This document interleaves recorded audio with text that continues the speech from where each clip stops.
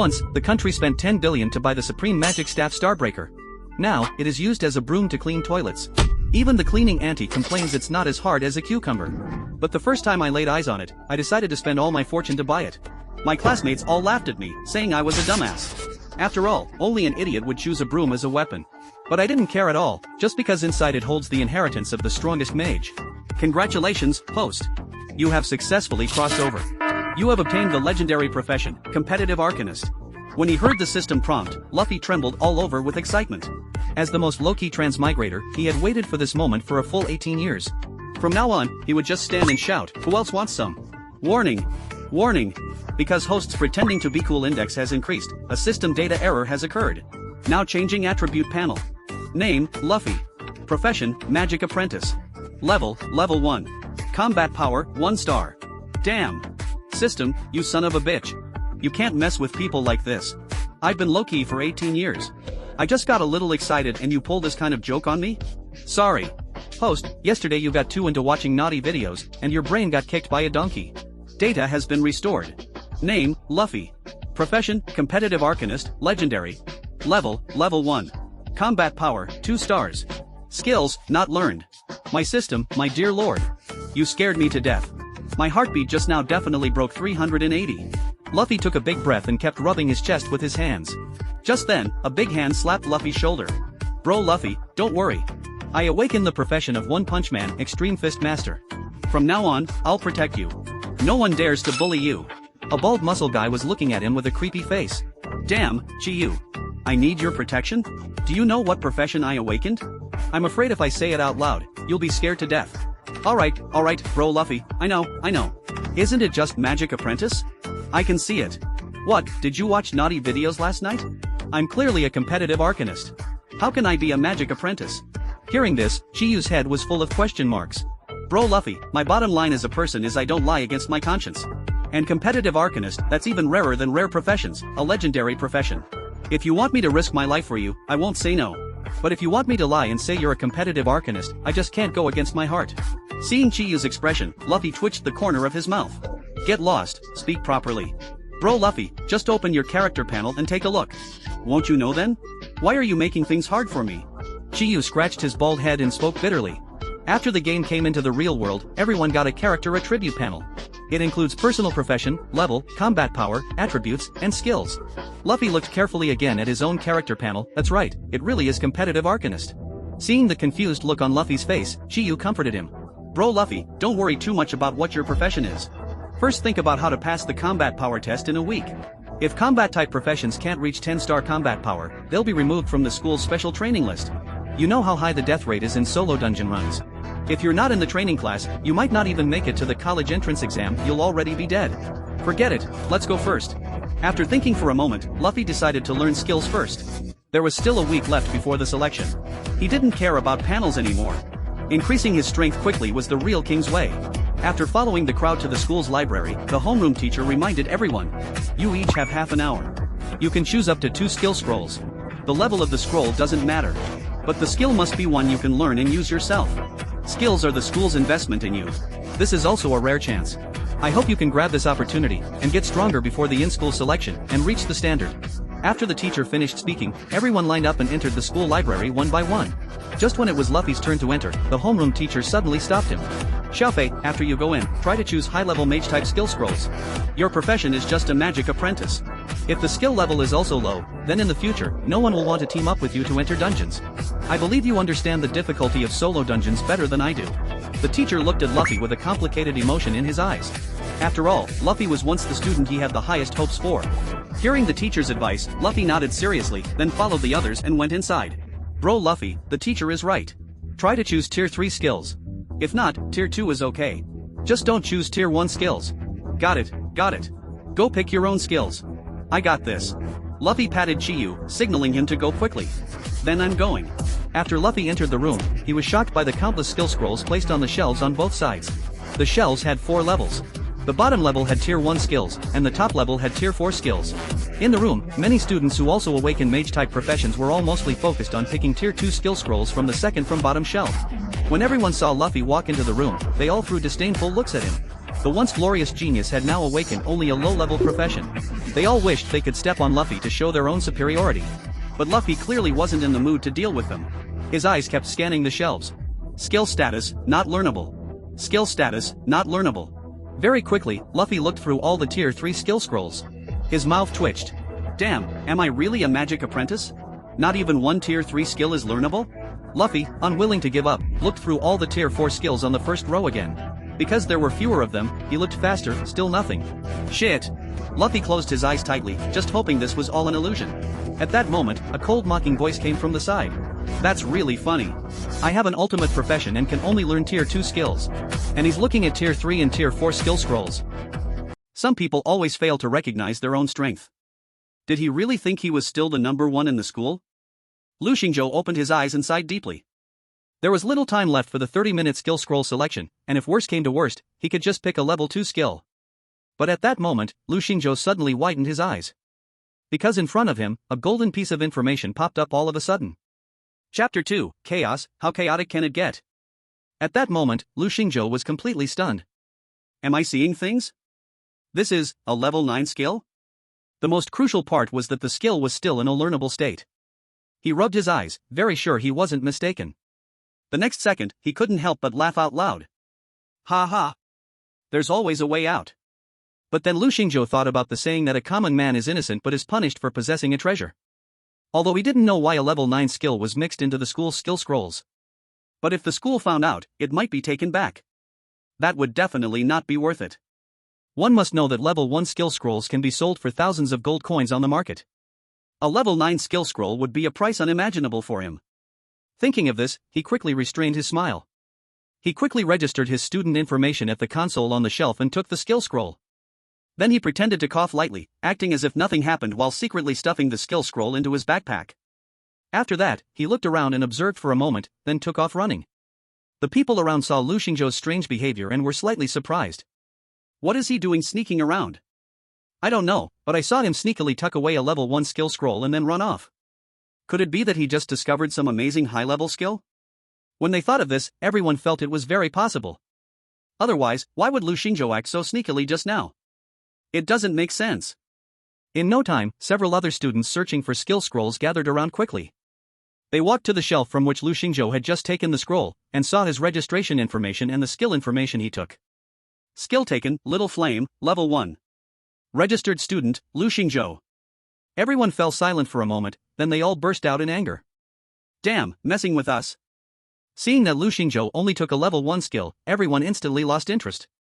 Just as they were about to continue selecting their favorite skills, the school announcement suddenly rang out. 1 minute left until the selection ends, please hurry up, students. The few people who had just mocked Lu Xingzhou suddenly realized something was wrong. Many of them had only selected one skill. They hadn't had a chance to pick another one. It's all Lu Xingzhou's sneaky behavior that wasted their time. Damn. Since time was running out, everyone couldn't think too much, and many just randomly picked a level 1 skill and registered it. As the time ended and the system closed, many people felt a sense of regret, like, the exam is over, but I haven't finished the paper. Damn it, all because of that Lu Xingzhou. What a freak, sneaking around with a level 1 skill like that. I get it, since he is bound to fail the special training class selection anyway, he came to mess with us, trying to make us fail too. Damn. What you said makes sense, how dare he mess with us? Don't let me see him in the subsequent selection match, or I'll make him regret it.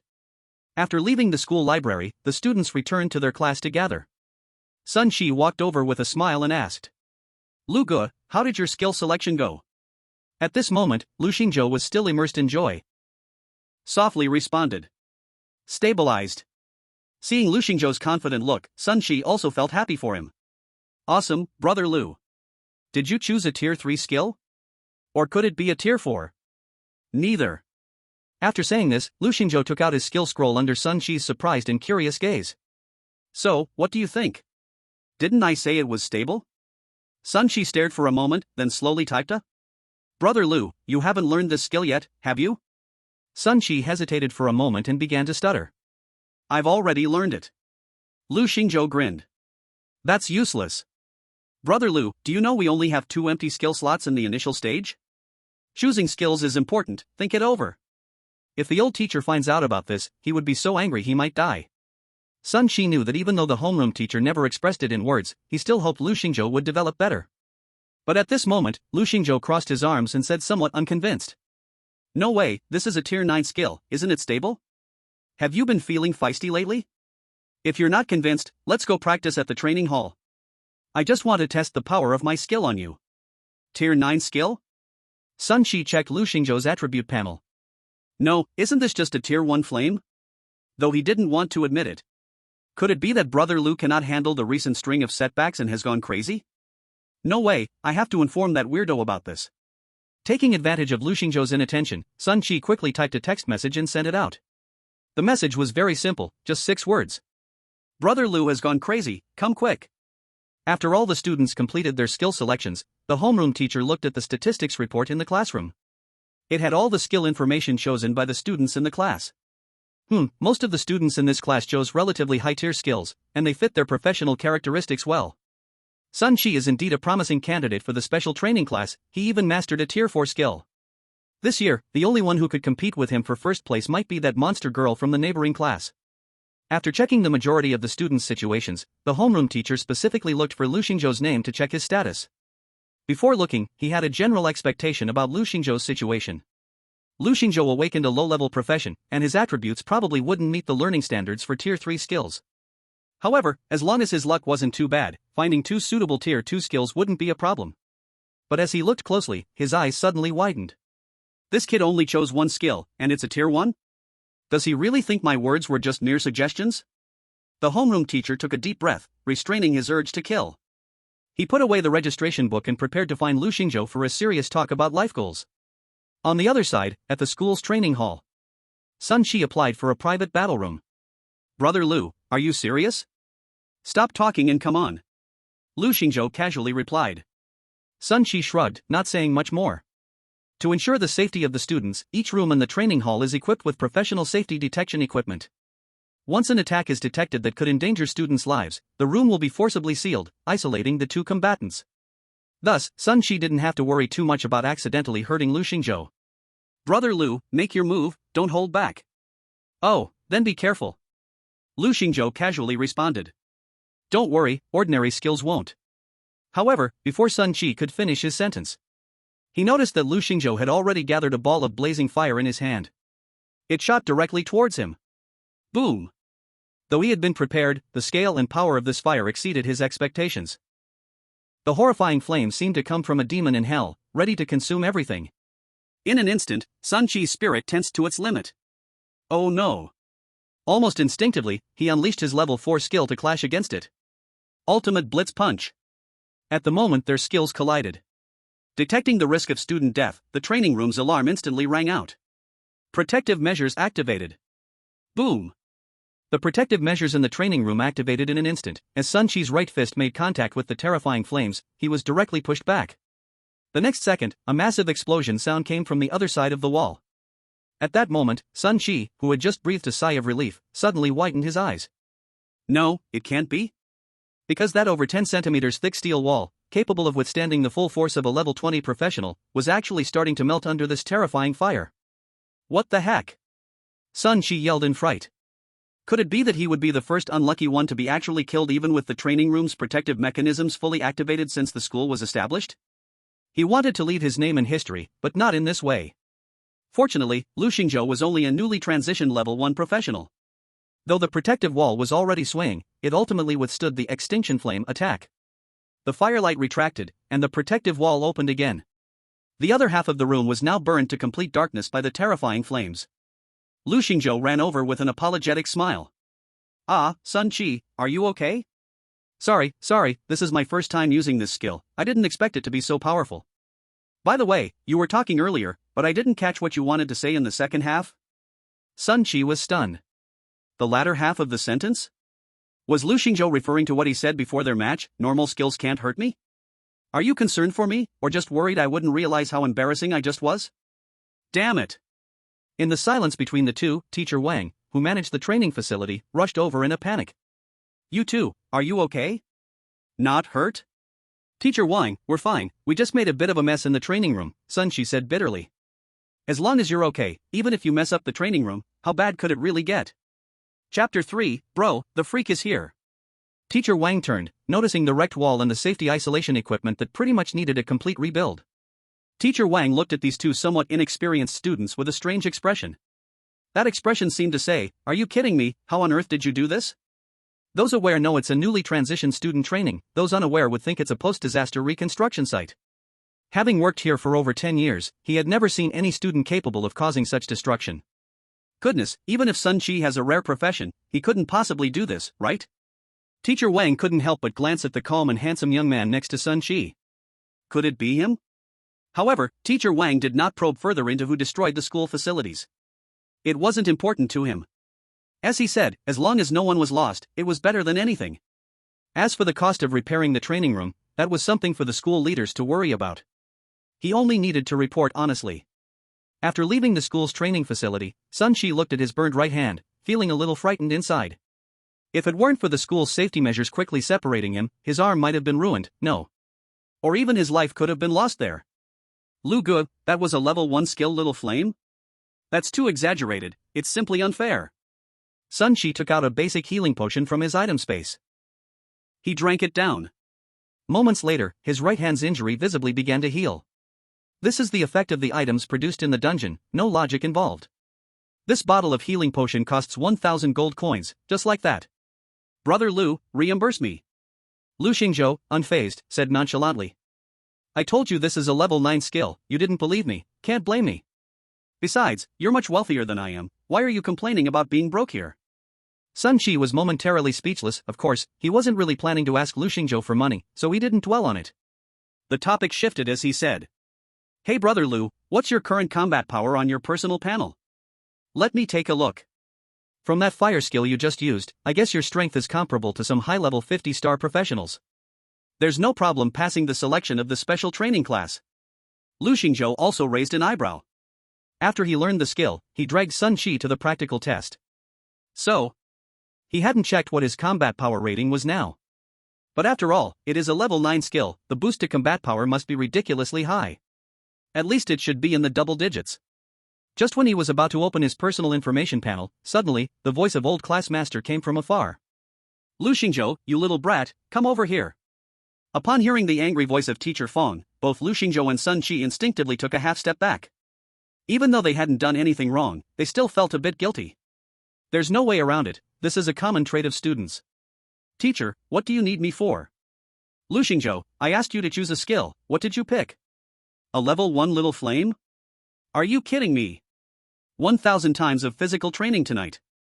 Teacher Fong was furious, his gaze seemed to be spitting fire. Beside him, Sun Chi quickly tried to explain. Teacher, don't be excited, Brother Lu's little flame is no ordinary little flame, even the level 6 fireball technique isn't this fierce. It's true, even I couldn't beat him. Teacher Fong looked puzzled, Sun Chi, you're not joking with me, are you? Sun Chi had mastered a level 4 skill and was a super genius appointed by the special training class in the school. And he actually said that he couldn't defeat Lu Xingzhou? What a joke. Really, Teacher Fong, I swear. Look at his information panel, I estimate his current combat power must be conservatively over 30 stars. Sun Chi, do you think I'm a 3-year-old? 30 stars, how many level 15 professionals can't even reach 30 stars of combat power? Teacher, I wouldn't dare lie to you. If you don't believe me, look at my hand. Sun Chi stretched out his now fully healed right hand, awkwardly staying silent for 2 seconds. Old class master stared at him like he was an idiot, saying nothing. Sun Chi coughed twice, speaking as if asking for help. Brother Lu, quickly show him your information panel, I'm dying of embarrassment. Lu Xingzhou smiled slightly, I know, I just wanted to see how embarrassed you can get. Ha, just kidding. Lu Xingzhou confidently walked up to old class master and said nonchalantly. Everyone, here I go. Open the information panel. The next second, both old class master and Sun Chi couldn't help but widen their eyes the moment they saw Lu Xingzhou's personal information panel. As Lu Xingzhou's information panel opened, Sun Chi and old class master were stunned. Name, Lu Xingzhou. Occupation, magic apprentice, low level. Level, level 1. Combat power, 3 stars. Skill, little flame, level 1. Silence, a silence. The expression of the class master at this moment was like a volcano about to erupt. Are you messing with me? Lu Xingzhou was also a bit dazed. Because in his own eyes, his combat power displayed was also 3 stars. Name, Lu Xingzhou. Occupation, Forbidden Arcane Mage, Legendary Level. Level 1. Combat Power, 3 stars. Skill, Annihilation Flame, Level 9. This doesn't make sense. Why does my combat power only show 3 stars? Could it be that learning a level 9 skill only adds 1 star of combat power? Is there still any justice? Sun Shi saw old classmaster looking like he wanted to kill him. Hurriedly, he said to Lu Xingzhou. Show old man a skill. Lu Xingzhou nodded, right, just show teacher Fang a skill. Then, he found an empty spot and instantly prepared to release a skill. Stay away, teacher, don't get hurt. Lu Xingzhou struck a powerful pose for releasing the skill, and then terrifying energy gathered in his hand.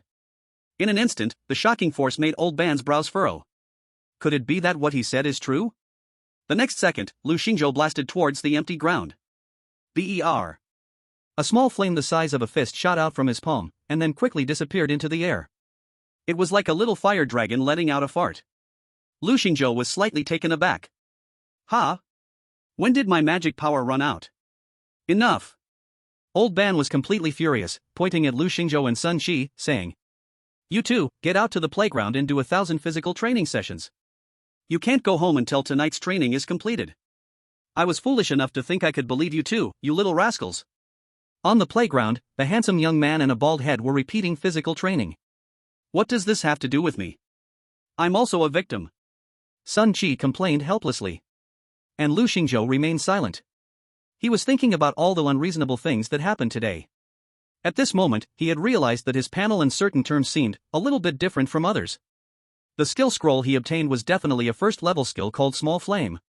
But, in the terms he recognized, it was a 9th-level skill called Absolute Flame.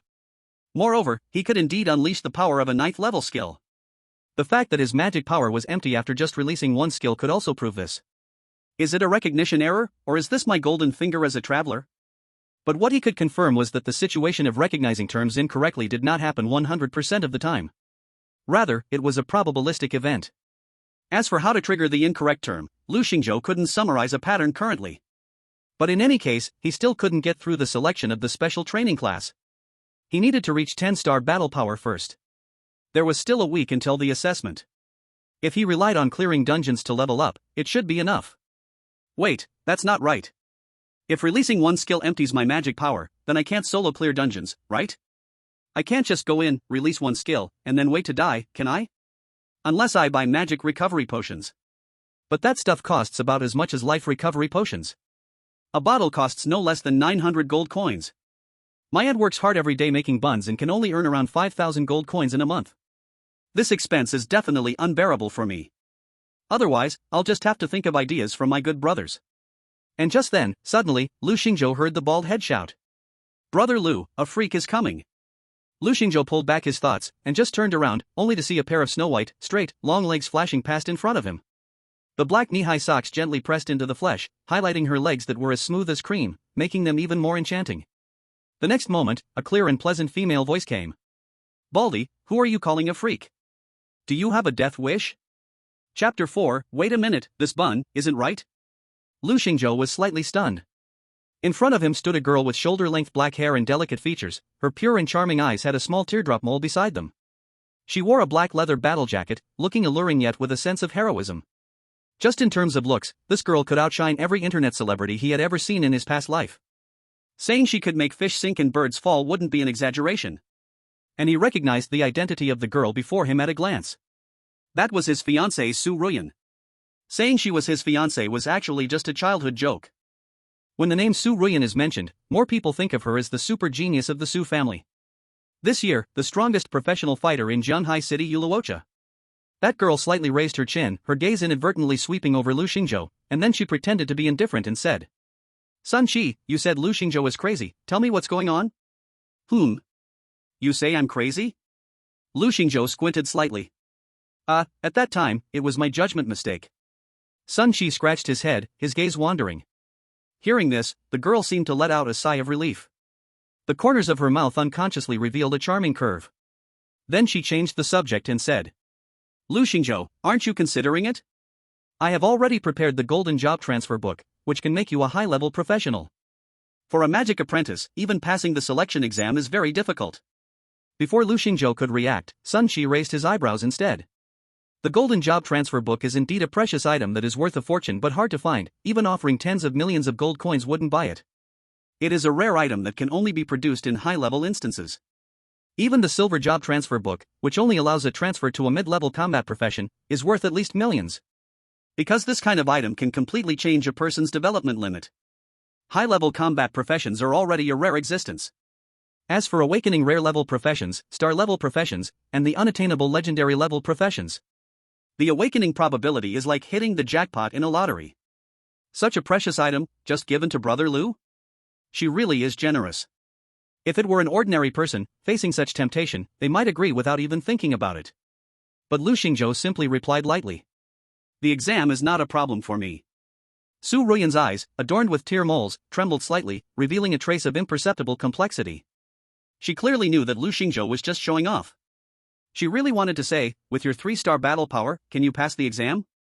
Face reality. Accepting my help is nothing to be ashamed of. But, she knew better than anyone the pride inherent in Lu Xingzhou. Thus, these words turned around in her throat, and she swallowed them back down. I look forward to you passing the exam. I'm busy, so I'll leave first.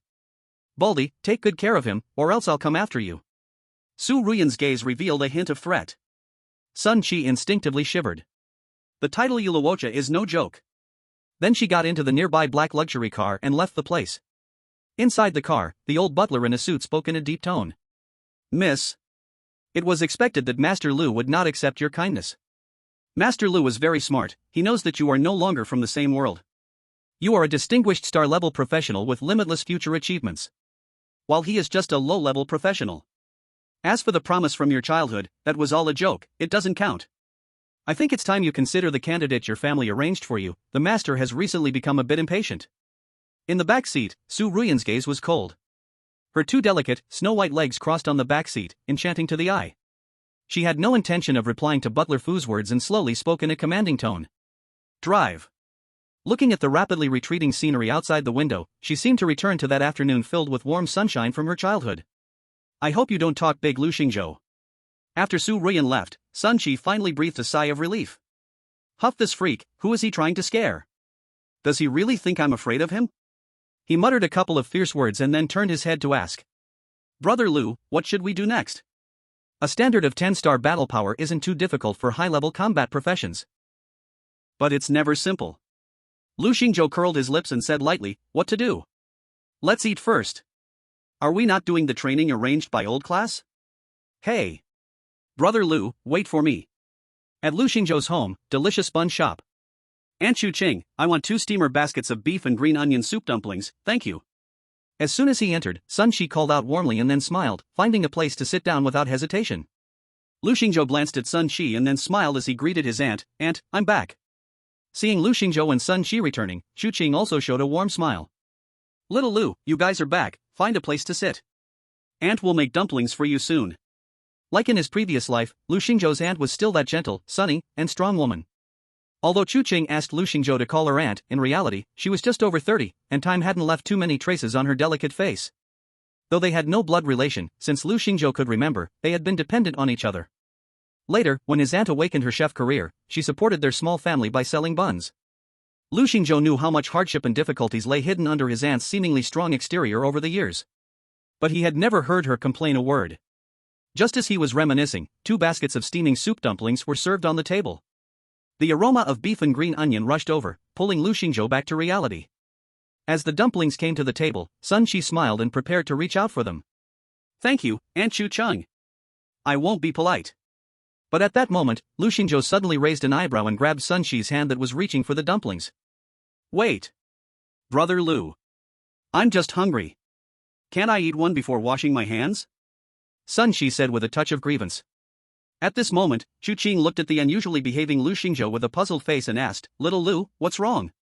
Is there a problem with the dumplings I made? Lu Xingzhou did not answer.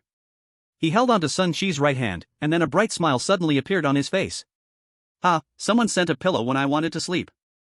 This assessment is secured. Because at this moment, in front of him, a message appeared on the basket of beef dumplings. Item name, Intermediate Magic Recovery Potion. Usage effect, restores 1000 points of magic value. Cooldown time, 20 seconds. Chapter 5, Crazy. Are they fighting at the warrior level? Seeing Lu Xingzhou's smiling face, Sun Qi was a bit confused. How can he suddenly smile while eating a dumpling? Could it be that Brother Lu is really crazy, just that it's not very obvious? Lu Xingzhou ignored Sun Qi's slightly strange gaze and walked to the steamer by the door. He wanted to see if the other dumplings also had similar messages. But unfortunately, except for the beef and green onion dumplings, none of the others displayed an error message. Lu Xingzhou picked up a beef and green onion dumpling and took a big bite. Rich juices and the aroma of beef fat instantly filled his mouth. Ant's dumplings tasted as good as ever. Though it was just an ordinary meat dumpling he ate.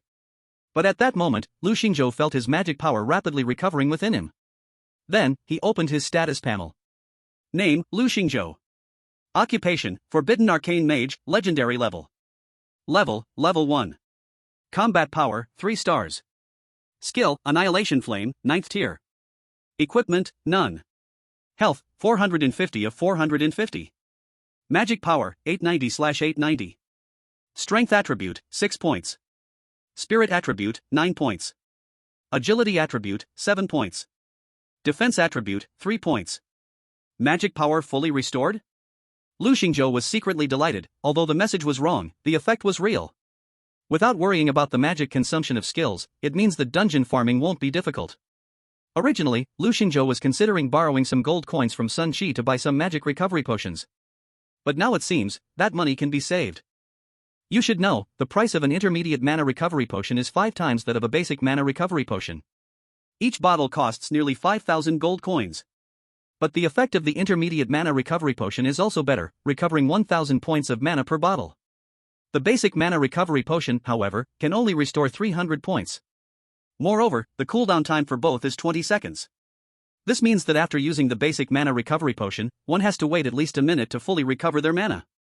During this skill gap, unexpected incidents can easily happen. But with my aunt's buns, he won't need to worry about being a 3-second real man anymore. He can maintain continuous output, effortlessly.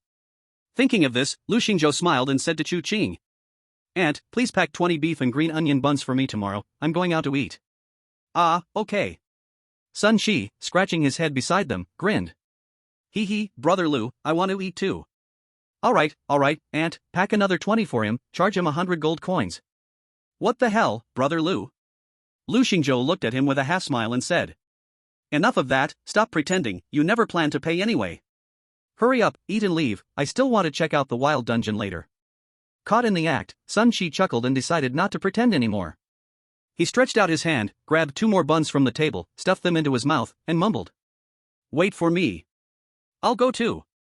Zhanghai City, Wild Dungeon. Every year, after the senior high students complete their vocational awakening, this place is the busiest.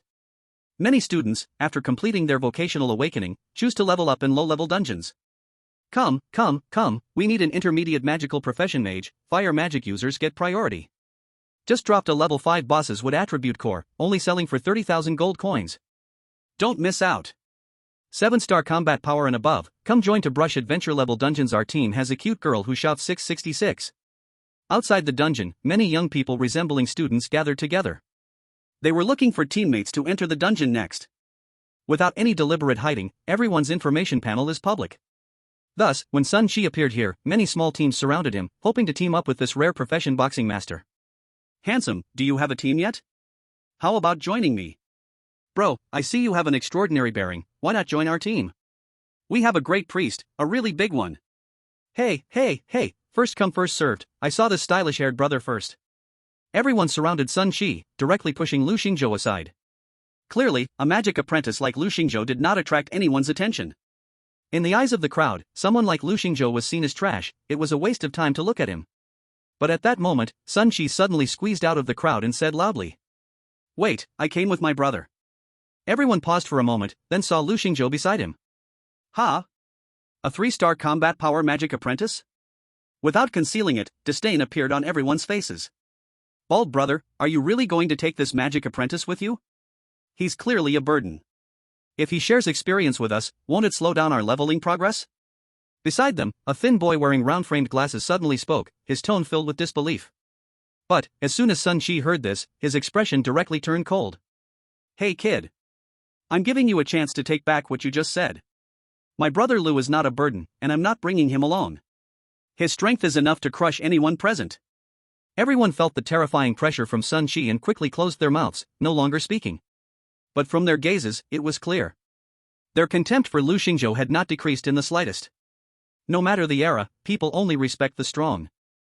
At this moment, Lu Xingzhou grabbed Sun Shi and waved his hand, saying, "Forget about them, let's go and try the difficulty of the dungeon." As he spoke, Lu Xingzhou led Sun Shi into the entrance of the dungeon.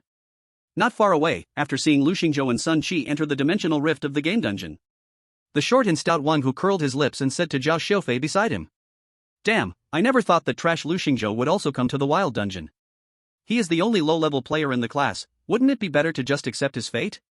Is he just eager to die faster?" Zhao Xiaofei also shook his head slightly, disdainfully saying, "Didn't you see him going in with Sun Shi? Really knows how to clutch onto a big leg, TSK TSK TSK. TCH, what can Sun Shi do? With the two of them entering the dungeon, the difficulty will double. Even if it's Sun Shi, he won't breeze through it." "That's right." Zhao Xiaofei nodded in agreement. If Sun Shi was taking him through a normal dungeon, it wouldn't be too bad. But if it's at the adventure level, they'll have a tough time getting out safely.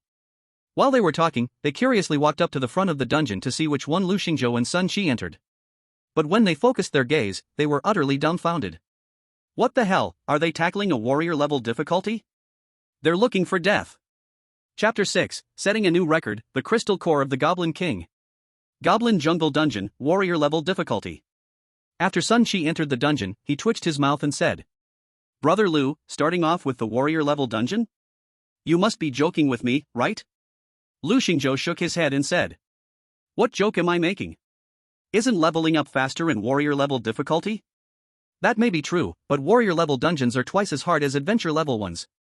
Just the two of us, it's probably going to be tough to clear it." After Sun Shi gave a serious analysis, a savage-looking goblin monster suddenly rushed up. Name, Rage Goblin, Elite Monster.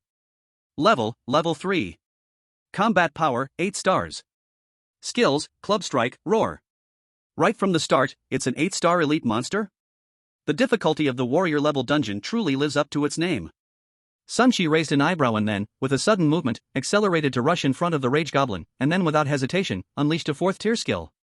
Extreme Punch. A terrifying fist wind, accompanied by tremendous explosive power, shot out directly. The Rage Goblin instantly sensed the immense threat of Sun Shi's punch. But there was no time to run away. Bang! In an instant, the Rage Goblin's body was smashed to pieces by this punch. Defeated Rage Goblin, Elite, experience points plus 22. Lu Xingzhou and Sun Shi both heard this sound notification in their ears. The experience isn't bad. In a normal level dungeon, killing a monster grants about 2 experience points, while in an adventure level it's around 6 points. The experience from defeating a warrior-level monster is quite generous. However, just as Sun Shi's lips curled into a slight smile, he suddenly realized something was wrong. Because the sound of the battle just now had attracted other goblins nearby. Sun Shi's expression grew serious again. Although the Extreme Fist Master has a very high single-target damage, even against elite monsters at warrior-level difficulty, he can knock out with one punch. But he is not good at dealing with situations where there are many monsters attacking. This is a problem with job traits. Sun Shi swiftly closed in and continuously eliminated several nearby goblin warriors. Yet, seeing the dense gathering of goblin monsters in the distance, he still felt a tingle of nervousness at the back of his head. Damn! He cursed under his breath. If purely based on skill power, the Extreme Fist Master could go toe-to-toe with some stellar-level professions. Moreover, his skills deal significant damage to boss monsters. But he struggles to handle situations with many monsters at once. The frustrating part is that goblins are exactly that kind of pack-hunting creature. Sun Shi's face looked a bit ugly.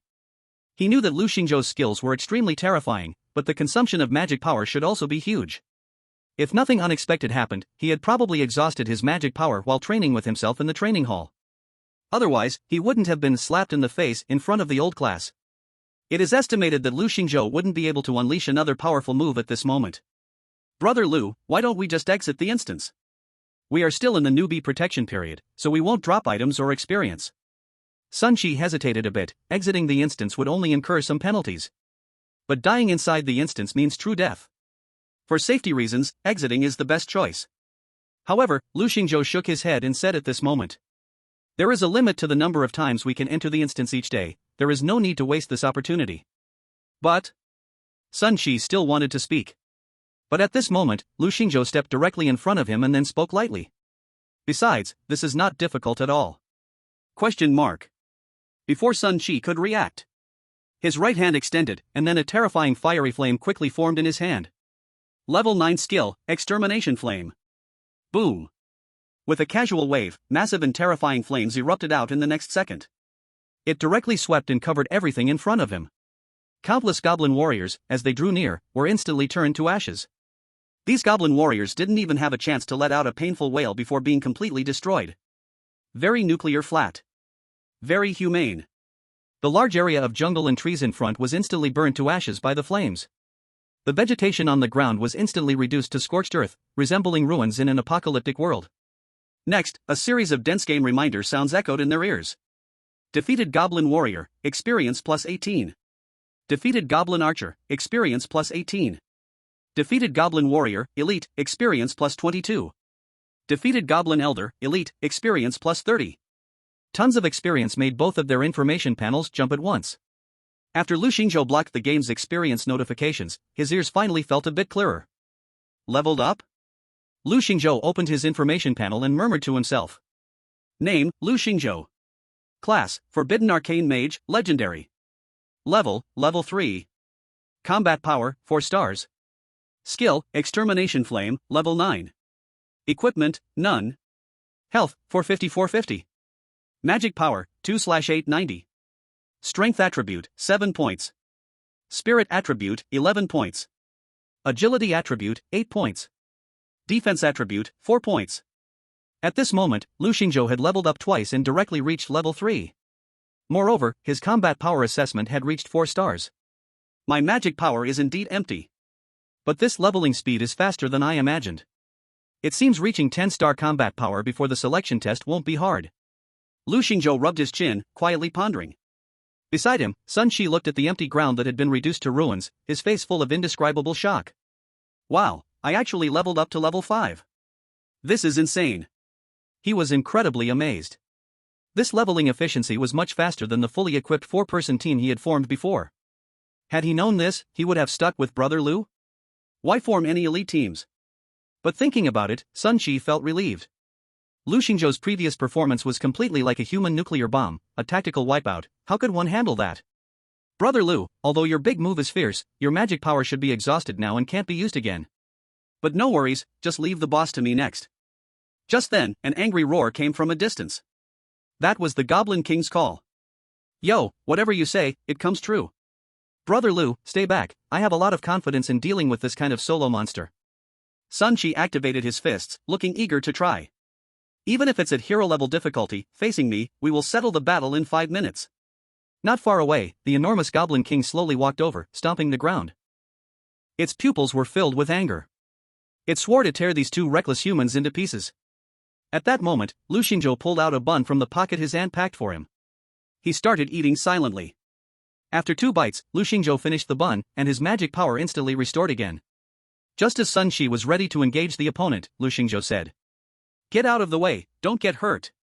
The next second, the Goblin King's pupils contracted sharply, reflecting a dazzling crimson light. Boom! Defeated Goblin King, boss level, experience plus 200. Congratulations, you have refreshed the current dungeon completion record, and will trigger additional drop rewards. Goblin King's Crystal Core. Chapter 7. Oh wow, we just hit the jackpot.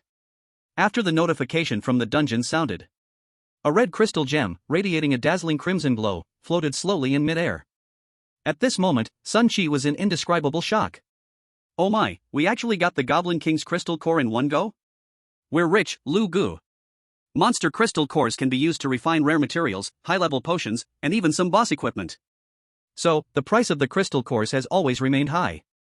Even crystal cores dropped by ordinary elite monsters are worth over 10,000 gold coins. Not to mention the items dropped by boss-level monsters, those are worth a shocking amount. Sun Chi estimated that this crystal core was worth at least over 50,000 gold coins. This amount was already an entire year's income for most ordinary people. Does every record refresh reward a boss crystal core? Lu Xingzhou looked at the red gem crystal core before him, and a bold idea formed in his mind. Sun Chi shook his head and explained. No, not every time the dungeon record is refreshed, the rewards are the same. What rewards are given completely depends on the mood of the dungeon, and this seems to relate to how much the dungeon record is improved.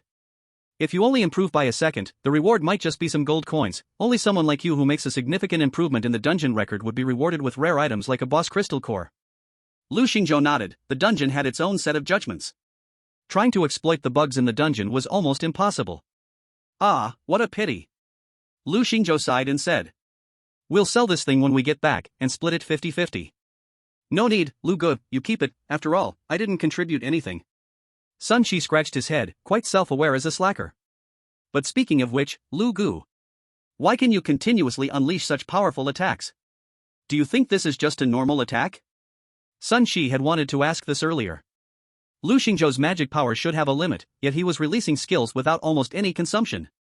However, at this moment, Lu Xingzhou raised the bun he held in his hand. Being full gives you strength, understand? Question mark. Sun Shi had a puzzled expression, unable to understand. But he didn't press further.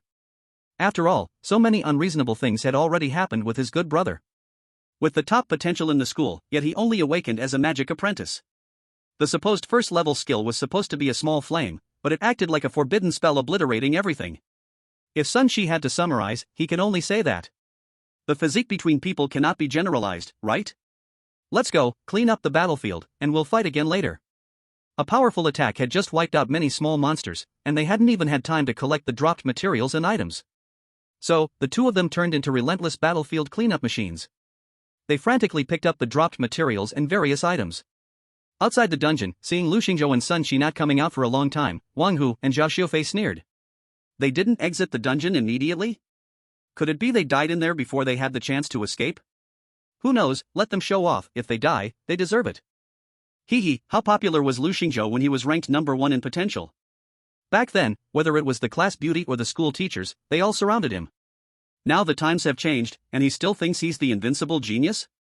Hee, some people just can't see the reality, still taking Sun Shi to challenge warrior-level dungeons.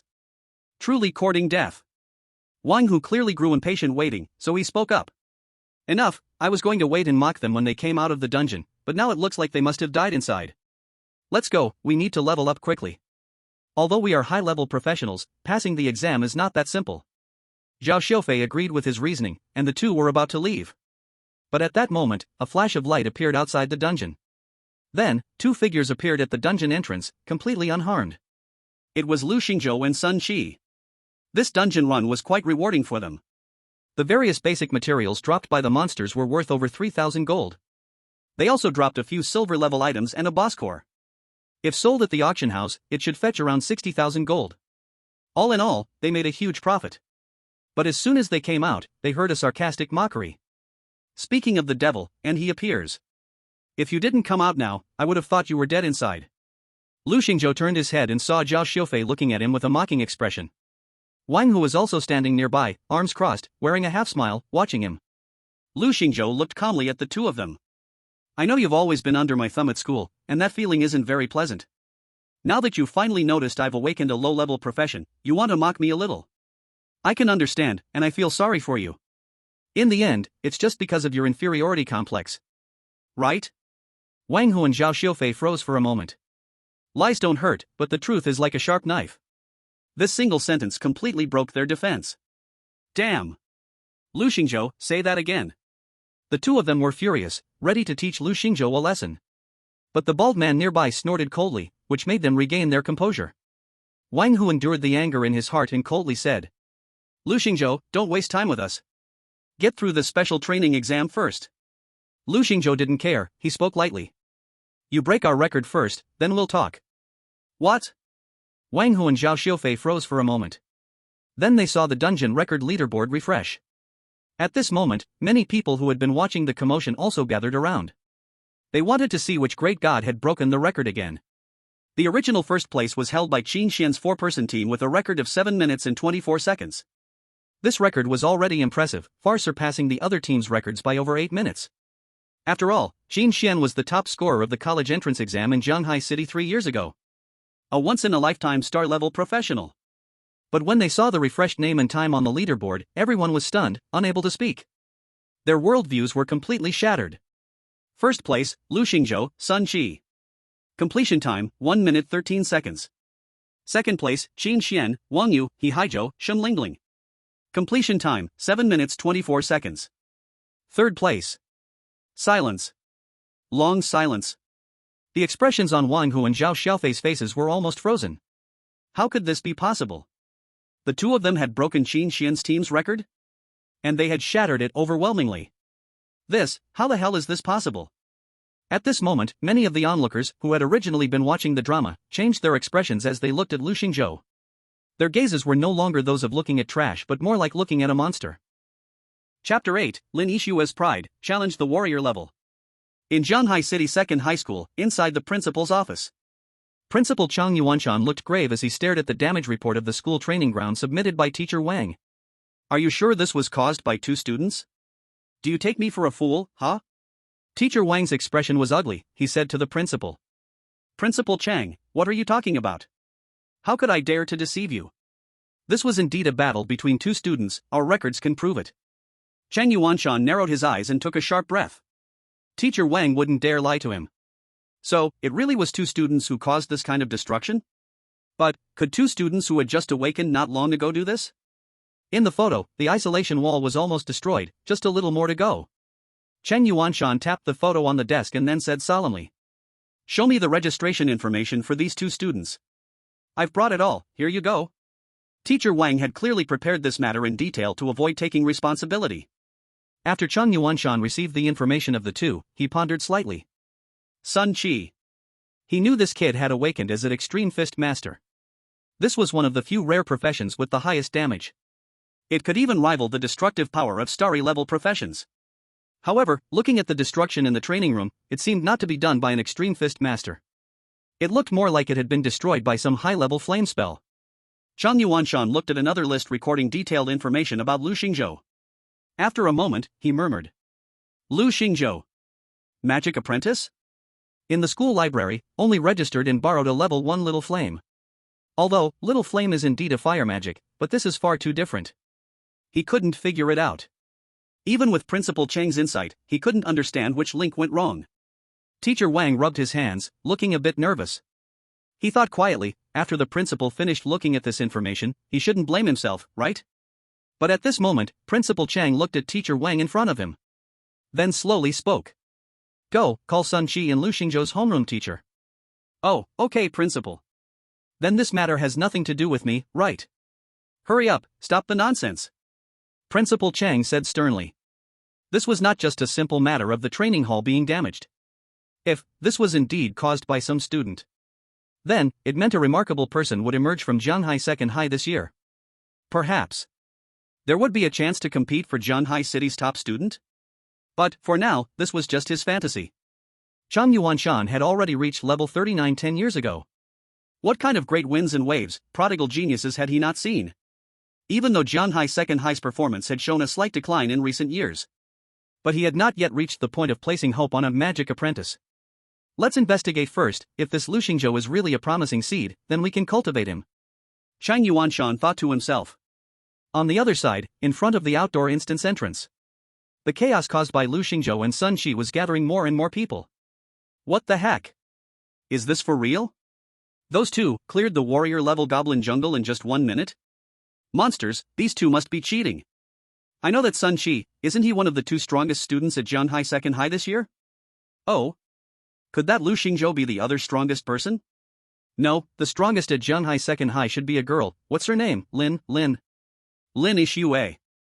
At this moment, a clear, cold female voice spoke from the side. The person reminded, suddenly realizing. Right, her name is Lin Yixue. Thank you for the reminder, beautiful. No need to thank, I hope next time you can call my name correctly. Everyone was slightly stunned. They then realized that the graceful girl in front of them was the strongest of Zhanghai No. 2 High School. Lin Yixue. Wow, I didn't expect Lin Yixue to be this beautiful. I thought she was just strong, but I didn't expect her to be both beautiful and powerful.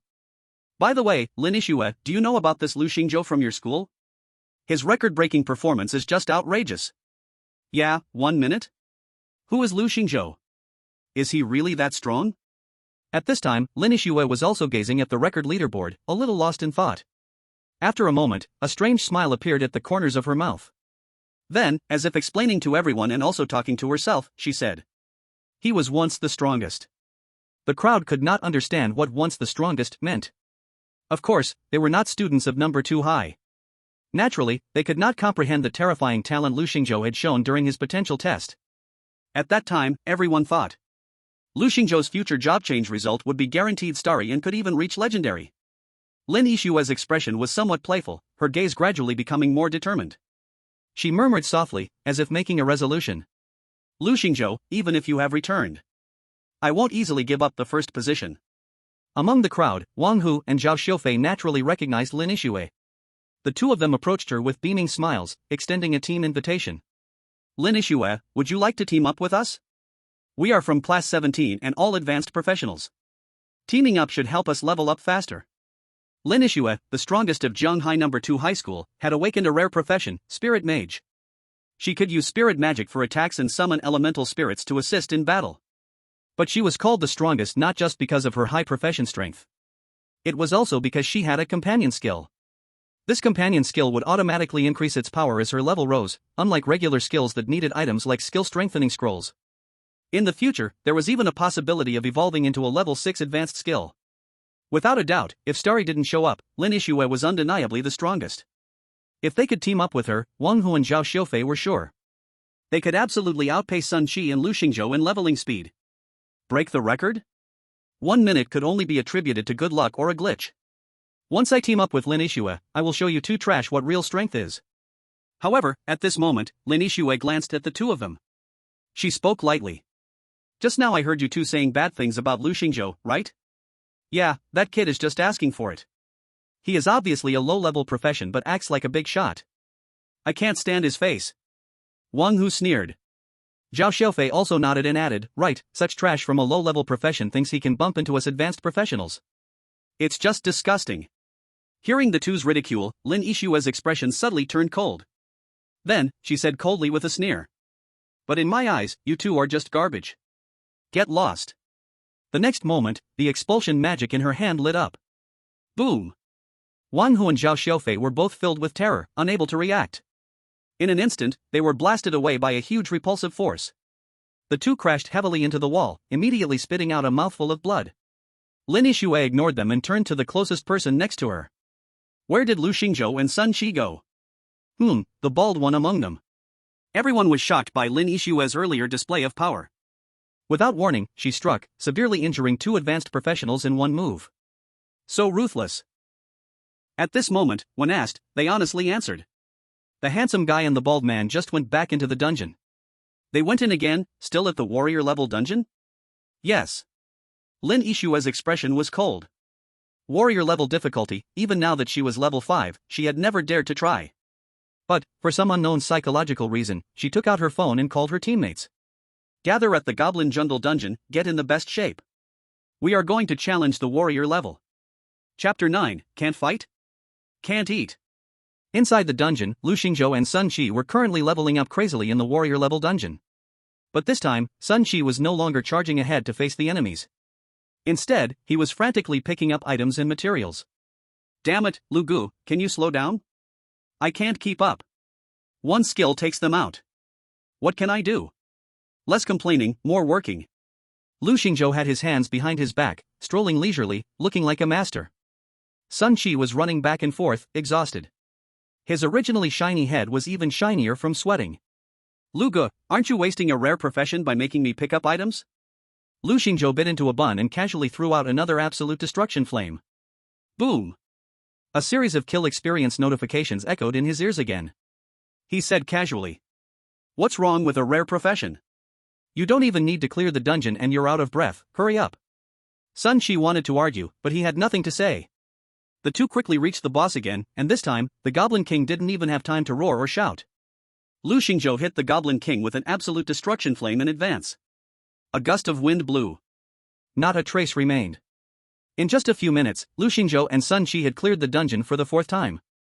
Lu Xingzhou's level had rocketed directly to level 6, and all his attributes had increased significantly. Name, Lu Xingzhou. Profession, Forbidden Arcane Mage, Legendary. Level, Level 6. Battle Power, 7 stars. Skill, Absolute Destruction Flame, 9th grade. Equipment, none.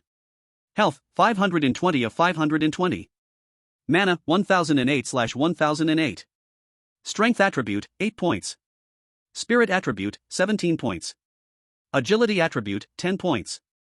Defense attribute, 4 points. In less than half a day's time, Lu Xingzhou's battle power had already reached 7 stars. He was not far from the assessment standard. Sun Qi's level was already high to begin with, and now he had reached level 7. Alright, I've picked everything up. Shall we go for another round?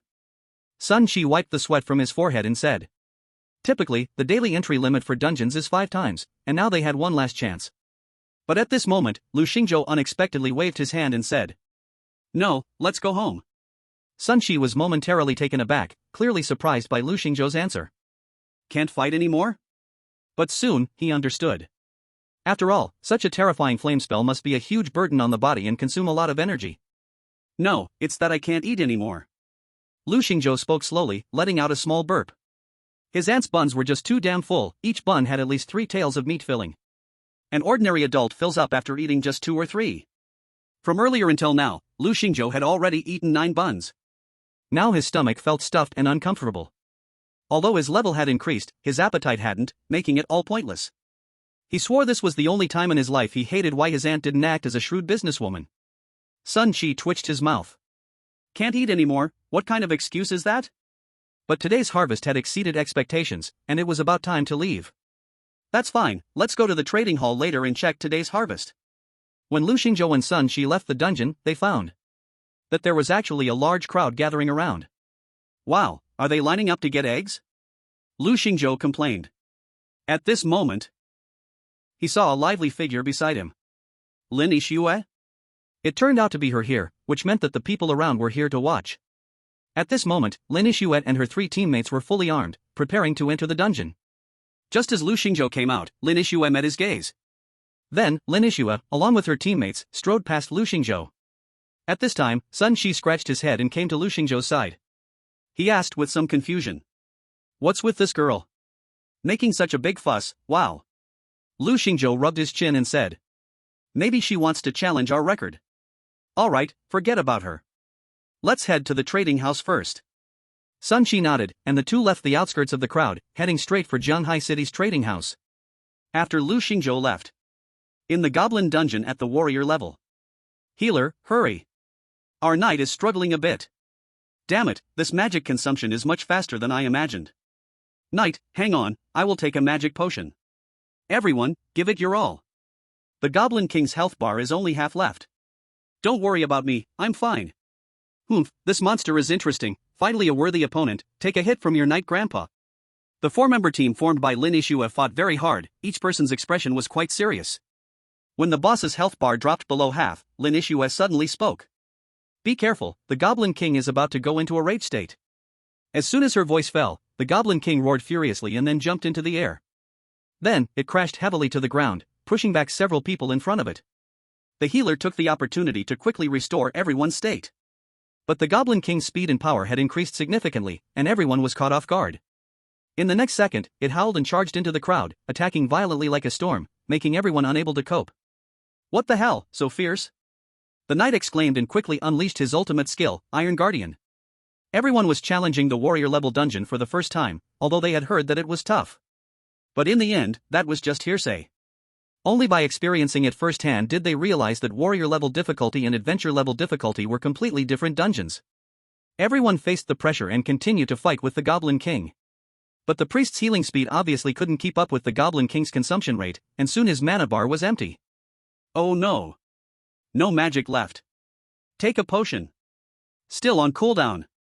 Just as the Goblin King was about to jump down from the air, delivering a fatal blow to everyone. Lin Yixue's eyes flashed coldly. Associated skill Curse of the Ice Queen. Boom. In an instant, the giant body of the Goblin King was frozen into a huge block of ice. It crashed heavily to the ground. What are you waiting for? Quick, focus fire and take him down. Lin Yixue shouted anxiously. The previous associated skill had exhausted all her mana, and such an opportunity wouldn't come again. Only then did everyone react and began to unleash their skills, bombarding the Goblin King. Bang bang bang. Congratulations. You have killed the Goblin King, boss level, experience plus 200. When they heard the dungeon's notification sound, the 4 let out a sigh of relief. Wow, how did I not realize how hard the Goblin King was to fight? The warrior level is indeed difficult, but the rewards are quite generous. Generous my ass. I consumed 5 bottles of mana potions, and this little money isn't even enough to buy more potions. Can someone reimburse me? While everyone was talking, Lin Ishue suddenly spoke.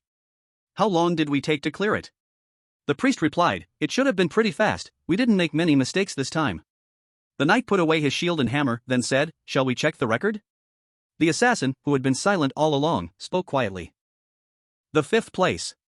8 minutes and 21 seconds. The crowd fell silent. A puzzled thought flashed through their minds. They believed they had pushed their limits to the maximum. But it still took over 8 minutes to clear the level. And Lu Xingzhou and Sun Qi. What kind of precise coordination did they achieve to clear it in 1 minute? Who can answer how they did it? Meanwhile, at the Blood Knight Guild headquarters. Brother Qin Xian, someone broke one of your old dungeon records. The deep-voiced man sitting in the main seat of the hall slightly raised his eyes and spoke, his presence heavy yet calming. Oh? Interesting. How much did he break my record by? 3 seconds, or 2 seconds? My every record should have reached the current limit. It was broken by over 6 minutes. Put. Qin Xian sprayed soda out, nearly choking the mighty warrior. He struggled to suppress his cough, adjusting his state before continuing. Wait, let me see his information. Chapter 10, It's only right for me to spend my dad's money. Jianhai City Trading Post. Sun Qi led Lu Xingzhou inside and introduced him to the main business of the trading post. Since he often accompanied his father here, Sun Qi was quite familiar with the place. The materials we gathered today can sell for about 15,000 gold coins. Plus the silver equipment and the boss cores. Adding it all together, we can at least get 80,000 gold coins. I stole my dad's trading post gold card today. Not only are the fees 50% off, but you can also enjoy the nutrition supplements in the lounge. Anyway, it won't cost me anything. Hee, what do you think, Brother Lu? Am I well prepared? Lu Xingzhou was taken aback. Stole? Aren't you afraid your dad will find out? Sun Qi shrugged, indifferent. Even if he finds out, I'll just get a beating. I've enjoyed the money, so it's not a loss. If he doesn't find out, then I earn big. Lu Xingzhou gave a thumbs up. Alright, as expected of you, the great filial son. I won't let you do this for nothing. I'll give you half when we sell the goods. Lu Xingzhou spoke. I don't want it. Sun Qi waved his hand. No work, no reward, Brother Lu. You keep it, there will be plenty of places to spend money in the future. Lu Xingzhou didn't push back anymore, lost in thought. 80,000 gold coins, huh? Since the game arrived, the world's rules have changed dramatically. The old social order has been completely overturned. But one thing remained unchanged over the years: ordinary people's lives are always so hard. My aunt works from dawn to dusk, and even after paying rent and utilities, she hardly makes 8,000 gold coins a year. And here I was, earning so much money without even spending a day. This huge gap made Lu Xingzhou even more determined. In this world, only strength is the foundation to stand firm. Whether for a better life for my aunt or for my own future. First, I need to become stronger, then I can face the school's special training assessment. If I remember correctly. After passing the school's special training assessment, not only will teachers lead students to explore high-level dungeons, but the most crucial point is that the school will also grant excellent students a series of resources and rewards. Exploring dungeons isn't a difficult task for Lu Xingzhou right now. However, the resources and rewards still made him a little tempted. Sun Qi, what are you doing here? Suddenly, a deep man's voice brought Lu Xingzhou's thoughts back. He turned his head and saw a burly middle-aged man, also bald, smiling broadly at him. But that smile looked, to some extent, a bit kind. What is my dad doing here? This is bad. Sun Yangzhou slowly walked over. With a smile that seemed both real and fake, he touched Sun Qi's little bald head. Slowly, he opened his mouth and said, I was wondering this morning why my card was gone. Turns out, it was you enjoying yourself here. Sun Qi showed an awkward expression. Well, who would have thought he would be caught red-handed? Fortunately, Sun Qi simply closed his eyes. Isn't it just a beating? Come on, let the storm come even fiercer. But at that moment, Lu Xingzhou suddenly spoke up. Uncle Sun Qi is just preparing to sell some items for some money, and then give you a surprise. Oh? Sun Yangzhou was also smart. Naturally, he wouldn't be fooled by Lu Xingzhou's few words. Lu Xingzhou smiled, then took out the materials he and Sun Qi had just earned from their dungeon run. And that one most valuable boss crystal core. The moment Sun Yangzhou saw the Goblin King's crystal core, his brows raised. Then, with great interest, he examined Lu Xingzhou, his eyes filled with a hint of appreciation as he asked. Did you guys get this? Yes. Good kid, Lu Xingzhou, right? I always hear Sun Qi mention you. It's a pleasure to meet you, you left a deep impression on me. Sun Yangzhou still maintained a smile, but it was clear that his smile had softened a bit. Lu Xingzhou calmly replied, Uncle Sun, you flatter me. Sun Yangzhou nodded appreciatively at Lu Xingzhou and then struck the nearby bald head hard. Today, out of respect for Lu Xingzhou, I won't hold it against you. Hey, if only you could be as accomplished as him. Sun Qi felt like crying without tears. Not only were they not happy to hit me, but now they hit me again when they are happy? Sun Yangzhou ignored his resentful little gaze and continued. If you plan to sell this crystal core, I can help you sell it for 100,000 gold coins. Although the Goblin King's crystal core isn't very high in level, because it's a low-level one, its production is pitifully small, and often you can't buy it even if you have money. Recently, there's just this rich fool who wants to make a boss-level equipment for their child, so... What do you think? 100,000 gold coins completely exceeded Lu Xingzhou's expectations. He had almost no hesitation and directly nodded, saying, Then I'll trouble you, Uncle Sunday. Ha, good. Sun Yangzhou accepted the crystal core from Lu Xingzhou and tucked it into his arms. In about 3 days, I'll have Sun Qi give you the money. I have something to do, so I'll leave first. Goodbye, Uncle Sunday. After seeing Sun Yangzhou leave, Sun Qi finally breathed a sigh of relief. Phew, thanks, Brother Lu. If it weren't for your quick thinking just now, I would have been beaten to death by my dad today. Let's go sell the rest of these materials in your hands and then pick out 2 suitable pieces of equipment for you. Equipment greatly boosts combat power as well. The 2 went to the trading hall service counter, where the staff warmly received them. They did not treat the students with any cliched discrimination. These materials and these silver-grade equipment, after deducting the handling fee, our buyback price today is 26,591 gold coins. The price was quite fair. Lu Xingzhou did not plan to bargain. After the heavy gold coins were in hand, the 2 inquired with the staff if there were any equipment suitable for a level 5 mage. The staff pulled out a book of equipment details for them to choose from. But suddenly, Lu Xingzhou spoke up. I'd like to see the actual items, is that okay? This. The staff hesitated for a moment, clearly rarely hearing such a request. Sir, our registration book records equipment information accurately, you can rest assured, there won't be pictures for reference. I understand, I just want to see it with my own eyes. Then fine. Guests, please follow me. The staff revealed a professional smile and then led them towards the warehouse. On the way, Sun Qi quietly asked. What kind of game is this, Brother Lu? Could it be that you want to make a big score? Can you have some normal thoughts in your head? Am I that kind of person? Then what are you considering? Seeing it with my own eyes makes me feel more at ease. Lu Xingzhou only said half of it. In fact, he wanted to see if there were any errors in the item entries of the trading hall's equipment. Chapter 11, Someone Wants to Harm Me. Feed me peanuts.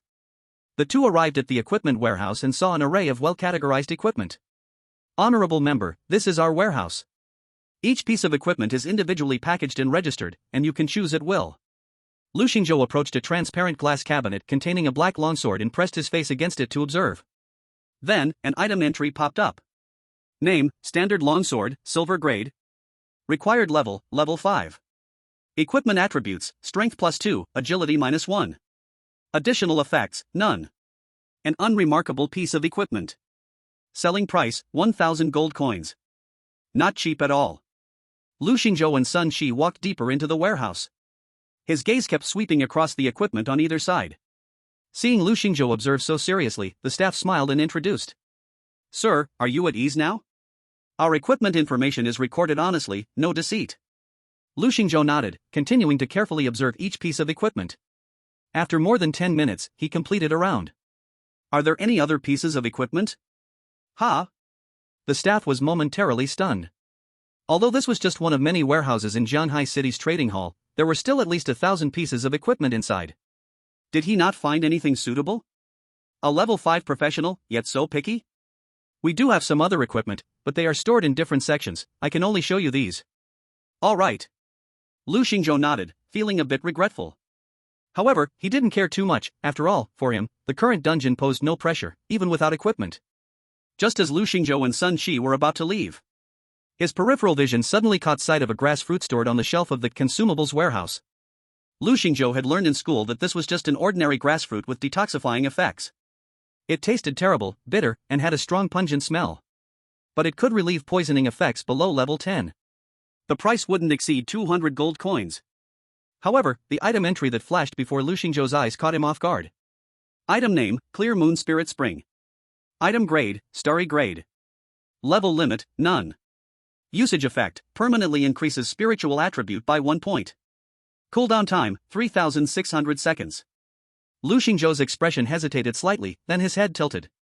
Is it here? Clear Moon Spirit Spring. This is a high-quality rare item.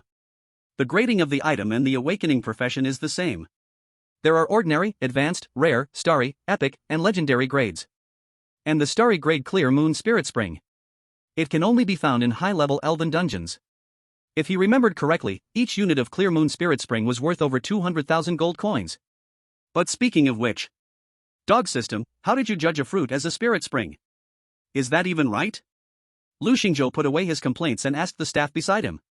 How much is this priced at? Detox fruit? The price is 180 gold coins each. How much stock do you have? These are all old stock, since recently better detox potions have surfaced that are also easier to accept and taste. We don't have much left, only the last 103. Lu Xingzhou nodded. More than 100 is quite a lot. Pack it up for me, I'll treat it as a snack. Sun Qi? Staff? At this moment, Sun Qi had a completely bewildered expression. Although the detox fruit isn't expensive, packing over 100 of them doesn't cost much. But is it really necessary to eat this as a snack? The staff was also a bit dazed for a moment, not knowing whether to pack it up for Lu Xingzhou. After all, he had the chance to taste this thing once. To be honest, the only difference between the detox fruit and shuyi is that dogs like to eat shuyi. That's why the basic detox potion made by alchemists is 10 times the price of the natural detox fruit. Yet, it is still in high demand. But while the staff was still shocked, Lu Xingzhou had already taken out the money to pay. It was only when he had packed a full bag of detox fruits for Lu Xingzhou that he realized. The young man in front of him wasn't joking with him. And Lu Xingzhou looked at the detox fruit in his hand, his mouth involuntarily twitching. He knew very well what the taste of this detox fruit was like. An ancient saying goes, it's like shuyi chocolate.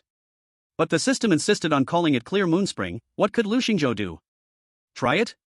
He held a detox fruit and brought it to his mouth.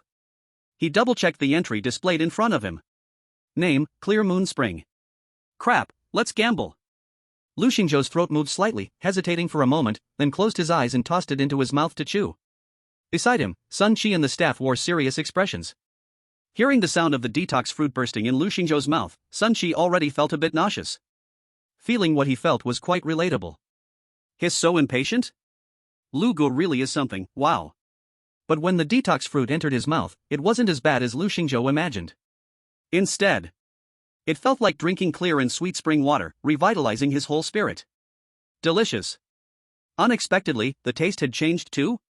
Lu Xingzhou closed his eyes, savoring it carefully, then displayed a look of intoxication and comfort. He could clearly feel that the Clear Moon Spring was nourishing his spiritual power. This feeling made him incredibly enjoy it, utterly enchanted. But next to him, Sun Qi and the staff, who didn't know what was going on, were stunned by the expression on Lu Xingzhou's face. So enjoyable? Was he really eating the detox fruit? Something was off, very off. After finishing one detox fruit, Lu Xingzhou smacked his lips, still craving more. This thing tasted like Clear Moon Spring. The effect was also like Clear Moon Spring. But it sold for less than 200 gold coins each. What a steal. To be honest, Lu Xingzhou really wanted to eat another one. But the item's cooldown time hadn't finished yet, and eating another wouldn't be effective. At this moment, Lu Xingzhou turned to see Sun Qi, whose face was filled with surprise, and suddenly got a bold idea. Would this entry work on others? Sun Qi, you should eat one. Sun Qi took a step back, shaking his head wildly. I won't eat it. Eat one, it's delicious. Lu Xingzhou grinned and took out a detox fruit. Really? Really? Thinking of the intoxicated expression Lu Xingzhou had just shown, Sun Qi was a bit shaken. Then I'll try one. Come on. Lu Xingzhou didn't give him a chance to refuse and directly stuffed it into his mouth. The next second, Sun Qi's face instantly turned extremely ugly, just like he had eaten beef jerky off the tracks. What the hell, someone is trying to harm me. Feed me peanuts. Chapter 12, wait, how did you reach level 6? At this moment, Lu Xingzhou revealed a slightly puzzled expression. He calmly asked. What's wrong, does it taste bad? What do you think? Sun Qi, with a face full of helplessness, didn't know how to complain anymore, saying. The strategist has entered the game and has already gained an advantage. Luga, I yelled, how could you have enjoyed it so much just now? Man, you really are something. Lu Xingzhou twitched his mouth, then reproached. If you don't eat it, fine, don't waste my snacks. Lu Gu, stop pretending, will you? I don't believe you can eat them all. Lu Xingzhou said nothing more. However, from Sun Qi's reaction just now, he could also see. This thing is the original taste of the detox fruit. Lu Xingzhou thought to himself. The entry showing this thing in front of me is still the clear moon spiritual spring, but when I give it to Sun Qi, the entry doesn't work? It seems that the incorrect entry can only be used on myself. The test result was about the same as he originally expected because he could tell a thing or two from his aunt's bun. As for why he tested it again this time. Of course, it was for safety's sake. No other thoughts, really none. At this moment, Lu Xingzhou opened his information panel to check his attributes. Name, Lu Xingzhou. Occupation, Forbidden Arcane Master, Legendary level. Level 6. Combat power, 7 stars. Skill, Annihilation Flame, 9th tier. Equipment, none. Health, 52520. Magic power, 1008/1008. Strength attribute, 8 points. Mental attribute, 18 points. Agility attribute, 10 points. Defense attribute, 4 points. Sure enough, the mental attribute increased by 1 point. Awesome. But at that moment, Sun Qi suddenly spoke up. Hey Lu Gu, why is your information panel full of question marks? The bald guy asked in confusion. Lu Xingzhou didn't think much of it. Was this guy's brain fried from the detox fruit? His own information panel was so clear, where did the question marks come from? Before leaving the trading house, Lu Xingzhou spent another 10,000 gold coins to buy a random skill book for a lifestyle profession. This was a gift for his aunt. This time, Sun Qi didn't accompany Lu Xingzhou home. Because after eating the detox fruit, he was holding his stomach, yelling that he wanted to go to the hospital to have his stomach pumped. It was already very late. Plus, Lu Xingzhou found him too noisy, so he let him go. When Lu Xingzhou returned home, the bun shop was already closed, and his aunt was resting at the counter. Lu Xingzhou walked over and handed this skill book to Aunt Chu Qing. Little Lu, what is this? I earned some money today, this is a gift for you.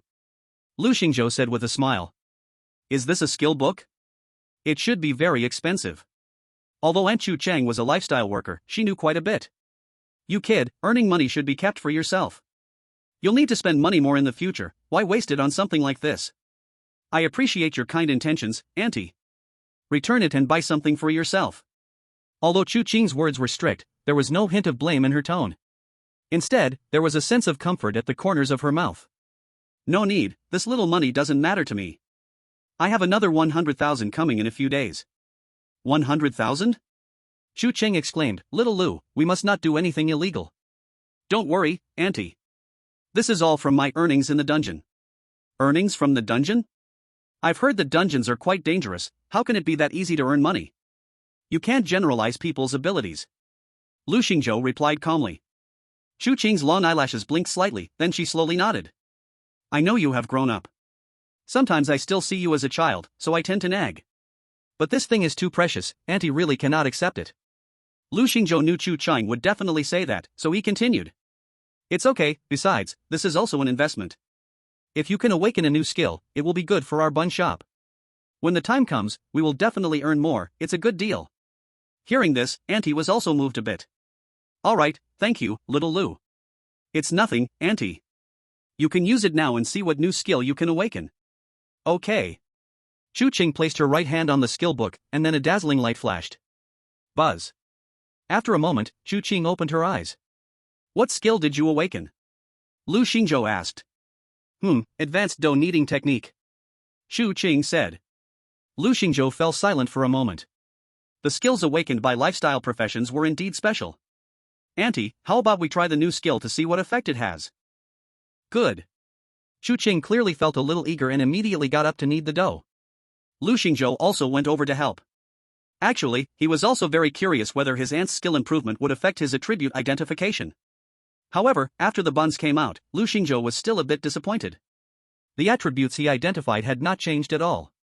But in terms of taste, the bun skin was indeed fluffier and more delicious. Maybe this is a process of qualitative change from quantitative change? Lu Xingzhou stroked his chin and fell into contemplation.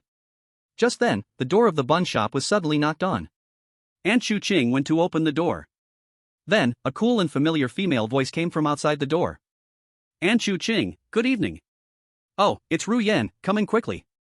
Chu Qing turned her head and called to Lu Xingzhou. Little Lu, Ru Yan came to see you. Su Ruyan's cold eyes blinked slightly, the mole at the corner of her eye shimmered under the moonlight, making her look exceptionally charming. Hearing Chu Qing's words, Su Ruyan spoke softly. I'm not here to see him. She just stepped into the room when 2 buns were placed in front of her. Lu Xingzhou casually said. Here, the buns Aunt just made, eat too. Ah, thank you. Su Ruyan instinctively took the buns and thanked him. Then, she suddenly remembered her purpose for coming and quickly said. Ahem, I didn't come here for this. Lu Xingzhou seemed to realize what she wanted to say and directly interrupted. I appreciate your goodwill, but I can handle the qualification exam myself, and I don't need the golden job transfer book. I'm not talking about that, I just happen to know there's a level 5 team looking for fixed teammates, and I can recommend you. Su Ruyan said naturally, her long legs swaying casually back and forth on the ground. But, did she really just happen to know? Lu Xingzhou smiled slightly and showed his information panel. Why doesn't anyone believe me when I tell the truth? I said, I really don't need help from others. When Su Ruyan and Chu Qing saw Lu Xingzhou's information panel, both of them were slightly stunned. You are level 6? Su Ruyan didn't expect Lu Xingzhou's level to rise so quickly. When she saw him earlier today, he was still just level 1. She had originally planned to find 3 level 5 professionals to help Lu Xingzhou level up. She had already made the connections. But now, Lu Xingzhou had jumped straight to level 6? Su Ruyan laughed helplessly. It seemed her worries were unnecessary.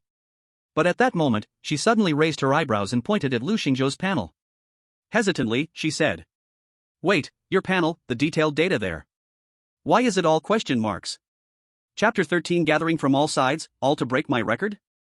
Lu Xingzhou tilted his head, he felt like he had heard this before. Oh right, Sun Qi mentioned something like this today too. Lu Xingzhou turned to Aunt Chu Qing. Aunt, you see my information panel, is it also question marks? I can see your level, combat power, and skills, but the attributes below are all question marks. Chu Qing answered seriously. At this moment, Lu Xingzhou also realized something was wrong. Oh no! The system must have messed up my information panel.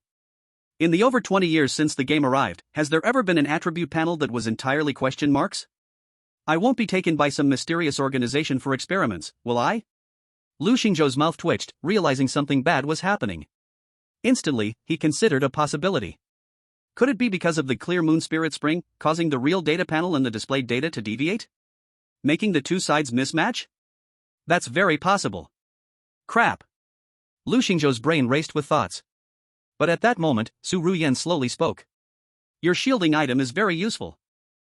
It's that special kind of shielding item, right? Oh, right. Lu Xingzhou was taken aback for a moment, and then he responded with an acknowledgement. This reason is quite reasonable. Su Ruoyan smiled slightly, then took the 2 steamed buns that Lu Xingzhou handed her. She was about to turn around and leave. Before leaving, she seemed to remind Lu Xingzhou by saying, this year's elite training class in the city will organize an assessment together. If you can enter the top 10, there will be extra contract rewards, and the prizes are said to be very generous. After speaking, she looked at the smiling Chu Qing beside her and said, Thank you for the buns, Auntie Chu. I'll come to visit again next time. Watching those long legs step into the business car, Chu Qing suddenly sighed and said, What a good girl. Little Lu, you must seize the opportunity. In the car. Su Ruoyan carefully put away the 2 buns that Lu Xingzhou had given her. Then she slowly spoke to the butler, Fu Bo, in the front seat. Please help me heat them up tomorrow morning. I'll have them for breakfast. Fu Bo silently put away the 2 buns, then spoke again. Miss, did young Master Lu agree? No. The butler Fu Bo was not surprised by this, and he spoke seriously. Miss, you have already done enough for young Master Lu. Besides, young Master Lu is a strong old person, it is normal for him not to acknowledge certain things. Su Ruoyan leaned back against the leather seat, her proud figure outlined perfectly. He didn't brag, he is already at level 6.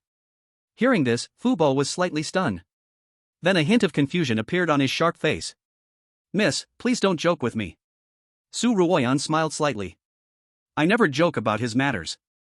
Fu Bo raised an eyebrow, then his expression fell into contemplation again. But even so, the family side. Su Ruoyan's expression turned cold, as if she was quite disgusted with certain matters of the family. Her face hardened, and she resumed her usual indifference. I will find a way, drive. Alright, miss. Su Ruoyan knew that Lu Xingzhou definitely had some unknown secrets. But whether he could break into the top 10 of the city elite training class depended on Lu Xingzhou himself.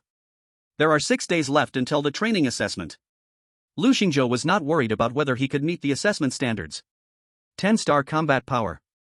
Once his level increases, reaching 10 stars shouldn't be difficult. Before going to sleep, Lu Xingzhou tossed a detox fruit into his mouth. Crunch crunch. The comfort brought by the enhancement of mental power allowed Lu Xingzhou to sleep soundly. The next morning, Lu Xingzhou set out with a bag of beef and scallion buns. The detox fruit, as a type of auxiliary item, could be stored in the spatial item bar. Therefore, he didn't have to bring a bunch of detox fruits with him. Otherwise, he could easily be mistaken for having a peculiar eating habit. Lu Xingzhou arrived at a place not far from the instance dungeon, where he had arranged to meet Sun Shi, and saw the bald-headed man looking pale. Why does your face look so bad? Don't mention it. Last night while sleeping, I kept feeling a strange taste in my mouth. It was uncomfortable. What strange taste? While speaking, Lu Xingzhou took a detox fruit out from his system item bar and tossed it into his mouth. He remembered that he hadn't eaten a detox fruit this morning. Crunchy and delicious. Sun Shi's expression changed. Lu Gu, you really don't have to push yourself this hard, do you? I've admitted defeat, isn't that enough? This thing is so hard to eat, why torture yourself? Lu Xingzhou asked in confusion. Who said this detox fruit is hard to eat? This detox fruit is amazing. Sun Shi dared not open his eyes, hoping everything was just his illusion. Seeing his expression, Lu Xingzhou stopped teasing him and said, I'm not joking with you. Let's go, it's time to run the dungeon. The two arrived outside the dungeon entrance. Today's reward count had refreshed, and they could still run the dungeon 5 times. To ensure his sustained combat capability, Lu Xingzhou deliberately skipped breakfast, preparing to solve the challenges in the dungeon. However, when they arrived at the dungeon entrance, they suddenly found many people gathered outside today. There were even more than when Lin Yixue came to challenge it yesterday. And among them, there were quite a few unfamiliar faces. I didn't expect that the top geniuses from Jianghai No. 1, Jianghai No. 4, and Jianghai No. 7 would all be here. Wow. Zhao Jinhui from the City Experimental Middle School is here too? Are they all here to challenge the warrior-level Goblin Camp dungeon?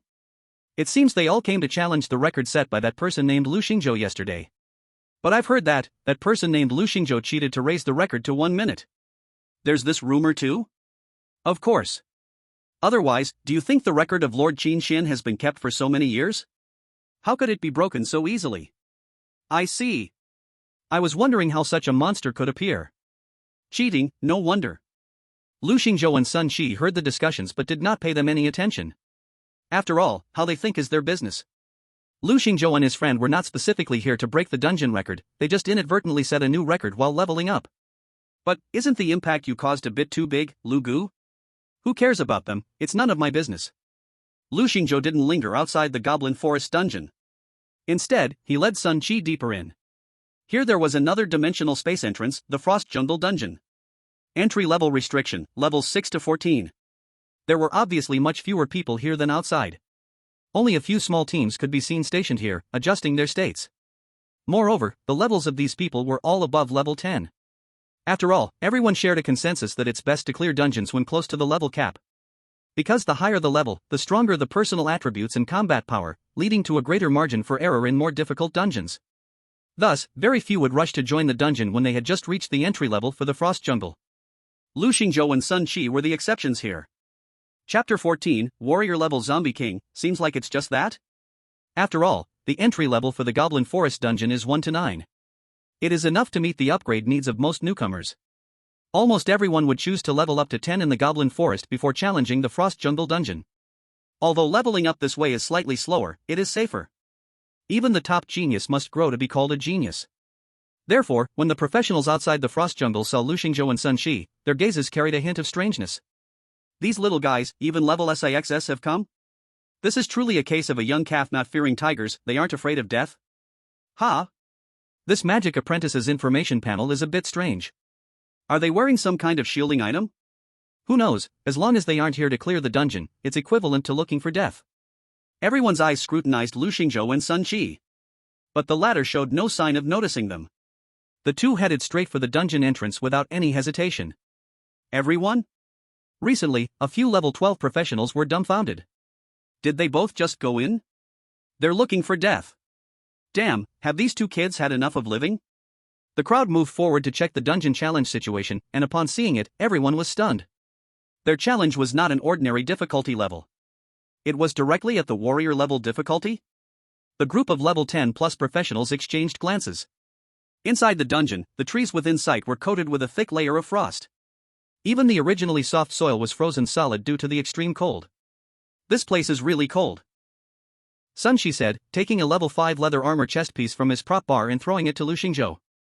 Lugu, put it on, don't get cold. Lu Xingzhou smiled and threw the leather jacket back, saying, I won't wear it. If I'm cold, I'll just start a fire, no need to go through so much trouble. Oh right, I almost forgot, you can use fire magic. However, before Sun Shi finished speaking, Lu Xingzhou unleashed a 9th level fire spell directly. Boom! In an instant, where the flames passed, the once frigid primal forest was turned to nothing under the intense heat. Even the snowflakes falling from the sky were evaporated in that moment. They turned into bursts of water vapor. Sun Shi was stunned. Wow, setting the mountain on fire will get you locked up, Lu Gu. This is a dungeon, what's there to be afraid of? Too cruel, I can't watch this. Where's the cruelty? The monsters don't feel pain, I'm very humane, Lu Xingzhou said reasonably. Where's the cruelty? It's cruel to me. You kill so fast, it's exhausting for me to collect the loot, okay? Hurry up, we still have to fight the boss later. Sun Shi was speechless. Lu Gu, since you keep killing so fast, why don't we bring some people specifically to collect loot? Lu Xingzhou thought for a moment and felt that Sun Shi was right. After all, his experience in farming wouldn't be diluted by having more people. The number and strength of monsters are related to the number of people entering the dungeon. If we bring a few more people, collecting loot will be faster, and the efficiency of farming will increase too. Alright, that makes sense. Let's find a few teammates when we go back. Great, Lu Gu is wise. But for this round, it still depends on you. Sun Shi's smile froze. I've just got this life. For Lu Xingzhou, farming was a matter of an instant, collecting loot took a bit more time. Of course, most of the time was wasted by Sun Shi's ouch complaints. Watching him collect the loot, Lu Xingzhou finally understood why old farmers always held a small whip. Just shouting go work doesn't help. Alright, stop whining. Have you finished collecting? I'm done. Sun Shi said, holding his aching back. Lu Xingzhou stood up, brushed off the leaves from his backside and said, Let's go find the boss. The boss of the Frost Forest was a frost zombie king emanating a chilling aura. The zombie king's cold, withered body was covered in fine frost. You could see a thick layer of icy mist exhaling with each breath it took. At this moment, roar! Upon seeing the living, the zombie king let out an angry roar and charged at the two. Lu Xingzhou quickly ate a bun and then unleashed a destructive flame. The violent explosion instantly engulfed the zombie king. Then, Lu Xingzhou heard a notification sound from the dungeon. Killed the frost zombie king, boss level, gained experience reward plus 440. Congratulations, you have refreshed the dungeon record, you have received additional rewards. Equipment, Zombie King's Ice Bracelet, gold level. You refreshed the dungeon record again? Lu Gu, in the 2 days I've been with you, I feel like dungeon records are a bit worthless now? Sun Shi exclaimed, then ran up to collect the loot without hesitation. Lu Xingzhou nodded slightly. Grown up, more sensible.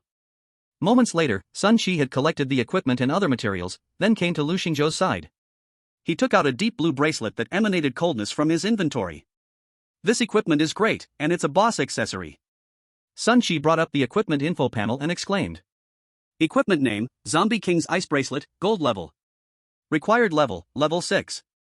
Equipment attributes, Spirit plus 5 points, Defense plus 1 point, Maximum Magic Value plus 80 points. Special effect, when wearing the bracelet, attacks will carry an ice effect, level 10, and hitting the enemy will cause them to slow down and receive continuous ice damage. Set attributes, triggered when wearing 3 pieces of Zombie King's ice accessories. This gear can definitely be called top-tier equipment for low-level professionals. In fact, it is an extremely rare golden-level set accessory. If sold in the trading market, its value shouldn't be lower than the Goblin King's crystal core. Lu Gu, what do you plan to do with this? Sell it or use it yourself? Initially, Lu Xingzhou planned to exchange it for money. After all, his damage output was currently totally overflowing. Up to now, he hadn't even equipped a single silver-level staff. It was simply useless to him. However, when he saw this bracelet, he changed his mind. Because in his eyes, the term special attributes was completely different from what Sun Shi saw.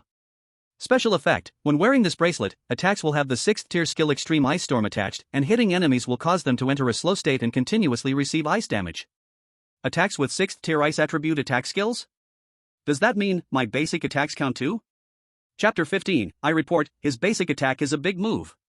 What do you plan to do with this equipment, Lu Gu? Sun Qi weighed the ice bracelet in his hand, feeling it was pretty nice. Equipment grades include bronze, silver, gold, dark gold, diamond, and so on. However, among equipment under level 10, golden level equipment is already at the ceiling. Moreover, this piece is a very rare boss equipment. If Lu Xingzhou wanted to sell it, he could ask his father for help, and he would surely get a good price. But at that moment, Lu Xingzhou reached out for the bracelet, examined it closely, and said, "Let's keep this equipment, I plan to wear it myself." "Alright, Lu Gu, you have a good eye." Sun Qi gave a thumbs up and said, "Do you want me to help you check the set for this equipment?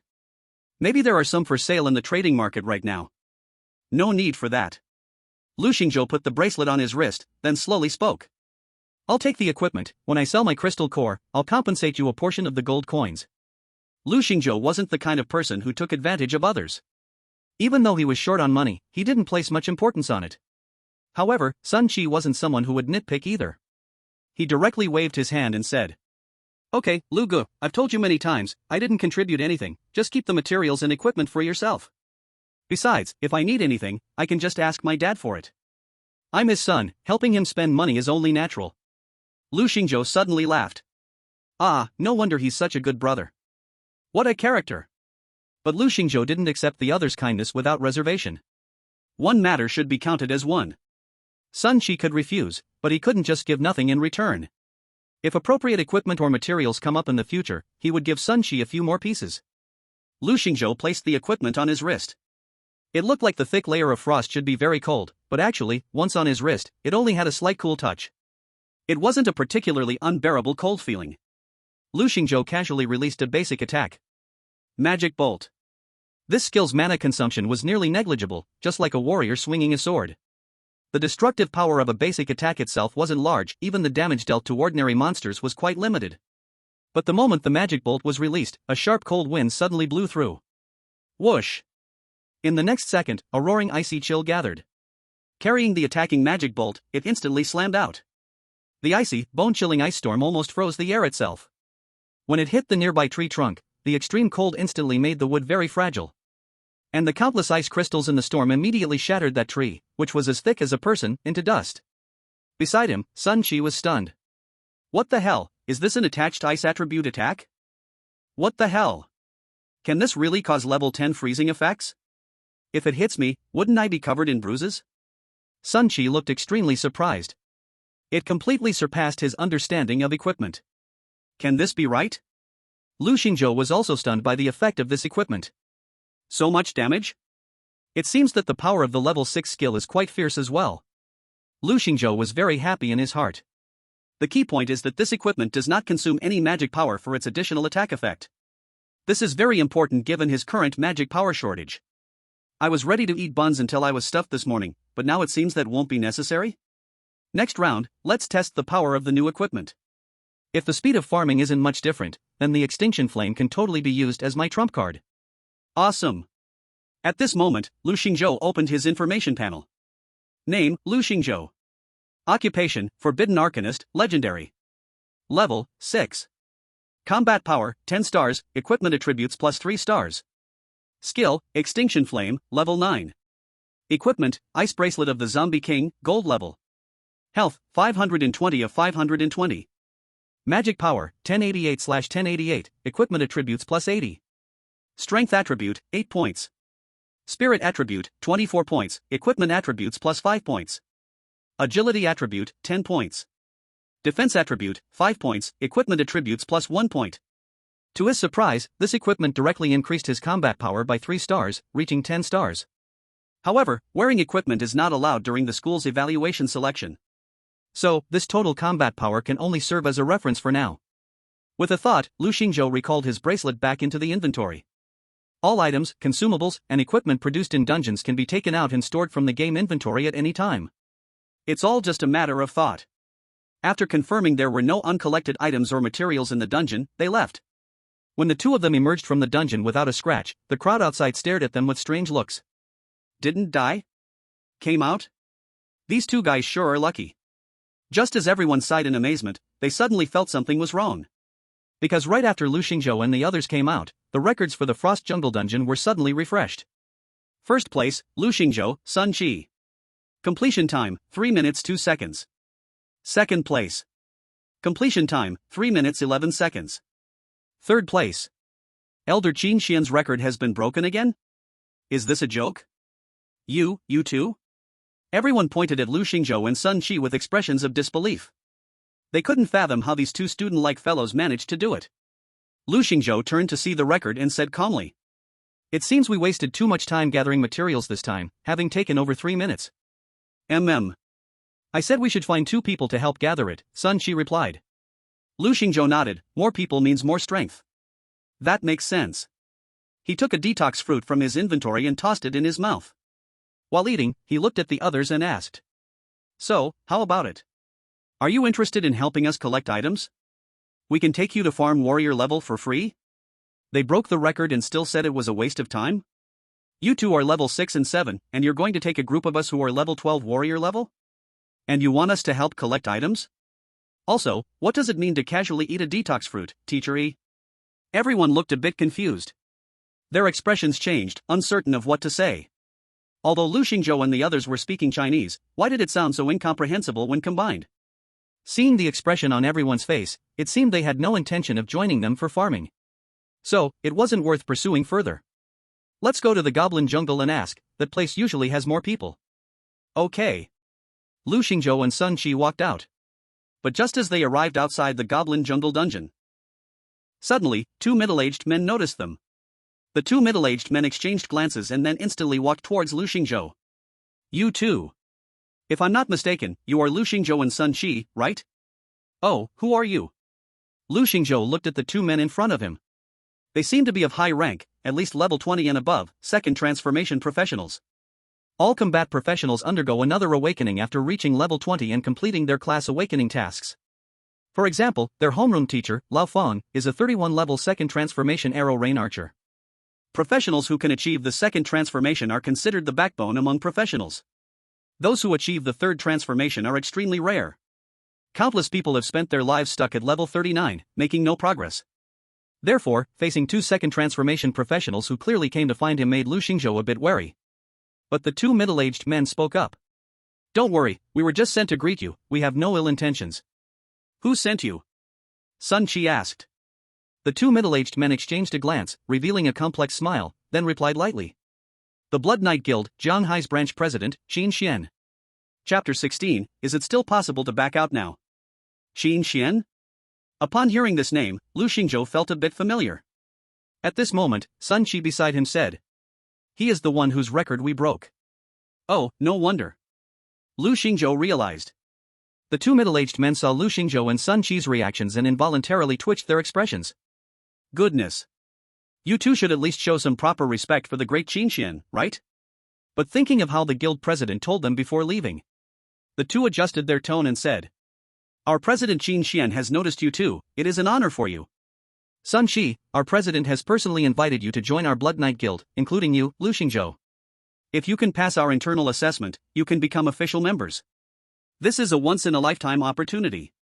Even though you broke President Qin Xian's record from 3 years ago in the Goblin Jungle, don't be too proud. This kind of low-level dungeon, everyone didn't put in too much effort, and their gear and skills are not mature. While we don't yet know how you managed to beat his record, I can responsibly tell you this. Once you get to dungeons of slightly higher levels, you will absolutely have no chance to beat the records left by the great Qin Xian. Because by then, their gear and team setup will have solidified, and since the leveling cycle is longer, they will have attempted more times. This record will be even more extreme. Seize this opportunity, Sun Qi, being able to join the Blood Knight Guild is already an impressive achievement. Especially you, Lu Xingzhou, you are just a low-level combat professional, and the president is willing to give you an evaluation opportunity. I hope you don't waste it. After saying this, they boldly looked at Lu Xingzhou and Sun Qi. The Blood Knight Guild is one of the few A-level guilds in Jianghai City. Each year, the Blood Knight Guild accepts no more than 10 new members in Jianghai City. Moreover, the criteria for recruiting newcomers are absolutely elite. For students like Sun Shi, who haven't even graduated yet, being invited by them is something to be grateful for.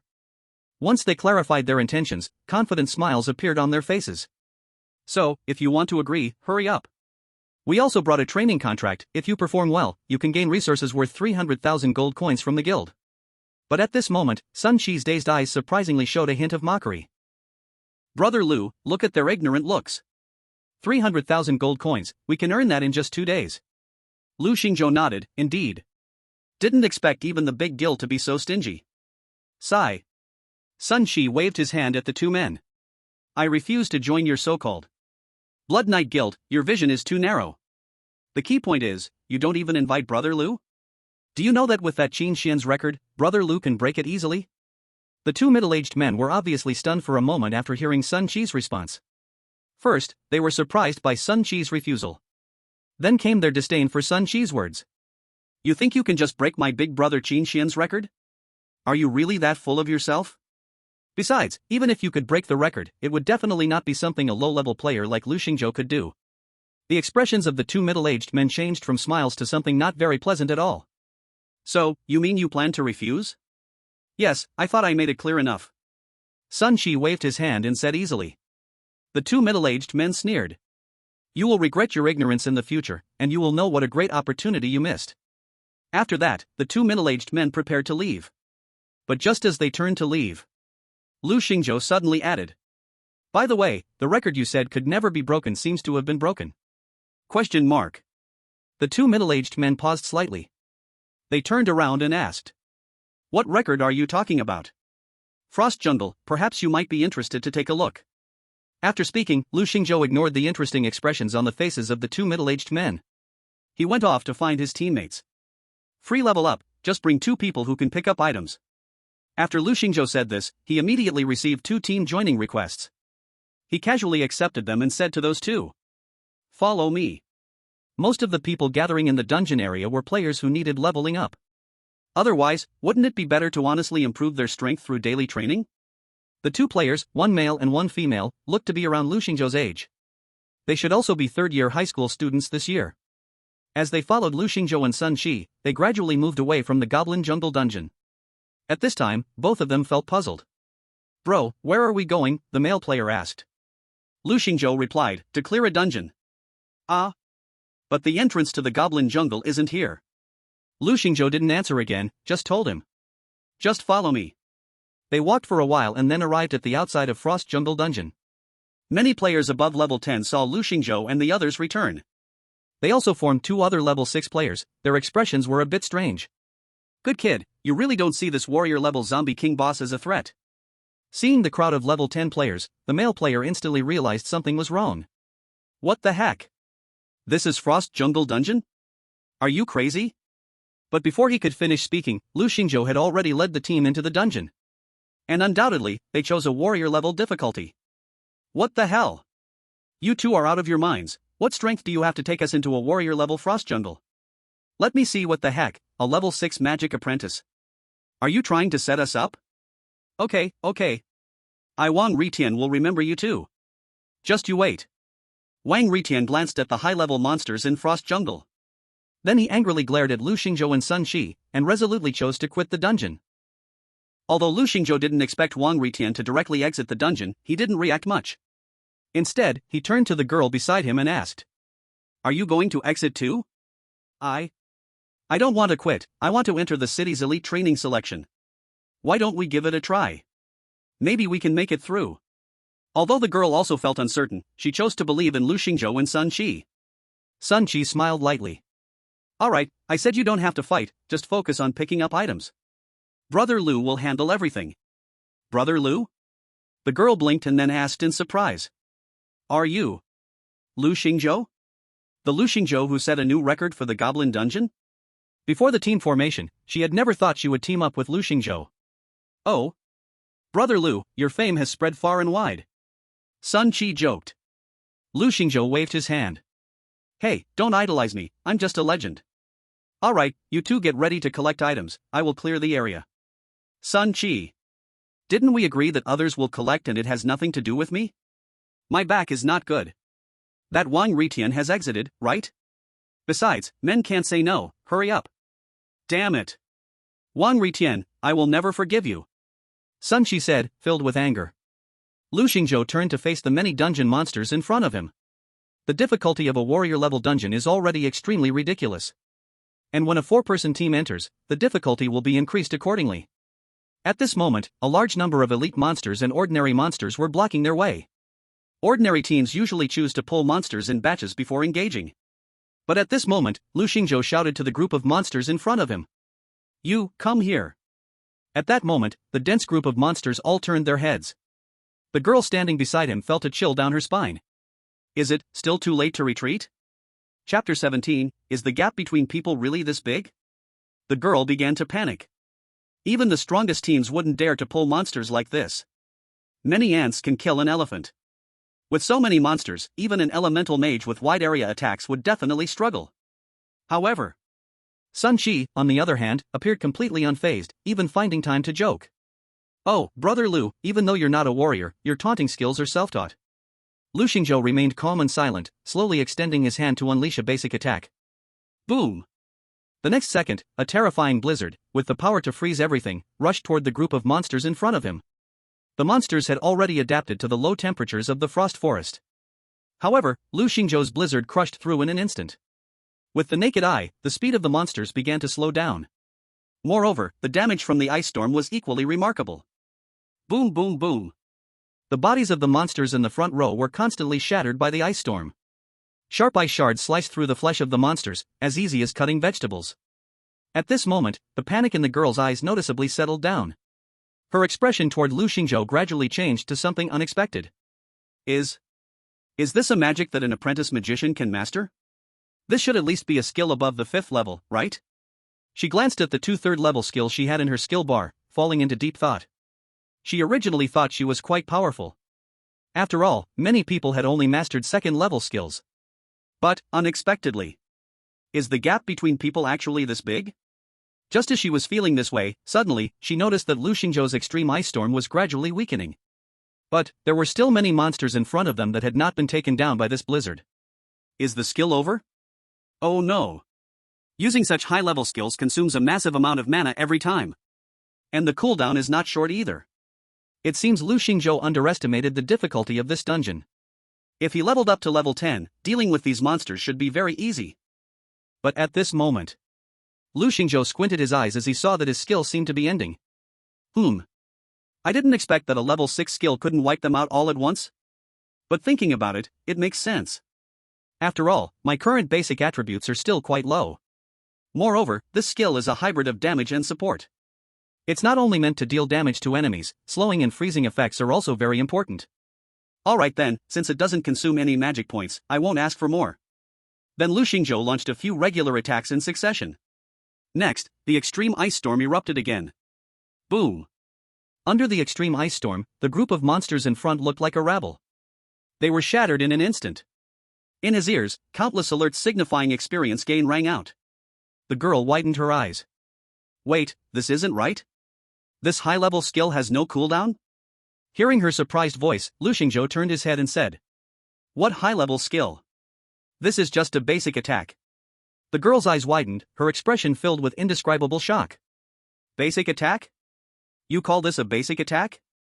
The girl stared in disbelief at the monster group reduced to rubble in front of her. Then she looked at Lu Xingzhou, who appeared calm and composed. She rubbed her eyes hard, unable to believe it. However, at that moment, Sun Shi said beside her. Alright, stop staring, quickly pick up the items. Oh, okay. The girl saw the materials dropped all over the ground and quickly nodded. Lu Xingzhou narrowed his eyes slightly and slowly said. You go too. I'm your brother. Lu Ge, can you really bear to do this? One standard for all. After the girl finished picking up the materials, she handed them all to Lu Xingzhou. The materials and equipment from before, all for you. Lu Xingzhou glanced at them and didn't rush to take them. Just put them in your item pouch for now, give them to me later. The girl was slightly taken aback. Aren't you afraid I'll run away with these materials? Lu Xingzhou shook his head slightly. You should be able to tell, besides us, it's hard for you to find a team that upgrades you this quickly. Alright then. The girl smiled bitterly, Lu Xingzhou's words were indeed true. Even teams much stronger than her would find it hard to consider her. Let alone a top-tier professional like Lu Xingzhou who could easily handle dungeons. Although his status panel showed that Lu Xingzhou was merely a magic apprentice. At this moment, she no longer believed it.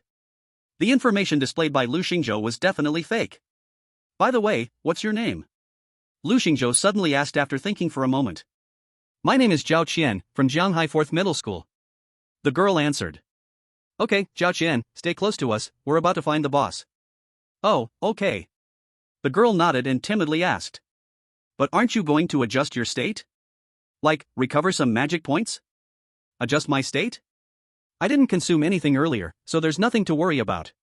Lu Xingzhou answered casually. These words left Zhao Qian in a daze. A big shot is a big shot, it's normal for them to speak casually. Can understand.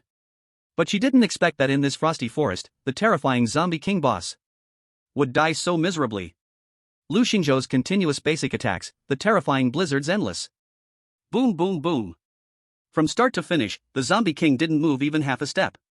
The frost froze him dead on the ground, the massive damage from the endless ice crystal storm washed over him in a single wave. You have killed the frost zombie king, boss level, gained experience plus 440. Is this it? At this moment, Zhao Qian looked at the time, it had only been 3 minutes and 30 seconds. Oh my. This must be a new dungeon record. Could it be that her name would appear in this dungeon record? Zhao Qian was filled with immense anticipation. She believed that if Wang Ritian, who had just exited the dungeon, knew that Lu Xingzhou not only cleared it but also casually broke the record, he would be truly shocked. He must be regretting it deeply now. Sigh. Lu Xingzhou is indeed the man who broke the record set by the great Qin Xian in the Goblin Forest. So strong. But when she checked the dungeon leaderboard, she found that her name was not on it. Focusing her gaze, she discovered that Lu Xingzhou and Sun Qi's names were glaringly at the top of the leaderboard. And their speed was even faster than this round. Could it be that their speed in clearing the dungeon was even quicker than this round? Zhao Qian found it hard to imagine and even doubt it. She felt that this round was almost a constant stream of seconds. Lu Xingzhou still had energy left? Wow, the expert truly lives up to the title. At the same time, Zhao Qian secretly made up her mind to hold on tightly to Lu Xingzhou's coattails. Expert, where are we going next? At this moment, Zhao Qian looked at Lu Xingzhou with even more admiration. Her address changed accordingly. Keep clearing the dungeon. Okay. 10 minutes later, Lu Xingzhou, Sun Qi, and Zhao Qian walked out of the dungeon. At this moment, they had completely cleared all 5 dungeon runs for today. Wang Ritian originally planned to teach Lu Xingzhou, the traitor who harmed him, a good lesson at the door. But when he saw Zhao Qian's information panel, he froze. How are you level 7? Chapter 18, it's not related to Brother Lu, if there's a punishment, just punish me. After Lu Xingzhou and his 2 companions cleared their 5 dungeon chances for the day. Lu Xingzhou and Sun Qi both reached level 8, while Zhao Qian reached level 7.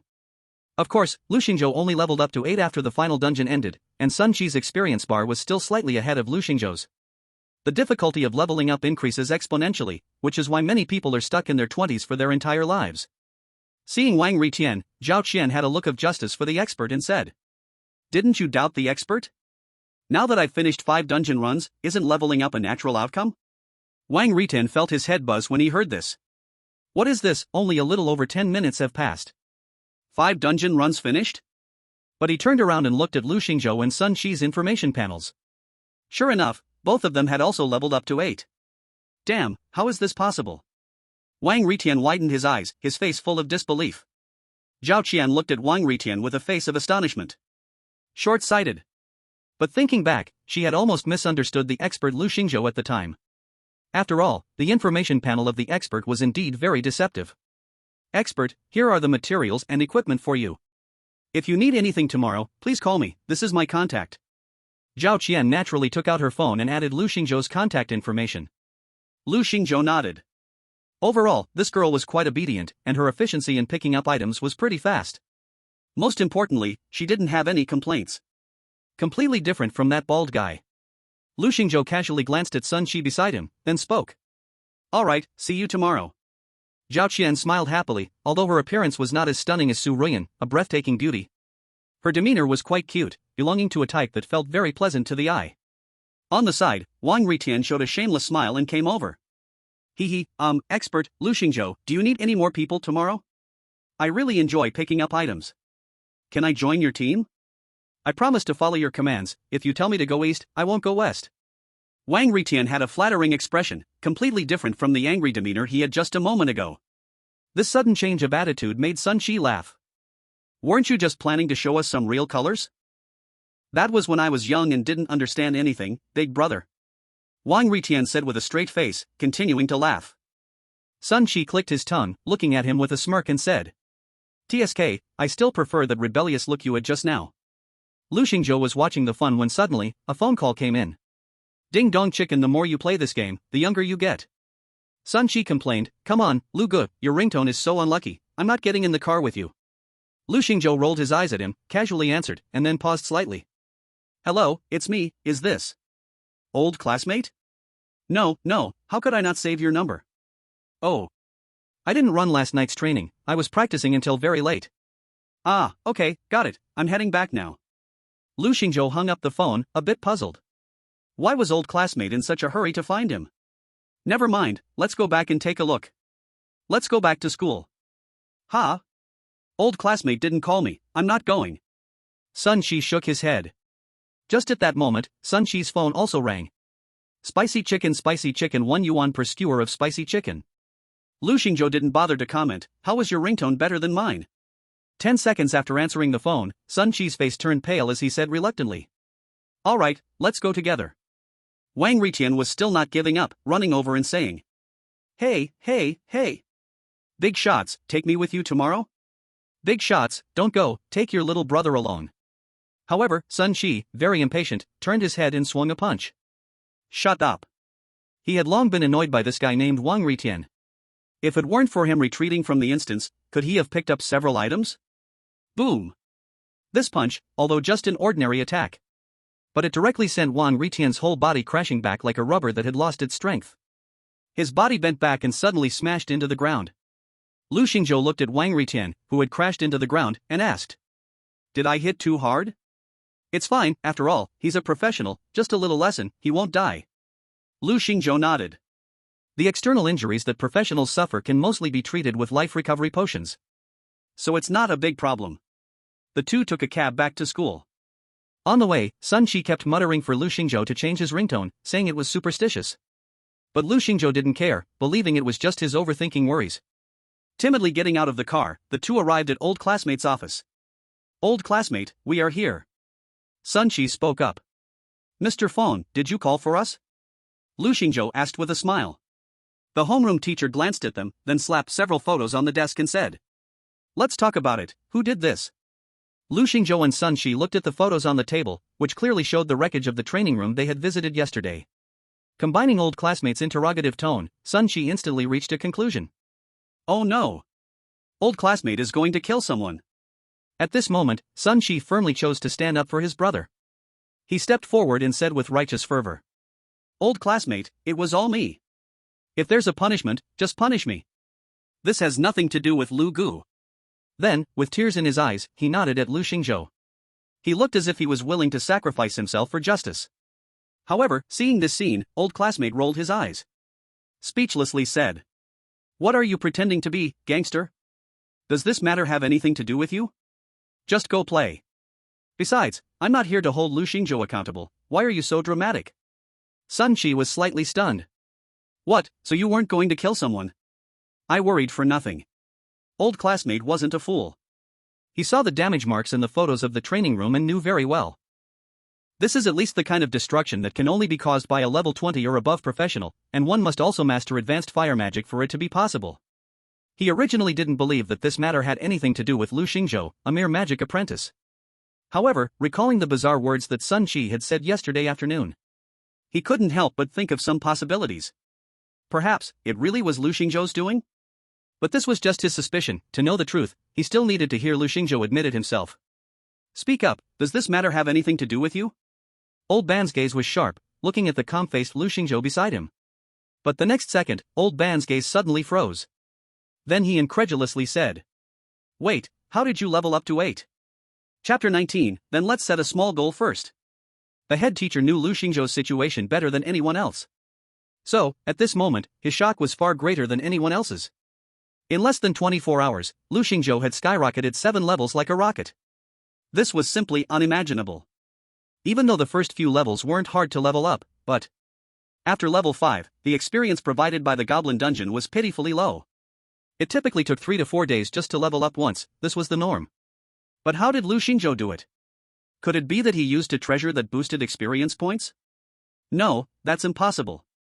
Old Ban understood Lu Xingzhou's family background, such treasures that could boost experience points were hard to come by, even for those second-generation wealthy kids. Let alone someone like Lu Xingzhou from an ordinary family, who had lost his parents early and grew up under the care of his aunt who sold buns.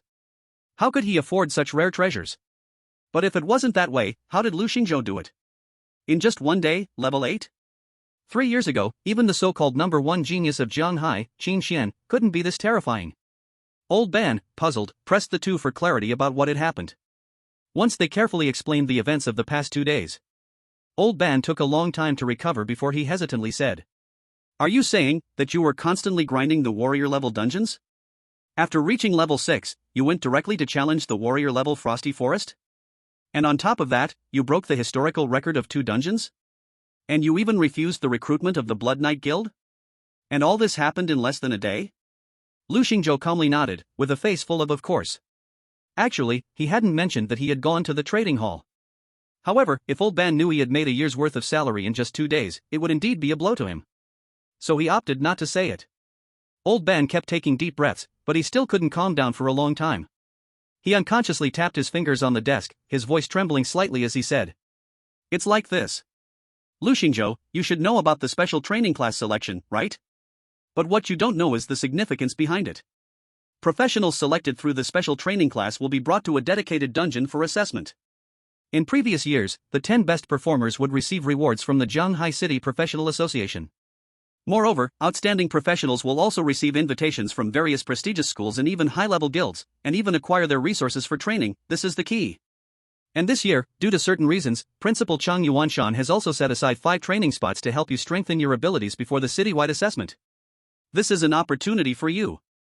Lu Xingzhou thought for a moment after hearing this, then nodded slightly. He had heard similar things from Su Ruyan before. But he didn't expect Jianghai No. 2 Middle School to also set aside 5 training spots. "Mr. Fong, do you mean? Compete?" "Of course. And it's best to aim for first place," the head teacher said without hesitation. "Since you have such strength, then why let this opportunity slip away?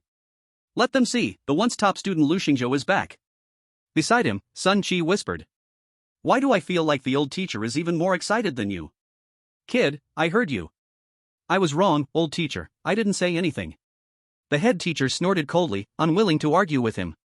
"Sun Qi, you also better perform well, strive to surpass Lin Ishue." Got it. The bald guy said helplessly. Meanwhile, Lu Xingzhou was considering the feasibility of this matter. He had heard that Lin Ishue was strong, but she shouldn't surpass him. Wait. Lu Xingzhou shook his head, he shouldn't limit his view to just Jianghai No. 2. Moreover, whether to allow eating during this selection competition is another matter.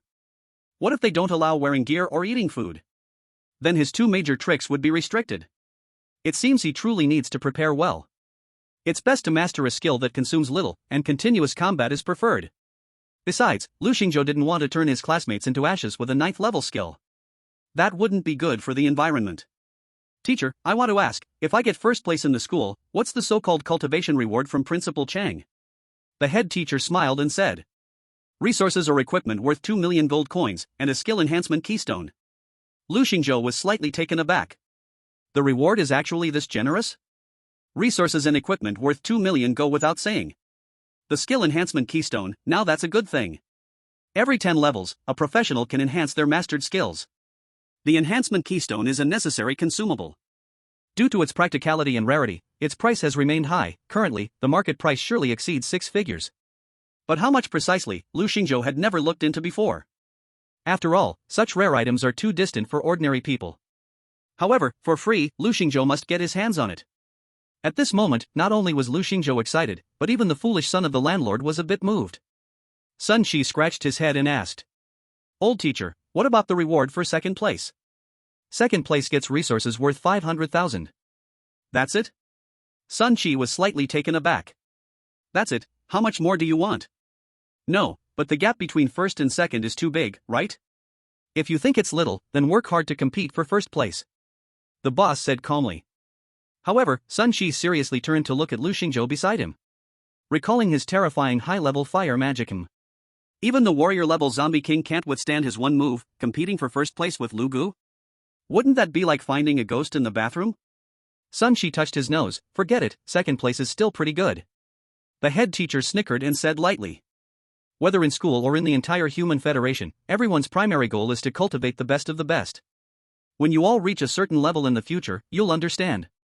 From the perspective of human survival, 10,000 level 90 mediocrities are not as good as one level 100 genius. Many precious resources are naturally prioritized for the most exceptional people, and the second place naturally gets much less. Alright, it's still too early to talk about this with you. In short, you two remember, strive for first place and don't settle for second. Especially you, Lu Xingzhou. No matter what you're thinking, I'm already preparing to place you on the school's key observation list. The head teacher said this to give Lu Xingzhou some pressure. But who would have known, at that moment, Lu Xingzhou suddenly spoke calmly. The school's internal test doesn't matter. Since we're on this topic, let's set a small goal first. Zhanghai City first. Chapter 20, will anyone really dare to grab my idea? Zhanghai City first, is that what he said? Yes. In the principal's office of Zhanghai number 2. After Teacher Fong finished reporting the situation, Chang Yuanshan stroked his chin. Then, with a very faint smile, he sat down in the white office chair and said, if this kid really breaks Qin Xian's record, then he might just become the number 1 in Zhanghai City this year. However, it seems that both Experimental Middle School and Zhanghai number 1 High School have some hidden tricks this year. Chang Yuanshan chuckled and shook his head, thinking he was overthinking it a bit. But deep down, he couldn't help but feel excited. For the past 2 years, Zhanghai number 2 Middle School had always been overshadowed by Experimental Middle School and Zhanghai number 1 High School. If there was an opportunity to raise his head high, he certainly wouldn't let it slip away. Then, he said to Teacher Fong. In the next couple of days, keep a close eye on them in secret. If these two guys have any major movements, remember to notify me promptly. Okay, Principal. Teacher Fong knew this meant he needed to keep watch. It seemed that even though the principal didn't say it, he still held quite a bit of hope for Lu Xingzhou and Sun Shi. After returning home, Lu Xingzhou continued to eat a detox fruit every hour.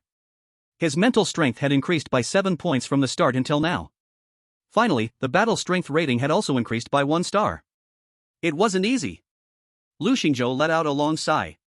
In the next 2 days, Lu Xingzhou continued to team up with Sun Qi and Zhao Qian for dungeon runs. With 2 people picking up items, their dungeon clearing speed had indeed increased significantly. But the difficulty of leveling up had also become much greater. In just 2 days, he had only managed to level up by 1, reaching level 9. At this time, Lu Xingzhou's battle strength rating without any equipment had already reached 11 stars. He completely met the basic standards for the special training selection. But since his goal had now changed to becoming the number 1 in Zhanghai City, Lu Xingzhou did not slack off at all. And just after finishing the dungeon that day, Lu Xingzhou received 100,000 gold coins from Sun Yangzhou, delivered by Sun Shi. The coin bag was the size of a soccer ball, filled with heavy coins.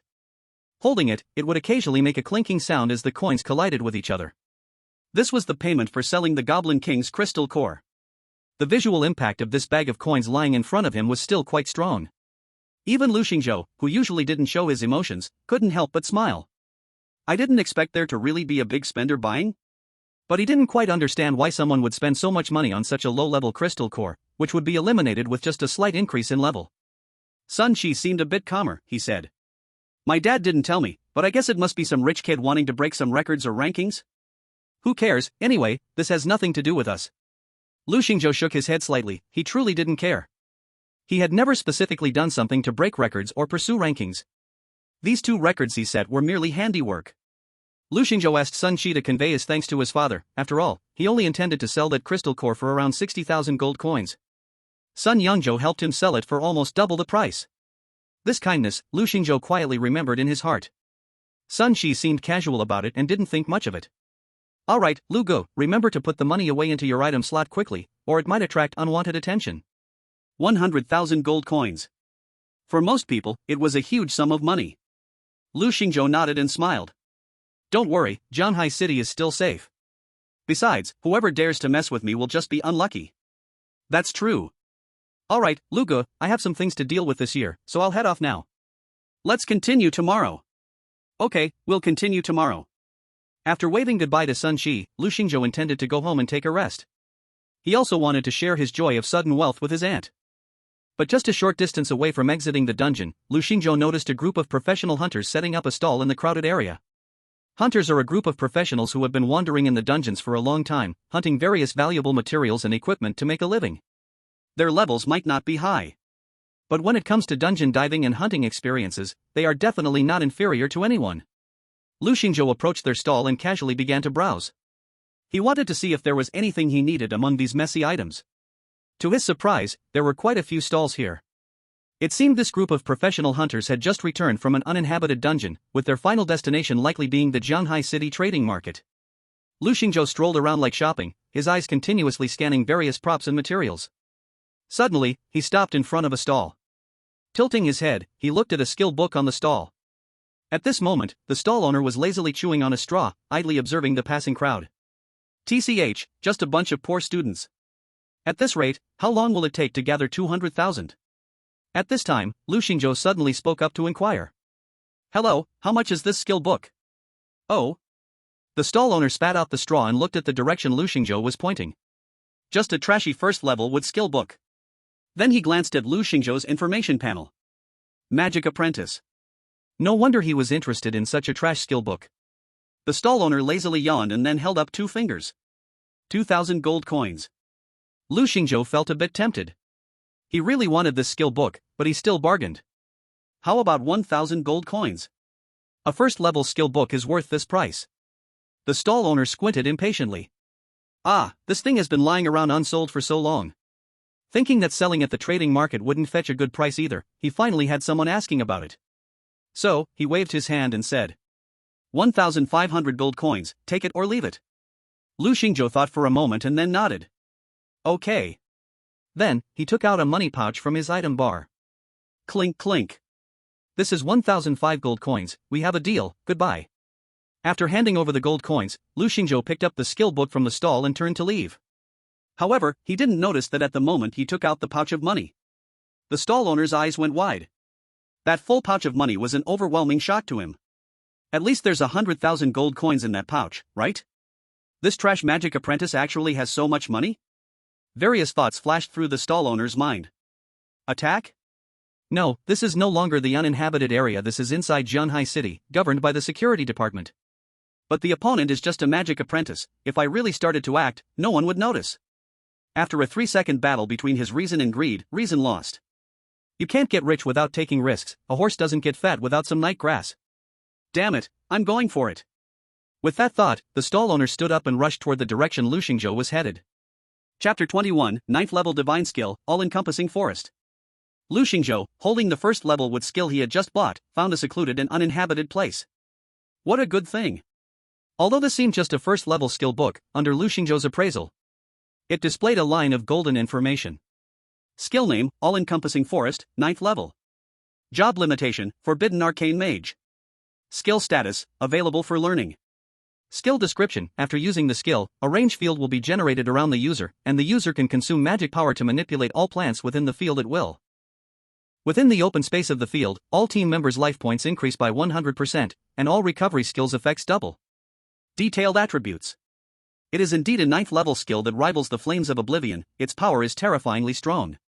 Although so far, Lu Xingzhou has not seen anyone else release a 9th level skill. However, skills above 6th level are already called high-level skills. A 9th level skill is naturally a bit stronger. Especially when this all-encompassing nature is activated, the doubling of life points and healing effects makes him feel very satisfied. It can greatly enhance their survival ability in dungeons. Moreover, this attribute becomes increasingly powerful in more difficult dungeons. By the later stages, this is practically a life-saving skill on par with any priest or healer. To avoid unnecessary troubles, Lu Xingzhou directly chose to learn the skill. In an instant, he felt a new kind of understanding of this skill in his mind. It was as if he had a subtle connection to the flowers, grass, trees around him. This feeling made Lu Xingzhou very amused.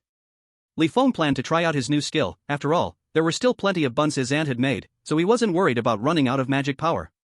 But just when Lu Xingzhou was about to release the skill, suddenly, he felt someone approach from behind. This was not something he saw or heard, but the forest told him. Hey kid, the money you just gave isn't enough. A slightly hoarse voice sounded behind him. Lu Xingzhou turned around and saw it was the stall owner from whom he had just bought the skill book. If you leave now, I can pretend you were never here. Lu Xingzhou understood the other's intention immediately but remained calm, speaking lightly. The stall owner seemed to be amused by Lu Xingzhou's words. Kid, what if I say no? What are you going to do about it? He slowly took out a long knife from his item bag. This was a level 20 golden weapon. I suggest you pay up, or you might not live to see another day. As a level 21 warrior, he looked at Lu Xingzhou as if he were just a piece of meat on a chopping board. Lu Xingzhou, a 9th-level magic apprentice, seemed to him incapable of resistance. You know this is the jurisdiction of the Public Security Bureau, right? Don't you fear being wanted for attacking a student? Hearing Lu Xingzhou's words, the stall owner laughed even more. He looked at Lu Xingzhou as if he were a pitiful child. Making so many excuses just means you want me to let you go, right? Don't use the Public Security Bureau to scare me. You think a minute would be enough for me to take you down? Besides, anyone who hangs around the wastelands for long doesn't have blood on their hands. After saying this, he expected Lu Xingzhou to be scared and drop to his knees begging for mercy. But unexpectedly, Lu Xingzhou suddenly smiled. Then, he slowly said, since you said that, I feel reassured. Let's use you to test my new skill. Following that, Lu Xingzhou focused his mind.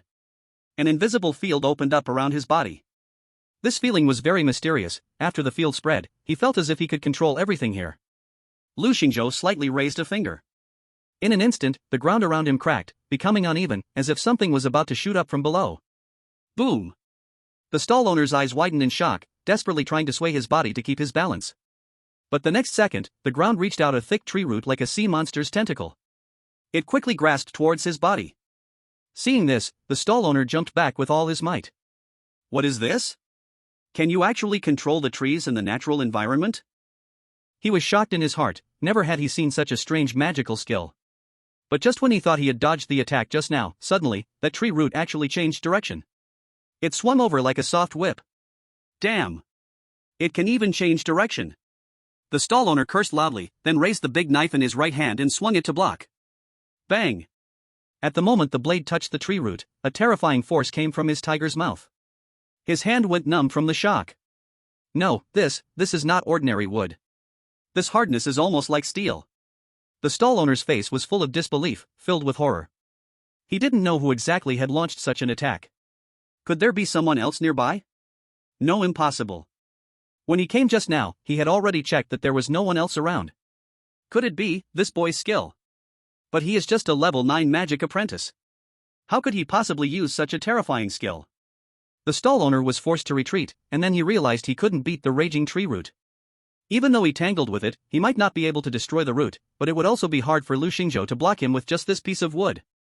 The stall owner was very experienced in battle, and he knew very clearly. To control such a terrifying skill, Lu Xingzhou must be under tremendous pressure right now. If he didn't fight him head-on, and attacked Lu Xingzhou the caster directly, then his chances of winning were great. So he changed his strategy. Kill this brat and I win. In an instant, terrifying power burst out from his legs. He shot out from the ground, charging at Lu Xingzhou. His big knife was held horizontally in front of him, with a bloodthirsty light in his eyes. Go to hell! He roared angrily, slashing at Lu Xingzhou. His body was almost like an arrow leaving the bow. Extremely fast. But Lu Xingzhou was unbelievably calm. After the simple control just now, he already roughly understood. Using the minimum amount of magic, how far could he push the skill? Then what if I use up all my magic right now? Lu Xingzhou thought for a moment in his mind. Then, a cold light flashed in his eyes. He stretched out his right hand, grasped in the air. In an instant, dozens of terrifying giant wooden roots burst out from the ground, like a giant cage net, covering the sky and the sun, trapping the opponent in the very center. The giant cage net carried a terrifying breath of nature, making it hard to breathe. In the next second, dozens of powerful giant woods instantly tightened toward the center. Like the clenched hands of an ancient wood giant, the destructive power was unimaginably shocking. Boom! Instantly, rocks flew, smoke and dust rose. A violent explosion sounded. Lu Xingzhou slowly opened his right hand, and the terrifying giant woods also returned below the ground. At this moment, the stall owner was lying on the ground covered in blood, staring blankly and hopelessly at the sky. That big knife had already been twisted and broken into several pieces by the terrifying destructive power just now. This destructive power was too terrifying. It had already attracted the attention of others around. Vaguely, the sounds of others rushing over could be heard. Lu Xingzhou didn't expect, even though his current level was still very low, he could already control this skill to such an extent. If he reaches a higher level in the future, with more magic points, Could he create a wooden giant Buddha with 1,000 hands like Hashirama Senju? During battle it could be like a divine avatar outside the body. How cool would that be? Lu Xingzhou couldn't help but feel a little anticipation in his heart. On the ground, the stall owner looked at the side of Lu Xingzhou's face with despair. How could this young man be so powerful? The stall owner knew, even if he miraculously didn't die today, he would definitely be controlled by the security office. At this moment, he was already a spent force, unable to even think of resisting. You're not level 9 at all. His blood-stained lips. He softly uttered these words. Lu Xingzhou calmly replied, I am level 9. The stall owner looked desperate and didn't have the strength to argue with Lu Xingzhou. You can say whatever you want, this time I guess I'm just unlucky. It's just my sister who suffers, her illness can be cured with just 100,000 gold coins. As he spoke, the stall owner swallowed hard. Then, using his last bit of strength, he pulled out a money bag from his inventory. Can you deliver this money to my sister? I don't want to see her die. Lu Xingzhou looked at the money bag he handed over. By weight, it should contain more than 100,000 gold coins. Lu Xingzhou understood that the stall owner was fixated on him to help cure his sister's illness. Are you saying your sister is ill and just needs 100,000 gold coins? Yes. Hearing Lu Xingzhou's question, the stall owner got excited, and a glimmer of hope flashed in his eyes. Little brother, I know you are a good person. Would you be willing to help her? She is innocent. If you are willing to help her, I will definitely change my ways and become a better person. Lu Xingzhou stroked his chin, thinking for a moment. Then he calmly said, I will help transfer this money. Hearing this, the stall owner's joy was evident on his face. He knew that since Lu Xingzhou said this, he would definitely not abandon his sister. Thus, even if he died, it would be worth it. However, in the next moment, Lu Xingzhou continued. But don't think I will help get the remaining 100,000 gold coins. She is innocent, am I not innocent? If today you targeted someone else instead of me, that person would have been dead long ago. The stall owner was taken aback. He never expected Lu Xingzhou would say such a thing. Is this something you good people should say? He struggled to explain. I know I was wrong. I will change my ways, please help my sister. Lu Xingzhou slightly shook his head. You should change your ways, that's your responsibility, what does it have to do with me? Perhaps it was anger. Perhaps it was desperation. Then, the stall owner spat out a mouthful of blood. He fainted. Chapter 22, Before the assessment, a surprise visitor. Not long after, law enforcement agents rushed to the scene and took control. Captain Chen Xiaofeng, who was leading the team, looked confused as he recorded the details. Are you sure you subdued this guy all by yourself? Captain Chen. I've said it many times, it's true. Lu Xingzhou felt a bit helpless. Why won't anyone believe the truth? Captain Chen Xiaofeng smiled wryly and said, I understand, but this issue is simply too, unbelievable. I hope you understand that we are just following the rules. Chen Xiaofeng also felt helpless. After all, a level 9 low-level combat profession had defeated a level 21 warrior who had advanced to the second stage. Isn't this something out of a sci-fi movie? Who wouldn't ask a few more questions? Chen Xiaofeng put away the notes and continued. Well, let's leave it at that for today's statement. Little brother Lu, we will continue the investigation. If the situation is true, the federal government will reward you. We will send someone to contact you later. Upon hearing this, Lu Xingzhou was slightly taken aback. Oh, there's a reward? Captain Chen is being too modest. Whether there's a reward or not, for us citizens, helping maintain social stability is our responsibility. Everything I did was purely my duty. Captain Chen was slightly surprised by Lu Xingzhou's firm gaze. It's been a long time since I've seen such a pure young person. Wow, I actually doubted the truth in what this noble young man said earlier. I should really reflect on myself. However, at this moment, Lu Xingzhou lightly coughed and continued. By the way, I just want to ask, when will the reward be delivered? Chen Xiaofeng fell silent, ? Then, Chen Xiaofeng explained to Lu Xingzhou again. The criteria for the reward distribution entirely depends on the federal government's judgment of this event. Such matters cannot be rushed. Lu Xingzhou's mouth twitched slightly, but he remained expressionless. Sigh. You all seem unconcerned, but I'm anxious for money. With the selection coming soon, Lu Xingzhou needed funding to strengthen his abilities to secure the first place in the city. Lu Xingzhou couldn't rely on mistakes each time to find a loophole, could he? But forget it, he never really expected to gain such unexpected wealth anyway. Dealing with this guy was just a matter of convenience for him. Lu Xingzhou looked at the money bag in his inventory, he hadn't forgotten that he needed to hand it over to the other party's sister.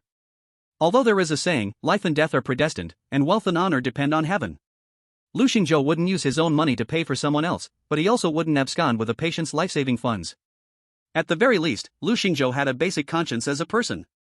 Since I promised, then I might as well finish the good deed.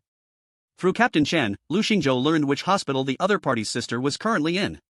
The next day, before meeting Sun Qi to clear dungeons, he first visited the hospital. In the hospital room, Lu Xingzhou met the stall owner's sister. She was wearing a blue and white striped patient gown, lying on the bed with a light blanket covering her. Her gaze was fixed on the window, not knowing what she was looking at. The information card hanging at the bedside detailed the patient's basic information. Name, Xia Yu. Cause of illness, game onset syndrome. Game onset syndrome, Lu Xingzhou had heard of this illness. It is a condition resulting from the game encroaching on reality. In short, normal professionals could restore their physical condition through various recovery items or skills. However, those afflicted with this illness cannot. The life points they consume in the dungeons are genuinely lost from their lives. And the mana points they expend are also true losses of vitality. Saying playing games with one's life is far from an exaggeration. Lu Xingzhou felt somewhat sentimental. Like her, he too had experienced some bugs in this world after the game's arrival. But her bug was clearly not so friendly. Lu Xingzhou had no intention of chatting more with Xia Yu. His only aim was to hand over the money, and afterward, everything would be just fine. Just as Lu Xingzhou tossed the money onto the table and prepared to leave. Suddenly, Xia Yu called out to him. "You're the one who killed my brother, right?" Hearing this, Lu Xingzhou was momentarily taken aback but didn't pay it much mind. Once he left the room, there would be no further interaction with her. It held no meaning to explain. How she wanted to think was her business. Lu Xingzhou remained silent and turned to leave. However, in Xia Yu's eyes, Lu Xingzhou's action appeared as an implicit acknowledgement. She coldly watched his departing figure. No voice was raised to stop him. Yet at this moment, the seed of hatred had silently taken root and sprouted. Outside the dungeon, Sun Qi and Zhao Qian had been waiting there early on. Upon seeing Lu Xingzhou arrive, Zhao Qian immediately approached with a smile and greeted him. "Big shot, good morning. I heard from Sun Qi that you like steamed buns, so I specially bought some for you, along with a cup of soybean milk." Zhao Qian acted all cute, and after saying this, she hid her hands behind her back. Her face was filled with an expression asking for praise. As a little ornament to the big shot, Zhao Qian was very aware of her position. However, at this moment, Lu Xingzhou seemed a bit lacking in appreciation and directly replied. "I don't like steamed buns, you can eat them yourself." Zhao Qian? She clearly heard Sun Qi say that Lu Xingzhou almost had steamed buns for breakfast every day. How did it happen that when he arrived at the boss's place, he no longer loved to eat steamed buns? "Boss, what do you like to eat?" Zhao Qian timidly spoke up. At this moment, Lu Xingzhou slowly took out a detox fruit from the props bar and then crunched it into his mouth. Zhao Qian was dumbfounded. The boss actually loves to eat this? But I really can't do it. In fact, Lu Xingzhou had never said that he did not love to eat steamed buns. Even Sun Qi did not know this matter. He did not love to eat steamed buns, he only loved to eat what his aunt made, that's all. These days of grinding dungeons passed as ordinary, nothing special happened. However, Lu Xingzhou indeed deeply felt that the further he went, the harder it was to level up. Although he was grinding at the warrior level difficulty in the last few days, Lu Xingzhou only leveled up by one level, plus more than 60% of experience. Before the exam, both Lu Xingzhou and Sun Qi reached level 10. Zhao Qian also reached level 9. In comparison, this leveling speed had far surpassed the vast majority of professionals. "Boss, my gratitude towards you is like the endless river, flowing without end. If I meet you again in the future, I will definitely repay you well." Zhao Qian spoke passionately, almost offering herself in return. Although leveling up by one level wouldn't increase all attributes by more than 5 points. But, at this critical stage, such an improvement could already create a considerable gap. Lu Xingzhou waved his hand, he truly felt this was not a big deal. He wasn't specifically trying to help the other level up, it could only be regarded as mutually beneficial. Besides, leveling up only adds a few attribute points. He had eaten all the detox fruits these days, adding a full 104 points to his mental power. And his combat evaluation had reached 24 stars. Far exceeding the assessment standard. While Lu Xingzhou was pondering, Sun Qi joked with a smile. "Oh, Lu bro, if you keep bringing her to grind dungeons for a few more days, if the pervert knows, she will definitely be jealous." Lu Xingzhou scoffed and calmly replied. "You brat, want to see if she beats you or me when she comes?" Sun Qi's smile vanished abruptly. "I'd better not try that." However, since they mentioned Su Ruyan, it had indeed been a while since he saw her. Starry level professionals should also not be slow in increasing strength, right? Lu Xingzhou stroked his chin, unsure if his current strength could truly be called the best in the city. Compared to someone like Su Ruyan, how would he measure up? Tomorrow is the assessment. To be honest, Lu Xingzhou is a bit looking forward to it.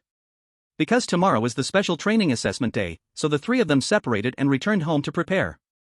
However, just as Lu Xingzhou was on his way home, he suddenly encountered two unexpected visitors. Wanhu, Zhao Xiufei, are you two looking for me for something? Chapter 23, Good Dogs Don't Block the Way. Wang Hu and Zhao Xiufei glared at Lu Xingzhou fiercely. Both of their expressions were filled with deep resentment. Upon hearing Lu Xingzhou's question, they not only did not answer but also sneered coldly. What do you think we're looking for you for? How do you have the face to ask such a question? If it weren't for you, would we have failed the special training selection standard? Damn it, you owe us. Lu Xingzhou was puzzled and glanced at their information. Both of them currently had combat evaluations at 9 stars. Tomorrow is the testing selection, their most basic combat evaluations are insufficient. Not to mention the subsequent practical assessments. Logically speaking, these two awakened high-level professionals should have no problem passing a normal 10-star combat evaluation. But this has nothing to do with Lu Xingzhou.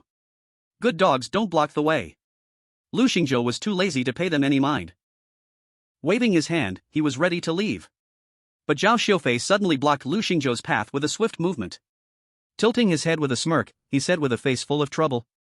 You kid, are you really planning to run away? Wang Hu also shuffled over, looking very displeased as he said. Lu Xingzhou, the two of us are here to teach you a lesson today. You think you can escape? At this moment, Lu Xingzhou was also a bit confused, and he said seriously. Did I not just say that a good dog shouldn't block the way? Wang Hu was extremely annoyed, his lip twitching as he said. I'll tell you, if it weren't for you, Lin Yixue definitely wouldn't have fought us. If it weren't for this, how could we have been hurt so badly? Originally, we were almost guaranteed to pass the special training exam, but because of you, we can't even reach a 10-star combat power. You damned guy. Since we can't pass the exam, you have to pay the price. As soon as these words came out, both of them got into a stance, ready to fight. They were both high-level combat professions, and their combat power had reached 9 stars. Together, Wang Hu and Zhao Xiufei had no problem dealing with ordinary boss monsters rated around 12 stars. And in their eyes, Lu Xingzhou, with the trashy low-level profession, had a combat power that wouldn't exceed 6 stars at most. So, they thought it would be extremely easy to deal with Lu Xingzhou. To be honest, Wang Hu and Zhao Xiufei didn't even consider him a real opponent. They came here simply to give Lu Xingzhou a lesson. Kid, offending me? That's your bad luck. Today, I will teach you a lesson, and then I'll head to your aunt's bun shop.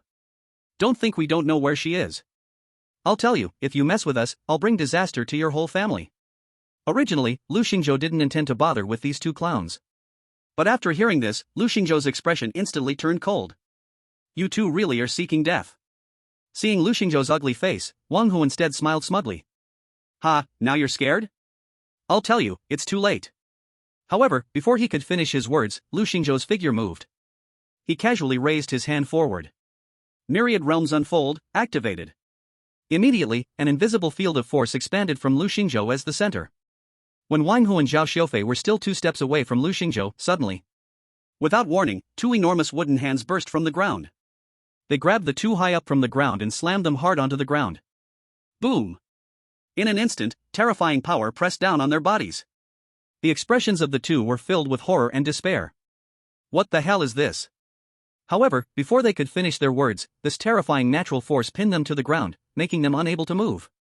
The strong, withered wooden hands sent out many tiny branches, tightly binding them to the ground like the most unbreakable ropes. And it kept tightening, constricting. You, Lu Xingzhou, you can't kill us. I can't breathe. At this moment, both Wang Hu and Zhao Xiufei felt a heaviness in their chests, unable to catch their breath. Even at this moment, they couldn't think about why Lu Xingzhou possessed such terrifying power. Why?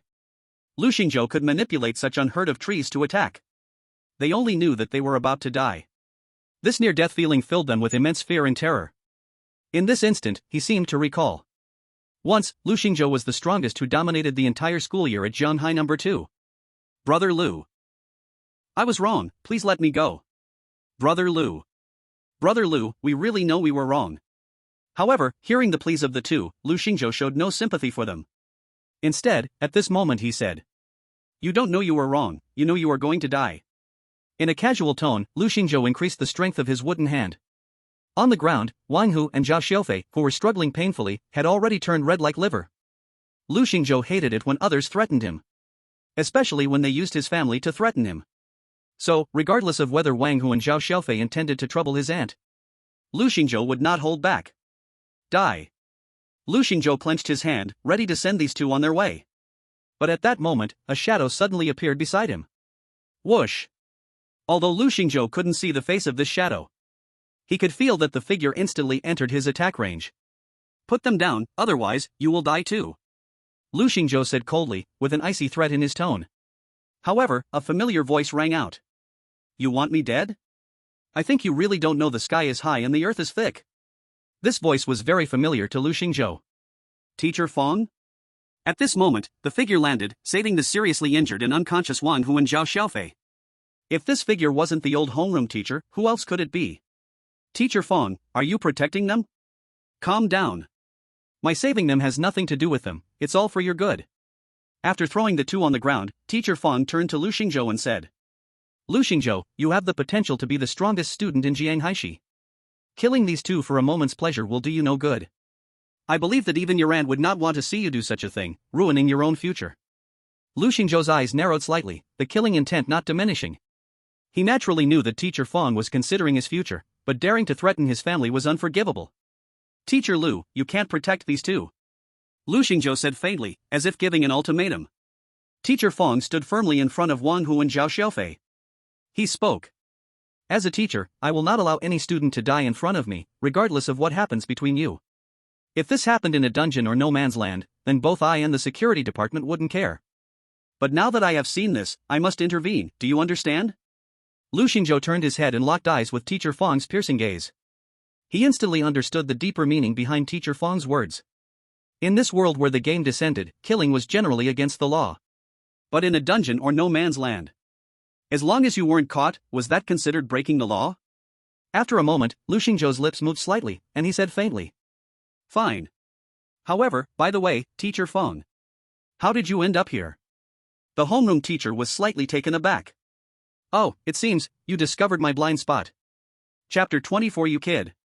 Are cheating? At this moment, a hint of embarrassment appeared on Teacher Fong's face. After all, the fact that Principal Chang Yuanshan had instructed him to secretly follow his student was so easily exposed. Although he considered the future of his student, Lu Xingzhou should understand, right?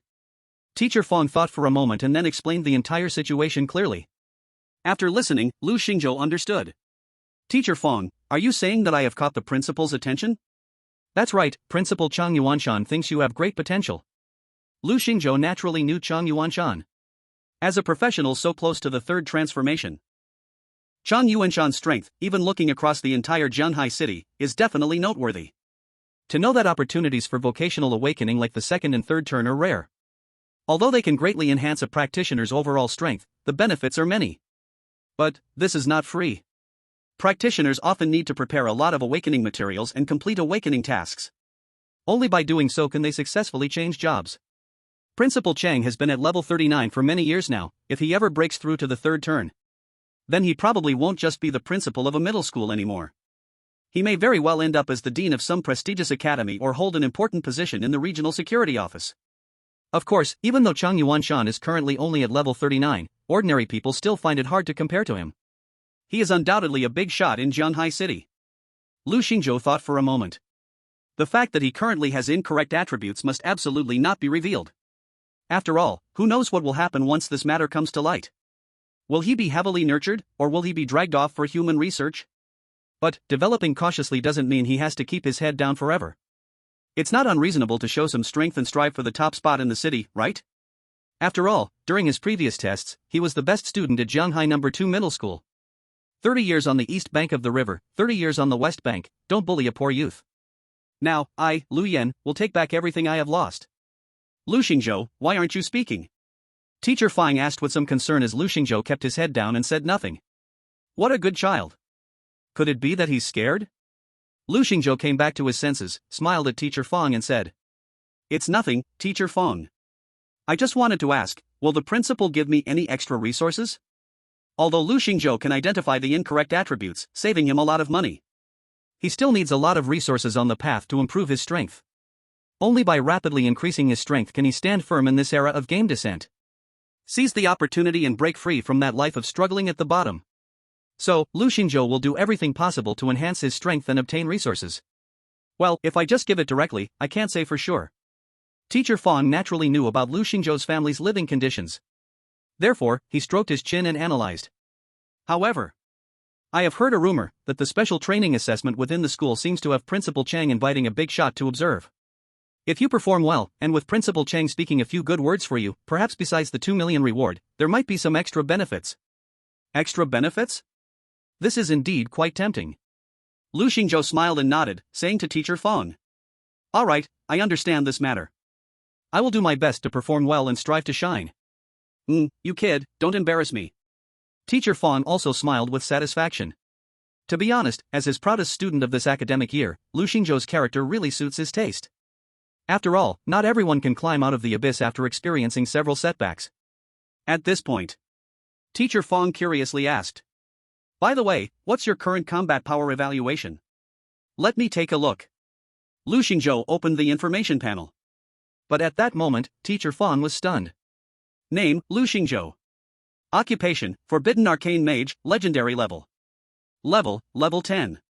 Combat Power, 27 stars, plus 3 stars.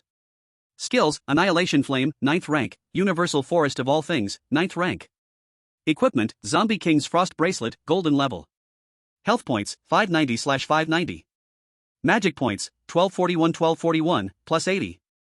Strength attribute, 10 points. Spirit attribute, 113 points, plus 5 points.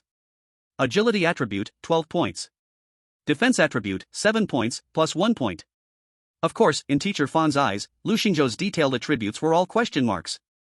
However, this did not prevent him from seeing Lu Xingzhou's combat power evaluation showing that terrifying combat power of 27 stars.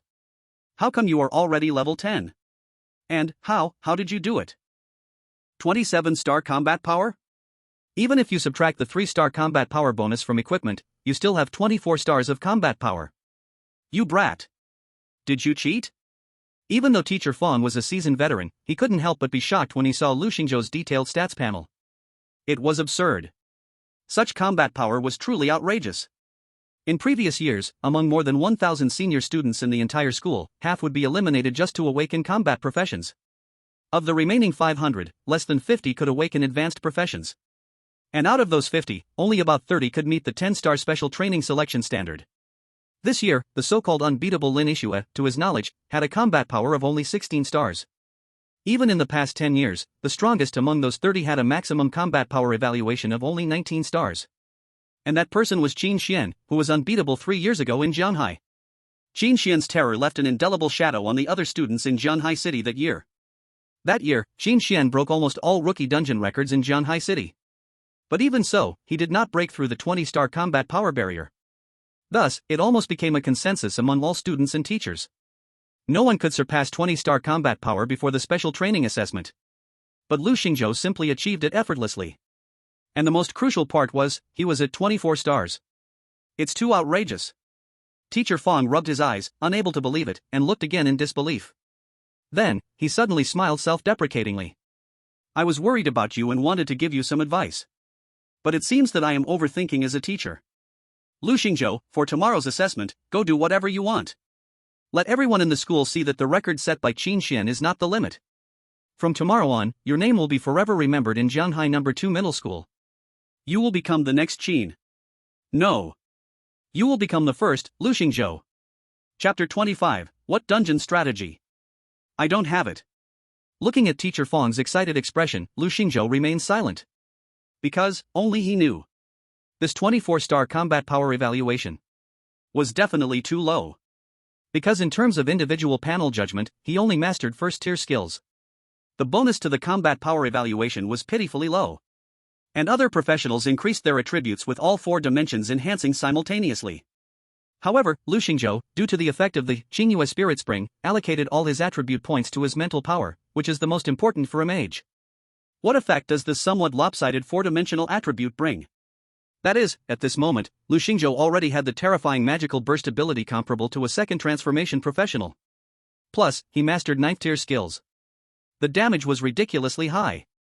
Should I tell Teacher Fong? Never mind, he's already happy enough, too much of a good thing is no good. After thinking for a moment, Lu Xingzhou came to a conclusion. After laughing loudly for a while, Teacher Fong reined in his smile and looked at Lu Xingzhou, who was calm beside him. Then, with an appreciative nod. Good kid. Unflappable, neither arrogant nor impatient. Even after achieving such great success, he still didn't overly show it. No wonder he was my proudest student. Alright, go back and prepare well. I look forward to your performance in tomorrow's assessment. Okay. Lu Xingzhou replied and then turned to leave. Teacher Fong glanced at Wang Hu and Zhao Xiufei, who were lying on the ground, unconscious. Then he sighed slightly, shaking his head in disappointment. Although they both awakened advanced professions and could be considered as second-generation fighters. But, they messed with someone they shouldn't have. This time, Teacher Fong, due to professional ethics, saved both of them. But if these two little guys, if they don't know better and provoke Lu Xingzhou, what will happen to them? Well, what will happen? As a teacher, he couldn't manage the things in the instance. The next day, it was the day of the special training selection. Early in the morning, Aunt Chu Ching had prepared a steamer full of beef dumplings and placed it on the table. Little Lu, this is a new dish I've developed after using the skill book you gave me last time. You must try it. Lu Xingzhou smiled as he finished the steaming dumplings, giving a thumbs up and said. Delicious. Auntie's cooking is as good as ever. As long as it's delicious. After your assessment, Auntie will make you more tasty food. Chu Ching showed a warm smile. Even after so many years of struggling in society, she has always maintained that warmth and kindness deep within her heart that embraces everything. Moreover, although Chu Ching had never expressed it in words, Lu Xingzhou knew very well. She never complained about the hard work but instead seized every opportunity to improve their family's conditions. He had just bought Chu Ching a living skills book, and she began researching new recipes. Such initiative and execution are not something ordinary people can compare to. However, despite Chu Ching's hard work over the years, she still found it hard to save any money. Countless taxes, rising prices, and various unfair treatments. Lu Xingzhou didn't understand. No matter how this world changes, when has it ever given ordinary people even a glimmer of hope? Lu Xingzhou felt a deep emotion in his heart. In both the previous life and this life, the game rules were set by the strong, and the weak had no choice but to obey. But in this life, he would become the one to set the rules. Auntie, wait for my good news from this assessment. Chu Ching showed a bright smile, not showing any signs of distrust towards Lu Xingzhou. After breakfast, Lu Xingzhou arrived at the assessment hall of the school and found that everyone was already waiting there early. The hall was bustling with excitement, everyone chattering and discussing. Who would become the first in today's assessment? I think, our class's Sun Chi should be the strongest, right? After all, he brought that useless Lu Xingzhou to refresh the instance record. Absolutely. Who doesn't know now that Sun Chi refreshed the record of Big Shot Qin Xian? I heard even those monsters from experimental high school couldn't believe how Sun Chi refreshed the record so many times. But have you heard? Sun Chi and Lu Xingzhou's record was actually cheating. What? There's such a thing? How did they do it? How they did it is not important, what's important is that those two cheated. If that's the case, then this year's first place is definitely our goddess Lin Yixue. For sure. Without the starry level, the strongest must be our Lin goddess. It is said that our Lin goddess's current strength has reached 16 stars. Wow. 16 stars, that's definitely number one. Hey, everyone stop talking, the goddess Lin is here. When Lin Yixue entered the class, the overall noise in the class instantly quieted down. Everyone's gaze immediately turned to her. Lin Yixue's cold and proud eyes showed no concern for the attention of those around her as she entered the assessment hall and directly turned her head to look beside her. Then, she saw Lu Xingzhou, who was unnoticed in the corner of the hall. After that, she walked straight over. The gazes of those following her were also drawn over. Lu Xingzhou looked at Lin Yixue walking over, unsure of what she wanted to do. So he asked, "Do you need something from me?" Lin Yixue's expression was serious, although her face still looked cold as ice, it was obviously much softer than the way she looked at others. I want to ask you about the strategy for clearing the Goblin Jungle Dungeon. Lin Yixue said this sentence, and the whole class was shocked. They looked at her with disbelief in their eyes, their expressions seemed to say. Did I hear that right? The school's top student, Lin Yixue, actually asked Lu Xingzhou for dungeon strategy? Is this a joke? Lin Goddess, why are you asking him? He's just a stinky cheater. Yeah, what does he know about dungeon strategies? You won't get anything from him. Sigh, the Lin Goddess is confused. Lu Xingzhou did not pay attention to the opinions around him, looking at Lin Yixue, and then smiled faintly. To be honest, there's really no strategy, just play normally. Upon hearing Lu Xingzhou's answer, Lin Yixue pondered for a moment, unsure of what to say. After days of sleepless study, Lin Yixue realized that no matter how hard she tried, she could never break Lu Xingzhou's record in the Goblin Jungle Dungeon. In fact, even Qin Xian's record was something she couldn't break. She had always considered herself a gifted person and believed the praise from the school teachers, saying that she was invincible under the stars. But when Lu Xingzhou made a strong comeback, she realized Lu Xingzhou had once again left her far behind. And now when she asked this question, she just wanted a clear understanding of her defeat. However, when she saw Lu Xingzhou's calm demeanor, she was unwilling to admit that she had lost. Her lips moved slightly, then she clenched her teeth, just as she was about to speak. Chang Yuanshan arrived. Good morning, dear classmates. Principal Chang Yuanshan walked in behind Teacher Fong, giving Lu Xingzhou a silent thumbs up, signaling him to perform well. Lu Xingzhou understood, the corners of his mouth lifted slightly. When Principal Chang Yuanshan entered the classroom, the classmates came forward to greet him. But it was clear that the principal wasn't just here to chat and joke around. His gaze swept over everyone. Then it landed on Lin Yixue. High-level players can master the skill of investigation. Even if the other party didn't voluntarily display their data panel, they could check it. Chang Yuanshan nodded quietly, quite satisfied with this top student in the school. Level 9, Battle Power 16 stars. Based on previous year's experience, Lin Yixue's current battle power should rank her among the top 5 in the entire city. Not bad. However, when he turned to look at Lu Xingzhou beside him, the principal's brow suddenly furrowed, and he couldn't help but express a slight doubt. Because he actually couldn't see the detailed data on Lu Xingzhou's panel? A question mark formed in his mind. Could it be that he had some kind of shielding item? However, the information he could see still surprised Principal Chang. Level 10 Magic Apprentice, Battle Power Evaluation. 24 stars. This kid actually surpassed Lin Yixue by so much? Even 3 years ago, that Qin Xian was not as good as Lu Xingzhou at this stage? Principal Chang Yuanshan maintained a calm expression, but his heart was already a stormy sea. No matter how much he had seen, he still found it hard to believe everything he was seeing. Principal Chang took a deep breath, suppressing his inner shock. He personally came here to confirm what Teacher Fong had said. Unexpectedly, there was not an ounce of exaggeration. So terrifying. However, this year's first position in the city, it should finally be returning to Jianghai No. 2 Middle School's hands, right? Experimental Middle School and Jianghai No. 1 Middle School, even if you have some hidden trump cards, it's all useless. 24 stars, what a little monster. Seeing that everyone is doing well, I'm relieved. In the test later, everyone performed well. Principal Chang waved his hand, preparing to turn and leave. Just then, suddenly a bald head burst in from the door of the hall. Hey, almost late. Oh no, my dad woke up late this morning, can't blame me, old classmate. Oh, Principal Chang, you're here too, good morning. Sun Shi smiled and laughed, then saw Lu Xingzhou in the crowd and jogged over. Brother Lu, you came so early? I just arrived. Hey. Didn't we just finish the dungeon yesterday and reach level 10? My dad was so happy he insisted on taking me out for a nice meal, and as a result, I woke up late today. As soon as Sun Shi said this, the expressions of the people in the hall changed instantly. What the heck? Reached level 10? You have to know, the highest level in the hall was Lin Yixue. But she was only level 9. As for the others, the highest was only level 7 advanced professionals. This gap is way too big, right? Principal Chang's gaze swept over Sun Shi, and he also showed surprise. Level 10, with 17-star battle power? It actually surpassed Lin Yixue's battle power. Although it couldn't compare to Lu Xingzhou's 24 stars, it was still strong enough. However, at this moment, a hint of doubt flashed through the principal's mind. Both are level 10, but how did Lu Xingzhou, with 2 level 1 skills as a magical apprentice, surpass Sun Shi, who has 4 level 4 skills? Principal Chang looked at Lu Xingzhou with increasing curiosity. Alright, since most of you are here now, let's start today's special training test. At this moment, on the testing platform at the front of the hall, Teacher Wang, who was in charge of maintaining order, spoke.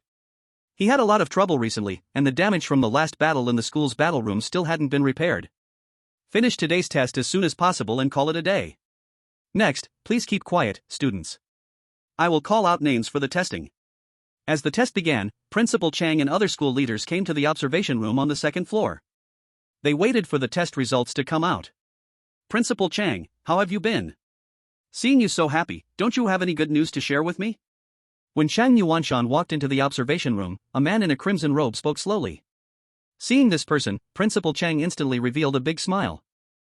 Brother Zhao, are you joking with me again? I'm very happy you could come, where's the good news?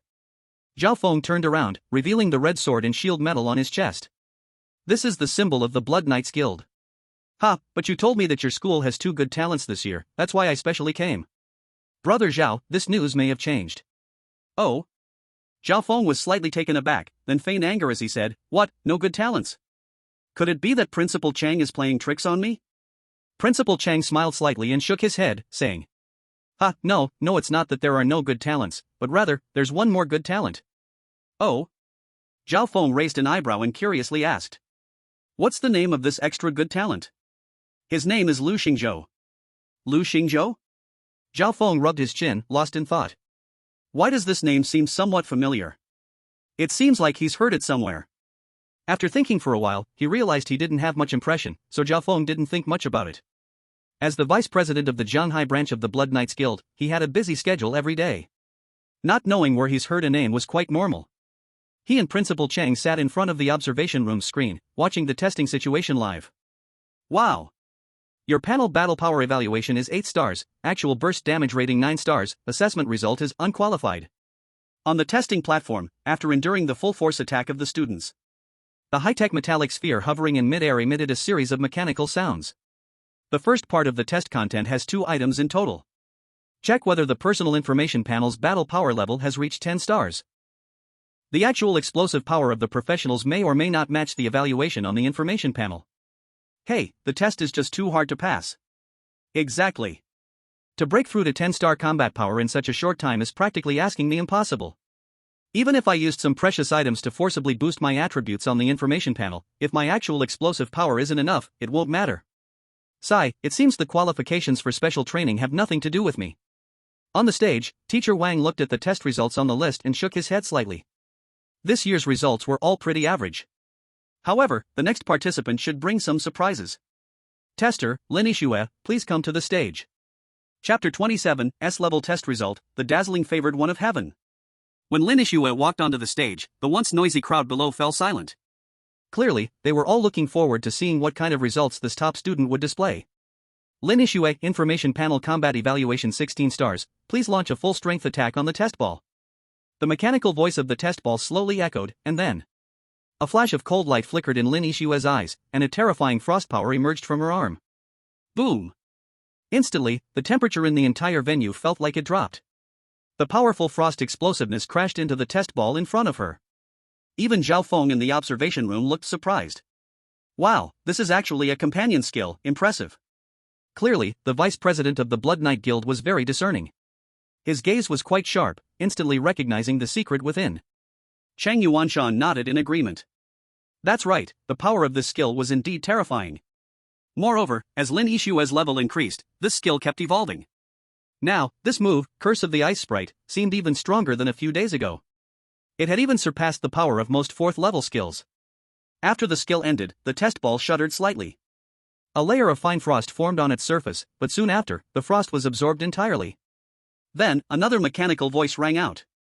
Your panel combat evaluation is 16 stars, actual explosive damage rating 19 stars, final assessment result S-level. The moment the mechanical voice sounded, the students in the hall were stunned. Wow! S-level passed the test, that's awesome.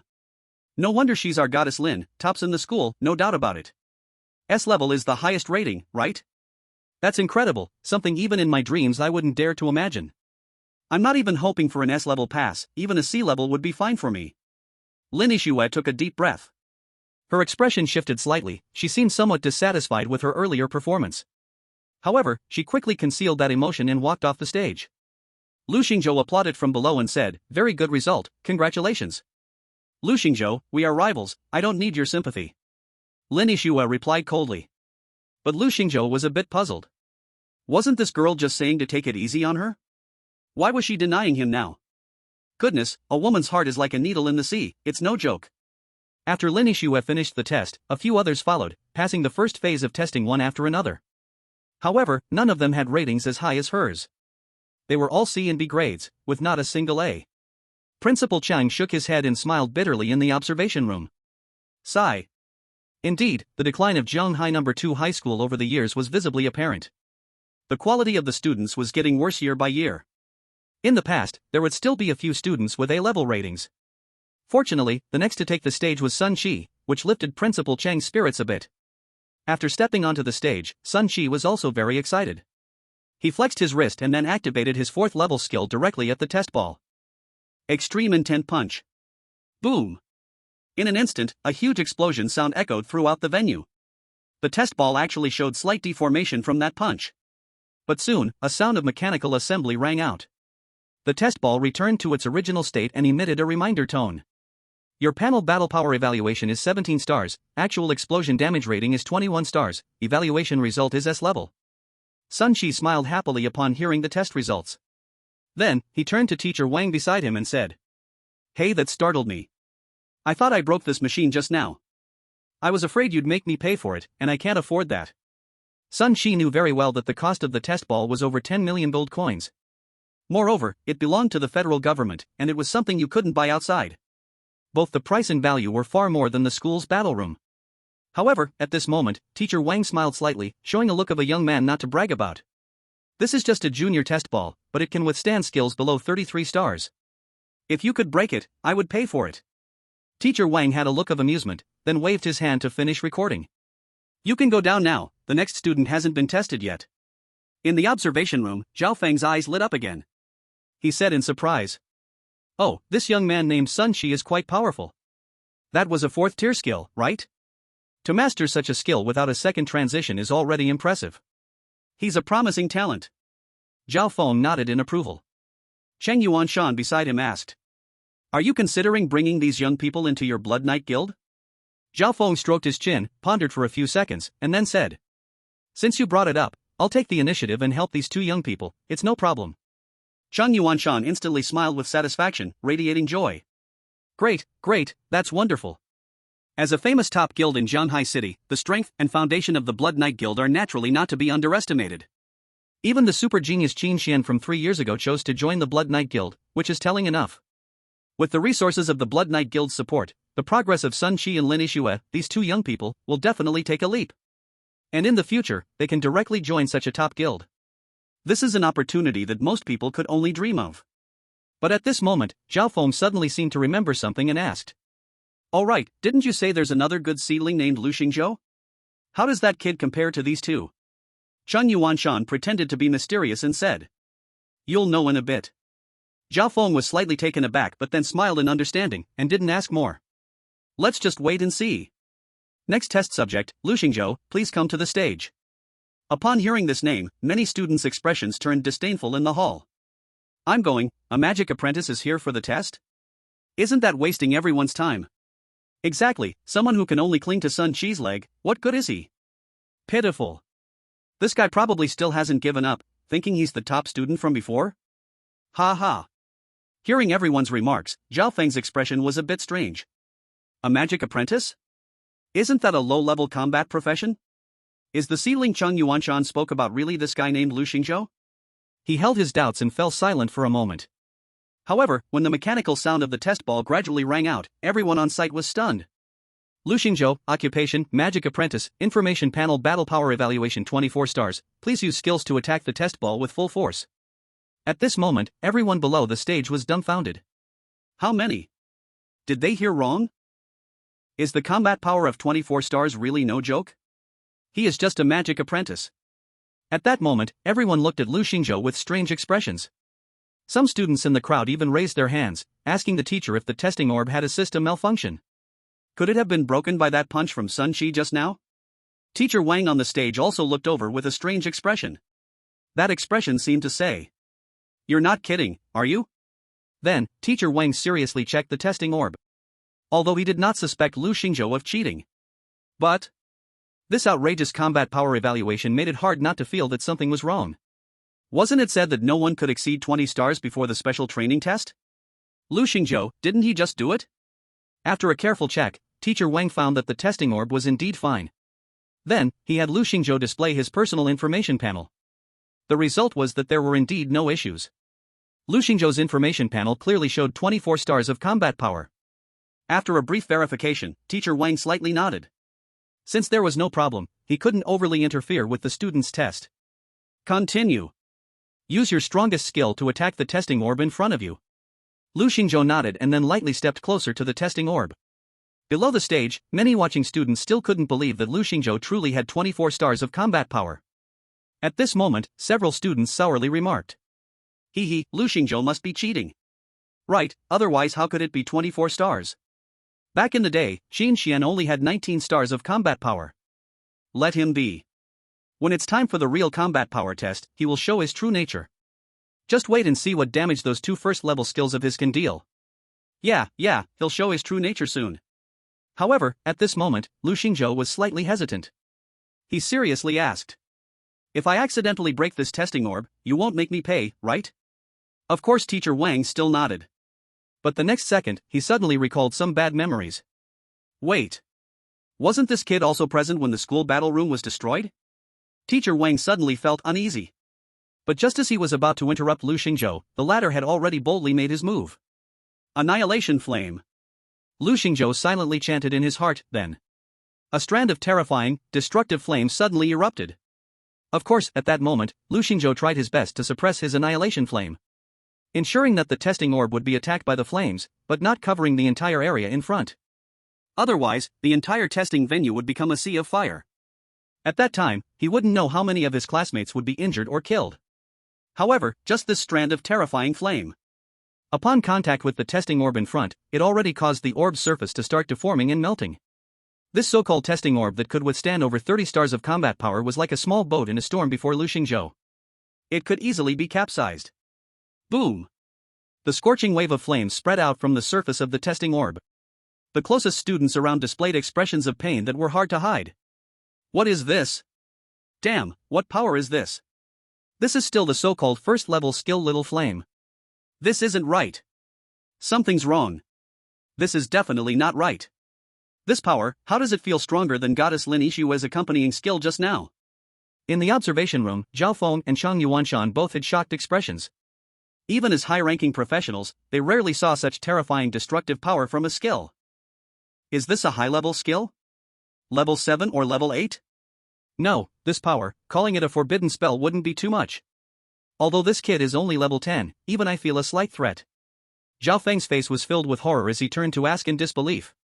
Principal Chang, the siege you mentioned, is really this strong? This is simply a monster. If I had known this kid was this strong, I would have called our president over. Chang Yuanshan's forehead also trickled down a bead of sweat. He also didn't expect Lu Xingzhou's skill power to be so terrifying. What kind of level 1 skill little flame is this? Do you think I don't know quality? But, although he was shocked inside, he still kept a calm demeanor and said. Ahem, of course, since I called you, Brother Zhao, I obviously have a top-tier genius to introduce to you. Good. Zhao Feng repeatedly said 3 goods, then smiled widely at Chang Yuanshan and said. Brother Chang, I will remember this favor.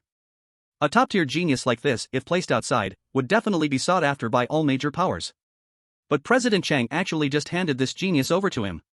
How could he not be excited? On the testing platform.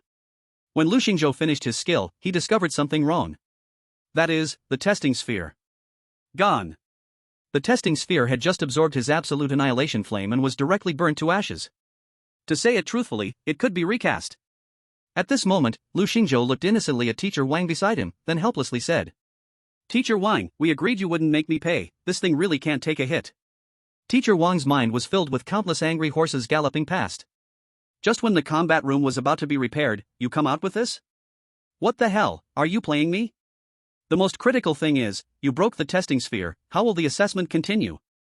Below, the students were no longer focused on how to continue the testing. They were all shocked beyond measure. Unable to believe their eyes. You have to know, even after the full-strength strikes of top geniuses Sun Qi and Lin Yishua, the testing sphere showed no traces. But, just being burned by Lu Xingzhou's flames, it actually disappeared? There's no way this is so outrageous. The students who just accused Lu Xingzhou of cheating and clinging onto others now wished they could find a hole to hide in. They never would have thought that the magic apprentice they looked down upon would perform such an unbelievable feat in front of everyone. What a monster! It seems, what he said about the dungeon having no strategy is probably true. Lin Yishua, seeing the damage from Lu Xingzhou's skill, sighed softly.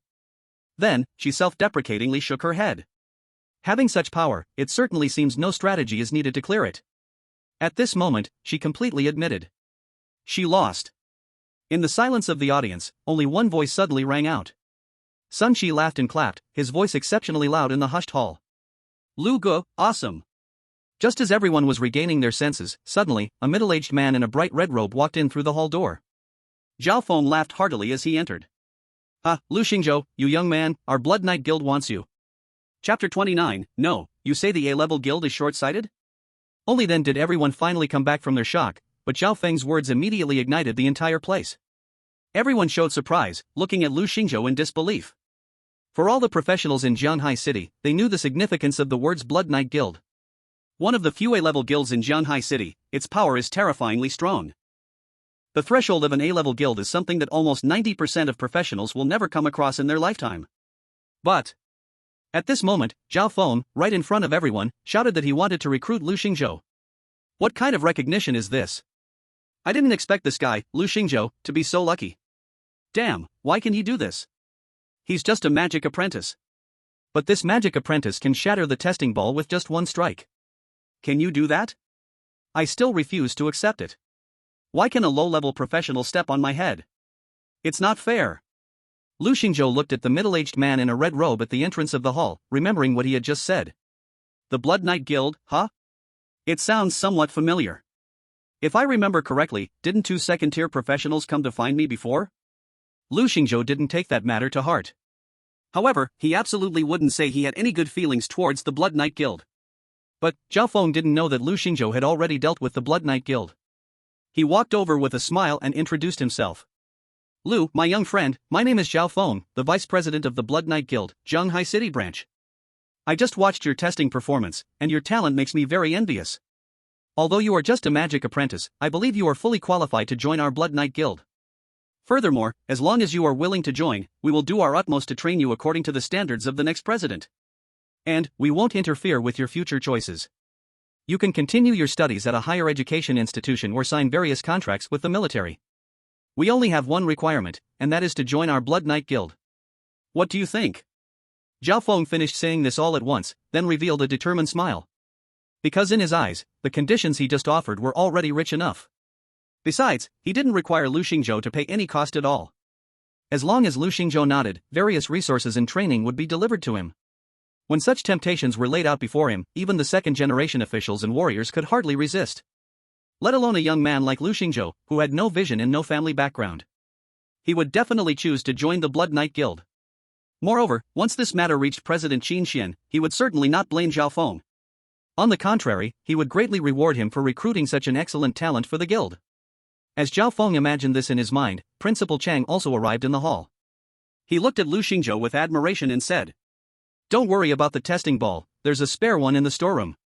The school will always be your strong support. Your future path is very broad, just take it slow. But no matter where you go, you must remember, you are a student of Jianghai No. 2 High School, this is your home." When the surrounding classmates saw the friendly expressions of Vice President Zhao Feng and Principal Chang, they felt a bit strange. Are these the high-end mighty figures they usually see? If I remember correctly, just a little tardiness previously would lead to teachers scolding them, saying, "Do you really think this school is your home?" Yet now, Lu Xingzhou broke a testing ball worth 10 million gold coins, and the principal not only didn't blame him. Instead, he even let Lu Xingzhou treat the school as his home? Is this right? However, students like Lin Yishui and Sun Shi, who had decent family conditions, had a broader perspective. Now, with Cheng Yuanshan and Zhao Feng's attitudes, it only indicated one thing. They were trying their best to pull Lu Xingzhou in to form an alliance. Before a genius has fully developed, building a good relationship is like providing timely help in a snowstorm.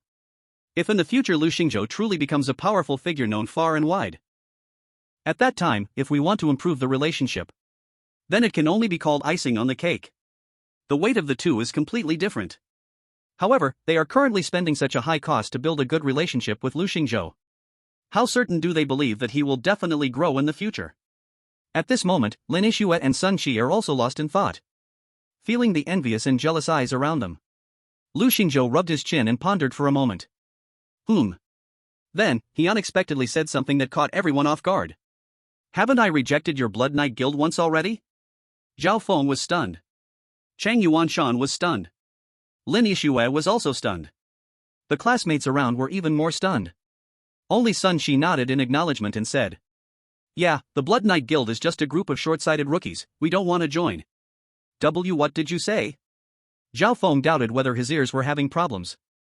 Little brother, it's an A-class guild, do you understand what that means? Are we short-sighted rookies? Are you joking? Little brother, is there some misunderstanding between us? After thinking for a moment, Zhao Feng also realized that there might be a situation he didn't understand. So, he asked. At this time, Sun Qi simply explained to him what happened with those 2-second transition professionals they encountered last time. Especially adding fuel to the fire by describing their arrogant attitude. After hearing this, Zhao Feng's expression turned quite ugly. There is actually such a thing?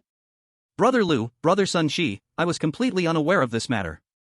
I will definitely have a good talk with President Qin Xian when I go back, hoping we can clear up the misunderstanding between us. Lu Xingzhou shrugged and said, President Zhao, this is your matter now. Zhao Feng knew that Lu Xingzhou still had opinions about that incident. It was pointless to say more, he had to go back to investigate. The special training assessment at Zhanghai No. 2 High School came to an end under the astonished eyes of everyone. In the end, only 22 students successfully passed the internal special training assessment. Among them, Lin Yixue, who was originally thought to become the strongest in Zhanghai No. 2, unexpectedly ranked third. And the first and second places were taken by Lu Xingzhou and Sun Qi. Naturally, the school's extra rewards were also taken by them in one sweep. Lu Xingzhou looked at the bag filled with 2 million gold coins, feeling incredibly excited. 2 million, 2 million, a lifetime's worth that can never be spent. The principal held high expectations for Lu Xingzhou and them. After giving the school's bonus to them, he also urged them to quickly improve their strength to cope with the upcoming elite training class competition across the city, striving to achieve good results. And, the principal also instructed all homeroom teachers of the senior year to manage their students well. Everything that happened during the internal assessment today must not be spread outside. This is also to keep Lu Xingzhou, this trump card, until the competition between schools. But, on the other side, Zhanghai No. 1 High School, Zhanghai Experimental High School had already received the news. Zhanghai No. 2 has produced a monster. Chapter 30. How much? Just name it. Zhanghai Experimental High School. Chen Jinchang, although you are our trump card at the Experimental High School, and your strength is far beyond your peers. But I think it's better to have a little respect for that so-called monster from Zhanghai No. 2. After all, this year, our experimental high school is in a key period of striving for the champion for 3 consecutive years, we must not capsize in the sewer. The principal of the experimental high school spoke earnestly, slightly worried. However, the boy across from him, named Chen Jinchang, was very confident. He had a neat short haircut, and his brows held an innate confidence.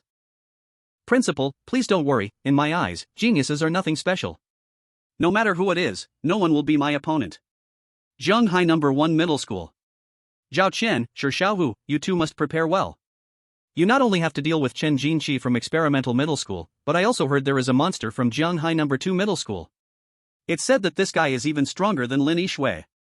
The principal of Zhanghai No. 1 Middle School obviously had received these rumors. So, he spoke earnestly. After hearing this, Shi Xiaohu did not care. For him, he only had one opponent, which was the strongest from Zhanghai Experimental Middle School, Chen Jinqi. As for the so-called genius from Zhanghai No. 2 Middle School, he didn't take it seriously at all. However, Zhao Qian's expression showed some hesitation. The monster genius from Zhanghai No. 2 Middle School, could it be the big shot Lu Xingzhou? If it really is the big shot, then is there still a need for me to compete? Zhao Qian's expression grew serious, and the principal of Zhanghai No. 1 Middle School noticed her. He sighed and told Zhao Qian. But you don't need to feel too much pressure. I think Zhanghai No. 2 Middle School might just be throwing up a smokescreen. Geniuses are not something you can find everywhere. They already have a Lin Yixue, which is quite impressive. Go back and prepare well. There are only 3 days left until the citywide elite assessment. Zhao Qian and Shi Xiaohu each had their own thoughts and nodded. On the other side, after Zhao Feng returned to the Blood Knight Guild, he went straight to Qin Xian's office. Where is the president?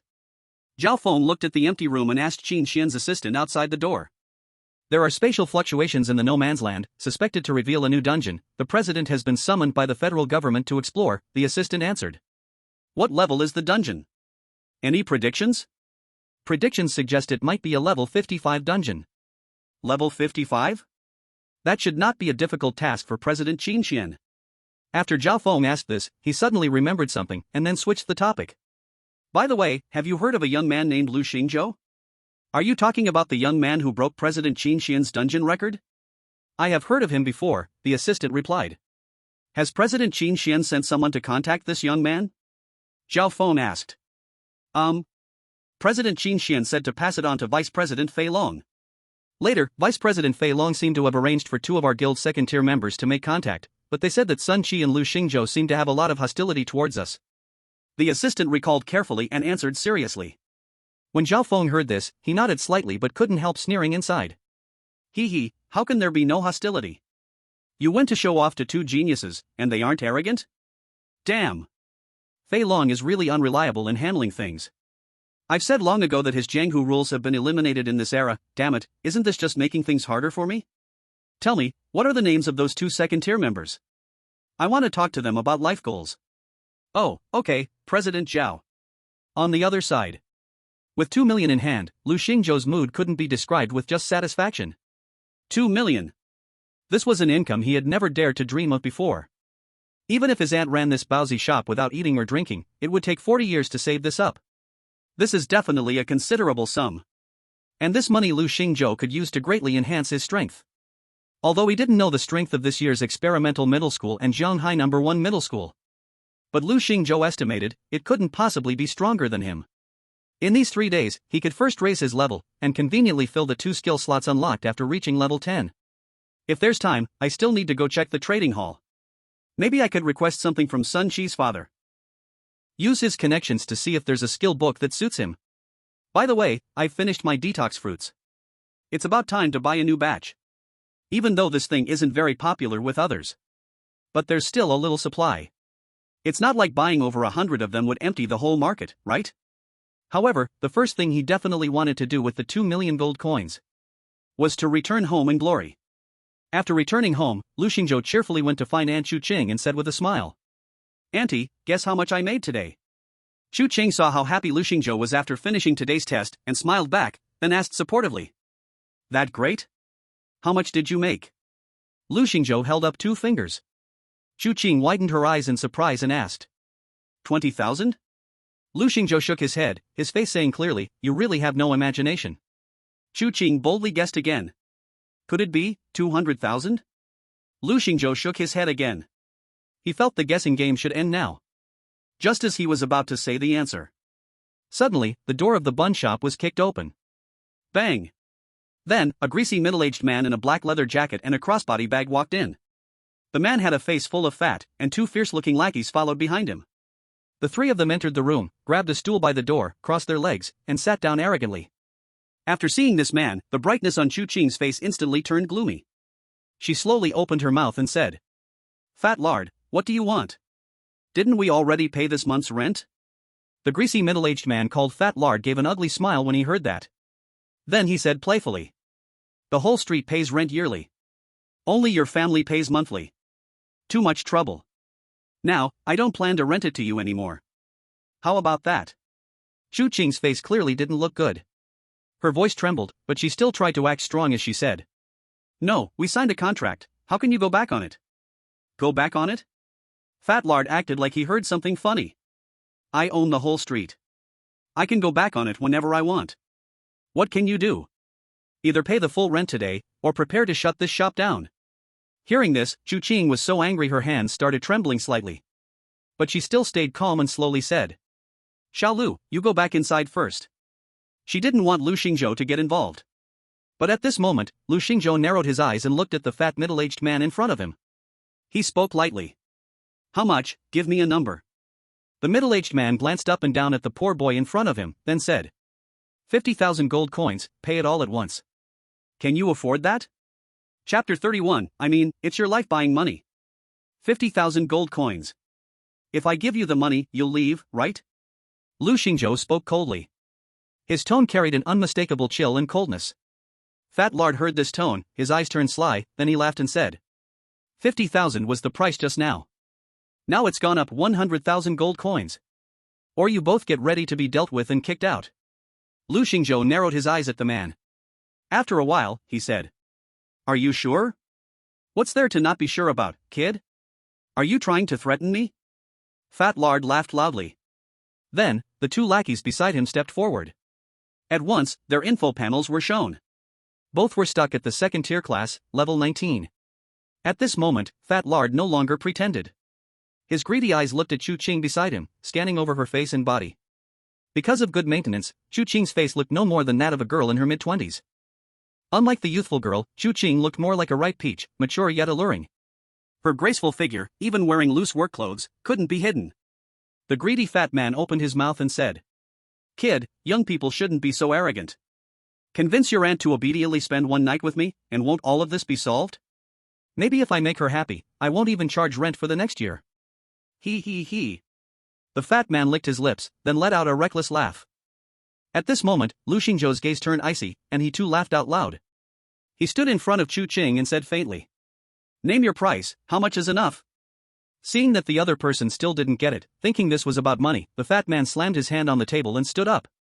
He angrily said, 1 million, if you can take it out, this matter will be settled. The next second, Lu Xingzhou, without wasting any words, took out a heavy bag full of gold coins and slammed it onto the ground. When the gold coins hit the ground, the fat man, his 2 lackeys behind him, and Chu Qing, they were all stunned. Who could have imagined that a student-looking young man could pull out such a huge sum of money? This was simply ridiculous. The fat man stared at the large bag of glittering gold coins, his eyes went wide. He reached out to grab it. However, at that moment, Lu Xingzhou stepped on the bag, then coldly said, "Do you know why I'm giving you this 1 million? The fat man froze for a moment, instinctively withdrawing his hand, then laughed recklessly. "Ha, what else could it be? Isn't it because you're scared? You want me to let your aunt off?" At this moment, Chu Qing also tried to persuade. "Little Lu, quickly put the money away, this place is under the jurisdiction of the Public Security Bureau, they won't dare to do anything." However, Lu Xingzhou ignored her and simply shook his head slightly. "You're wrong." The fat man glanced at Lu Xingzhou, confused, and asked, "Then what do you mean, kid? Can't you guess?" Lu Xingzhou sneered, then all expressions on his face disappeared. Cold. Like looking at a dead person, cold. Lu Xingzhou's tone was indifferent as he slowly spoke. "This is the money to buy your lives." At the moment those words were spoken, the 2 lackeys instantly moved. Whoosh! Both of them were warrior-type professionals, capable of enduring and fighting, experts in close combat. Their speed was fast, and in an instant, they were right in front of Lu Xingzhou. Both of them swung their fists, one left, one right, straight for Lu Xingzhou's face. This was their heated combo move, double ghost slapping the door. "No reaction at all, stinky kid, die. Pretending, I'll make you fly." Their fists were an inch away from Lu Xingzhou's face, and in the next second, they were about to shatter his facial bones. Chu Qing widened her eyes, fearfully shouted, "Don't hurt him, I agree to what you said." However, in that instant, Lu Xingzhou raised 2 fingers slightly, then pressed down slightly. "Trash, kneel down for me." In an instant, several thick wooden tendrils burst out of the ground at a speed almost invisible to the naked eye, then quickly coiled around their arms, ankles, necks, and spines, then fell straight down. Boom! The 2 level 19 warrior professionals had their pupils shrink, realizing that things were bad. But before they could react, they were instantly slammed into the ground by this terrifying force. Their knees hit the ground, and their bodies were twisted into strange positions by this huge force, kneeling on the ground, like 2 broken dolls casually discarded. The fat man saw the situation, his expression changed from the earlier arrogance to confusion. Then, an uncontrollable fear appeared on his face. He suddenly shoved the chair away, shakily stood up. Aren't you a senior high school student? How could you possibly be this strong?" As he spoke, his body kept moving toward the door. He looked ready to run away at any moment. At this moment, Lu Xingzhou slowly turned his head and looked at Fei Piao, coldly saying, "I let you go?" Cold sweat flowed down Fei Piao's back, with beads of sweat sliding down his pockmarked, plump face. Yet, he didn't dare to move now. Because in just the blink of an eye, the 2 little brothers he brought were directly pressed to the ground by Lu Xingzhou. Their life and death unknown. How could he still dare to act tough? "Little brother, today if you spare me a way to live, let's be friends, and from now on, your shop's rent will be all free, okay?" Lu Xingzhou sneered, "I still prefer that rebellious look of yours from before. What's wrong? Now you've wilted?" Brother, let me go, my brother is." Fei Piao initially wanted to bring up his backing to intimidate the other party. However, before he could finish his words, Lu Xingzhou's index finger lightly tapped again. In an instant, a tendril like a wooden dragon surged from the ground, horizontally pressing Fei Piao down. Put! The massive impact made Fei Piao spit out a mouthful of blood. After all, he was even weaker than his 2 little brothers, he was just a level 7 intermediate professional. His strength could be said to be utterly inferior. At this point, still wanting to threaten me, you're really stupid to death. Even a dragon has its reverse scale, touch it and you die. And Lu Xingzhou's family was his reverse scale. Fei Piao felt the grip of the wooden strands tightening around him, and he hurriedly shouted. You can't kill me, you can't kill me. My brother is the vice president of the Blood Knight Guild. He won't let you go. Upon hearing this, Lu Xingzhou's brows slightly furrowed. Zhao Feng? No, it's another vice president, Fei Long. Chapter 32, I only saw a desperate little girl. Lu Xingzhou touched his chin. He didn't expect it would be the Blood Knight Guild again. What is it, am I cursed to conflict with them? However, Lu Xingzhou wasn't afraid, not to mention how Zhao Feng was racking his brain wanting to befriend him. How could he tear his face over a mere Fei Piao? Even if the other party truly wanted to entangle with him to the end, Lu Xingzhou had his own confidence. What if it's an A-level guild? If he wasn't impulsive, would he still be a young man? Seeing Lu Xingzhou seemingly lost in thought, Fei Piao thought the kid was scared. So, his tone regained some arrogance. Kid, I advise you, it's better to release me quickly. Then let your little aunt come to apologize to me tonight, who knows, maybe I'll be magnanimous and let you go. Otherwise, just wait for the revenge of the Blood Knight Guild. At this moment, although Chu Qing was very surprised by Lu Xingzhou's strength, having sharpened herself in society for so many years, she knew one thing. The arm cannot twist the thigh. As an ordinary citizen, Lu Xingzhou was weak and absolutely powerless against such a massive force. Moreover, it was the infamous Blood Knight Guild, right? Just as she was about to persuade Lu Xingzhou, Chu Qing saw the smile at the corner of Lu Xingzhou's mouth. That was a display of calm confidence. Chu Qing was momentarily stunned, although she didn't know what confidence Lu Xingzhou had. But she believed that Lu Xingzhou should have a way to solve this problem. Without hesitation, Chu Qing chose to trust him. At worst, she could sell this bun shop and move to another city with little Lu, it would be fine. As long as the person was safe, that was good. Lu Xingzhou walked to Fei Piao's front, then slowly crouched down, looking down at him. Then he patted Fei Piao's trembling fatty face. With a kind smile, he said. Do you know why I said you deserve to die? The dog relies on its master, oppressing men and bullying women, but the key point is, you dare to target my aunt. You are very brave, huh? Fat Blubber was unsure, not knowing what Lu Xingzhou was planning to do. Are you going to kill me? Kill you? No, I have no such intention. Lu Xingzhou would certainly not kill anyone in his aunt's bun shop, otherwise, how could they open for business here? Moreover, it would draw unnecessary trouble from the security bureau. Fat Blubber smiled creepily, then relaxed a lot, saying, Then are you going to let me go? You have good eyesight.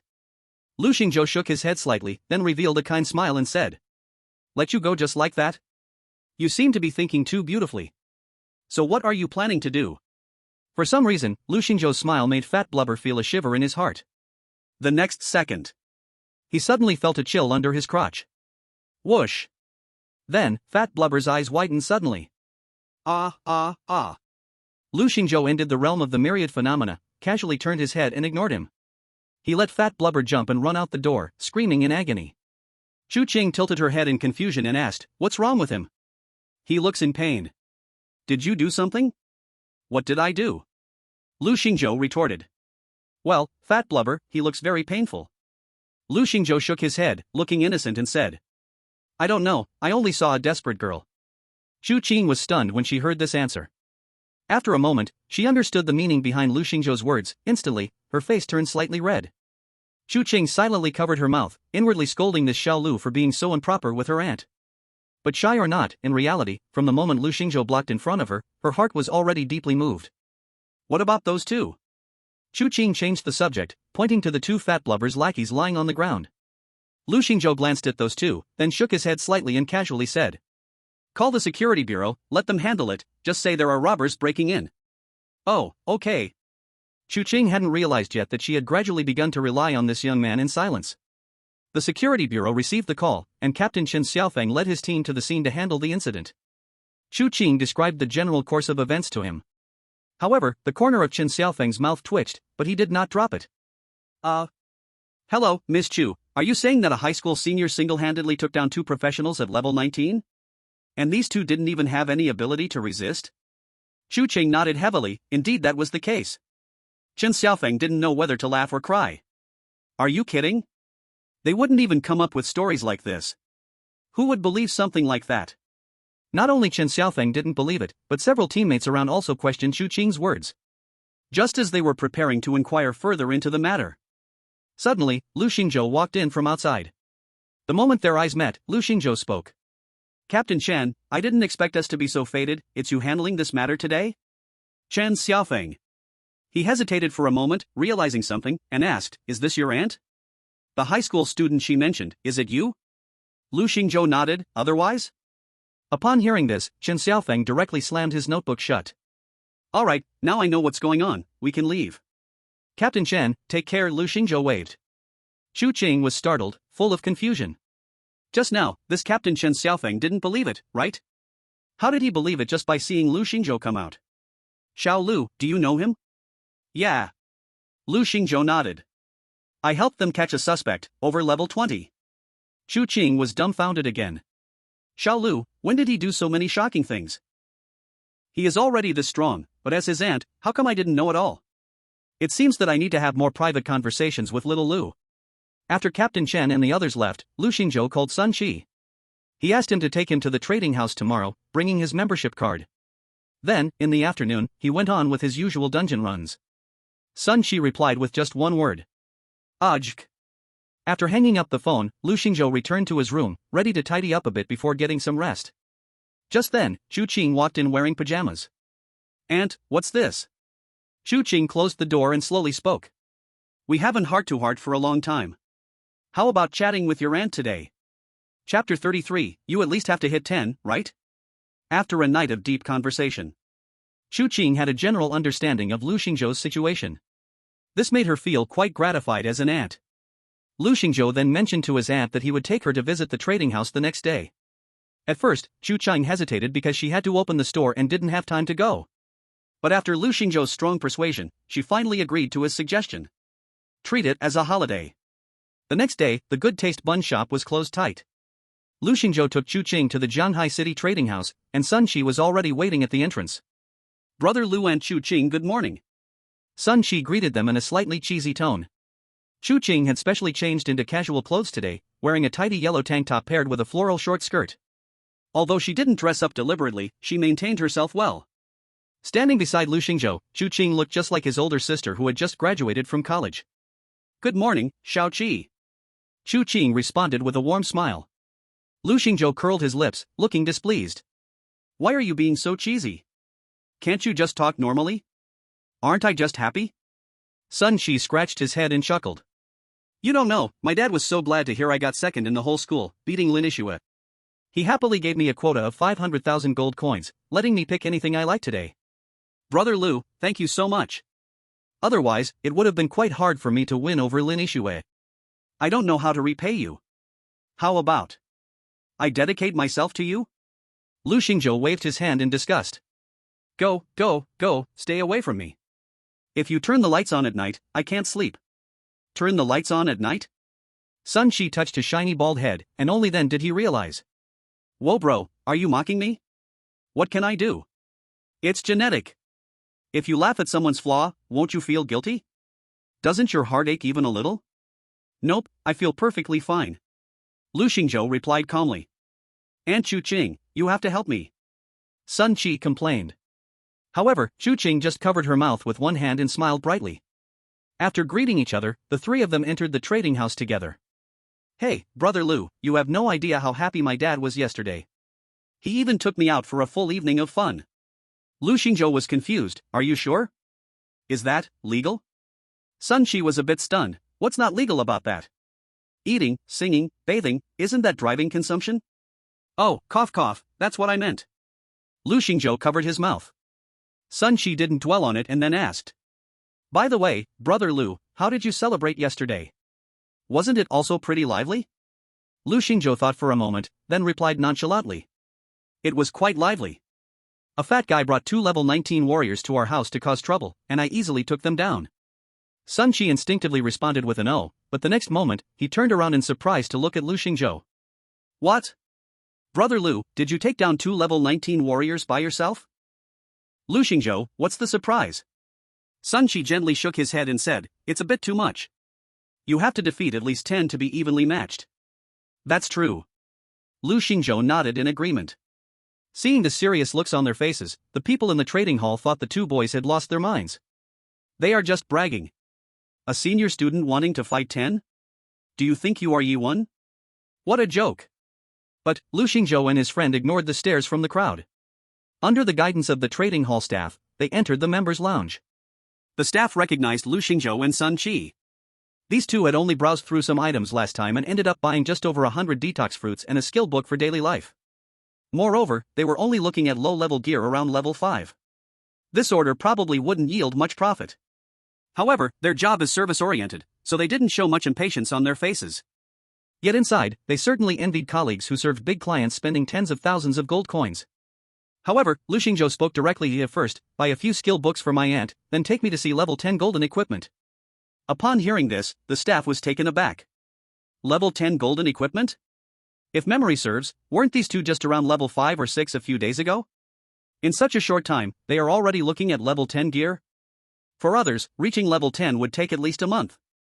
Today, indeed some young people came to the trading hall to select level 10 golden equipment.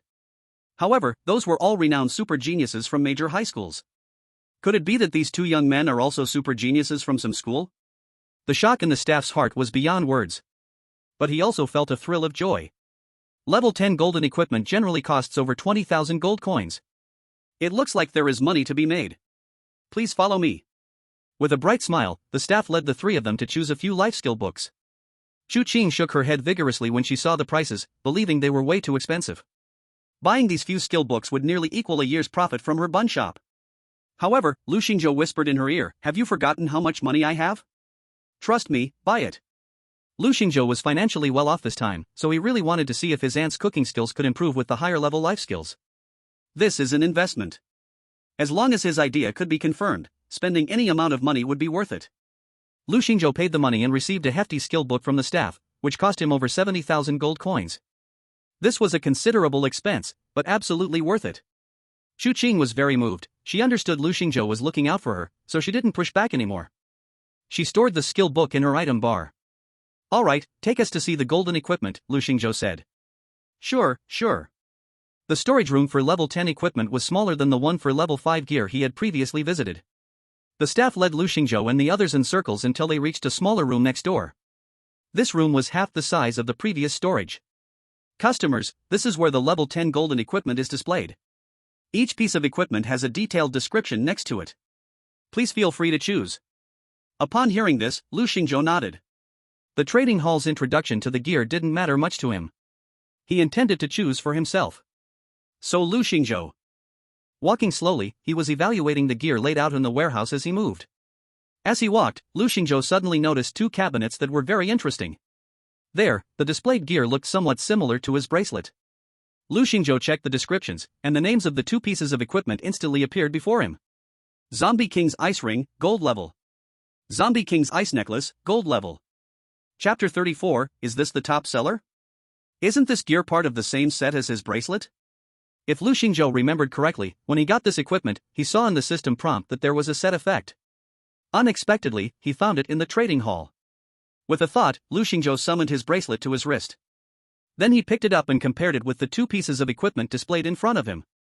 Wow, it really is a set. The equipment was surrounded by a chilling frost aura, looking eerily cold. Although there were no special prompts, it wasn't impossible to buy them and complete the set. As Lu Xingzhou pondered, Sun Qi also spoke up. "I didn't expect the ring and the necklace to both be in stock. Brother Lu, you are quite lucky. This equipment is considered excellent among level 10 accessories, and having a complete set would be even more unbeatable. Let me see how much it costs." "Wow, that's a bit pricey, listed at 120,000 gold? But Brother Lu, since you can buy it, why worry?" Sun Qi was very clear about this because Lu Xingzhou ranked first in the special training assessment and earned a cash reward of 2 million already. Plus, there was a skill enhancement keystone. Although that keystone hadn't been issued to Lu Xingzhou yet, the money was definitely in his account. Buying these two pieces of equipment was not a problem at all. However, just as Lu Xingzhou was considering whether to buy these two pieces of equipment, a sudden voice came from nearby. "I've already reserved these two pieces of equipment, you might as well look at something else." Lu Xingzhou and Sun Qi followed the sound and saw a young man with a muscular body approaching. "Sure Xiaohu?" Sun Qi recognized the identity of the other person. After all, there were only a few renowned genius academies in major secondary schools. The person in front of them was the so-called strongest genius from Jianghai No. 1 High School. Sure Xiaowu. He glanced at Sun Shi, then naturally shifted his gaze to Lu Xingzhou. When his gaze shifted, he spotted the frost-covered blue bracelet on Lu Xingzhou's wrist. This is the Zombie King's frost bracelet? Where did you get it? Lu Xingzhou heard the questioning tone and withdrew the bracelet, asking. Do I need to report my belongings to you? Sure Xiaohu, upon seeing the bracelet just now, instinctively blurted out his question. He had been searching for a long time in the trading hall but could only buy the necklace and ring from this set. Although those two pieces of equipment were considered excellent. Without the bracelet, he couldn't complete the set, and the effect would certainly be a bit lacking. At least, if he wanted to deal with that secret weapon from experimental high school, Shenjinchang. Having a complete set of jewelry would be much safer. So when he saw the frost bracelet he had been thinking about on Lu Xingzhou's wrist, his mood naturally became immensely excited. Name a price, how much will you sell it to me? Sure Xiaohu seemed too lazy to waste words with Lu Xingzhou, speaking directly. I won't sell. Lu Xingzhou waved his hand. He never really had the idea of forming the set with the ice necklace and ring. Moreover, he didn't want to get entangled too much with this guy, so he turned to check out the gear displayed next door. But just as he was about to leave, Sure Xiaohu blocked Lu Xingzhou's path directly. Don't go, what do you mean you won't sell? Is there any use in keeping such a bracelet? This is a boss's accessory set, having the complete set doubles the effect. Keeping a single piece only disgusts me, it serves no purpose, you should sell it to me. Lu Xingzhou glanced at him. Still only 2 words, not selling. Then he continued, his tone gradually growing colder, can you move aside? You're blocking the way. How dare you talk to me like that? Kid, are you tired of living? Sure Xiaohu, as a second-generation rich kid, was always the center of attention wherever he went. In school, he was also known as a genius, receiving much admiration. Now, he was suddenly looked down upon by an unknown nobody. This made him feel extremely frustrated. Sure Xiaohu stood in front of Lu Xingzhou, a hint of arrogance on his face as he said. Kid, you just want a bit more money, right? I know people like you too well. 150,000 gold coins, just nod your head, and I'll give you the money right now, cash. How about it? After saying this, a smirk appeared on the corner of his mouth. Who could refuse such an offer, far above market price? Perhaps those other genius second-generation rich kids could resist this temptation. But someone like Lu Xingzhou, an unremarkable small fry? Absolutely impossible. However, Lu Xingzhou looked at Sure Xiaohu with a serious expression. Then, he casually spoke. The fool of the landlord's family? Sure Xiaohu instantly exploded in anger. Who the hell are you calling a fool? You want to fight? Lu Xingzhou remained unfazed, as if stating a fact. I'm talking about you, I can tell you are the kind who would spend 100,000 gold coins to buy a Goblin King's core. Huh? How do you know I bought a Goblin King's core recently? Are you stalking me?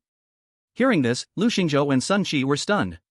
Wow, so it was you who paid nearly double the market price for the Goblin King's core? Jianghai City is really small. Lu Xingzhou muttered softly. However, Lu Xingzhou didn't want to argue anymore, so he said. I'm saying this one last time, I'm not selling, please move aside. Sure Xiaohu did not budge, he was determined to get Lu Xingzhou's bracelet. So he raised his offer again, giving the greatest amount he could bear. How about this? I'll trade you a bottle of Clear Moon Spirit Spring. Maybe you haven't heard of this high-end item. It can permanently increase the user's mental power. And the best part is, it has no side effects. If you give me this bracelet, I'll give you a bottle of Clear Moon Spirit Spring. What do you think? Upon hearing this, Sun Shi could hardly sit still. Clear Moon Spirit Spring was indeed a good thing. This item, like the Black Dragon's Blood for warrior classes, was a rare item that could permanently increase attributes by 1 point. Its value was over 200,000 gold coins. And because it permanently increased attributes, the value of such items soared in the later stages and were favored by high-level professionals. Sun Shi looked at Lu Xingzhou, his eager eyes revealing everything. If it were me, I would agree. But who knew Lu Xingzhou's mouth twitched as he uttered 2 words? Just this? This thing, he could easily buy for 100 gold coins. Sure Xiaohu never expected that even Sun Shi, the famous genius student of Zhanghai No. 2 Middle School, would be a bit tempted. Lu Xingzhou remained unmoved? This even started to make him doubt if Lu Xingzhou was just a clueless fool. Seeing that Lu Xingzhou really intended to leave, Sure Xiaohu directly grabbed his shoulder. If softness won't work, then let's go hard. I tell you, today I am determined to get this thing, even if you want to sell, you have to sell, even if you don't want to sell, you have to sell. Lu Xingzhou turned his head, and in that instant, the realm of all things had unfolded. Oh, so overbearing? But I also have a piece of advice for you: if you don't let go, your hand will immediately no longer belong to you. Just as the two were in a tense standoff, a staff member ran over in a hurry. He blocked the two of them. "Gentlemen, please do not fight, do not fight." Seeing the staff member stop them, Chu-Ching let out a sigh of relief. Thank goodness, thank goodness. It seems that the trading hall does not want conflicts between customers. But in the next moment, that staff member continued to speak. Our trading hall has a special battle arena, with fair prices, reasonable fees, and dedicated medical personnel, available for 24-hour care. Would you like to book a space? Lu Xingzhou? Sun Qi? Chu-Ching? Goodness, is this what they call a sales champion? Chapter 35. Bro, with your build, are you an assassin? At this time, Shi Xiuhu said to Lu Xingzhou next to him. How about we make a bet? If I win this match, you give me your bracelet. If I lose, I will give you that necklace and ring. What do you think? Originally, Lu Xingzhou didn't plan to spend energy on that ring and necklace. After all, spending money on such things, the gear would soon become outdated. Lu Xingzhou was still somewhat reluctant to spend money to buy it. But if you say it's free, then that's a whole different story. Free stuff should not be refused. Okay, as long as you don't regret it. Why would I regret it? Shi Xiaohu laughed. In his eyes, aside from Chun Jinshi from the experimental middle school, there was no opponent that he respected. Let alone a nobody like Lu Xingzhou. And thinking about how he was originally going to exchange the frost bracelet with the pure moon spirit spring, now it was about to come to him for free. His mood became even better. Wearing gear? Shi Xiaohu asked. Whatever, Lu Xingzhou didn't care. Sun Qi, hearing this, joked from the side. You're a bit shameless, huh? You have so much gear while my brother Lu only has one piece. Isn't that a bit of bullying? Of course, when Sun Qi said this, he didn't really think Lu Xingzhou would lose. He was just bored. Shi Xiaohu coughed awkwardly. The reason he wanted to wear gear was because he didn't want to expose his skills in front of Sun Qi. He wanted to rely purely on stats to crush Lu Xingzhou. After Shi Xiaohu happily paid for the arena, he said to Lu Xingzhou beside him. Come on, with the trading hall supervising, neither of us has to worry about the other cheating. Sure, Lu Xingzhou said, walking onto the arena. Beside the arena, Chu-Ching asked with some concern. Can little Lu win? The other side looks really fierce. But Sun Qi seemed unfazed at this moment. Count on it, no need to worry about brother Lu. Because he, as one of the few who knew Lu Xingzhou's strength, naturally knew that even if their homeroom teacher, Teacher Fawn, really fought against the current brother Lu, there wouldn't be any good results. However, at this moment, a few students-like people gathered around. Among them, several boys slowly shook their heads and said, TSK, bald guy, you really don't get it. That's Shi Xiuhu. Do you really think anyone can win against him? He's the super genius from Jianghai No. 1 Middle School, known as the No. 1 Shadow Assassin. Every opponent of Shi Xiuhu can't even touch the corner of his clothes before getting defeated. The strength of a shadow assassin is just too high. Hearing these words, Chu-Ching's heart, which had just calmed down, hung again. It sounds like the boy named Shi Xiaohu on the opposite side. He seems to have quite strong abilities. And his build looks so robust. Could he really be an assassin? You can't judge a person by their appearance. Then, little Lu wouldn't lose, right? Chu-Ching, with a worried expression, turned her head to look at Sun Qi, hoping for a reassuring answer. However, Sun Qi still had an indifferent expression, looking around as if he were watching fools. Then, with an elderly tone, he said, Hey, I told you, but you wouldn't understand, summer insects cannot talk about ice. Upon hearing Sun Qi's words, the crowd had somewhat unpleasant expressions. What is this brat showing off for? The handsome boy opposite Shi Xiaohu looked delicate and weak. It would be tough for him to even withstand one attack from this shadow assassin. This is what it means to be stubborn, isn't it? When the slap in the face comes, let's see how much it hurts. Both sides took their positions, witnessed by the staff of the trading hall. The match began. Kid, stepping onto the arena takes a lot of courage. But unfortunately, it's not very smart. Shi Xiuhu spoke proudly, clearly already assuming in his heart that he would win this gamble. Lu Xingzhou remained calm. After hearing the other's words, he didn't argue. He just said in a very plain tone. If you don't make your move soon, you won't have another chance. Humph, you are too arrogant, kid. Let me teach you today what it means that there are always people better than you outside. As Shi Xiuhu spoke, his body was already in motion. Whoosh! The shadow assassin's speed was incredibly fast. Although like Sun Qi, he was also a rare class profession. But the shadow assassin's profession traits meant most of its attributes were focused on agility. His speed was extremely quick, far surpassing the vast majority of professions at the same level.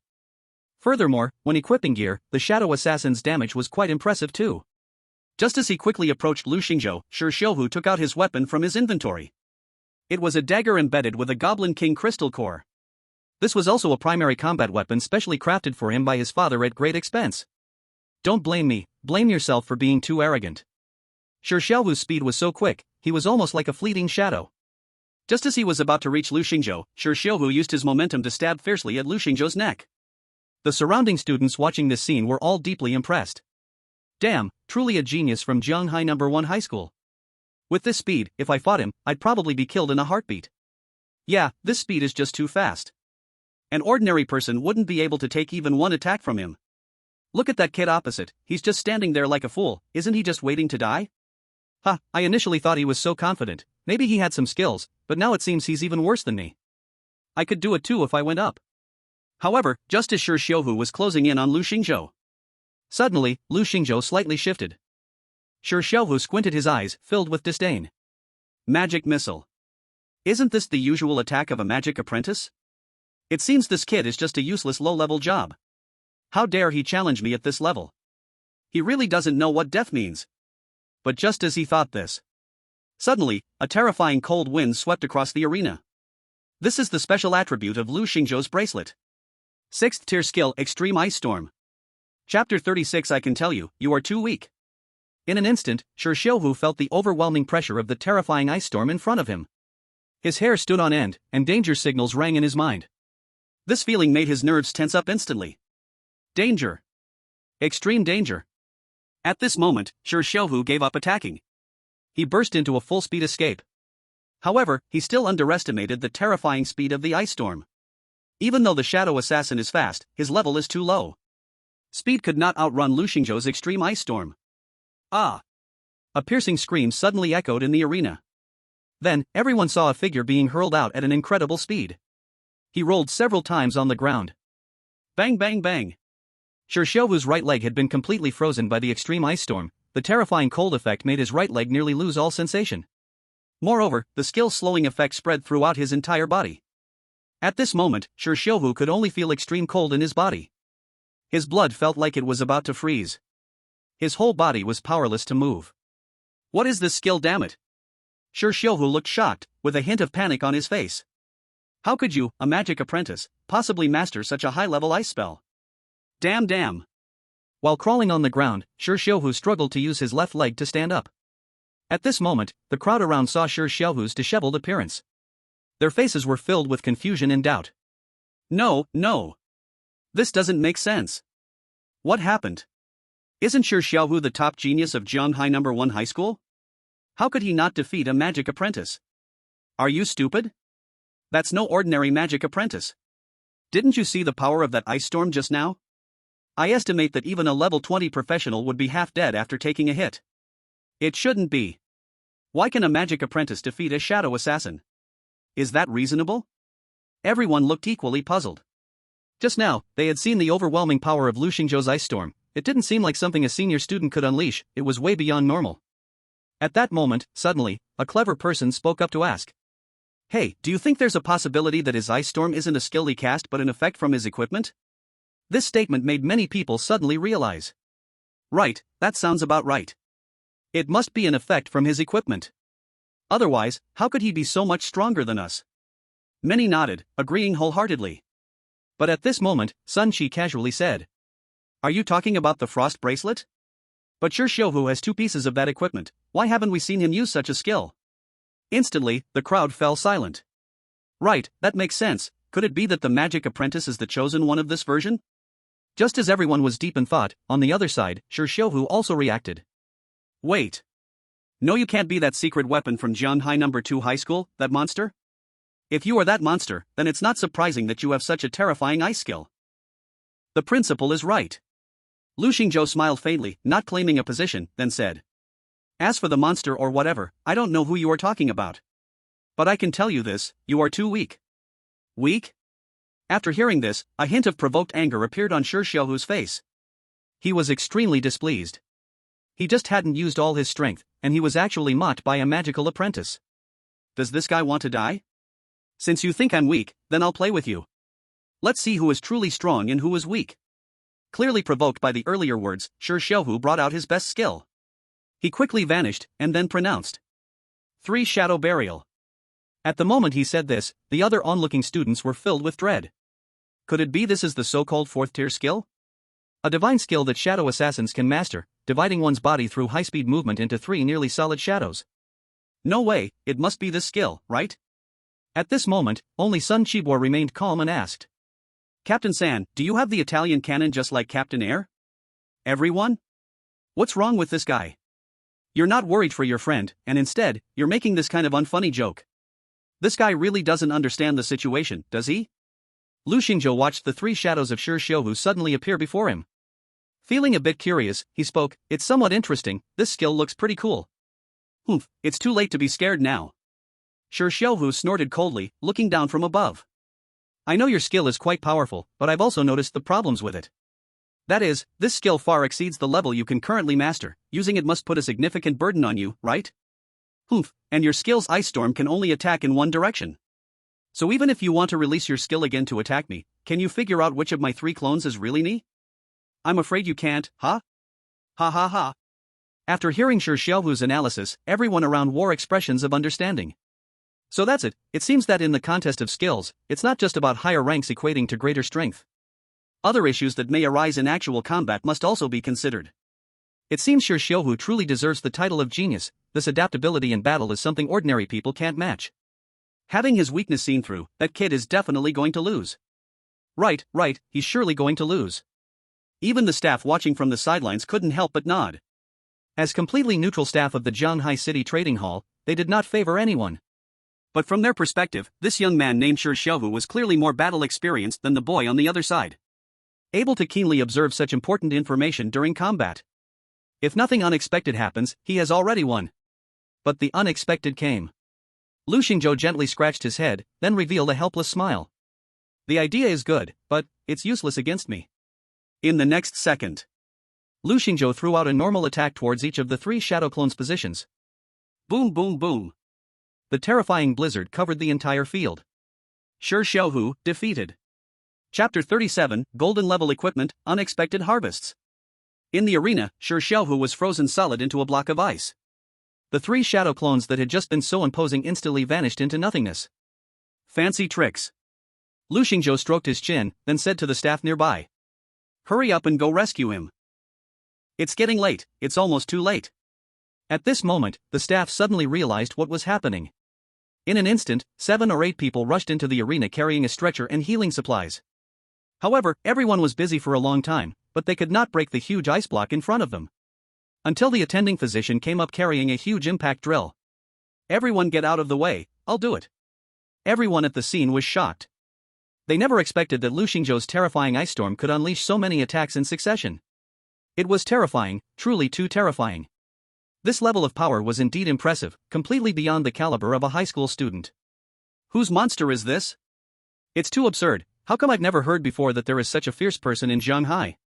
Wait a minute, he can't be the Lu Xingzhou who broke the Goblin Jungle Dungeon record, right? What the heck? Is he that Lu Xingzhou who only cheats and hugs big legs? He turned out to be this amazing? Because most high school students only had experience with the Goblin Jungle Dungeon. So, they were unaware that Lu Xingzhou had broken the Frost Jungle Dungeon record. But breaking the Goblin Jungle record was enough to shock them. The staff hurriedly worked to restore Shi Xiaohu's state to the minimum, after which he regained consciousness. His voice was still somewhat weak. Did I lose? He asked. Because Lu Xingzhou's speed was so fast, he did not have any reaction time. He just fainted. Before passing out, he didn't even know what had happened. The staff from the trading hall came over, took his hand. They gave him a firm look. Then they took off the frost ring and frost necklace he was wearing. You lost, we will transfer these items to Mr. Lu Xingzhou. Then you also need to pay for the emergency cost just now, a total of 13,600 gold coins. Would you like to pay by card or cash? Shi Xiaohu had just regained consciousness, and upon hearing this, his heart instantly boiled with anger. He spat out a mouthful of fresh blood and then fainted again. Sun Qi looked very disdainful and pouted. This mental endurance is too weak. The trading hall handed the 2 pieces of equipment to Lu Xingzhou, and then announced the match was over in front of everyone. Lu Xingzhou looked at the golden grade ring and necklace in his hand and nodded slightly. Equipment name, Ice Ring of the Zombie King, Golden Grade. Equipment name, Ice Necklace of the Zombie King, Golden Grade. Equipment name, Ice Bracelet of the Zombie King, Golden Grade. Although he had already checked these two pieces of equipment and they didn't show any special attributes, the effects of gathering the complete set were still quite good. Wearing 3 set equipment at the same time, set attributes have been triggered. Zombie King's Ice Jewelry Set. Set attributes, increases maximum health by 150 points, increases maximum mana by 280 points, adds Ice Slow effect, level 15, when attacked, there is a chance to generate Zombie King's Ice Shield, level 10, around the body, the Ice Shield can block attacks, and when it disappears, it deals ice explosion damage. This effect itself was already quite good. Otherwise, Shi Xiuhu, being such a second-generation rich kid, wouldn't be so eager for it. However, when Lu Xingzhou saw this attribute text, a glint flickered in his eyes. Wait a minute, this attribute text isn't right. Because at this moment, Lu Xingzhou saw that the equipment's attributes were obviously glowing with an unusual golden light. Set attributes, increases maximum health by 150 points, increases maximum mana by 280 points, adds Ice Slow effect, level 15, when attacked, and Ice Armor, level 30, will automatically generate around the body for defense. The Frost Armor has a reflection damage, level 30, effect. The cooldown time for generating armor is 60 seconds. Lu Xingzhou was slightly taken aback. When attacked, will it automatically generate a level 30 Frost Armor? And, the Frost Armor also has a reflection damage effect. Isn't this equipment a bit too invincible? Lu Xingzhou was slightly stunned and stroked his chin. With this, who can beat me? Among these so-called geniuses of the same level, is there anyone who can break through my defense? Lu Xingzhou was doubtful about this. Moreover, every 60 seconds, the effect's cooldown will refresh. Even if I stand still and let them hit me for 60 seconds, can anyone break through the health of my armor? Lu Xingzhou turned his head and said to Sun Qi by the side of the field. Sun Qi, hit me once. Question mark. Sun Qi's expression was confused, instinctively taking a step back. No, there's a trick. I'm not hitting you, I won't fall for that. Lu Xingzhou raised an eyebrow and said. No, what are you afraid of?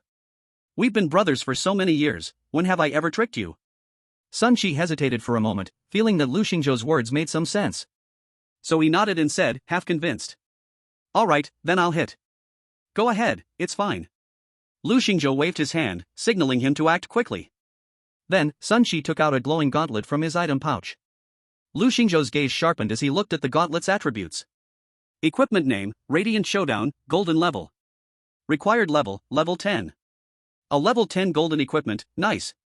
If all goes well, this should be the equipment his father carefully chose for him. But you little brat. I'm telling you to hit, and you put on equipment? Lu Xingzhou silently complained in his heart, but he actually hoped that Sun Qi would attack with all his strength. Otherwise, how could he test out the limits of his jewelry set's frost armor? Brother Lu, sorry for the offense, here I come. Although he said sorry, Lu Xingzhou clearly saw a sly excitement on Sun Qi's face. Ultimate Force Fist. A tier 4 skill, terrifying like this. With this punch thrown, a burst of explosive fist wind surged. Now, having reached level 10 and equipped with gear, Sun Qi's strength was several times stronger than before. If he faced the Goblin King now, he could probably take it down with one punch. The surrounding crowd looked shocked and amazed. Wow, is our guy hitting so hard? What a tough guy. However, just as Sun Qi's punch was about to connect with Lu Xingzhou, a layer of dense frost suddenly appeared around Lu Xingzhou's body. Then, this frost gradually solidified, getting thicker and thicker. Next, it came into contact with Sun Qi's fist. Boom! In the next moment, a mournful wail came through. Oh my gosh! The wail did not come from Lu Xingzhou, but from the attacker Sun Qi. Even though he was wearing the gauntlet, the reflection damage still directly affected him.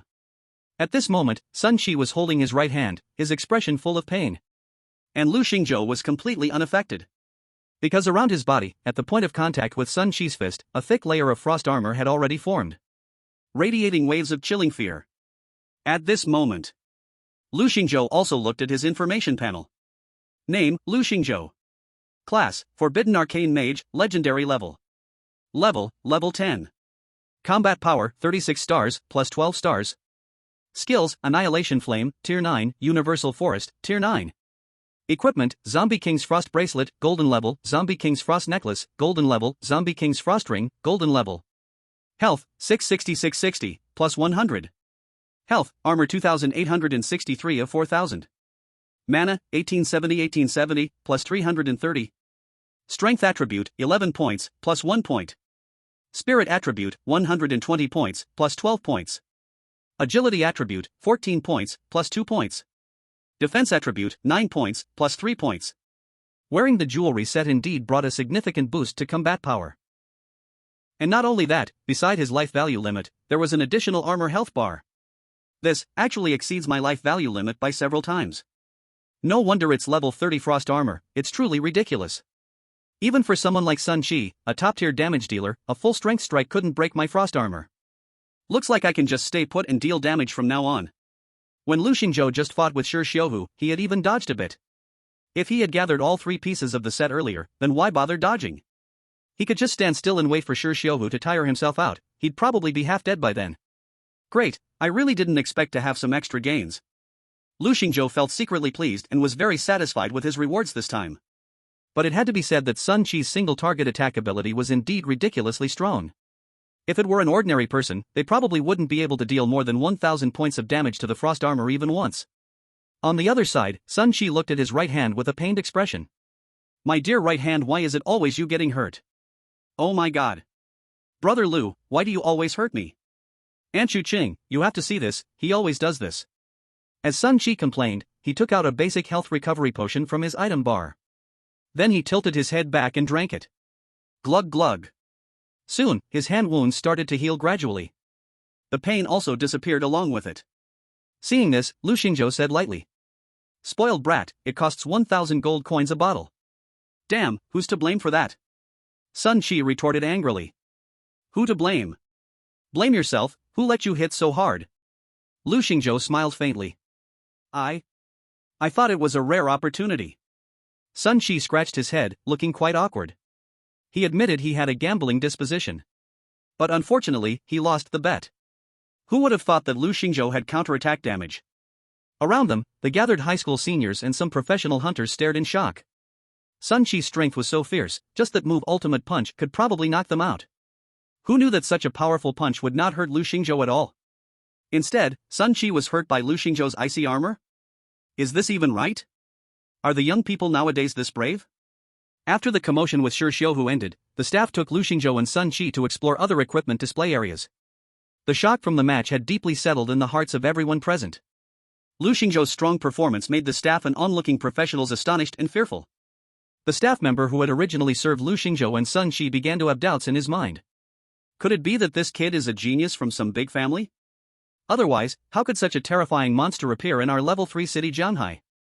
Completely crushing geniuses of the same level, to Lu Xingzhou, Shi Xiuhu seemed as weak as an elementary student, this is too absurd. The staff's gaze occasionally glanced at Lu Xingzhou. In his heart, there was immense shock. Without realizing it, even his expression grew serious and respectful.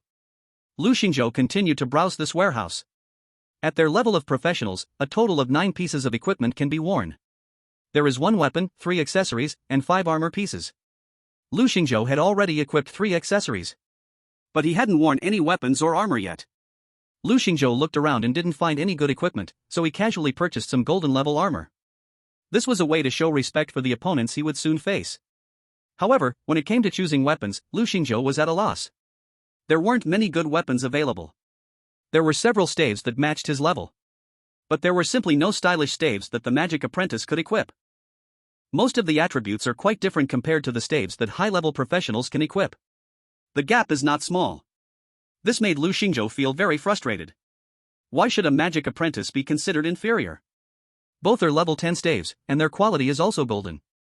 However, the attributes of the magic apprentice's staff are more than half lower than those of the magician's staff. Isn't this a bit too much bullying? After looking around, Lu Xingzhou was so angry he couldn't take it anymore and decided not to choose anymore. So it's just targeting magic apprentices, right? These damn stat freaks. Seeing Lu Xingzhou turn around to leave, Sun Chi, who was next to him, asked confusedly. Hey, Lu Gu, wait a moment, you haven't bought your weapon yet? Unlike Lu Xingzhou's frustration in selecting equipment, Sun Chi had a full range of options. He swiped his dad's card to buy a full set of golden armor and jewelry. This was enough to fully gear him up. Lu Xingzhou, without looking back, said, "Let's go, I'm not buying anymore." Seeing that Lu Xingzhou didn't seem very satisfied, the staff quickly ran after him. "Dear member, if there's anything you're not satisfied with, please let me know. Our Jianghai City Trading Hall will sincerely serve you. Please wait a moment. I'll call our manager Yi over, right away. Lu Xingzhou was about to reach out to stop the person, saying it wasn't necessary. However, in the blink of an eye, that staff member had already disappeared. Their speed could even be compared to Shi Xiaohu's shadow assassin. Originally, Lu Xingzhou didn't plan to pay attention to them anymore and turned to walk out of the trading hall lobby. But a woman with long black hair and dressed in professional attire directly blocked his way. Hello, esteemed guest, I am Yi Wanqiu, the manager of Jianghai City Trading Hall. She twirled a strand of hair beside her ear and then extended her hand to Lu Xingzhou. Yi Wanqiu slightly bent over, and in an instant, the button on her professional attire collar got tightly pulled. That almost exaggerated curve put pressure on that small button that it was never meant to bear. It even made Lu Xingzhou involuntarily sigh at this moment. It was truly too magnificent.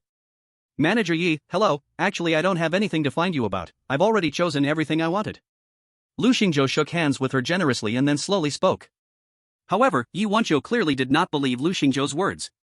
So she continued, saying, No, Mr. Lu, our trading hall places great importance on customers' trading experience. If you haven't found your desired items, we will help you keep an eye out in the future. Beside them, Sun Qi unreasonably muttered.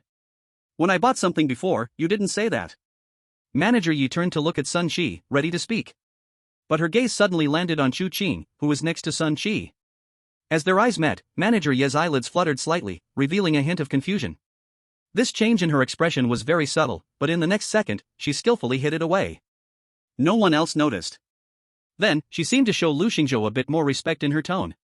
She said, Mr. Lu, to apologize for your bad experience today, this is our trading hall's black gold card, please accept it. Holding this card will exempt you from all transaction fees at our trading hall and enjoy all the privileges of our trading hall. When Manager Yi took out the black gold card, the onlookers in the hall were all stunned. The black gold card, most of them had only heard of it.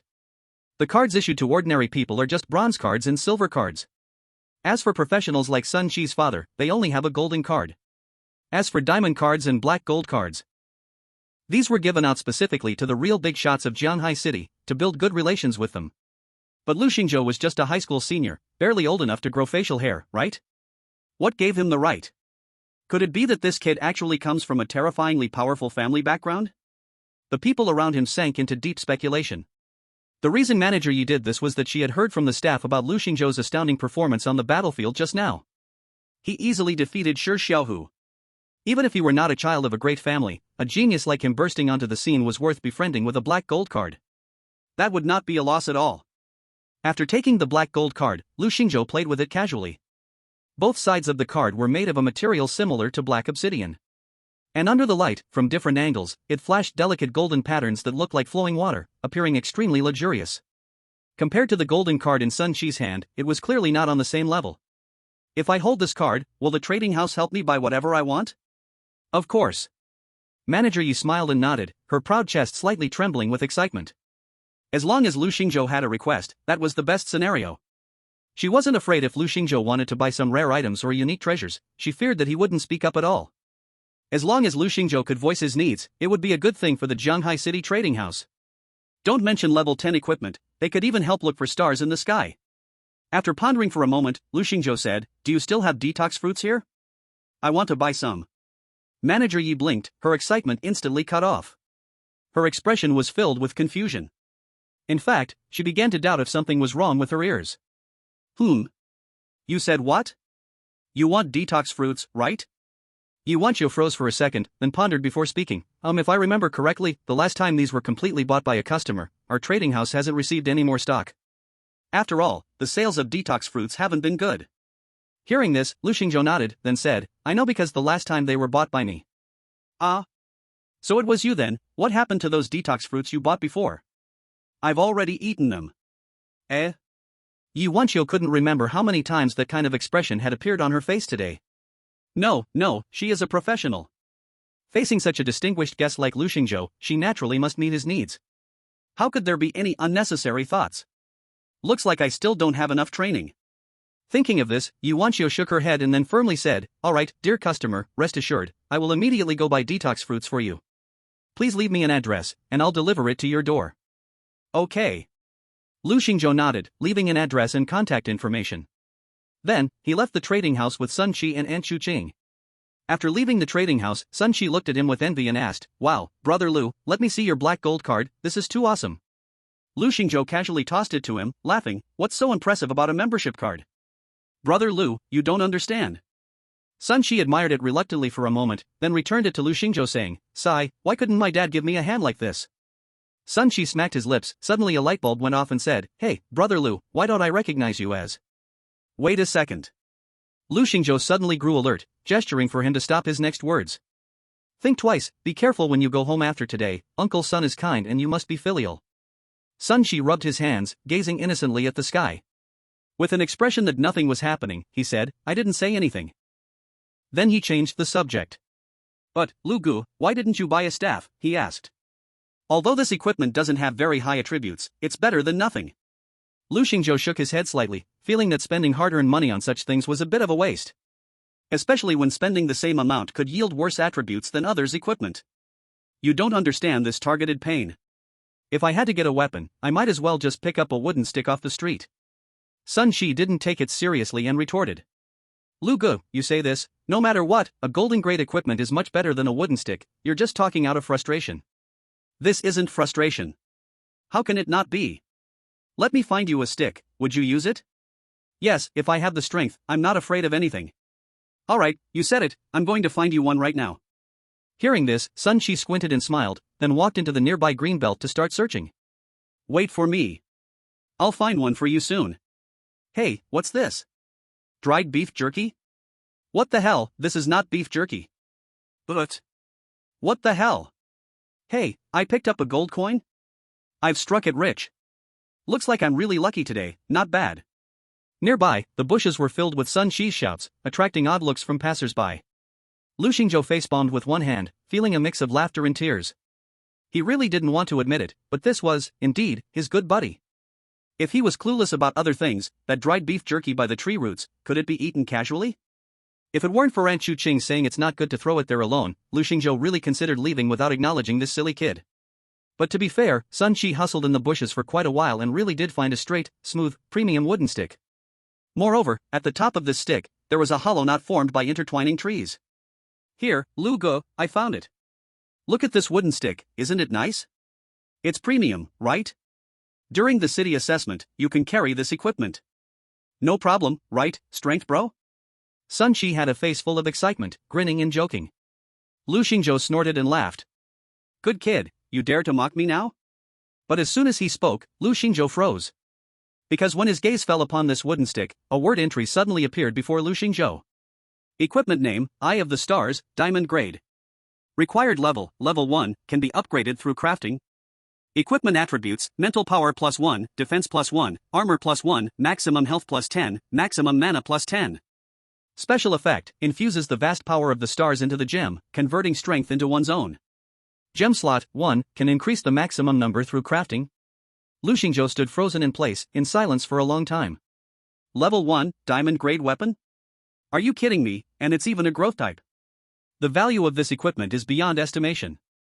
At this moment, seeing Lu Xingzhou's expression, Sun Shi laughed and said, "Hee hee, why aren't you talking, strength bro? Haha, I really didn't expect you to have today. If you admit now that this thing is useless, I'll just pretend you didn't say anything earlier." But before he finished speaking, Lu Xingzhou firmly grasped Sun Shi's hands. Then sincerely said, "Thank you, Sun Shi, you are my best brother. From today on, this is my weapon."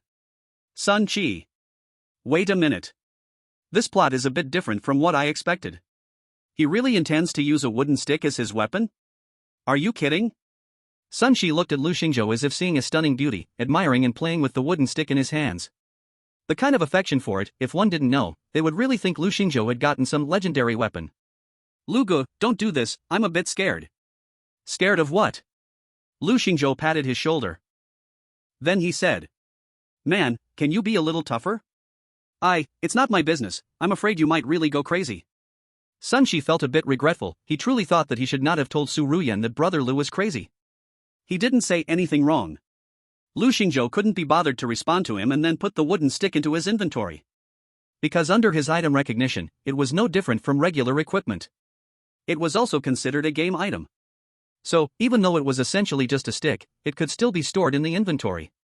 Seeing the stick disappear in an instant, Sun Shi was stunned. Wow, Brother Lu, where did you put the stick? Since it's my equipment, of course, it was stored away. Sun Shi was confused but extremely shocked. Wow, a random stick found by the roadside can actually be put into the inventory? That's just ridiculous. Could it be that Brother Lu's real profession isn't a magic apprentice, but doorman? Lu Xingzhou smiled and said. Come on, to thank you, I'll treat you to dinner tonight. Hey, it's not a feast of betrayal, is it?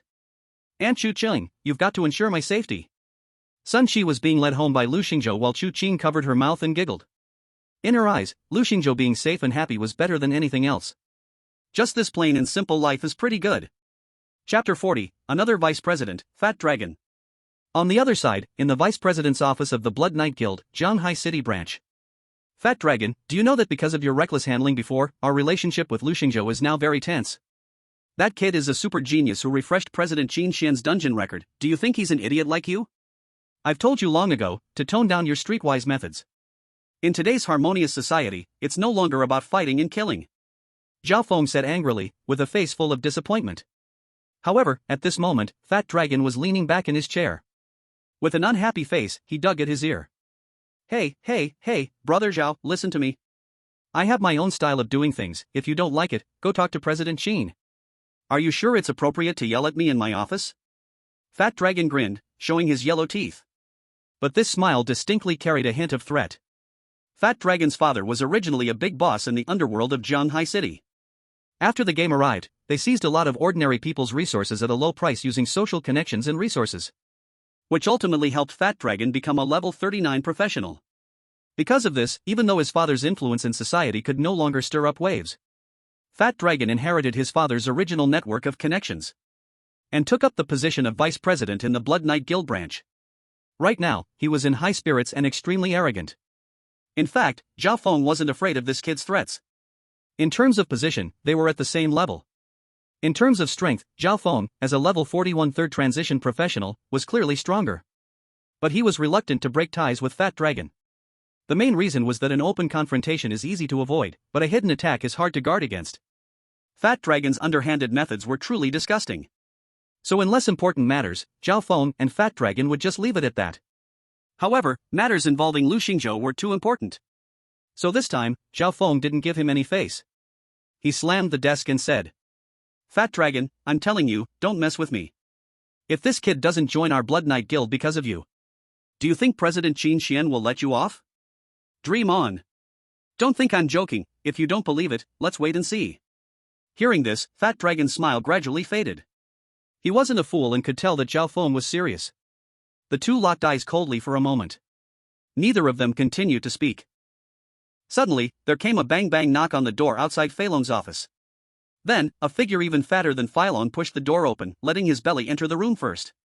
After that, he slowly began to speak.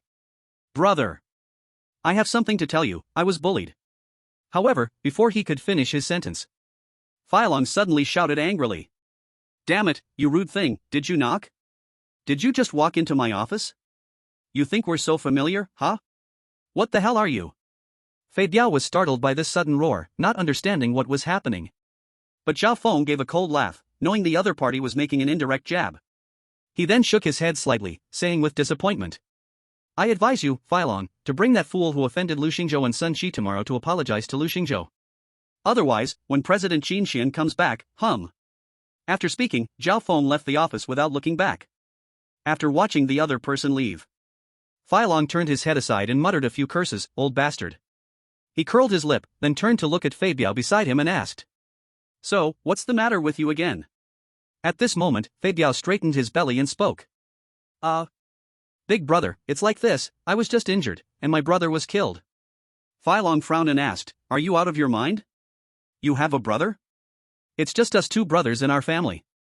Fei Biao showed difficulty on his face, shaking his head. No. I'm talking about that brother. Question mark. Fei Long was taken aback, then looked down and swept a glance. Instantly realizing. Damn, those two little brothers by your side, aren't they both level 19 professionals? They are all useless. Tell me, where did those two go? Fei Biao said in a low voice. They are both in the intensive care unit. As soon as they came up, they were knocked down. Fei Long was speechless. His brother usually lived well collecting rent. To protect his safety, Phylon even arranged 2 thugs for him. But to bully a group of ordinary people and still get counter-killed? What a shame. Phalon's mood was already not good today, and now he was even more speechless.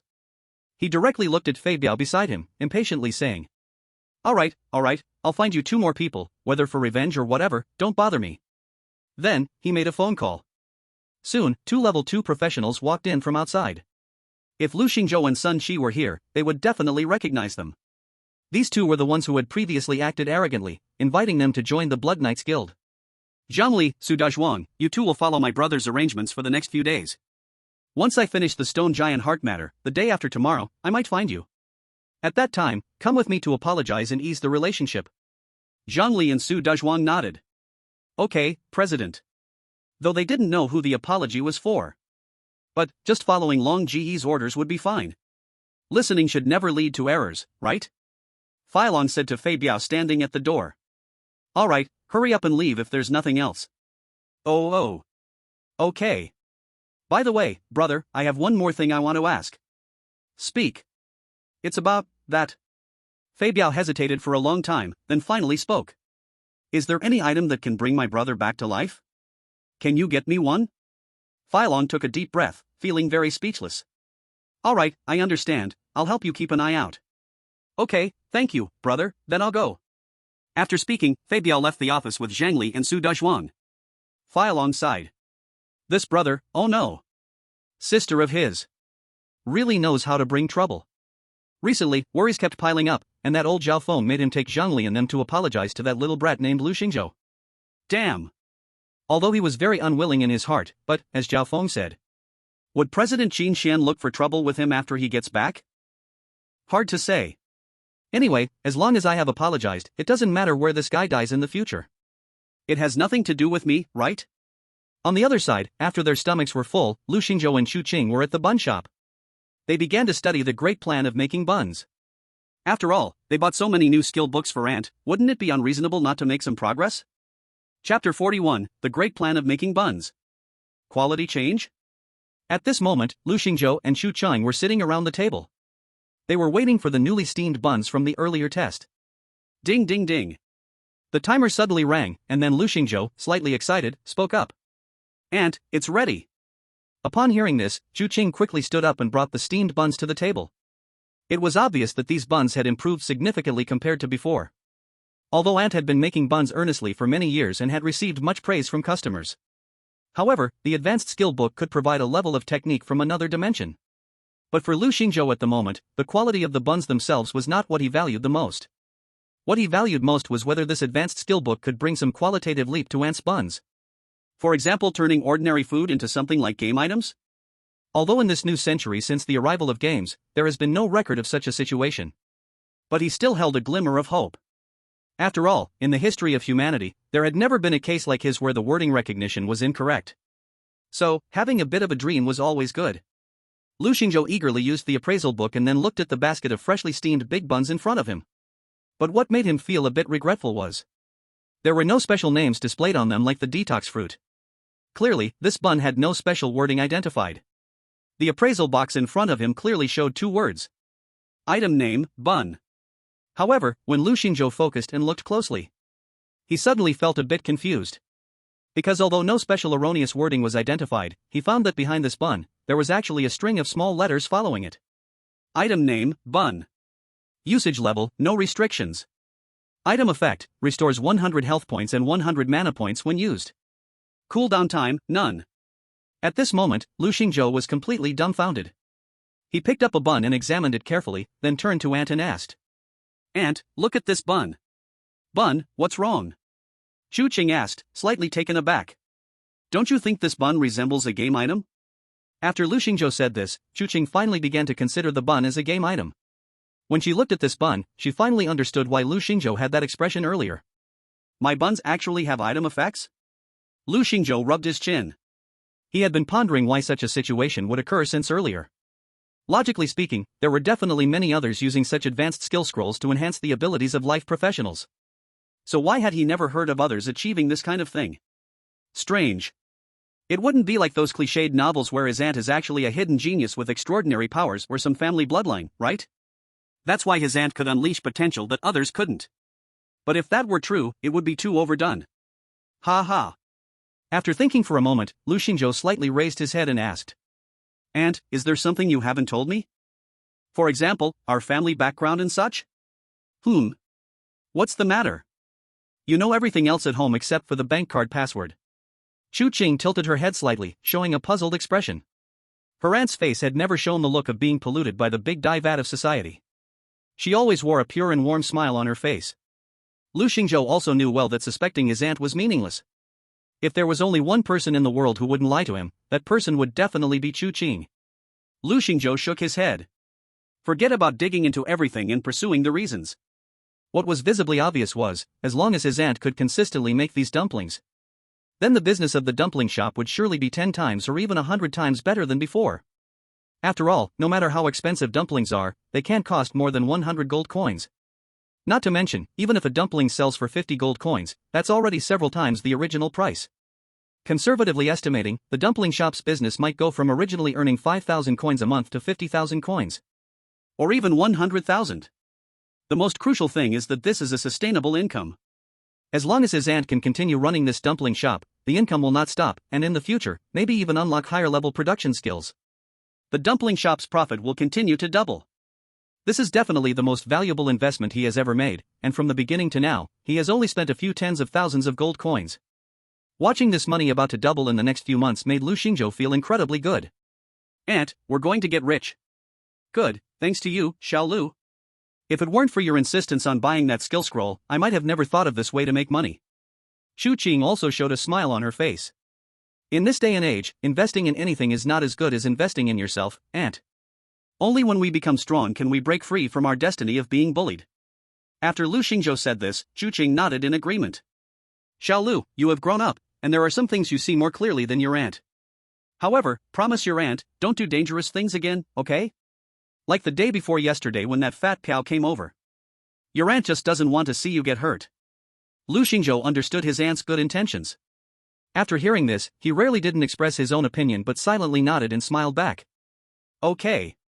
Later that night, both of them were immersed in the joy of about to get rich. The next day, Sun Qi came to Lu Xingzhou's dumpling shop, wanting to grab a few dumplings to eat on the way as usual. But Lu Xingzhou directly reached out his hand and said to him, "Hey, what are you doing? The days of taking things for free are over, now you have to pay for dumplings." Sun Qi was stunned, 3 question marks floating above his head. Brother Lu, our relationship is so solid, do you really want to charge me? Isn't that a bit ungrateful? Lu Xingzhou smiled without speaking, taking out a beef-filled dumpling and placing it in front of him. Times have changed, the products have been upgraded, so naturally, the price is higher. Question mark. Sun Qi took a glance, then shouted out loud. What the heck is this? Am I seeing things, or am I still not awake? How can a dumpling have game attributes? Chapter 42, Item, Heart of the Stone Giant. Look at you, acting all clueless. Isn't it normal for there to be an attribute on a dumpling? You can't generalize human physiques, so dumplings are naturally the same.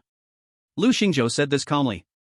But it would have been better not to say it, as Sun Qi became even more confused after hearing it. What the heck? Are you kidding me? What does it mean that human physiques can't be generalized? Is the steamed bun the same? Is this even human language? Aunt Chu Qing, you see him, I'm almost starving, and he's so heartless. Chu Qing covered her mouth and laughed a couple of times, then said to Sun Qi. Don't listen to Xiao Lu's nonsense, eat as much as you want, it won't cost anything. Sun Qi smiled at Lu Xingzhou and said. Aunt is still good to me. Brother Lu, though you are amazing at gaming, you still need to practice being a person. Lu Xingzhou squinted his eyes, are you asking for a beating again? I was just joking. With that, Sun Qi casually sat down and grabbed a few buns to eat. The moment the bun entered his mouth, Sun Qi's eyes lit up instantly. Whoa! These buns are even more delicious than before. Aunt Chu Qing, your skills have improved so much. Then, he turned to Lu Xingzhou and said. Brother Lu, your choice was so right, these skill books were so worth it, I mean, they are too delicious. Lu Xingzhou smiled and said. Alright, you little brat, stop flattering me, just eat 2 less buns, each one costs 50 gold coins. Sun Qi said nothing, pretending he didn't hear. Then he stuffed 2 more buns into his mouth before speaking. Hey! Brother Lu, shouldn't we change dungeons today? After all, we're both level 10 now. For many people, level 10 is when they decide to enter the Frost Jungle dungeon. But for Lu Xingzhou and Sun Shi, level 10 is already enough to step into the next dungeon. Sure, let's go. Anyway, the dungeon's level doesn't matter much to Lu Xingzhou. Refreshing the dungeon is pretty good too. Exactly, it's time to test the power of my Eye of the Stars staff. After we finish the dungeon, let's go to the trading hall. I need to buy some things. Buying more stuff? Sun Shi asked. Didn't we just go yesterday? Didn't you just get me a good weapon? A good horse deserves a good saddle. I'm going to buy some gems or cores or something. Sun Shi was confused but deeply shocked. That was clearly just a broken wooden stick, and he wanted to add some gems to it? Then Sun Shi suddenly understood why Lu Xingzhou valued this weapon so much. It's because he personally picked it for him. He never expected it. Brother Lu actually values the bond between the two of them so much. This made Sun Shi incredibly touched. Good brothers, for life. After eating, the two arrived at the Wild Dungeon in Jianhai City. Dungeon name, City of Stone Giants. Entry level, level 10 to 18. Recommended number of players, 4. As soon as they entered this dungeon area, a person suddenly blocked their way. Hey, you two, wait. What are you here for? The guy with a big floral tattoo asked with an unfriendly expression. Lu Xingzhou asked in confusion. To run the dungeon, what else would we be here for? Hearing this, the tattooed man looked at Lu Xingzhou and Sun Shi, then showed a puzzled expression. Because when he used identification skill to look at Lu Xingzhou and Sun Shi's information panel, he found that these two guys were only level 10. They had just barely met the entry requirement for this dungeon. However, Lu Xingzhou's panel showed a combat power of 24 stars. This was even higher than his own combat rating. And this was without wearing any equipment, displaying the combat power level. Is this even normal? Kid, what's going on with your combat rating? Lu Xingzhou replied nonchalantly. Oh, it's just a display error. Display error? The tattooed man pondered for a moment and nodded. Perhaps this kid Lu has some kind of shielding badge or special shielding item. So, just the two of you? Yeah, is there a problem? Lu Xingzhou asked, his expression completely calm. The tattooed man thought for a moment and said. Recently, this dungeon is about to refresh the materials for Heart of the Stone Giant. If we break the record, there is a chance to drop this material. Our Blood Knights Guild has reserved this spot, and with President Qin Xian's guidance, we will soon break the instance record without a doubt. Anyone who wants to challenge the warrior level difficulty is not allowed inside. However, you two, that's not a problem. The tattooed man clearly did not think these two level 10 boys could break the record. It's even impossible for them to challenge the warrior level difficulty. They posed no threat to their plans. So, he didn't take Lu Xingzhou and the others seriously at all. Hearing this, Lu Xingzhou noticed the four-man team around him, preparing for battle. They were all geared up, adjusting their states.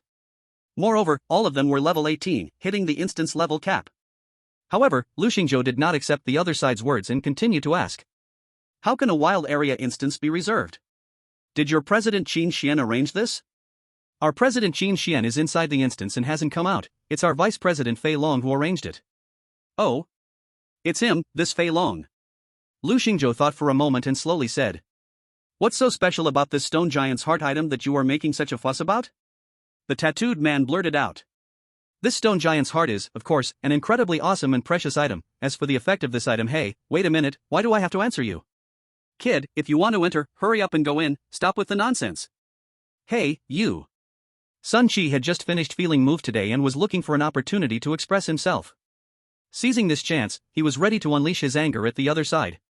But before he could showcase the essence of his craft, he was pressed down by Lu Xingzhou. Let's go in. After entering the instance area, Sun Shi finally spoke up. Brother Lu, why didn't you confront him just now?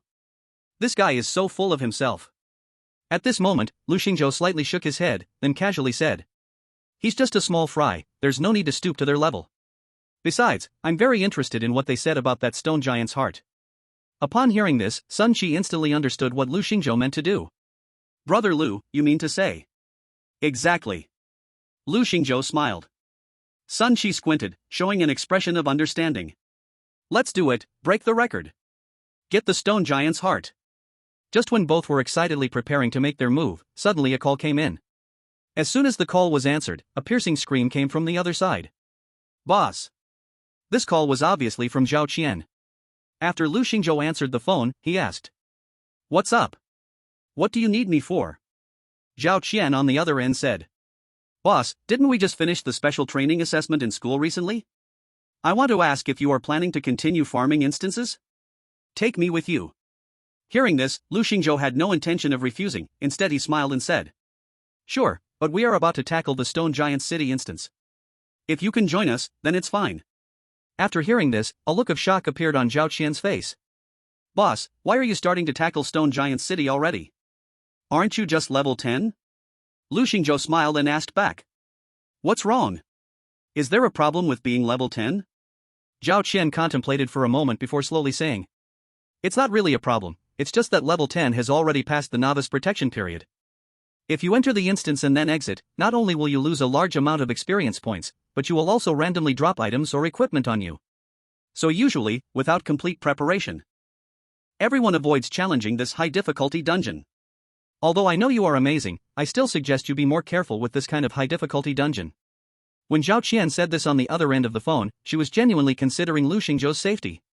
So, Lu Xingzhou just smiled and replied. You don't need to worry about safety, as long as you level up to 10, you can come find me. Okay, big boss. Please make sure to stay safe. After Zhao Qian finished her concerned statement, she suddenly asked. Hey, by the way, I heard that Shi Xiuhu from our school seems to have been beaten badly by a master from your school who uses ice skills. The outside world is saying it was Lin Yixue, but why do I think it must be you, boss?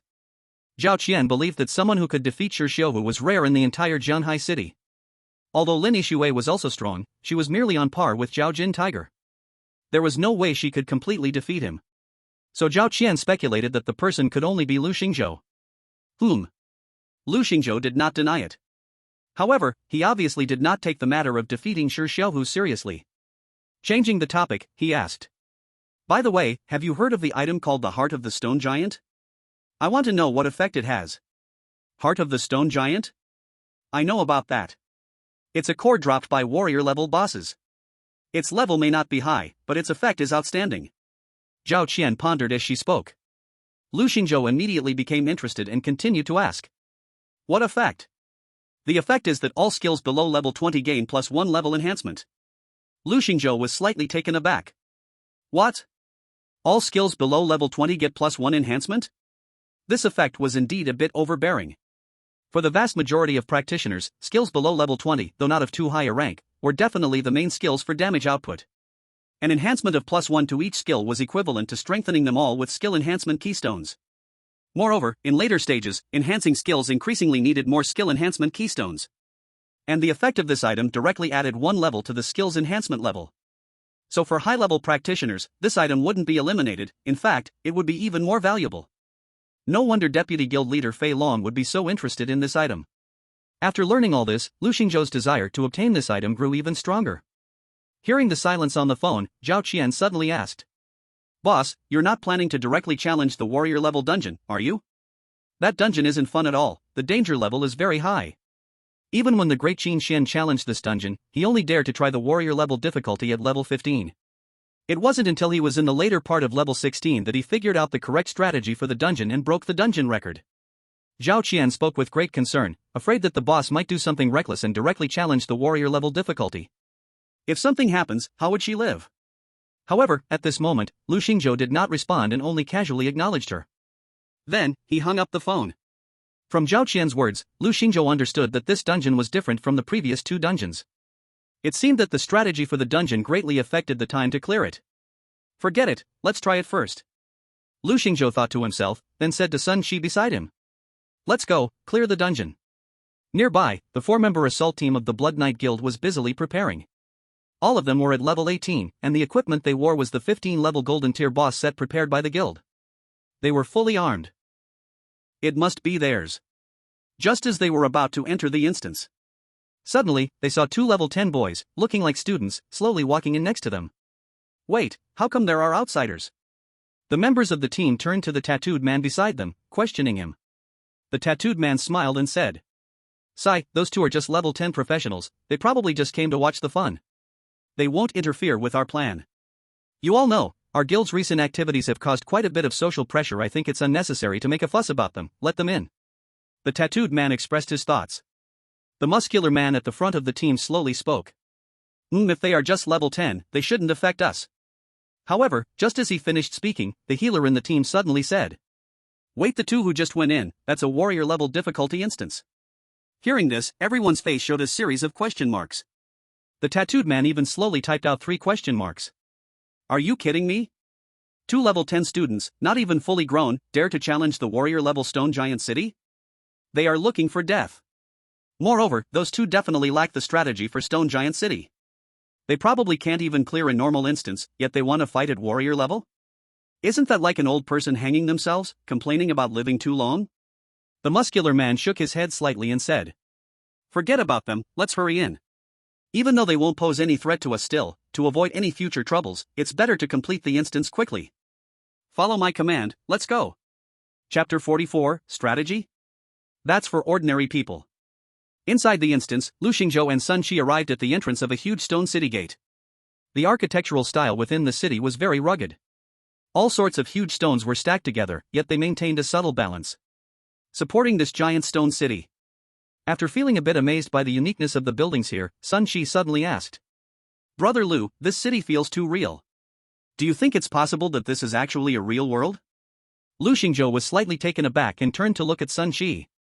However, the latter showed no intention of continuing this topic and just chuckled. I'm just talking nonsense, don't take it to heart. Brother Lu, shall we start clearing the instance now?" After pondering for a moment, Lu Xingzhou didn't think too much. Because if this instance was a real world, then how could the creatures inside be defeated over and over yet still resurrect infinitely? That makes no sense. So, Lu Xingzhou shook his head and said, "Let's go, start clearing the instance." As soon as the two stepped into Stone Giant City, they immediately heard a deep roar. Clearly, their presence had been detected by the invaders. Roar! Roar! Low growls echoed around, coming from all directions. However, Lu Xingzhou couldn't see where the enemies were. But the next second, one by one, figures made of giant stones rose from the ground. Boom! Name, Guardian Stone Giant, Elite Monster. Level, 18. Combat Power, 25 stars. Skills, War Tread, Rock Heavy Fist, Rock Spike, Guardian. Talent, Tenacity. The shapes of the stone giants varied, their bodies extremely large, the shortest ones over 3 meters tall. And the tallest stone giants were at least 4 to 5 stories high. They had an overwhelming presence. Intruders, retreat or die. The stone giant issued a growl that sounded like a warning. At this moment, Lu Xingzhou shook his head slightly. Then, he took out all his equipment from his inventory. And took out the stick that Sun Qi had picked up for him. "Brother Lu, are you serious? What else?" Lu Xingzhou spoke calmly, then took a wooden stick and launched a magical projectile. The Ice Frost Bracelet's additional effect activated, and instantly, the terrifying frost of the level 6 skill, Extreme Ice Storm, surged towards the nearest stone giant in front of him. Boom! As the stone giant came into contact with the Extreme Ice Storm, its hardened skin instantly became covered in frost. Then, its movements gradually slowed down, and after a moment, it no longer moved. At this time, Sun Qi jumped up and delivered a punch directly. Bang! With a powerful punch, the stone giant instantly shattered into fragments. That was easy, this stone giant isn't that great, right? Lu Xingzhou nodded. Although the Guardian Stone Giant is an elite monster, with a high level and combat power rating. But it wasn't hard to fight. It seems that clearing this dungeon won't be as difficult as Zhao Qian said. But Lu Xingzhou didn't understand why there was no experience notification after defeating this elite monster just now. Before Lu Xingzhou could think more, the next elite stone giant charged forward. Roar! They growled, as if wanting to tear Lu Xingzhou apart. At this moment, Lu Xingzhou unleashed several extreme ice storm attacks in quick succession. He froze all the attacking stone giants. Sun Qi was also fast, dodging rapidly. As he got close to the frozen stone giants in front of him. Rain of fists. A series of fists fell like raindrops. Boom, boom, boom. Each stone giant in front of him instantly shattered and fell. Useless things, all toppled before your young master's fists. Lu Xingzhou tilted his head slightly and then asked. Hey! When did you learn this new skill? My dad picked it for me. Rain of Fists is also a level 4 skill. After reaching level 10, professionals unlock 2 more skill slots. And Sun Qi's father, Sun Yangzhou, naturally chose a new skill for his son as soon as possible. This made up for Sun Qi's weakness in attacking multiple enemies. Lu Xingzhou sighed, having a good dad is really nice. He. Sun Qi scratched his head, and then at that moment. Not far away on the ground, a group of stone giants stood up again. The number perfectly matched the quantity of stone giants that Lu Xingzhou and Sun Qi had just shattered. Sun Qi was stunned. What the heck? Is it never ending? How come after just fighting a few, so many more came? Seeing this scene, Lu Xingzhou narrowed his eyes. Then, he suddenly asked. Did you gain any experience after defeating those stone giants just now? Ah. Sun Qi, hearing this, realized. I didn't. Could it be that, Lu Gu, you're implying defeating these stone giants isn't the key to clearing the dungeon? Lu Xingzhou stroked his chin, nodded and said. Perhaps it can be cleared because the number of these stone giants is obviously limited. Our previous attacks were indeed effective. At least, the nearby stone giants have been cleared. But, this is definitely not the simplest way to clear it. Both from the aspect that we can't gain experience from killing stone giants and from the aspect that the number of giants standing up each time is fixed, there must be someone manipulating these stone giants from behind. A light bulb suddenly lit up on Sun Qi's bald head. Lu Gu, you're smart. So these stone giants are just puppets controlled by someone? Then, as long as we find the guy who controls the stone giants, we can easily clear it, right? Hey, wait, Lu Gu, this place is too big, isn't it hard to find? How about you distract them and seal their movements while I go find? As soon as he finished speaking, Lu Xingzhou shook his head and said. No need to search. Ah. Sun Qi was stunned, not understanding what Lu Gu meant. Didn't we just say that someone is manipulating these stone giants from behind? How can we pass if we don't find it? Lu Xingzhou didn't answer, but took 2 steps forward. He directly confronted the attack of the stone giant. Bang bang! The fists of the stone giant landed on Lu Xingzhou's body, but were blocked entirely by a layer of faint frost armor that appeared on him. Lu Xingzhou calmly took 2 steps forward, and then said to the stone giant in front of him and the wide open space. Annihilation fire, ashes. In an instant, the world-ending flame crashed down. Chapter 45, they must be struggling in pain, right? The moment Lu Xingzhou released the annihilation flame, the copy map in front of him instantly turned into a sea of fire. Boom! The terrifying flames exuding a sense of destruction roared out from the tip of Lu Xingzhou's staff. Everything in sight was completely obliterated. At this moment, Sun Qi twitched his mouth, eyes filled with disbelief, and said. Brother Lu, did you just go straight for the big move without saying a word? Isn't it a bit exaggerated? As soon as Sun Qi finished speaking, the many stone giants in front of them were still being scorched and roaring by the crimson flames. But the next second, they suddenly seemed to have lost their soul. All the stone giants lost control, crashing down into a pile of rubble. Rumble. Then, Lu Xingzhou and Sun Qi heard the reminder sound from the game dungeon. Defeated the stone giant manipulator, elite, gained experience plus 1088 points. Defeated the stone giant manipulator, elite, gained experience plus 1088 points. Defeated the stone giant manipulator, elite, gained experience plus 1088 points. The continuous sounds rang out. Sun Qi counted, and the number of reminder sounds matched perfectly with the number of stone giants that attacked each time. Wow, so each stone giant really has a manipulator. No wonder there wasn't an experience reward sound after defeating the stone giants before, turns out they were just puppets. Brother Lu, I didn't expect your method to work. Stay low-key. Lu Xingzhou waved his hand and said, all fear comes from insufficient firepower. Sun Qi did not refute but nodded in agreement. When poor, resort to tactical interleaving, when rich, cover with firepower. No problem. By the way, Brother Lu, do you know the exact location of these manipulators? I don't know. Lu Xingzhou shook his head. Then, what do we do about picking up items? Lu Xingzhou fell silent. To be honest, this is indeed a problem. However, with just a few elite monsters, they probably won't drop any good stuff, right? After all, his goal is just the stone giant heart that the boss drops. The rest of the equipment or materials aren't that important. Let's go, let's continue. After Lu Xingzhou said that, the two continued to move forward. On the other side, a group from the Blood Knight Guild, who entered the dungeon almost at the same time as Lu Xingzhou, was still in the heat of battle. Boom! Priest, heal the knight quickly, he's going to be smashed to death by the stone giant. I know, stop just blaming me, hurry and focus fire to take down the stone giant manipulator. Damn, the main body isn't that easy to beat either, it's not like we don't want to be quick. Everyone dodge, my big move is ready, mount and crush slash. Wow, it almost killed me, finally took this little guy down. As the stone giant manipulator was killed, the stone giant that was chasing the knight also stopped its attack. Then, it turned into a pile of soulless rocks. At this time, the brawny man who was being chased let out a sigh of relief, slamming the huge shield in his hand onto the ground and sat down. The combat power of this stone giant is just too terrifying, both its defense and attack power are the high-end combat power of this level. Even though I have equipped ourselves with all gold gear from our guild and with the priest's support, I'm still struggling. Everyone looked at the stout man, their expressions filled with sympathy. Indeed, the strength of this stone giant is very strong. If it weren't for President Qin Xian's strategy, found the stone giant manipulators hiding in the surrounding buildings. Then, one by one, they attracted them out and focused fire to kill. With just the 4 of them wanting to push through, that was truly a dream of a fool. Too difficult. The 2 kids who went in before us are probably dead beyond recovery right now. Yeah, 2 level 10 youngsters, daring to challenge warrior level, they must be struggling in pain now. If they were smart, they would have exited the dungeon by now. There should be no more newbie protection after level 10, right? They would probably drop a lot of items and gear, just to teach them a lesson. Everyone said this. Their words clearly showed disdain for Lu Xingzhou and Sun Shi, believing they were far too reckless. At this moment, the mage and assassin in the team said, "Captain, we only have 3 stone giant manipulators left to find, let's push harder." According to President Qin Xian's guide, the next level stone giant Kaiser is even harder and more dangerous, we need to leave more time to deal with it. Right. Our speed is already fast, this time, we might create a top 10 record for the dungeon. The sturdy man nodded after hearing this.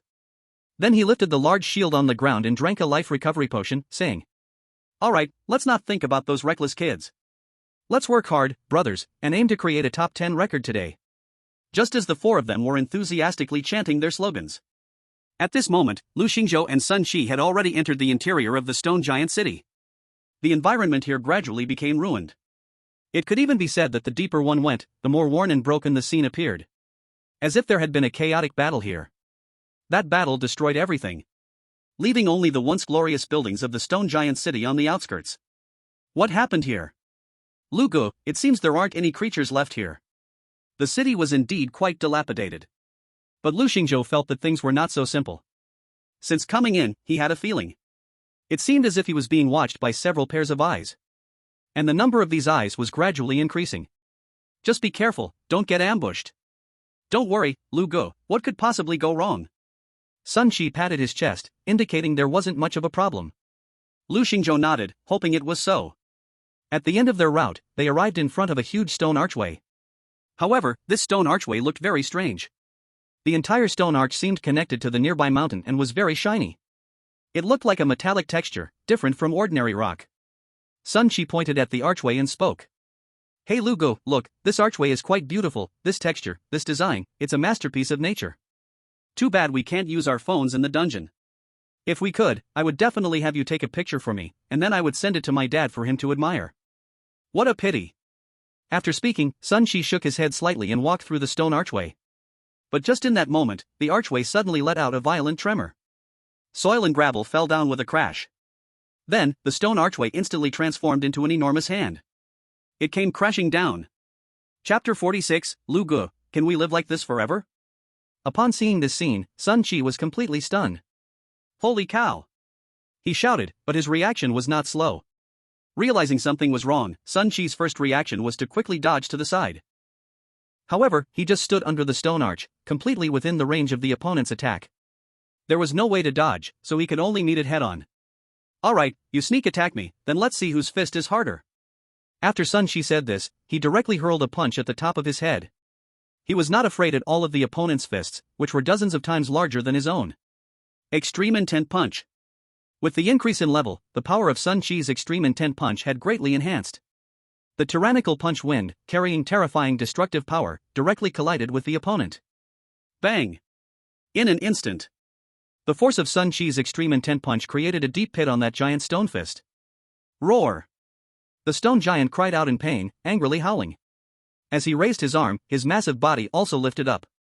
He was at least 20 meters tall. Standing there, he was as tall as a 7-story small building. Damn invader, die for me! Then, the stone giant, with a metallic shine all over his body, smashed his right fist down again. At this moment, Sun Shi squinted his eyes and shouted that it was bad. Because, at this time, his skills were still on cooldown. He couldn't throw another punch to counterattack. Damn! This old guy doesn't play fair, he can fight back with basic attacks just like his skills. Wasn't it said that villains die from talking too much? Why is there not a word of nonsense, and he directly comes crashing down again? This is bad, his attack is so fast. Even if Brother Lu has the power to take him down, there won't be enough time to stop this strike. Heaven is jealous of talent. Just as Sun Shi was preparing to take the opponent's skill head-on, leaving it to fate. Suddenly, he saw Lu Xingzhou appear in front of him. He lightly slapped his shiny bald head. Then he calmly said, "Get down, stay safe." Sun Shi was stunned, then immediately complied and lay down on the ground. After that, the stone giant's punch had already struck down. Die! Bang! The huge explosion sounded above Sun Shi's head. After a moment, Sun Shi felt no pain at all in his body. Only then did he open his eyes to look up. Oh?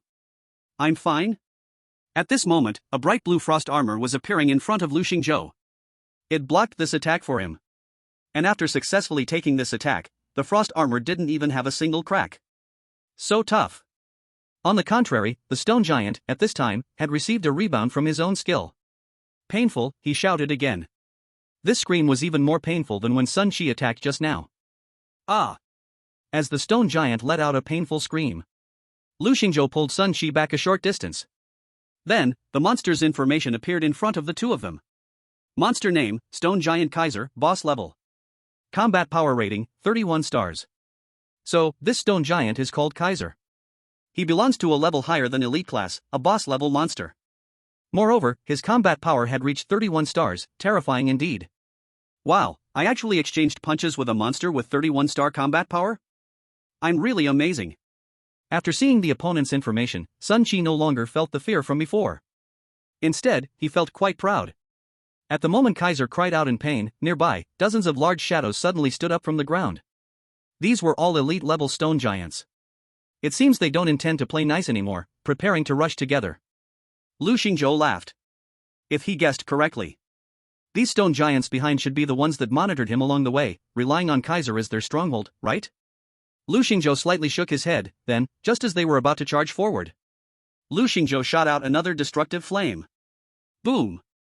At this moment, because of the increase in level, Lu Xingzhou's destructive flame was not only much stronger. His magic limit was already enough for him to launch 2 devastating attacks without needing any additional power. So he acted without hesitation and made his move. Boom! The scorching flames swept across the battlefield. In an instant, a series of continuous reminder sounds echoed in Lu Xingzhou and Sun Shi's ears, like in a game dungeon. Defeated Stone Giant Controller, gained experience plus 1088. Defeated Stone Giant Controller, gained experience plus 1088. Defeated Stone Giant Kaiser Controller, gained experience plus 1799. Upon hearing the game's reminder sounds, Sun Shi's face froze. What the heck? Was that all it took to take him down? He truly did not expect Lu Xingzhou to achieve another one-hit kill. The Stone Giant Kaiser was powerful, exceeding 30 stars. If it were another team encountering it, they would probably have to struggle for a while with this monster. In fact, they might get directly killed if not careful. TSK as expected. Being with a reliable man brings a full sense of security. Luo bro, can we live like this forever? Lu Xingzhou? Bro, if you say that, I have to consider whether you're straight or not. At that moment, suddenly, the ground trembled. Then, a huge stone giant altar slowly broke through the earth. The surrounding buildings were instantly crushed and collapsed. Lu Xingzhou's gaze turned to the altar. Because he saw something shimmering on the altar. Could that be the heart of the stone giant? Is that the material he has been longing for? Go! Lu Xingzhou shouted and charged forward. Sun Shi was stunned for a moment, then shouted. Hey, damn it, Lu bro, can you be a bit more steady? That situation was so dangerous? But after he said that, he suddenly realized. It seemed the dangerous one was not Lu Xingzhou. But it was himself. Then, being with Lu Xingzhou seemed to be the safest choice. After thinking for a moment, he shouted again. What's wrong with danger? Lu bro, I'm willing to accompany you through fire and water. Hey, wait for me, Lu bro, I'm coming. Meanwhile, on the other side, the Blood Knight Guild's 4-member team had just passed through the outer area of the city. Everyone looked tired as they rushed to the next stop. The Stone Giant Kaiser's guarding area. Captain, if I remember correctly, the Stone Giant Kaiser will launch a sneak attack on us. If we take it head-on, it will either be death or injury. Should we try to lure him? To force him to use his skills first. The captain glanced at the time and then said. While that's the safest way, we don't have much time. We've already spent 5 minutes passing through the first area. To break the record of President Qin Xian, we must clear the dungeon within 11 minutes and 21 seconds. So, we must attempt to focus our fire to try and take down the stone giant Kaiser in one go. Do you understand? Otherwise, we won't have time to deal with the final stone giant boss, and according to the strategy from Master Qin Xian, this boss seems to have hidden mechanics that haven't been triggered yet. If there was enough time, we must give it a try. I heard that triggering hidden mechanics could yield unexpected rewards. Everyone nodded, believing the captain's words made sense. Okay, Captain, we'll follow your lead. Chapter 47: The Devastating Flames, no longer effective? Meanwhile, outside the dungeon. The Blood Knight Guild had already taken control of the entire dungeon, and now no other players could enter this area. But this didn't stop what was happening outside the dungeon, which was quite lively. Because Vice President Phylon personally came to check on the situation outside the dungeon. How is it? What progress has been made in arranging your tasks? At that moment, the tattooed man walked over, his expression very respectful, and said, Vice President, hello. I am responsible for clearing the entire dungeon area.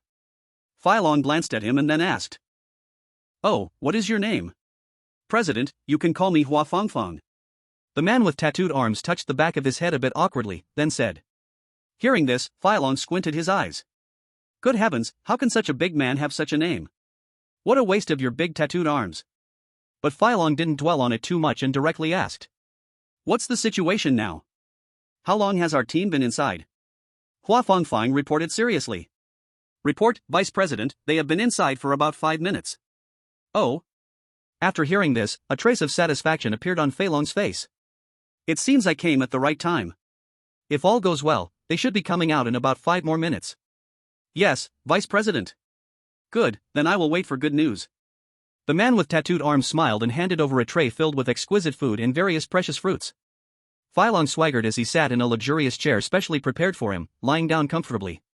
He ate the fruit, waiting for the team to break the record. Meanwhile, inside the dungeon, Lu Xingzhou had already set foot on the altar that had just appeared. He arrived in front of the dazzling stone he had seen earlier. When he approached, he found that this stone was not what he had imagined it to be. It was made up of many chaotic pieces of colored hard gems, a huge pile of stones. Under the sunlight, it reflected various dazzling colors. It looked like the heart of a stone giant, but in reality, it was completely different. What a false hope! At this moment, Sun Qi hurriedly arrived. He came to Lu Xingzhou's side, panting heavily and said, Oh my, Lu Ge, can you slow down a bit? You run too fast, I can't keep up. Sun Qi couldn't understand how there could be a magic apprentice who ran so fast in this world. What a monster! Just then, Sun Qi looked at the pile of colorful gems on the altar. Suddenly, his expression became serious as he said, My God! Lu Ge, this is the boss. Lu Xingzhou turned around and found that the pile of scattered gems had actually stood up. It formed a gigantic, heavy humanoid body. Roar! In an instant, Lu Xingzhou felt an immense sense of pressure from the opponent. Completely different from the soldiers and elite monsters before, this colorful stone giant emitted a strong wave of energy. Name, King of Stone Giants, Boss Level. Power, 40 stars. Level, 20. Skills, War Tread, Rock Fist, Guardian, Earthquake. Talents, Resilience, Adaptation. Intruder, you dare to come here. Damn it, I, the King of Stone Giants, hereby declare your death penalty. The King of Stone Giants roared with a low, buzzing sound from its chest. Its voice was filled with anger, seemingly defending its kin and territory. However, at this moment, Lu Xingzhou disdainfully replied. Intruder? Interesting, we still don't know who the true intruder is. You are just a group of pitiful creatures hiding behind the stone giants, controlling soulless bodies. How dare you call us intruders? How amusing. Upon hearing this, the voice of the King of Stone Giants became even angrier. Although its enormous gem head showed no signs of expression, it was possible to feel its fury. And its desire to kill Lu Xingzhou. Who do you call a pitiful creature clinging to others? You bastard, I will make you pay with your life. As soon as the words fell, the ground around Sun Qi and Lu Xingzhou trembled again. This time, it was more violent than before. Boom boom boom. Then, on the altar, the mysterious ancient runes were illuminated by the colors reflected from the stone giant king's body. Immediately following, it seemed to respond to some kind of call and sensation. In the sky, a rainbow-colored halo suddenly descended. It shone down on the stone giant's body. Within him, 5 colored gems lit up as if activated, radiating dazzling light. Boom boom boom. Following that, after a strange sound, the stone giant king's aura erupted once again. It surged continuously. The combat power rating also seemed to soar as if it cost nothing. Oh no. Something's not right, Brother Lou. This guy's combat power rating has reached 49 stars. How can there still be a boss that temporarily becomes stronger? I've never heard of this before. This is bad. Should we just run away? As long as we have the Green Mountains, we don't fear the lack of firewood. Although Sun Shi was stubborn, he was still relatively steady. When facing something clearly risky, he would not dare to challenge it with his life. 49 stars. This level of power, even for Teacher Fong, would be quite dangerous. Let alone Lu Xingzhou. Although Brother Lu was strong, with a combat power of 24 stars during the test. However, the opponent's power was more than double that of Brother Lu. This was not a joke. In combat ratings, even a difference of 1 or 2 stars among top geniuses was significant. Even fighting across levels would only involve single-digit differences. To challenge a 49-star boss leader, could it be one? Absolutely impossible. But, at this moment, Lu Xingzhou was not panicking. After seeing the opponent's transformation, Lu Xingzhou was very certain. This was not some unlucky death mechanism he triggered, rather, it should be that he discovered some hidden clue. He triggered the hidden mechanism of the dungeon. He had heard before that some dungeons indeed had hidden mechanisms. This was a challenge but also an opportunity. After triggering the hidden mechanism, it was easier to drop some rare items or materials. That was why guides for clearing dungeons were so precious and not easily shared. If one mastered a hidden dungeon clearing strategy, then just one guide's value would be worth more than 10 times the value of the rare items and materials from that dungeon. Lu Xingzhou did not plan to retreat, instead, he intended to try it out. Was the situation as he thought? In his thoughts, he had already taken out 2 buns and stuffed them into his mouth. These were beef and scallion buns prepared for him by his aunt. Since he hadn't finished them, he stored them in his item space. Now taking them out, they were surprisingly still warm. On the other side, the Stone Giant King let out bursts of laughter, looking at Lu Xingzhou with disdain and saying, "Kid, now it's too late for you to run. Pay for your words with your life." Lu Xingzhou did not care, directly replying, "Why should I be afraid of a guy who won't show his face? Stop the nonsense, just wait to die." Immediately after, Lu Xingzhou, regardless of what the opponent said, directly shot out a flame of annihilation. Boom! A terrifying heat wave swept across, instantly engulfing the entire altar. The surrounding steel of the altar melted and bent because of this terrifying doomsday flame. Lu Xingzhou initially thought this strike would surely resolve that hidden manipulator. However, unexpectedly, not only did the stone giant endure this strike, but the dungeon also didn't pop up a reminder about defeating the stone giant's manipulator just now. Oh. Interesting. Lu Xingzhou's eyes squinted, a bit surprised. But beside him, Sun Shi was in shock, his face filled with disbelief. What the hell? Brother Lu's strike didn't directly take him out. Seeing Sun Shi, who was used to Lu Xingzhou defeating battles in one move, witness the stone giant king standing there unharmed, he could hardly believe it. At this moment, the right arm of the stone giant was radiating a deep red light from the jewel within. Right in front of him, it had strongly blocked Lu Xingzhou's earlier attack. Moreover, it seemed to have taken no fatal damage at all. Your flames are nothing at all. The stone giant king bellowed in a low voice, then slammed his right fist heavily into the ground and continued.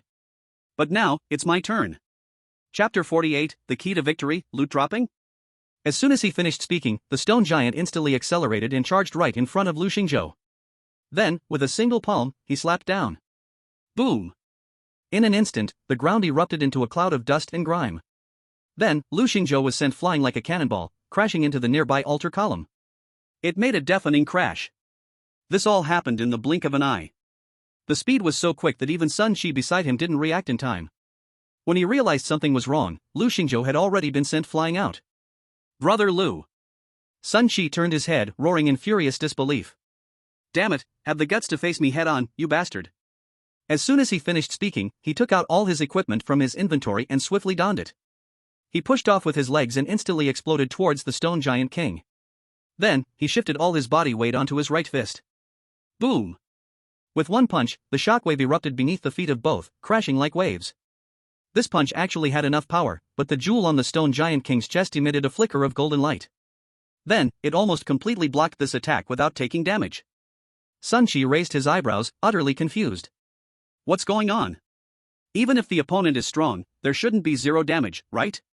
He felt an overwhelming shock within, yet in his current fury, he didn't care about it at all. To hell with it. I must make you pay. Rain of punches. A flurry of punches came crashing down like raindrops. Boom boom boom. The stone giant king stood unmoved, and the golden light on his chest gem shone even brighter. Then, the stone giant king swung back and sent Sun Shi flying as well. Bang! Sun Shi was smashed against the nearby column like a cannonball, coughing up a mouthful of blood. Hee hee, trash. The stone giant king made a mocking sound. However, Sun Shi got back up from the ground without hesitation and drank a bottle of basic life recovery potion.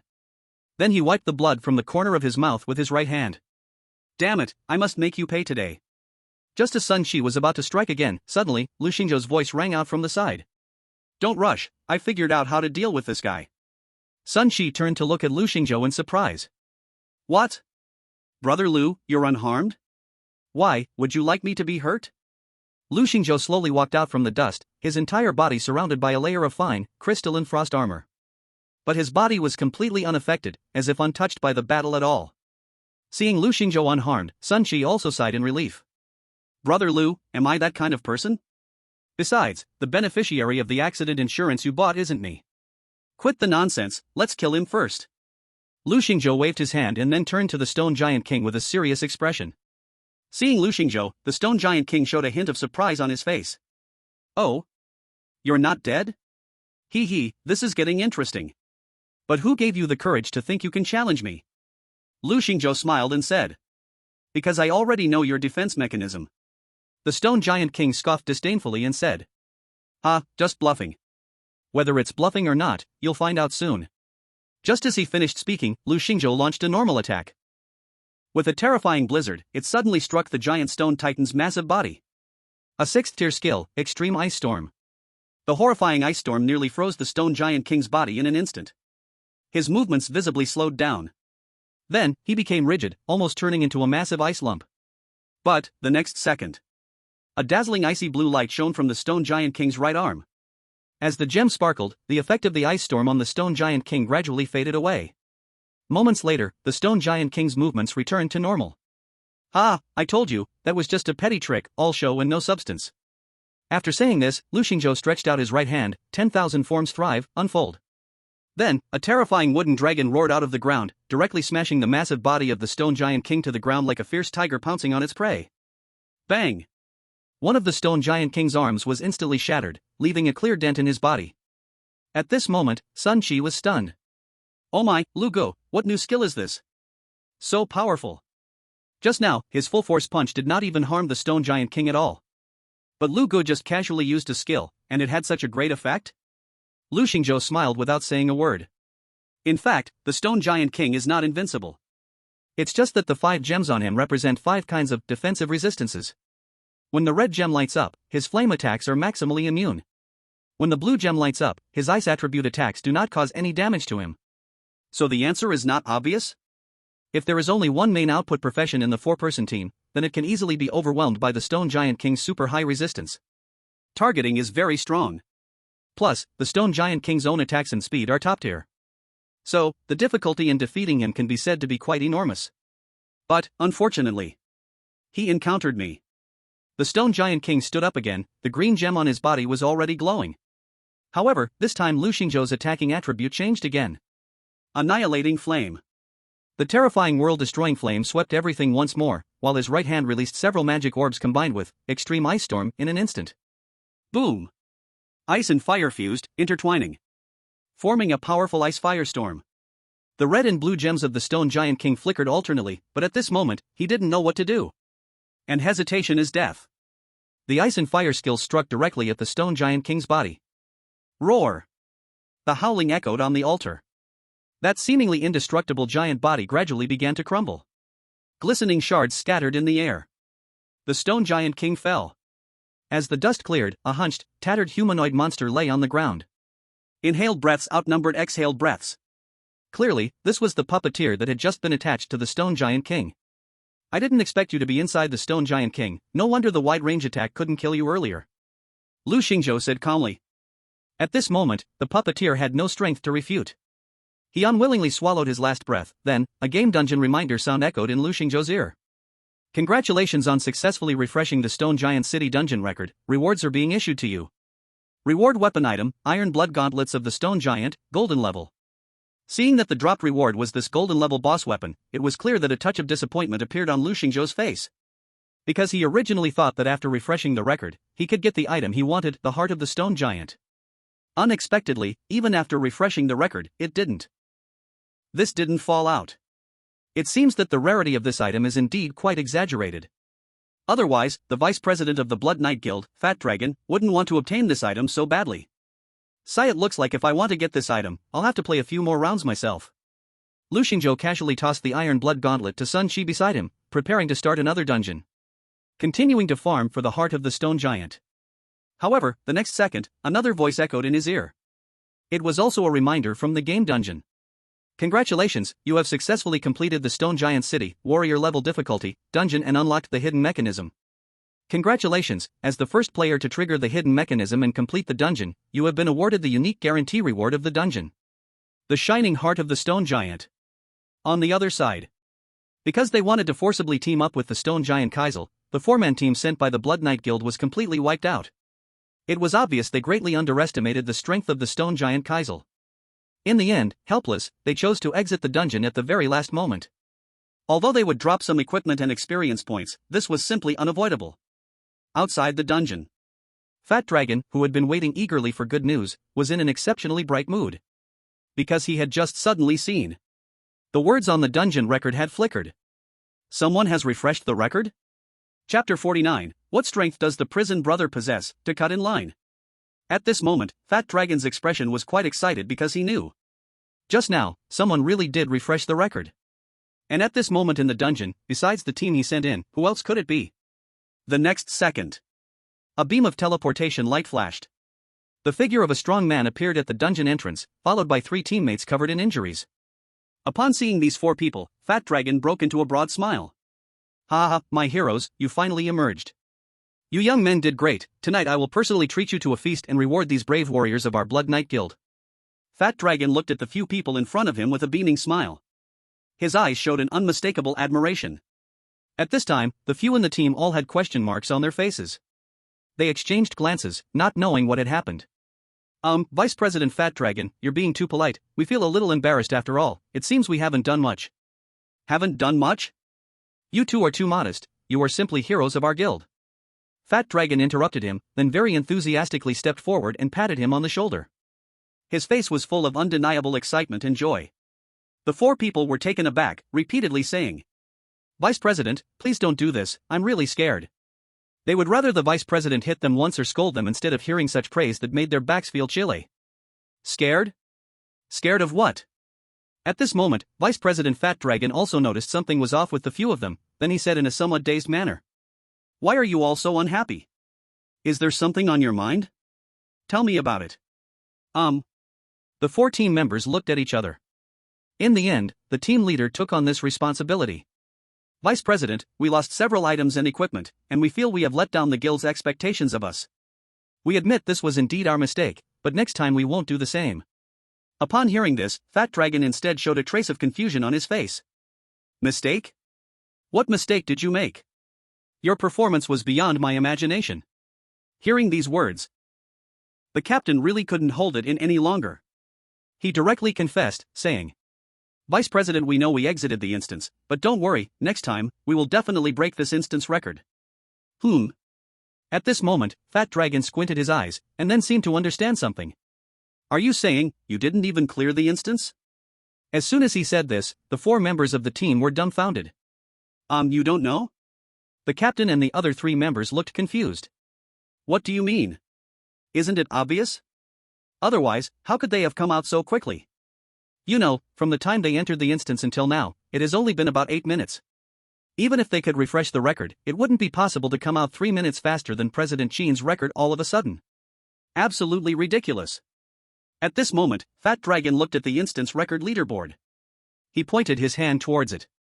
So who just refreshed the instance record? Everyone turned their heads to look.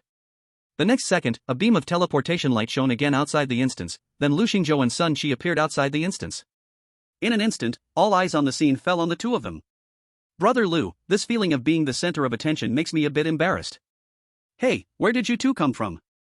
Fat Dragon directly yelled, questioning the 2 of them. Lu Xingzhou didn't answer, just turned to Sun Shi and said, Do we need to answer their questions? I don't think so. Great minds think alike, then let's go. Let's go. Sun Chi and Lu Xingzhou sang in harmony, preparing to leave. But before leaving, Sun Chi turned his head to look at the nearby flower-armed man who was already trembling. He said, "Oh, thank you, big brother, for letting us in. "We are leaving now, we will come again next time." The two talked as they walked, and directly left the area outside the instance that was blocked by the Blood Knight Guild. That flower-armed man's legs were trembling. He was originally hiding in the corner, preparing to pass quietly without saying a word. As a result, this kid actually tried to mess with him before leaving. What the hell? After Lu Xingzhou and Sun Shi left, the eyes of everyone on the scene fell on the flower-armed man beside them. Tell me, didn't you say no one came in? Then what's the deal with those two? Upon hearing this, the flower-armed man's expression turned panicked. Damn it, who could have known that two level 10 youngsters could actually refresh the record of a warrior-level instance? This is not a joke. Even the young and ambitious President Qin back in the day couldn't do it. That, Vice President, please let me explain. Oh no, I mean, clarify. I don't want to hear your nonsense. Fat Dragon waved his hand harshly, then a blast of wind shot out. It sent the flower-armed man spinning 360 degrees in the air. Then, he crashed heavily to the ground and passed out. Fat Dragon looked in the direction Lu Xingzhou and Sun Shi had left, lost in thought. It wasn't that he didn't want to stop these two kids, but rather, that stopping them would be of no significance. What could he do? Force them to give up the equipment and items they obtained? You know, this area is under the jurisdiction of the Public Security Bureau, and if he did that, it would be troublesome. But if he couldn't act openly, he could act in secret. After all, after the instance record is refreshed, the name of the person who broke the record always appears. So, Fat Dragon directly locked his gaze on the name in the record. But the next second, his gaze suddenly froze. 8 minutes 7 seconds to clear. Name, Lu Xingzhou? This name was very familiar to him. Because, isn't this the genius that old guy Zhao Feng mentioned, with huge potential? This kid is indeed a monster. He actually managed to break President Qin's record in such a short time. And the most important thing is, Lu Xingzhou and Sun Shi are just two people, and their levels are not high. A monster, an absolute monster. No wonder Zhao Feng, that old bastard, tore his face off with me. This is the reason. Thinking of this, Fei Long instantly understood. Fei Long thought for a moment and decided to go apologize to Lu Xingzhou tomorrow to smooth things over. Fei Long still knew how to prioritize. For a dazzling talent like this, the usual tricks from society wouldn't work. Because, behind a person like Lu Xingzhou, there will always be old people like Zhao Feng, who will protect him. Luckily, I didn't make a move earlier. Otherwise, it would have been troublesome. Fei Long secretly rejoiced. However, on the other side, Fei Piao had no idea about his older brother's thoughts. The first thing his two newly recruited underlings were going to do was, of course, get revenge. What a brat, you were so cocky before, let's see if you can still laugh this time. And Chu Cheng. This time I'll definitely make you, under my crotch. Thinking about it, he looked down at his empty crotch. A cold wind blew by. It was a bit chilly. Once my brother fixes me, I'll make you all pay. Forget about it today, the main thing is to get some revenge. So, he brought his two underlings to the outside of the Good Taste Bun shop. But he found that there were unexpectedly many more customers here. The long line circled around, and people were already spilling onto the road. Even the traffic on the road was slightly affected. Oh? Looks like the business here today is much better than before? Fei Piao was slightly surprised. Although before, the Good Taste Bun shop also had many customers. But there was never such a long line like this. This made Fei Piao a bit curious. But he didn't think too much about it. He directly bypassed the crowd, swaggered in, and was ready to settle the score with Chu Qing and Lu Xingzhou for yesterday's explosive bird feud. However, just as he was about to step inside, he suddenly felt someone grab the collar at the back of his neck. Hey, what the hell? Fei Piao froze, not understanding who had the guts to do that, and turned around to look. He spoke in a very arrogant tone. Who the hell is grabbing me? Do you want to die? At this moment, the strong man behind him, who had grabbed him, spoke. What are you doing? Cutting in line, and you still have a reason? Fei Piao's face was full of confusion, and then he sneered. Damn, I gave you face, huh? Who the hell wants to stand in line for buns? You better get the hell out of here, or else your mother. The strong man and the others in line all turned to look at Fei Piao, then asked. You're not buying buns, so what are you planning to do?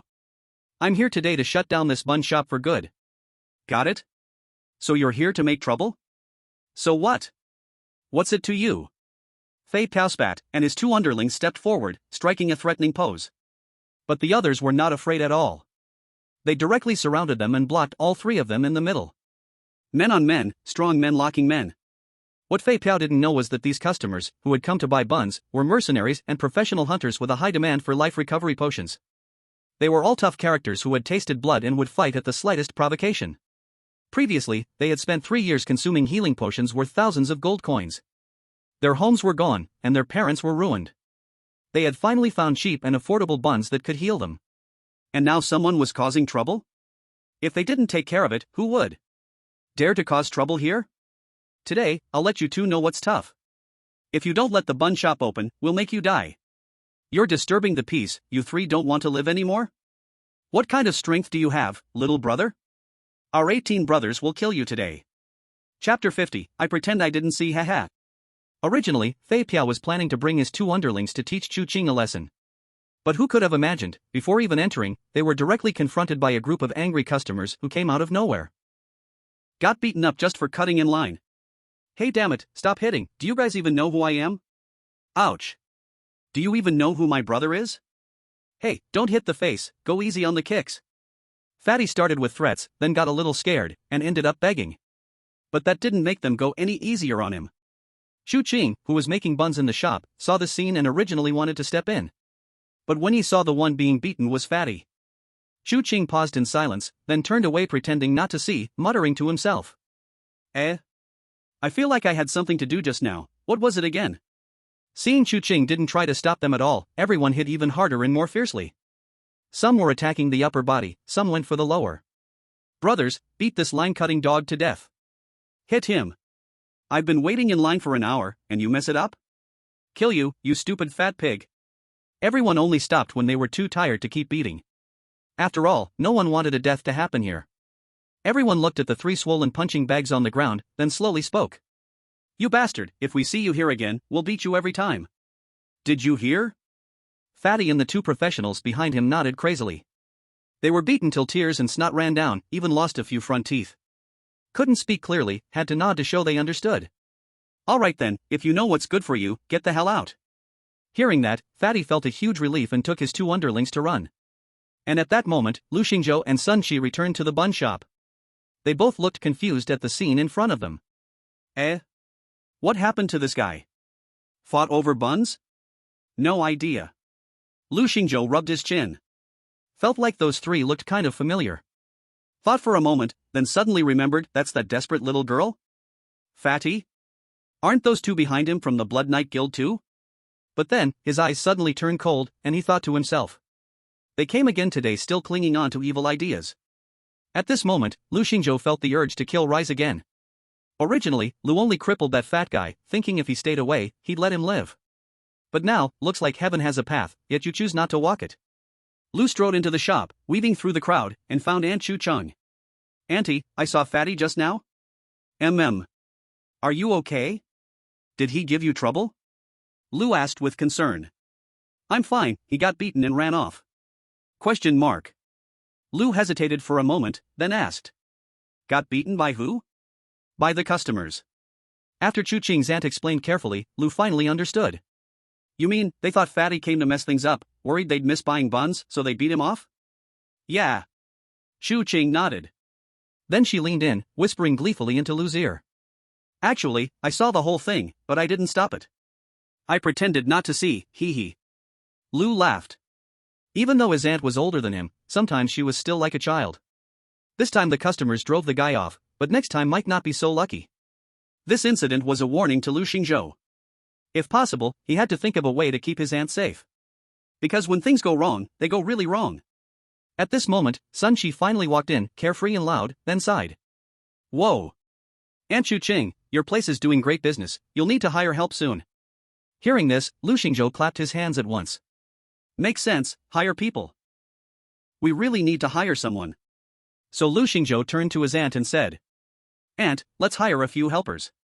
His aunt, half confused and half understanding, nodded. Ah, okay. Hiring people indeed needs careful planning. It would be best to find some strong and brave helpers. Moreover, they shouldn't fear any so-called guild power. To accomplish these 2 points, the task becomes a bit difficult. Many people, although they are not afraid of large forces, are too weak. They can't provide much protection. As for others, they may have decent strength but tremble in front of major powers. Such people are not the candidates that Lu Xingzhou wants. I really need to think this over. I need to find someone strong and a little crazy. That's quite difficult. When he thought about this matter, someone unexpectedly popped into his mind. Out of nowhere, the figure of a person appeared in his mind. Su Ruyan. However, Su Ruyan certainly wouldn't have time to protect his aunt for him. He knew how brilliant a genius Su Ruyan was. And he also understood how high the expectations the Su family had for her. Anyway, perhaps he could ask her if she had any recommendations. So, Lu Xingzhou dialed Su Ruyan's number. On the other end, Su Ruyan was sitting in the back seat of a business car, preparing to go to the uninhabited area dungeon for training. She was sitting cross-legged in the back seat, bored, fiddling with her phone, while her delicate feet, dressed in black high stockings, kept swaying. When she received Lu Xingzhou's call, Su Ruyan was so excited she almost stood up. Teen girls are always so naive, clearly caring about his every move. But they have never expressed it. Su Ruyan wanted to pick up the phone immediately, but hesitated for a moment and then calmed her racing heart. Then, she returned to her usual cold voice. Then she said, Lu Xingzhou, what do you want? Lu Xingzhou didn't care about her tone and directly asked. I want to ask you something. Do you know anyone strong who is not afraid of large guild backgrounds? I want to hire them to help protect my aunt. And, I also want to ask if you know any powerful artifact smiths. Hope you can introduce one to me. Su Ruyan was silent for 2 seconds after hearing this, then said to Lu Xingzhou. Do you have any plans later? Let's meet and talk. Lu Xingzhou said, I plan to go to the Jianghai City trading house shortly. I asked them to help me procure some items last time. After hearing this, Su Ruyan directly said. Okay, let's meet at the Jianghai City trading house. I was going there as well. The butler, Fu Bo, in the front seat, looked back at Su Ruyan with a puzzled expression. He asked in confusion. Miss, aren't we going to the uninhabited area dungeon? Su Ruyan turned her head and gave him a don't speak too much look. Then she continued. I will arrive there in 10 minutes, is that okay? Okay. Lu Xingzhou wasn't far from the Jianghai City trading house, they should arrive around the same time. After hanging up the phone, Fu Bo turned to ask. Miss, where are we actually going next? The master worked hard to secure this exploration dungeon entry qualification for you, do you really want to? However, Su Ruyan's response was very firm, she directly said. Need I ask? Jianghai City Trading House. Chapter 51, Take out the equipment you want to strengthen. When Lu Xingzhou arrived at the Jianghai City Trading House, he saw Su Ruyan already waiting there. Didn't you say 10 minutes? How did you get here so fast? Lu Xingzhou had some doubts. Su Ruyan still maintained her usual proud expression, the beauty mark at the corner of her eye fluttering slightly with her skin. She did not answer Lu Xingzhou's question but changed the topic, saying, Go ahead, what's the matter? Actually, I came to ask if you could recommend a suitable candidate for me. Also, I want to craft some weapons recently. If you know someone who can help, that would be even better. Hearing this, Su Ruyan felt a bit happy inside, because she liked that Lu Xingzhou thought of her when he had matters to discuss. She slowly spoke. If you need a bodyguard recommendation, I have a suitable candidate. As for the equipment crafting, I know there is a master craftsman at the Jianghai City trading firm. His skills are said to be the best in Jianghai City. After hearing this, Lu Xingzhou broke into a smile. Then he said with a smile. That's great, thank you. Su Ruyan's beautiful eyelashes fluttered slightly, and then her gaze shifted slightly away. She softly said. It's just a small effort, it's not just for you. Beside them, Sun Qi, who had been silent, suddenly spoke inappropriately. Hey, creep, why do I feel like you're a bit shy? Question mark. In an instant, the temperature in the room dropped a few degrees. Su Ruyan shot an icy glare at Sun Qi. Then, Sun Qi immediately shrank his neck. He would rather challenge the stone giant king than be targeted by this creep. It was just too terrifying. After Sun Qi stopped speaking, Su Ruyan used her peripheral vision to glance at Lu Xingzhou. Seeing that he seemed to think little of it, she let out a slight sigh of relief. But, for some reason, she also felt a bit disappointed. The three of them arrived at the trading firm's lobby, where Su Ruyan took out a black card shimmering with golden ripples. Black gold card. As soon as the front desk staff saw this card, they immediately called Manager Yi out. Yi Wanqiu respectfully bowed to Su Ruyan, and then saw Lu Xingzhou behind her. Unexpectedly, Lu Xingzhou actually knew this Miss Su? Yi Wanqiu was well informed, and she had heard how formidable the Su family's power and background were. Not to mention in a small city like Jianghai, even across the entire Jiangbei province, it was not to be underestimated. So, to be on good terms with Miss Su, it seemed that Mr. Lu was not as simple as he appeared. Sure enough, I didn't misplace the black gold card earlier, it would definitely leave a good impression on Lu Xingzhou. Miss Su, may I ask what you need? Yi Wanqiu respectfully asked. At this moment, Su Ruyan directly said. Take us to find Master Zhou Li and the craftsman. All right. Yi Wanqiu didn't ask more and answered directly. However, she turned to Lu Xingzhou and respectfully said. Respected Mr. Lu, the detoxifying fruits you arranged for us to purchase last time have now been collected to 500 pieces. May I ask if this is enough? Lu Xingzhou thought for a moment, he could consume about 12 pieces a day. These would suffice for over 40 days. Just give me these first, and then buy some more. Okay. As Lu Xingzhou was about to pay, Su Ruyan directly handed over her membership card. Use my membership card, there's a discount. She did not mention paying for Lu Xingzhou, she knew his pride and self-esteem wouldn't allow her to help pay. But, who would have thought that at this moment, Yi Wanqiu said. Miss Su, you may not know, but this Mr. Lu is also a black gold card member of our Jianghai City trading firm. Whom? Su Ruyan was slightly stunned. Then, with an unchanging expression, she put away her card, saying no more. Yet, in her heart, there was an indescribable shock. It was because of the Su family's sign that she got this black gold card. And Lu Xingzhou actually obtained a black gold card just like hers through his own ability. As expected, his promise wasn't just empty talk. A hint of softness flickered in Su Ruyan's eyes. Beside her, after paying, Lu Xingzhou put the detoxifying fruit into his item bag. Lu Xingzhou didn't know how much of this stuff was considered a limit. According to the textbook, something like the clear moon spirit spring had no side effects at all.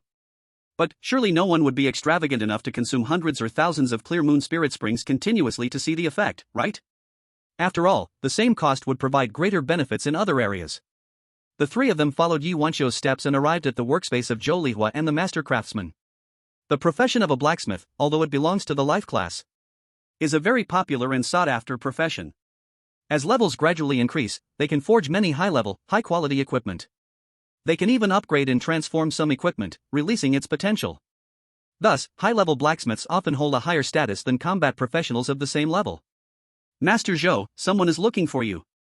In the room, a short-haired old man with heavy insulative gloves and a black protective goggles turned his head upon hearing the voice. Manager Yi, who is looking for this old man? It's these three distinguished guests, they hope you can help them forge equipment. Upon hearing this, the old man's expression lit up with interest. Being called distinguished guests by Manager Yi means they are either rich or noble. The equipment they bring out must also be excellent stuff. At this moment, Lu Xingzhou slowly spoke. Master Zhou, hello, I have an equipment I hope you can help me forge. I hope to embed this gem into my staff. Then, Lu Xingzhou took out a fist-sized, shimmering gem from his item bag. Item name, Shining Heart of the Stone Giant. Ah. What is this?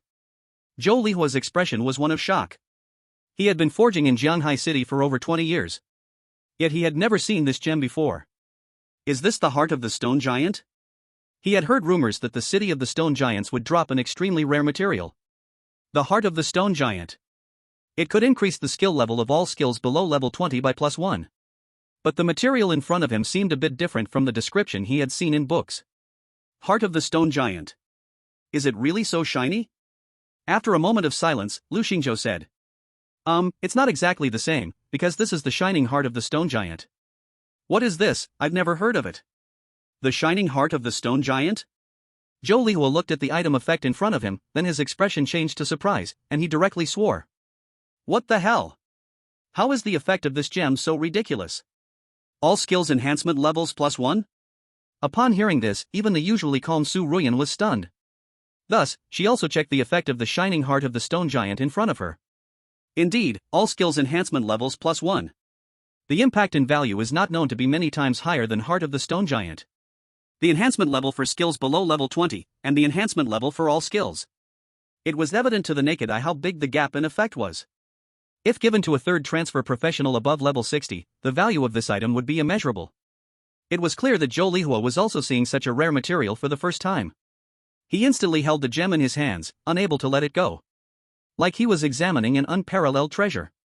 Young man, what equipment do you want to set this gem into? Hurry, hurry, hurry. My hammer is itching to work. For these craftsmen, top-notch gear and top-notch gems. This is, in the world, the thing that makes them happiest. This is the equipment. Lu Xingzhou thought for a moment, then slowly took out a wooden stick from his inventory. Chapter 52 Principal, can I have this book? When Zhou Lihan saw Lu Xingzhou pull out a wooden stick, he blinked. Then, he made a question mark. After hesitating for a moment, he slowly spoke.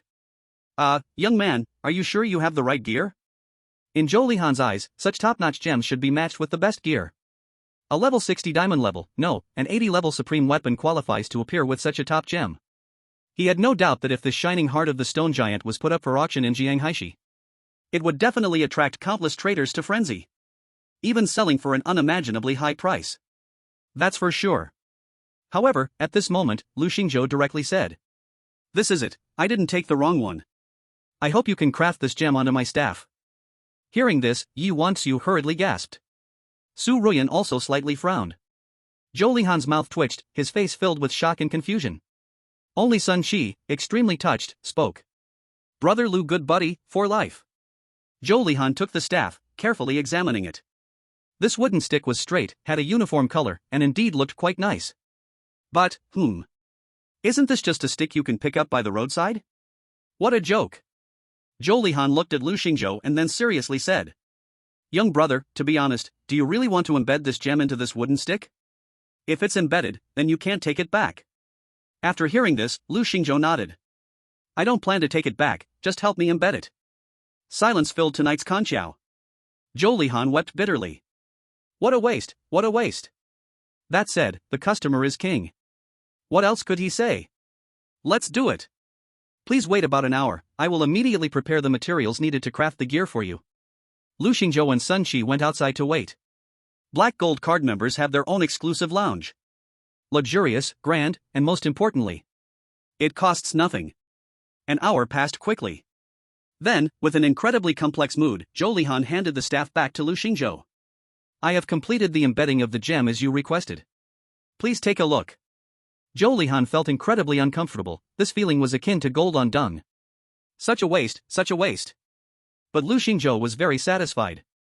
The gem was embedded at the front of the staff, and both the crafting technique and craftsmanship were perfect. At this time, Lu Xingzhou also checked the attributes of this wooden stick. Equipment name, Eye of the Stars, Diamond level. Required level, level 10, can be upgraded through crafting. Equipment attributes, Spirit plus 50 points, Armor plus 10 points, Maximum Health plus 1200 points, Maximum Magic plus 800 points, Overall Magic Resistance plus 50%. Special effect, injects the vast power of the stars into the gem, turning the power into one's own. Gem embedding slots, 0, can be upgraded through crafting. Embedded gem, Shining Heart of the Stone Giant. Description, 10% of the power of the stars has been unlocked. Great, great, great, this truly deserves the item he painstakingly farmed. Although he only farmed it once. But who says it isn't painstaking? Moreover, after the gem was embedded, the overall effect of his staff stepped up significantly. Especially the maximum health and armor, where both aspects increased impressively. Lu Xingzhou was not clear whether the enhancement effect was due to the gem crafted on his equipment or some other reason. What he could confirm was that his current health points combined with super high armor, plus the defensive frost armor, along with double health points after activating the field. He was now definitely tougher than all the tank classes of the same level. It was completely unnoticeable that he still had a hint of a fragile mage.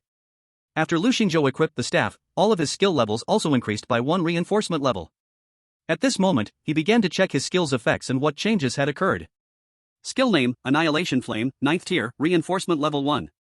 Restricted profession, Forbidden Arcane Master. Skill introduction, with the forbidden power to destroy everything, after activation, it can cause widespread burning damage to the area in front, anything that becomes tainted by the Annihilation Flame will be burned to ashes. Detail attributes, inflicts 20-64% plus 8000 fire attribute damage to enemies in front, and the flames will continuously inflict 95% fire attribute burning damage to all living beings. The skill can be charged, and during charging, the additional mana consumed increases the percentage of damage. When the skill proficiency is high enough, the user can control the specific strike position and flame shape. Although it was only a +1 reinforcement level, the power had indeed increased tremendously. The original detailed fire damage was 1655% plus 7200 points, along with 80% burning damage. One could say this enhancement was quite substantial. If he were to deal with the stone giant king that triggered the hidden mechanism now, Lu Xingzhou estimated that relying directly on the fire's power would still cause massive damage. His skill, Primal Nature, similarly had seen a tremendous enhancement in effectiveness. Skill name, Primal Nature, 9th tier, +1, reinforcement level 1. Restricted profession, Forbidden Arcane Master. Skill introduction. After using the skill, a field will be generated around the user, allowing the user to manipulate all plants within the field by consuming mana. Within the field, all teammates' health points will increase by 100%, and all healing skills effects will also increase by 100%. Detail attributes. Creates a field with a radius of 50 meters, allowing manipulation of all plants within the field to attack, inflicting 280% plus 1330 would attribute damage to enemies, can manipulate up to 12 tendrils. Within the open field range, the health points of the user and all teammates will increase by 100%, and all healing skills effects will increase by 100%. Especially regarding the area he could manipulate and the number of tendrils. Both had seen tremendous improvement. From the original radius of 30 meters and only being able to manipulate 10 tendrils, it had directly increased to a radius of 50 meters and 12 tendrils. How terrifying. It seems that the level 1 skill enhancement is quite significant. If the school's skill enhancement gemstone reward is issued, I really need to make good use of it. Talking about this, Lu Xingzhou suddenly recalled. Why had the school's rewards not been given to him yet? After all, the gold coin reward had already arrived a long time ago. A mere skill enhancement gemstone shouldn't take so long to be issued. He would ask about it when he had time to return. The equipment is well crafted, I am very satisfied. Lu Xingzhou nodded to Zhou Lihuan and smiled. The craftsmanship of the master is indeed good, thank you. No. There's no need for thanks. Zhou Lihuan took a deep breath and said. This is the spirit of our profession. But after saying this, he turned to look at Yi Wanqiu beside him, then continued. Manager Yi, please don't take on any more jobs for me recently. I need to take some time to recover and heal my mental wounds. Manager Yi looked at Zhou Li and that haggard look in his eyes, unable to imagine what kind of mental struggle this best craftsman in Jianhai City had gone through. After the three left the trading house in Jianhai City, Su Ruyan left a contact number for Lu Xingzhou. All he had to do was call to connect with the other side. When it came to security protection, they were professionals. So, Lu Xingzhou made the call. After explaining his intention, the other side gave Lu Xingzhou a quote. 1,000 gold coins a day for pay, plus as many buns as you want. Lu Xingzhou agreed. The next day, he met two cute and adorable girls in fluffy dresses, and, with muscular, burly bodies, appearing outside the store. We are here to apply as helpers, is Lu Gijin? Lu Xingzhou opened the door and was momentarily stunned. He almost cursed. What the hell? Is this a joke? What muscle girls, wait, should I say, Lolita Muscle Brothers? What kind of talents did Su Ruyan recommend to me? I said I wanted some crazy people.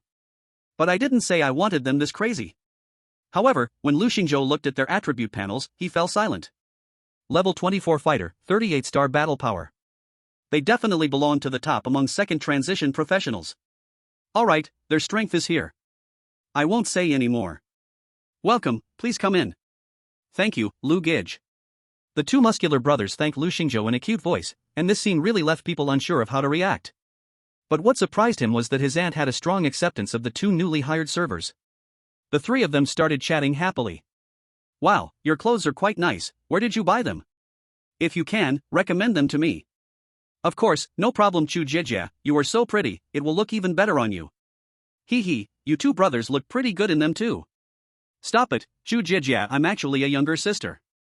Lu Xingzhou twitched his mouth and decided not to participate in their conversation. It was really annoying.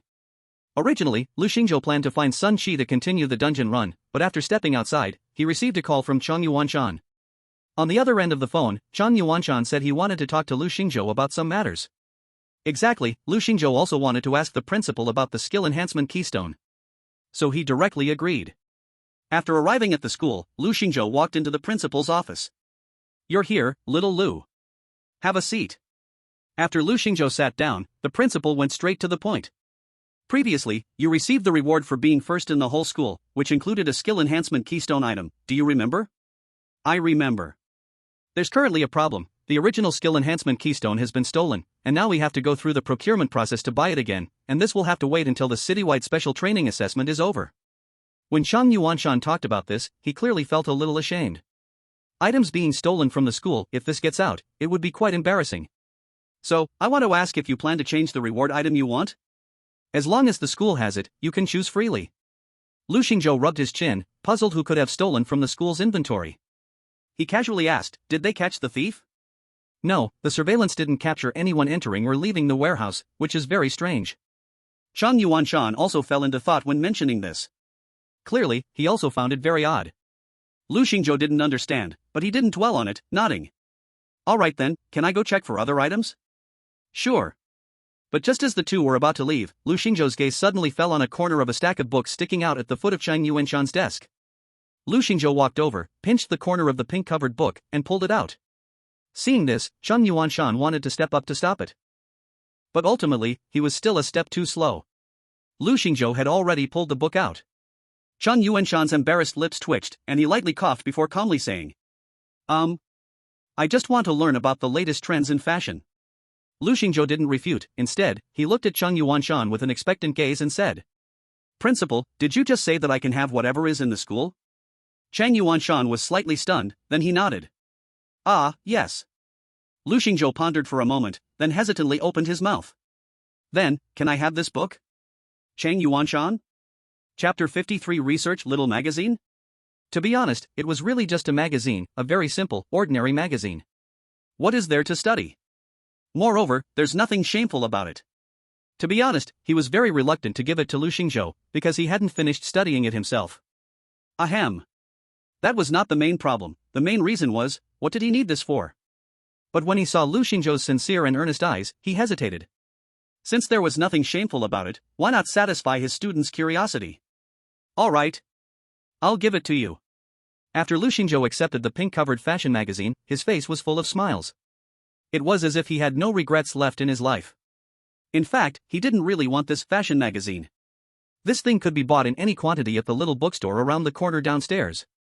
The reason Lu Xingzhou asked for it was because there was a line in the little magazine that caught his eye. Skill name, 3-phase return to origin? Level.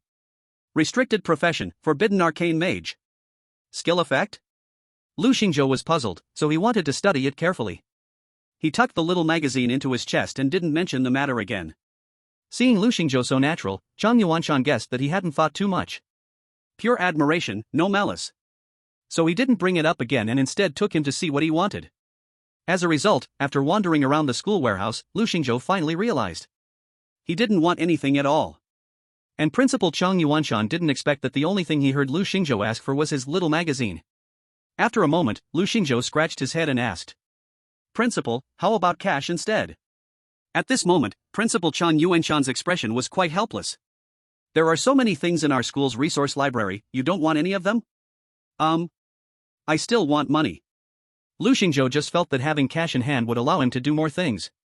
Besides, none of the things in the school warehouse really caught his eye. After a moment of silence, the principal nodded. All right. He thought Lu Xingzhou was making this decision considering his family's situation. So he didn't refute much. However, he also made his own request and said, But you need to promise me one thing, that is, you must get into the top 2 in the city's special training assessment. Upon hearing this, Lu Xingzhou became interested and replied calmly. Why not aim for first place? Don't you like it? Question mark. Chang Yuanshan's lips twitched. This kid, is he trying to be annoying? Good fellow, I'm not trying to give you that much pressure. Chang Yuanshan actually hoped that Lu Xingzhou could take first place in the city. After all, in any competition, everyone only remembers the first place. But Chang Yuanshan wasn't someone who wasn't practical. He knew very well how strong Chen Jinqi from the experimental middle school was. It was said that he had even surpassed that super genius from 3 years ago, Qin Xian. So even though he knew that Lu Xingzhou was also ridiculously strong, he still didn't hold too many expectations. He left a bit of room for Lu Xingzhou as a buffer. But, who would have thought, this kid Lu Xingzhou would be so arrogant? Not leaving himself any room at all? Principal, don't worry.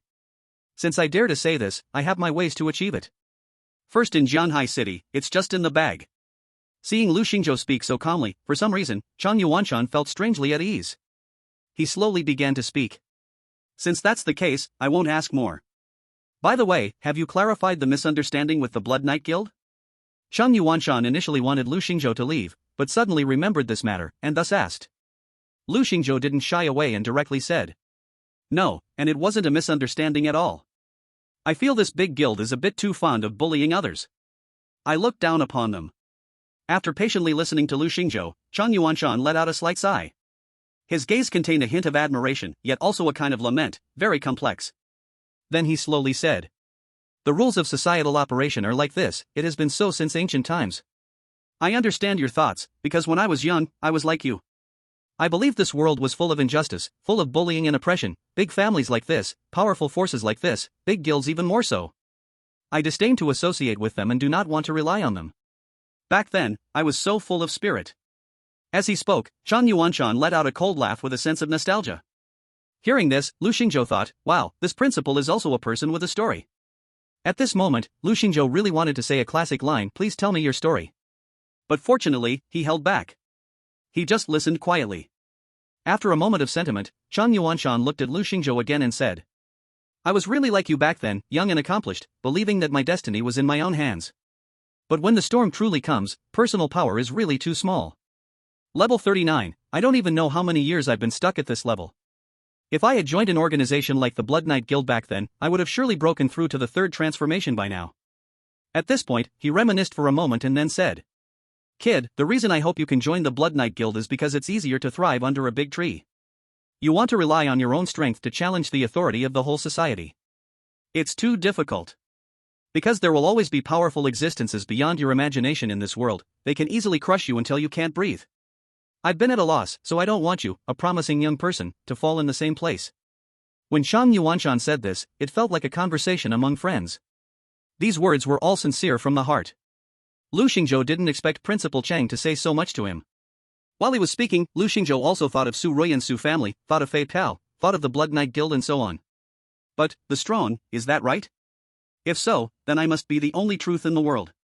Lu Xingzhou spoke calmly, his tone completely serene. As long as I am strong enough, isn't that enough? Principal Chang smiled, not knowing whether he was laughing at Lu Xingzhou's naivety or envying his purity. If you can become strong enough to crush everything with an invincible force, then of course. So, give it a try. Lu Xingzhou smiled, the face of a youth filled with the confidence of his age and an almost uncommon calm.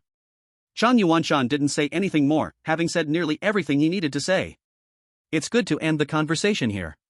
The skill enhancement keystone will be liquidated for 900,000 gold coins, which will be directly deposited into your scholarship account. Remember, you promised me, first in Jianhai City. Lu Xingzhou raised an eyebrow. Liquidated for 900,000 gold coins. When he had just gone to the trading hall, he had also taken a quick look. It seems that the black gold card costs 800,000 gold coins each. Doesn't that mean there is a surplus of 100,000 gold coins? Principal, you can rest assured, this top student of Jianhai City is definitely yours. He is not making this pledge for the extra 100,000 gold coins from the principal, he just has a strong sense of honor. Yes, it really is like that. On the other side, at this moment, Chen Jinqi is practicing his new skills in his underground training room at home. Beside him, there are more than 20 fragments of the skill enhancement keystones that have been completely absorbed. I am only one step away from evolving my skills. As long as I can do this, then even throughout Jianhai province, no one will be my rival. Just one step left, I will definitely achieve this before the special training assessment of the whole city. Chapter 54, Mysterious Skill, 3-Phase Return to Origin. After returning home, Lu Xingzhou quickly took out the little magazine he got from the principal. This thing cannot be seen by my aunt. Otherwise, she would certainly ask a thing or two. At the same time, Lu Xingzhou couldn't help but complain to himself. Wow. Can this ridiculous system give me something normal? If outsiders see me reading this kind of book, what would they think of Lu Xingzhou? On the other side, at the same time, Principal Chang inexplicably sneezed. Achoo. How strange, since I became a second-tier professional, I haven't been sick. He rubbed his nose, wondering if he had been working too hard lately. It seems like I should take a proper rest. Lu Xingzhou locked the door, then took out the skill book. He appraised the book once again, and then a term appeared in front of him. Skill name, 3-Phase Return to Origin, unknown tier. Job restrictions, Forbidden Arcane Scholar. Skill effects? Lu Xingzhou was very curious.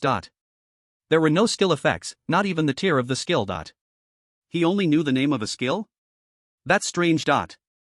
When he first mastered the 9th tier skills Extinguishing Flame and Universal Forest of all things, he didn't encounter this situation. Could it be that this skill book is more special? Or is it that his erroneous terms have also made mistakes? No, his system should not be so nested. That means, the most likely reason is that his current level cannot view the detailed tier of this skill. Lu Xingzhou rubbed his chin, thinking for a moment. Then, he turned to the next page, nodded slightly. He flipped another page, nodded slightly. He flipped back to the previous page, nodded heavily. After reading through the entire book, Lu Xingzhou still did not see any changes in his terms.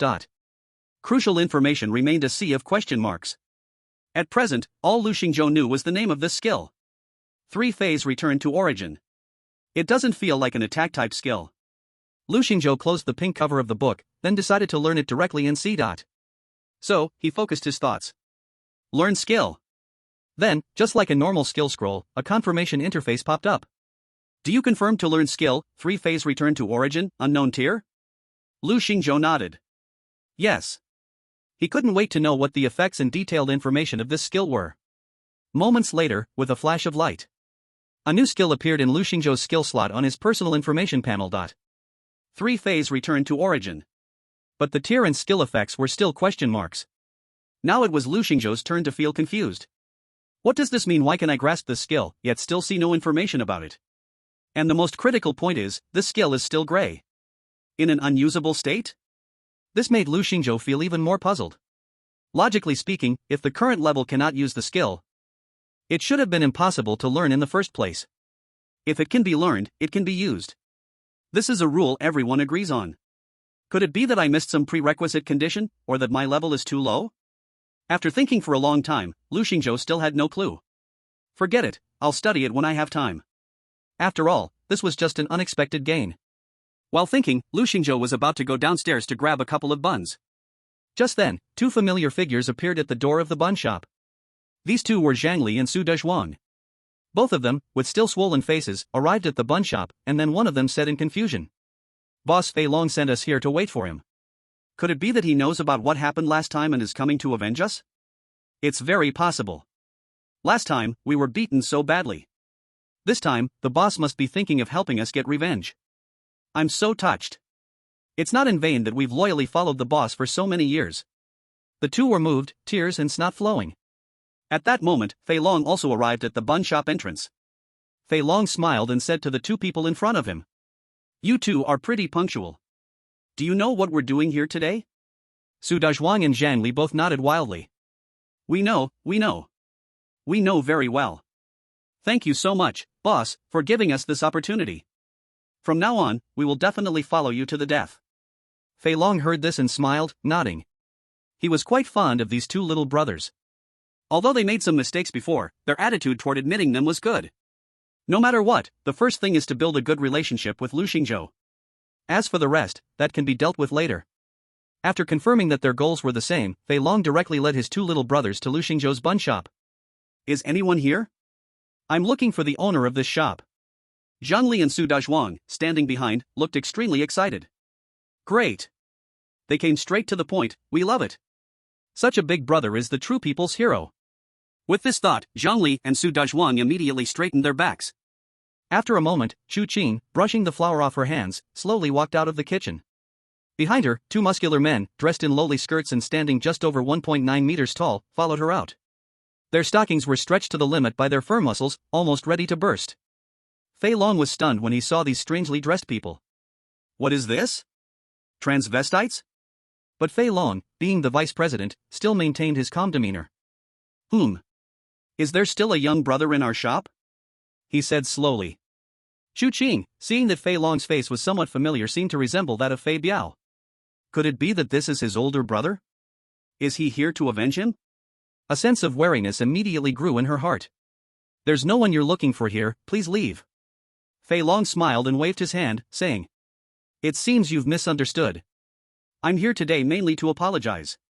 Please rest assured." "Apologize?" "Yes, I'm here to apologize, bringing my two little brothers with me," Fei Long said seriously. After hearing this, his two little brothers were stunned. "Wait a minute, wasn't our big brother bringing us here to get revenge? Why did it suddenly turn into an apology?" But after thinking for a moment, Zhang Li's lightbulb of wisdom suddenly lit up. He then whispered into Su Dezhuang's ear. "I get it. Fei Long is tricking them, making them drop their guard." Su Dezhuang instantly understood, his face full of admiration. Vice President Fei Long's move is truly brilliant. So, when Lu Xingzhou comes out, we'll make him pay? Zhang Li nodded heavily, "That's right." "Okay, I can't wait any longer, haha." Chapter 55. If I say this is all a misunderstanding, would you believe it? Seeing the other person's sincere attitude, Chu Qing felt a tiny bit shaken. But before she could make a decision, Lu Xingzhou slowly walked out. Auntie, make 2 sauerkraut pork dumplings, please. As soon as he turned his head, he saw Fat Long standing at the door, along with Zhang Li and Su Dezhuan behind him. Oh. A rare visitor. Lu Xingzhou smiled, then came down the stairs and spoke cheerfully. Upon seeing Lu Xingzhou, Fat Long forced out a seemingly warm smile on his chubby face. Then he finally said. Hee, little brother Lu Xingzhou, I'm here today to apologize to you. However, as soon as Fat Long finished speaking, Zhang Li and Su Dezhuan rushed out from behind him, standing one on each side of Fat Long. Then, they shouted loudly. Damn it, Vice President Fat Long, there's no need to pretend with these 2 fools anymore, just take them down. Yeah, Vice President, we've already lured them out, no need to act anymore. Vice President Fat Long, hurry, help us take revenge, take out these big fools. But before the last word fools could be completed, a hand as big as a sandbag directly slapped Su Dezhuan's right cheek, giving him a close encounter. Snap. It was very crisp. In an instant, Su Dezhuan spun in the air, doing a 360-degree twist like a top that got knocked away. Zhang Li, standing nearby, was stunned at this scene. Wait. Vice President Fat Long, did he hit the wrong person? This isn't right? However, Vice President Fat Long didn't think he hit the wrong person, instead, he cursed with a furious face. Damn it, you idiot, your whole family is a bunch of big idiots. Revenge? I'll avenge your mother. I said before, it was to have you come apologize to Lu Xingzhou. What are you doing? Su Dezhuan was already unconscious, while Zhang Li trembled beside him, speechless. Fat Long turned to look at him. Silenced? What's wrong, you don't speak now. Hurry, explain to me clearly what the hell you want to do. Zhang Li was silent for a moment, then slowly explained.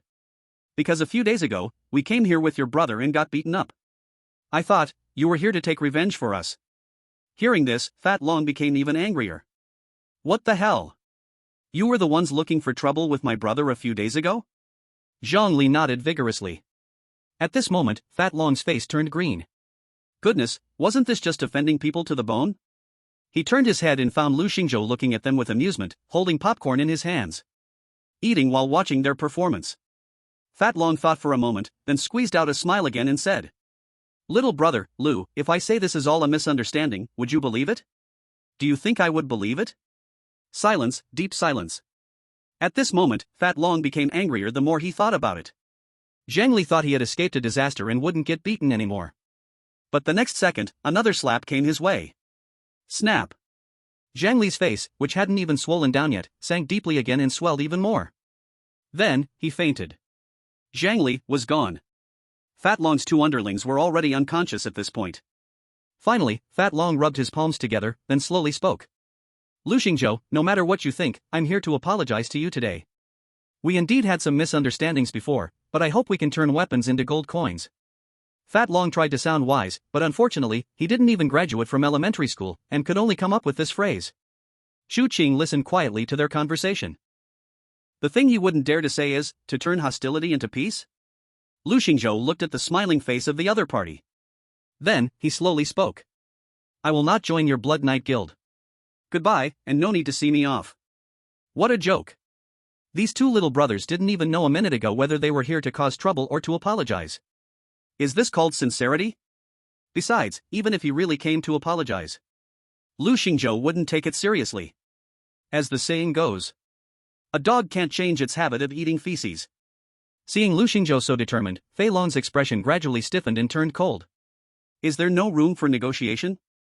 No. All right, kid. Fei Long nodded and coldly said. I hope you can always remain this tough in the future. Lu Xingzhou casually tossed a handful of popcorn into his mouth and then slowly spoke.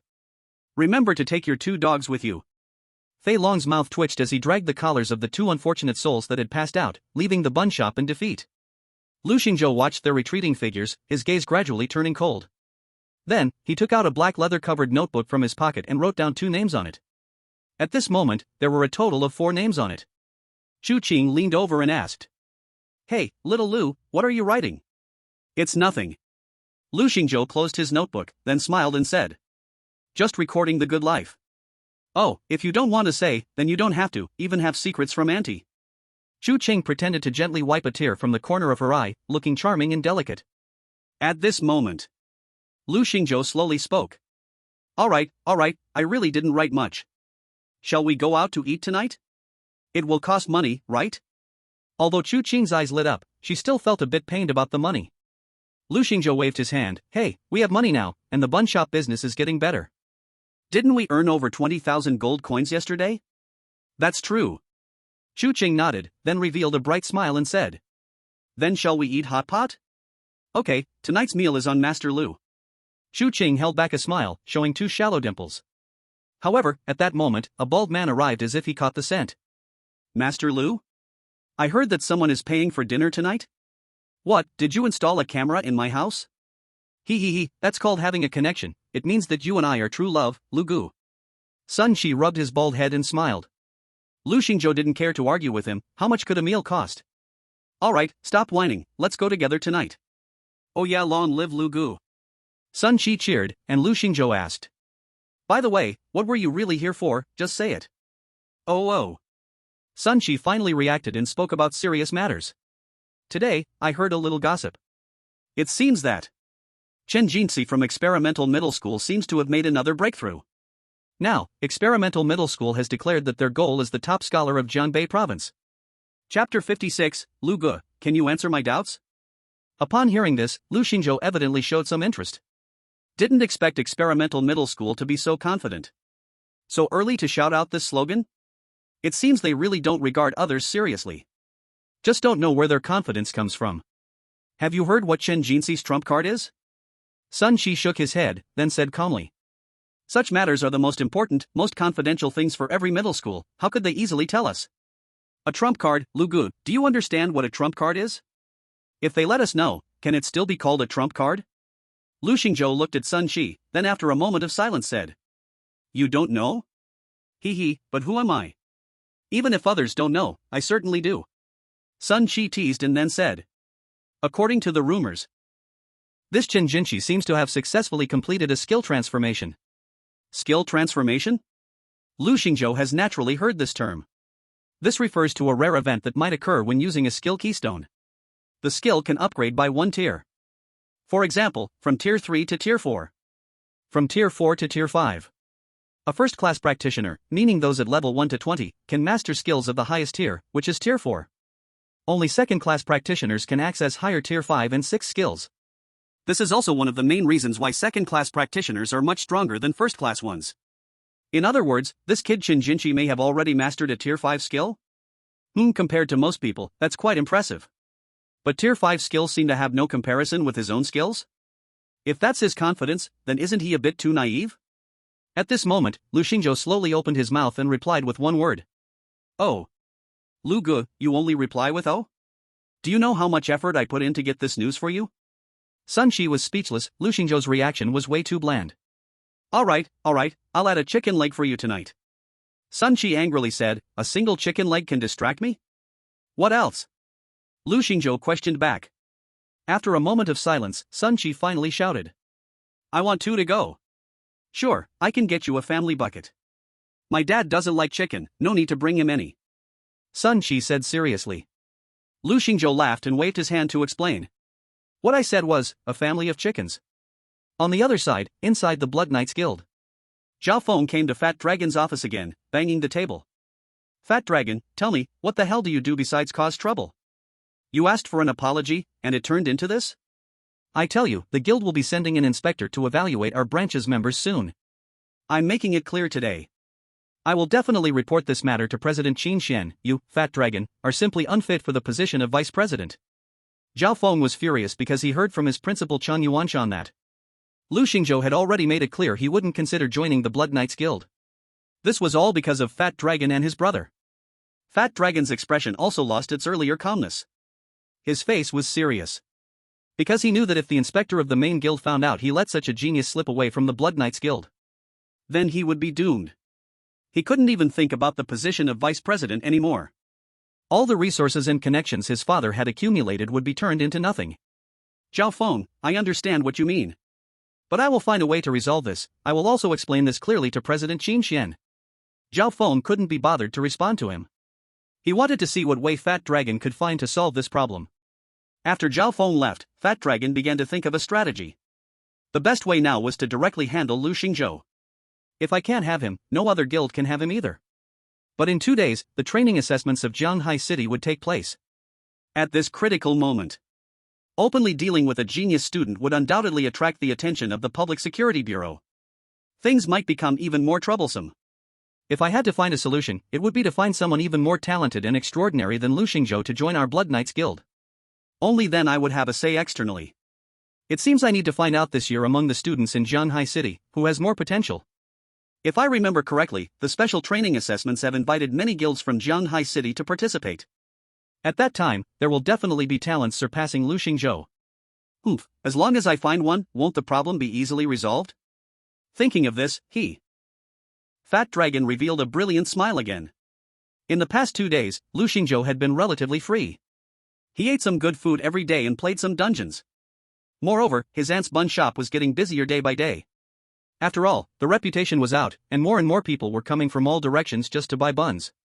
The 2 bodyguards he hired often helped out with kneading dough and cleaning when they weren't on duty. Overall, life was gradually getting better. On the eve of the city's special training assessment, Zhao Qian finally reached level 10. Lu Xingzhou was willing to take her to Clearstone Giant City's dungeons, as having one more person would speed up item collection. However, Zhao Qian had just reached level 10 and still had many pieces of equipment to purchase.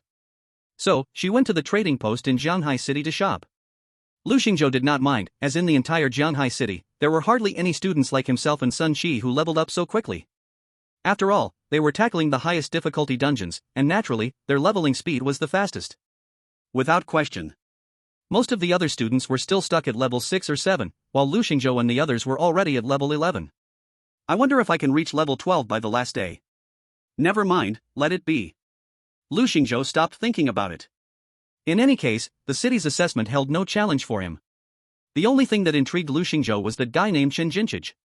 This so-called genius, how strong can he be? Lu Xingzhou was genuinely curious. Before ending their day of dungeon clearing, Lu Xingzhou and Sun Shi finally hit the experience bar just right. They reached level 12 just in time. This made Sun Shi extremely happy, as his combat power had increased by 2 stars, bringing his base combat power to 20 stars. He was incredibly strong. Sun Shi smiled and spoke to Lu Xingzhou. Hey, Lu bro, what's your combat power now? I bet it's not much higher than mine. After all, Sun Shi was also a rare profession. He thought that if they both upgraded by 1 level, his increased combat power should be somewhat more than Lu Xingzhou's, right? This wasn't about personal strength, it was purely the gap created by professional characteristics. Previously, Lu Xingzhou's combat power was rated at 24 stars, and now he himself had reached 20 stars. He was finally catching up to Lu Xingzhou. At this point, Lu Xingzhou nodded. You are indeed catching up to me. Then Lu Xingzhou displayed his information panel. When Sun Shi saw his combat power rating, he fell silent. Because, at that moment, his combat power rating showed a few incredible small words. Combat power rating, 30 stars. Sun Shi was stunned upon seeing this line of text. 30 stars? Wait, is this right? After a long pause, Sun Shi finally asked. Lu bro, can you clear up my confusion? What made you so strong? Lu Xingzhou pondered while stroking his chin for a while. Then he slowly said. Probably sweat and effort. This statement seemed reasonable at first, but after careful thought, it didn't add up. Sweat and effort? Did we not clear the dungeons together? Moreover, I didn't see you sweating while we played. Wasn't it just a flash of lightning that took everything down in an instant? What effort did you put in? Who worked harder than us, the ones collecting items? Chapter 57, Wait, how did this magic apprentice get in here? The next day was the date of the special training assessment in Jianhai City. If you ask what demands everyone's attention more than the National College Entrance Examination, it would be this event organized every year by Jianhai City, gathering all the talented students from the entire city. The special training assessment has begun. And if we must say, this year, among all the schools, the one receiving the most attention is undoubtedly the Experimental Middle School, which has ranked first in Jianhai City for 3 consecutive years. To put it more plainly, this special training assessment is about showcasing all the talented students in Jianhai City this year. Those with stronger abilities and better performances naturally deserve greater attention and more resources for training. For the students eligible to participate in this competition, there is only benefit, no harm. This is why countless gifted students are willing to join this special training assessment. Resources and fame are what they need the most right now. And surrounding this assessment, various activities and attention are attracted every year. This includes some official, reasonable, and legal voting activities. Audiences can vote for their favorite assessment participants. You can choose to vote for Chen Jinqi from the experimental middle school, believing he will perform the best in this competition. Similarly, you can choose to vote for Sun Qi, thinking he will be the second best performer in this assessment. In this way, you can also vote to choose who you think is the worst. Each ticket costs some coins to cast. Of course, if your choice is correct, you can earn some rewards based on the corresponding odds. Everything is permitted by the federal government and is considered a legal and reasonable citizen income. Many citizens focus on this activity each year and become wealthy overnight. Of course, the federal government also profits handsomely from it. Therefore, this is one of the most highly anticipated events every year. The most impressive of all is Qin Xian, who burst onto the scene 3 years ago. Qin Xian's strength is undeniable. He has set record after record, dominating the assessments across the city. That year, he led countless people to create their own wealth miracles. So when the day of the special training assessment arrives, even though it's just a preliminary round, countless reporters and spectators have already surrounded the venue, their enthusiasm almost breaking the sky. Today, for the opening of the special training assessment's preliminary round, the venue has been chosen as the Zhanghai City Gymnasium. This morning, just before stepping out, Chu Qing made a special effort to dress up. Typically always barefaced, she donned a beautiful white dress today and applied a subtle amount of makeup. Even though Chu Qing is almost 30 years old now, her face still bears no flaws that need to be concealed. Because today is a special day, she wants to be present and witness the moment with her own eyes. The venue is quite spacious, accommodating 5,000 people to watch inside the gym. At this moment, all the students participating in the special training assessment are gathered in the central square. The host at the venue, holding a microphone, slowly spoke into it. Today we invite Zhanghai City's top genius high school students to gather here, participating in our special training assessment invitational competition this year. All students participating in this special training assessment will receive rankings and rewards based on their performance after passing our evaluation. Among them, the few students with the best performances will receive training contracts from our top guild in Zhanghai City. Receiving a training contract from a top guild means your future will be bright. So, young people, are you ready to start your assessment? The audience looked at the information panels of these students in front of them, revealing expressions of gratification. From Zhanghai City First Middle School, Zhao Qian, profession as a crescent archer, level 10. From Zhanghai City Second Middle School, Lin Yixue, profession as an elf mage, level 10. From Zhanghai City Experimental Middle School, Zhao Jinhui, profession as a jiu-jitsu master, level 10. From Zhanghai City Experimental Middle School, Chen Jinqi, profession as a wind master, level 11. Rare class professions flashed by, making many viewers, who had experienced job awakening, feel a surge of emotions. Indeed, it is right to leave the future of the Federation to such promising young talents. Those who can make a name for themselves here are indeed very powerful. The audience looked at the information panels of everyone flashing on the big screen before them, shaking their heads continuously in amazement. Wow, this is unbelievable, Chen Jinqi has already reached level 11? This leveling speed is just too fast. My cousin is also a senior this year, how is he only level 4 now? He just told me he was beaten up by a goblin yesterday. Genius is genius, how can your cousin be the same? TSK, as expected of the geniuses from various schools, their strength must be at least 13 or 14 stars, right? My dad is over 40 years old and is still struggling at 9 stars. That's not bad, my dad has only awakened a livelihood profession, and he's working hard every day, almost dead from exhaustion. I really envy these students, all are children of heaven. If only I could awaken a rare profession too, that would be great. But just as everyone was expressing their sentiments, suddenly, Lu Xingzhou's panel jumped out before everyone. From Zhanghai City Second Middle School, Lu Xingzhou, profession as a magic apprentice, level 12. When hearing this introduction, all the audience stared at each other with wide eyes. They couldn't understand if their ears were mistaken. Magic apprentice? Isn't that a low-level profession? Many faces showed a hint of confusion. Isn't this the special training examination site gathered with geniuses? Shouldn't it only be the super geniuses of Zhanghai City this year here? Why is there a low-level profession mixed in? But another strange thing is, how can this low-level profession be at level 12? Even higher than Chen Jinqi's level. Isn't this a bit absurd? Are you sure this guy is level 12? Goddess Lin is only level 10, right? No, I don't understand, 12-level magic apprentice? Is it that I fell behind? Could magic apprentice be a new rare profession? No, don't doubt yourself, that is just a low-level profession. Many people now looked at Lu Xingzhou with unusual eyes. But the audience's surprise did not last too long. Soon, everyone started to exclaim. Quick, look, it seems we are about to move on to the next segment. So exciting, I wonder what interesting things will happen next. Today is the preliminary round. If I'm not mistaken, it should be about arranging the upcoming schedule, right? The audience was very excited, eager to know what would happen next. At this moment, the host also slowly spoke. Dear audience, since we have introduced all the talents from the schools, now comes the group assignment that everyone is looking forward to. In the past, we relied on staff to distribute and considered the overall strength of both teams. But this year, we decided to make a different change, which is to not rely on us for the allocation. Instead, the students will decide for themselves, dividing into 2 teams, and they will select their team leaders based on strength. The team leaders can decide which team members they want based on their strength. And finally, in the upcoming assessment, the captain who performs better will receive additional scoring rewards. But for the losing side, all rewards will be reset to 0.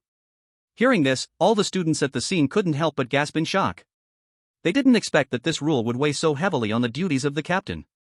Next, I invite students who wish to compete for the position of captain to step forward.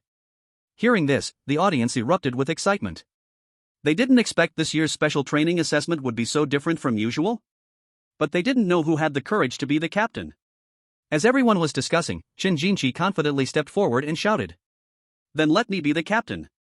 Chapter 58, Shin Jinchi, Unmatched? Before the special training assessment in Jianghai City began, almost everyone had heard of Chen Jinchi. He was the most mysterious and dazzling super genius of experimental middle school. Perhaps many thought Zhao Jinhui was already impressive enough. There were rumors that Zhao Jinhui had reached 16 stars a long time ago. But Chen Jinchi was at least his equal, if not stronger. At this moment, everyone noticed the subtle expression on Zhao Jinhui's face. Because when Chen Jinchi said this, Zhao Jinhui showed no surprise and made no objections. It was as if it was only natural for Chen Jinchi to say such words. He was meant to run for this captain position. This meant that Chen Jinchi's strength must be superior to Zhao Jinhui's. The host, seeing Chen Jinchi step forward, nodded in satisfaction and said loudly, "It seems our first candidate for captain has emerged. Does anyone have any objections? If you have objections, you can challenge one-on-one to determine the final captain." Hearing this, the atmosphere at the scene became lively again. Wow, they could actually compete through one-on-one battles? It seemed today was worth the ticket price. The principals watching nearby thought that challenging Chen Jinchi would be quite difficult. After all, Chen Jinchi's strength and reputation were well known, and no one would want to foolishly challenge him. Instead, the competition for the other captain would likely be more intense. However, they didn't expect that even after Chen Jinchi stood there, someone would dare to challenge him. "I'll do it." This person was a heavy sword user from Jianghai City's 4th middle school. He held a massive sword in both hands and slowly walked to the center of the square. Many students from Jianghai 4th recognized the boy holding the heavy sword on stage. "Shin Yuntao, go for it. Brother Tao, as our school's top performer, he really has the guts. If he fights hard. Our brother Tao is indeed impressive. Come on, brother Tao." Don't worry, brother Tao's strength is recognized as the strongest in our Jianghai 4th. After all, he broke records that had been set for many years. That's right, brother Tao is quite strong. He probably won't suffer much against Chen Jinchi. At this time, Chen Jinchi looked at Shin Yuntao. He revealed a slight smile, free of killing intent, instead feeling warm like spring. Because Chen Jinchi did not view him as an opponent. This smile was absolute confidence in his own strength. After a moment, Chen Jinchi slowly responded to the challenge. "Then let's see what you've got." As the battle between the two was about to unfold, the atmosphere at the scene instantly reached a climax. Chen Jinchi. Chen Jinchi. Wow, is it really about to begin so soon? I am so excited. This will definitely be an amazing match. I am so excited too. At the scene, the safety competition facilities of the arena suddenly rose from the ground. Lu Xingzhou nodded slightly after seeing this scene. Just right, he also wanted to take this opportunity to see how strong Chen Jinchi's strength really was. On the stage, Chen Jinchi calmly said to Shin Yuntao, "Come on, make your move." He had no intention of attacking first, but patiently waited for the other party to strike. Shin Yuntao glanced at Chen Jinchi's proud expression, his eyes narrowed slightly, revealing a cold killing intent. "Chen Jinchi, you really look down on people too much. If you don't attack, then next, you will die a terrible death. It's okay, you go ahead." Chen Jinchi still had a calm expression, then he said to himself, "I don't want this match to end so easily." As soon as the words fell, Shin Yuntao erupted like he had been insulted. The entire person suddenly unleashed a terrifying might. You must know. When Shin Yuntao swung his double-handed sword, the attacking power and destructive force were absolutely not something ordinary people could casually withstand. It can be said that his strength is quite terrifying. Even Sun Shi, who was nearby, nodded in acknowledgement. Not bad, this power and speed are indeed top level among peers. However, at this moment, Chen Jinchi didn't even look. It didn't interest him at all. He simply waved his hand, and then, a wall of wind appeared in front of him. Boom! The wind wall collided with Shen Yuntao's attack. It produced a huge crashing sound, and the terrifying aura burst open. Shen Yuntao stepped back a few steps, his eyes filled with a hint of shock. He didn't expect that his attack would be resolved so easily by the other party. He had heard that the wind sorcerer profession could manipulate wind attributes of magic. But, he really did not expect Chen Jinchia's wind wall was actually this strong. Immediately, he pushed off the ground again, continuously attacking from different angles. He wanted to find a blind spot in Chen Jinchia's defense. But what he never expected was that it was useless, everything was useless. He simply could not break through the defense of the wind wall. Damn, just a wind wall, watch me break you. Shen Yuntao yelled loudly, then he directly gripped his hands together, sweeping his sword. Ping Yun Slash. This was also his strongest level 4 attack skill at the moment. In direct confrontation, even the Goblin King could be heavily injured. But, Chen Jinchi still had a calm expression, lightly speaking. Wind Walk. In the next second, his speed was so fast that it was almost imperceptible to the naked eye. Whoosh! Shen Yuntao's sword did not touch his body at all. It only grazed a wisp of afterimage. Did I hit? No, didn't hit. Based on his experience, Shen Yuntao thought this blow should have landed. But, according to the feedback he felt, it definitely did not hit. Shen Yuntao's heart tightened. Because he knew very well that if this slash didn't hit, it would be very dangerous. Although Ping Yun's slash had decent power. But, it had a fatal flaw, which was that the skill had too long of a recovery time. At this moment his back, completely unguarded. He was just about to turn around to defend against an attack from behind. But at this moment, Chen Jinchia's proud voice had already come from behind him. Good power, but unfortunately, you are too one-track minded. Let me be the captain instead. As soon as the words fell, Chen Jinchi lightly kicked his back. Slap! Shen Yuntao stumbled, using the force of inertia, directly fell to the ground on his knees. Although he managed to brace himself with his hands, he did not fall completely. But, it was still enough to be embarrassing. Shen Yuntao lowered his head, unable to believe for a long time, I lost. However, at this moment, Chen Jinchi suddenly came over and reached out his hand to him, pulling him up. It's okay, losing to me is not shameful, you are already very strong. Chen Jinchi appeared to be. It is not for show, because the smile on his face is still warm and gentle. After a moment, Shen Yuntao held his hand and stood up. Chen Jinchang, you are strong. I, Shen Yuntao, admire you. Good. Chen Jinchang smiled slightly, his expression still holding undeniable confidence. He scanned the crowd, then continued to speak. If anyone wants to challenge me, come ahead, the opportunity is only this once. At the sidelines, in the viewing seats, the principals of each school had expressions that were all different. The principal of Jianghai No. 4 Middle School felt unwilling, but Shen Yuntao had already performed well, and he was very pleased. Meanwhile, Jianghai No. 1 and No. 2 Middle Schools, the two schools wanting to compete for this year's top student in the city. Their principals had very serious faces, silence in the face of a strong enemy. It seems this year's goal to defeat the experimental middle school is even more challenging than previous years. Chang Yuanshan also knew that Shen Yuntao's displayed strength was already very strong. He could definitely be considered among the top tier of geniuses. He was a super genius rising unexpectedly this year from Jianghai No. 4 Middle School. However, in Chen Jincheng's hands, he still fell short by more than one level. I wonder if my own student can surpass Chen Jincheng. As for the other ordinary schools, the principals who came to watch the competition, in their eyes, there was only admiration and respect. However, the principal of the experimental middle school had a very calm expression at this time. Because he knew that the strength Chen Jincheng was showing was still far from his full potential. This year in Jianghai City, no one could match Chen Jincheng.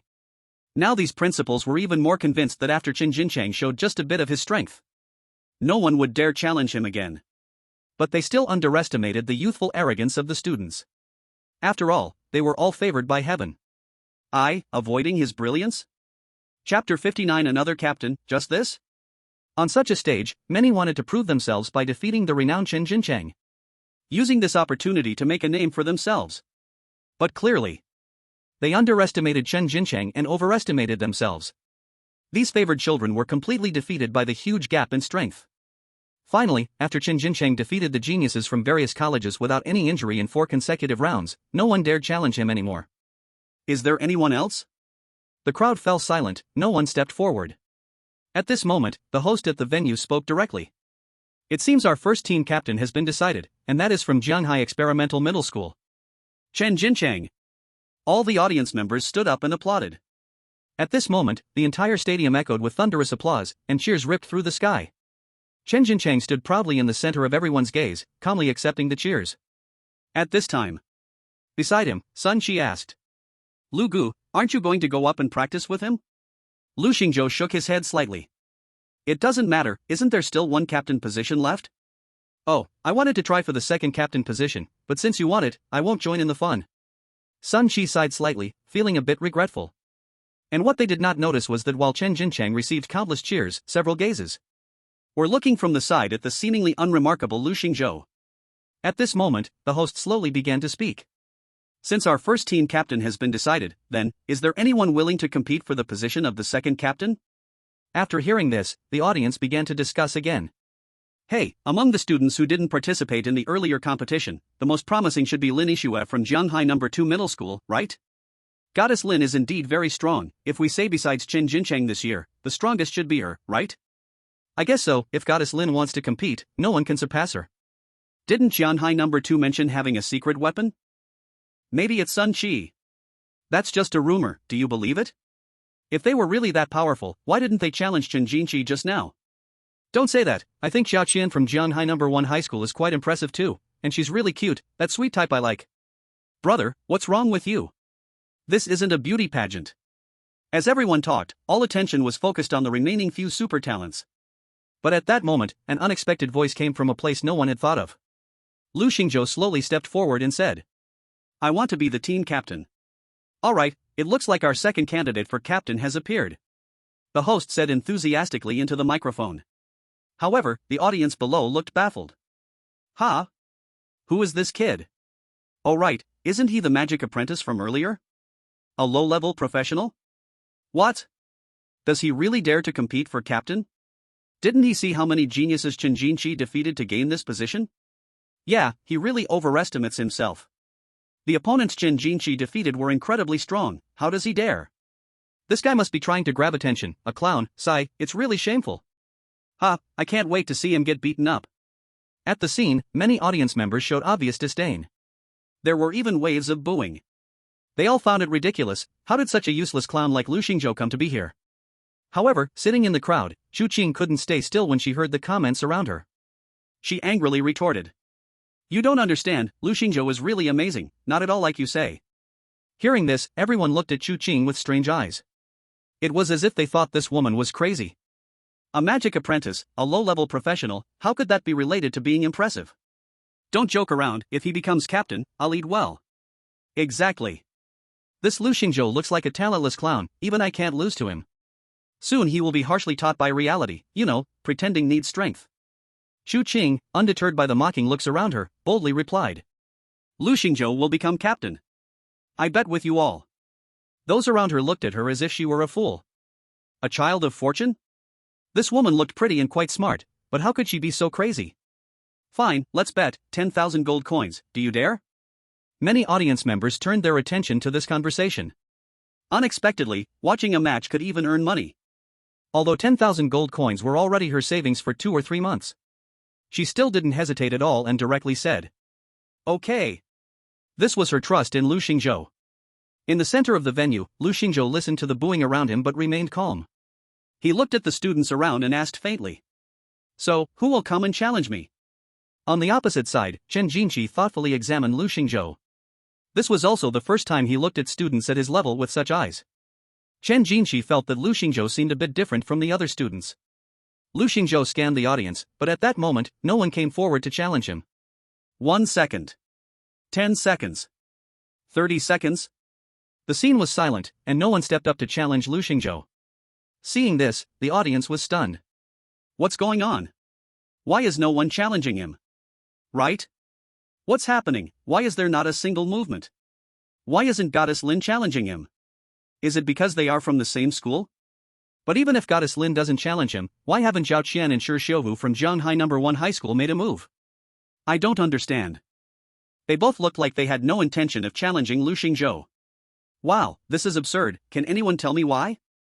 At this moment, the person who just made a bet with Chu Qing was also a bit flustered. Wait, this script doesn't make sense. How can a mere magic apprentice make everyone so fearful? Just a moment ago, someone dared to challenge that monster, Chen Jinqi. Why is it that when it comes to Lu Xingzhou, it suddenly went quiet? What they didn't know was Zhanghai No. 1 High School and Zhanghai No. 2 High School, these two schools have the ability to compete with the experimental high school. The geniuses among them had already been thoroughly subdued by Lu Xingzhou. And the top students from other schools had also reached around level 10, knowing who created the latest record for the Frost Forest dungeon. That is Lu Xingzhou. They are not foolish. Moreover, to challenge Chen Jinqi, winning would mean great fame. But beating Lu Xingzhou? There's no advantage to it. But if they lost? Losing would mean ruin, and they'd be laughed at for a lifetime. Though these students were in a stage where they could easily get overly passionate, they also have their own calculations. Challenge Lu Xingzhou? No matter whether his dungeon record was due to strength or so-called cheating. But there was no need for them to risk themselves. So, the entire arena remained silent. No one stepped forward to challenge. After a moment, the host felt a bit awkward due to the silence. Then he finally spoke up. Is there no one who chooses to challenge? He said this while deliberately glancing at the geniuses around him. Seeing that no one spoke, he then announced. Alright, then I declare that the captain of the second team is Lu Xingzhou from Zhanghai No. 2 High School. As soon as the words fell, there was silence in the audience. On the field, Chen Jinqi had a barely noticeable smile, curiosity flickering at the corners of his mouth. Interesting, a magic apprentice, huh? Chapter 60. Old Chang, does your school have no one else? Lu Xingzhou actually became a captain like Chen Jinqi? It can be said that no one expected this result. Not only were the audience stunned, but even the principals from other schools were in a fog. Wow, is this right? By the way, Old Chang, I was just about to ask you, why did your school send a magic apprentice to participate in the citywide training assessment? Does your school really have no one else? After hearing this, Chang Yuanshan didn't get angry. Instead, he looked at the few people with an extremely complicated tone and said, you don't need to say this to me. If you're not convinced, why don't you let your dear students compete with him? Upon hearing this, the principals on the scene suddenly found themselves at a loss for words. Because they knew better than anyone, that old Chang wasn't easy to deal with. This guy hid his foxtail deeper than anyone else. If he was this confident in that young man named Lu Xingzhou, then there was no need for them to doubt. However, what they couldn't understand was what exactly was so strong about this magic apprentice named Lu Xingzhou? This left even the well-informed principals feeling a bit puzzled. How strong can a low-level profession really be? Can he really stand alongside Chen Jinqi as captain of this small team? At this moment, the principal of the experimental high school laughed heartily and then said to Chang Yuanshan, who was next to him, with familiarity. Old Chang, I'm looking forward to what surprises your student will bring us in the next stage. Then just wait and see. Chang Yuanshan replied with a smile. Though their conversation was very plain, for some reason, those around felt a sense of subtle tension in the air. In the audience seats, seeing Lu Xingzhou become the team captain, Chu Qing calmly said. Did you see that? I told you he could do it. You all hurry up and apologize to him. Quick! After hearing this, the man who had just boasted about betting with Chu Qing suddenly looked as pale as a pig's liver. He had an expression of disbelief. 10,000 gold coins. That was his living expense for several months. If he had known, he wouldn't have bet with this crazy woman. But, with so many eyes on him, he couldn't just back out now. I didn't bring that much cash. However, Chu Qing didn't care about the 10,000 gold coins at all. She repeated her words. Apologize to him. Under the watchful eyes of the crowd, the man struggled for a long time before finally saying. Why yeah, I'm sorry, I shouldn't have said that. I looked down on him. After hearing this, Chu Cheng huffed softly, turned her head, and ignored him. Seeing that Chu Qing no longer paid him any attention, the man seized the moment when no one was looking and quietly prepared to run away. Although 10,000 gold coins was a lot, Chu Qing didn't care about the money at all. She simply could not stand others insulting Lu Xingzhou in front of her. That was all. The crowd around them, influenced by that man's actions, couldn't help but lower their heads in embarrassment. In fact, everyone subconsciously took a step back from Chu Qing. Losing face, it truly was very embarrassing. Once the captains were decided, it was naturally time for the team selection phase. Generally speaking, if they could choose stronger teammates, it would be more beneficial for the team's overall strength and performance. So, as captains, they should be doing everything possible to choose stronger teammates. However, when it really came to this phase, the attitudes of both captains were surprisingly in sync. It doesn't matter, let him pick first, Chen Jinchi said calmly, with an unspoken confidence in his tone. Lu Xingzhou was also very calm, slowly responding. I don't mind, anyone is fine. Chen Jinchi looked at Lu Xingzhou for a moment and then smiled. No problem, since you have this opportunity, grasp it well, don't take it for granted. If you lose later, it'll be too late to regret.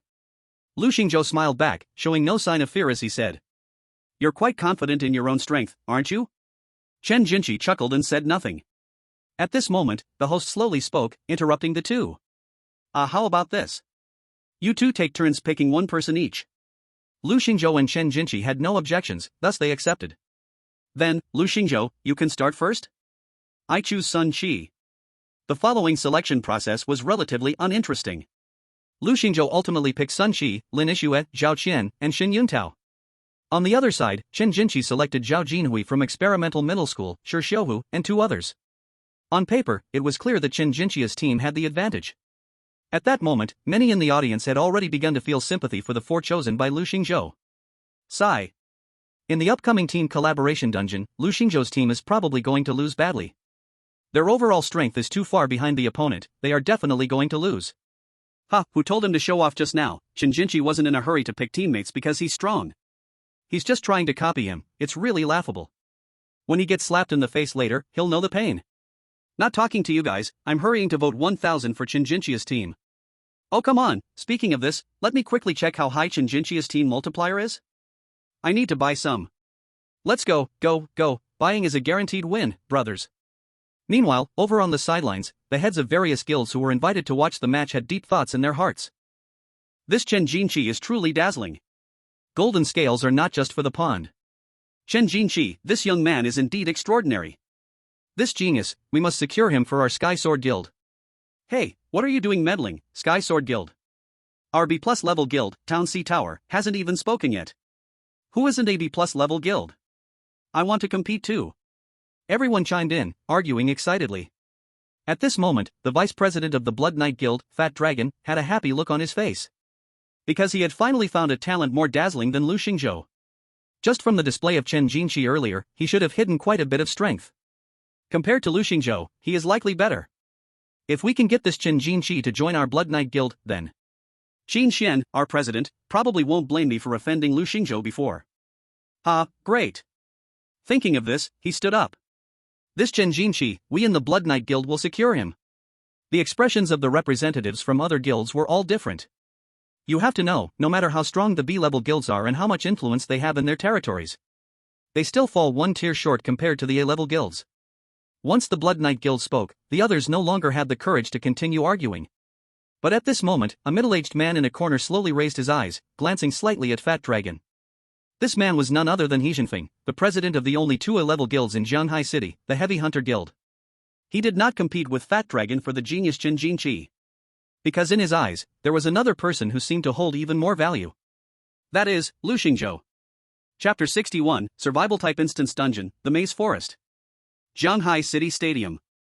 After completing the team assignments, the host announced that the trial instance for this special training assessment would start the day after tomorrow. Chosen to be a special survival type instance dungeon, the Maze Forest, for levels 8 to 14. All the participants in the assessment could use tomorrow to prepare in advance, including equipment, items, strategies, and so on. And the entire process of this competition would be live-streamed over the internet, ensuring the voting activity would be fair and public. The audience was very much looking forward to it, even a bit impatient. Meanwhile, the participating contestants focused on this survival-type dungeon. Because they, as elite students of Jianghai City, had not heard of the name of this dungeon. Even if they really prepared, it seemed highly likely they wouldn't be able to find the strategy for this dungeon. This is actually a silent confrontation of resources and backgrounds. If a family's power is stronger and can find the perfect strategy for the dungeon, then before the competition even begins, they would already hold an absolute advantage. Isn't this unfair? Yes, it is indeed a bit unfair. Even the leaders of Jianghai City organizing this special training assessment could think of this. But they did not see it as a problem. This world is full of unfairness, and they themselves are also beneficiaries of that unfairness, people of the so-called privileged class. So in their understanding, this is only natural. You have no resources, no background, can't get the strategy? Sorry. What does that have to do with me? After hearing this, Sun Shi said to Lu Xingzhou. Bro Lu, when I get back, I'll tell my dad to check out this dungeon strategy. If it can be solved by spending some money, it's no big deal. Sun Shi considered Lu Xingzhou's family background, so without waiting for him to speak, he directly went ahead. Nearby, Lin Yixue and Zhao Qian also said. We'll ask when we get back, we should be able to get it. Next to them. At this moment, Shen Yuntao stayed silent, completely without the confidence and pride he had when he challenged Chen Jinqi before. He lowered his head slightly, then turned around and left. I won't take part in this. When the time comes, just let me know. Lu Xingzhou looked at Shen Yuntao's back as he walked away, and said nothing. At this moment, Zhao Qian clearly knew something. She leaned in to explain. Don't overthink it, he's not against you. It's just that he doesn't have any background in his family either, so with things like this he probably feels powerless too. Sun Shi now showed the attitude of a bystander and said. This guy, could it be that he's a little inferior? Lin Yixue and Zhao Qian didn't respond, but judging from how he acted just now, he definitely felt a bit like that. Alright, don't worry about other people's business, let's go back and get ready first. Oh. Hearing Lu Xingzhou suddenly speak, Sun Shi shrugged and answered softly. And on the other side. In front of the TV, a girl wearing a hospital gown, after seeing this scene on the screen, her somewhat weak eyes blinked slightly, and then deep in her eyes, a trace of killing intent appeared. She suddenly stood up, then walked out of the hospital room. De. The clear sound of footsteps grew fainter and fainter. Her figure at the end of the corridor gradually faded away, until it became nothing. After today's competition ended, Chen Jinqi's name instantly echoed throughout the whole city of Zhanghai. Although Lu Xingzhou, like him, also became a team captain. But the support rate between the two was worlds apart. In everyone's eyes, Lu Xingzhou was just a lucky guy who picked up the leftovers. While Chen Jinqi, with absolute strength, defeated 4 people effortlessly, and became a team captain, a super genius. From beginning to end, his kind of confidence and calmness made countless naive girls in front of the TV go crazy. Without a doubt, Chen Jinqi was the most popular person among all the freshmen this year. He even faintly had the momentum to surpass the Qin Xian from 3 years ago. And according to the official voting odds, Chen Jinqi's team already had odds as low as 1.03. So low it was outrageous. But still, countless supporters were willing to vote for Chen Jinqi. Because, from the absolute strength he showed, it was clear. Once he got serious, he could almost 100% become the winner of this special training assessment. There would be no accidents. On the other side, Lu Xingzhou's team had odds that were frighteningly high. 6.70 odds. Even with such high odds, still not many people were willing to vote for Lu Xingzhou. However, what Lu Xingzhou didn't know was, his aunt had already secretly voted 1,723 times for Lu Xingzhou. That was all the savings she had right now, otherwise, she would have voted even more. Still the same sentence, she wasn't doing it to make money. Chu Qing just believed in Lu Xingzhou. Although the support rate outside was exaggerated, and not many people believed Lu Xingzhou's team could win. But Lu Xingzhou didn't care either. Why rush to prove anything? One day later, the result would be revealed. Time would prove everything. After going home, Lu Xingzhou was not in a hurry. Instead, he directly took Sun Shi to go grind levels. Even Sun Shi didn't expect Lu Xingzhou to be so calm. But thinking about it carefully, he understood too. If I had Lu Xingzhou's kind of monstrous strength, then I'd definitely be even more relaxed than him. Thinking like this, Sun Shi felt relieved again. The next day, the top geniuses from both sides started to use their own connections and networks to find out information about this test dungeon. But something interesting happened. Whether they were second-generation soldiers or second-generation rich kids, their families used all their strength to find out. But their understanding of this dungeon was still very little. Don't even mention a walkthrough, they didn't even know the so-called rules of this dungeon. There is no clear understanding. This is very strange. Could it be that this copy has never been cleared before? This cannot be possible. After all new copies arrive, if humans do not intervene, the otherworldly passage will keep expanding, then merge with reality and descend onto Blue Star. This is why, whenever a new copy appears, the federal government organizes top professionals to break ground. That is to say, as long as a copy can be successfully cleared, there must be a strategy for it. So this is where everyone's confusion lies. Why can't we find a strategy? Not even a price-demanding person exists. However, at the moment when everyone was busy and distressed, except for Lu Xingzhou, there was one person who appeared unusually relaxed. This person is Chen Jinqi. He is very confident in his strength. He does not plan to search for the copy strategy, whether it exists or not makes no difference to him. There is a saying, one strength breaks all methods. However, although he does not plan to look for the copy strategy, the strategy came knocking on his door. The visitor is none other than Fat Dragon. Little brother, do you desire power? After finding Chen Jinch, Fat Dragon spoke directly. You can listen to my advice and make a deal with me, how about it? Chen Jinch had no interest and was about to send him away. However, at this moment, Fat Dragon stretched out his right hand, showing a smile. I know you are very strong, and our Blood Knight Guild needs strong individuals like you. Listening to advice can fill your stomach, little brother. If you are willing to join our Blood Knight Guild, resources and rewards need not be mentioned. The most important thing is, we will give you a copy strategy. The strategy for the Maze Forest copy. Hearing this, Chen Jinch's expression remained unchanged. He calmly opened his mouth and said, Fat Dragon Vice President? Are you overvaluing this strategy a bit? Do you think I would join you for a copy strategy? Fat Dragon, hearing this, was not flustered. Instead, he spoke confidently. Of course not, but even if your potential is impressive, joining an A-level guild, isn't it mutually beneficial? 3 years ago, President Qin Xian was exceptionally talented, and now he has become the branch president of Jianghai City. Do you think your achievements will be less than his? After saying so much, this last sentence stuck in Chen Jinch's ears. He is so confident in his strength. Naturally, he does not think he is weaker than anyone, including Qin Xian, who was once called the strongest 3 years ago. At this moment, Fat Dragon continued to persuade. Alas, little brother, I believe you have probably checked this copy strategy before, right? Do you know why you haven't found anything? Chen Jinch did not answer, waiting for Fat Dragon to continue. The latter smiled and continued. That's because this copy was sealed by the federal government due to its high danger. So, the probability of death for those who can't get this copy strategy is high, and I don't need to elaborate. Chen Jinch was silent for a moment, then spoke. Since others can't get this copy strategy, how did you get it? Although Chen Jinch did not feel he needed it, he indeed gathered information from the side. This Maze Forest copy strategy, no one had ever seen it. And Fat Dragon being so certain, he was somewhat curious. How did the Blood Knight Guild obtain the strategy? At this moment, Fat Dragon smiled and directly spoke without reservation. The reason why no copy strategy has circulated on the market is that this copy was originally cleared by President Qin Xian leading the team. Only President Qin Xian can provide the strategy for this dungeon. Hearing this, Chen Jinchi's eyes moved slightly. An 8th level dungeon strategy was actually created by Qin Xian?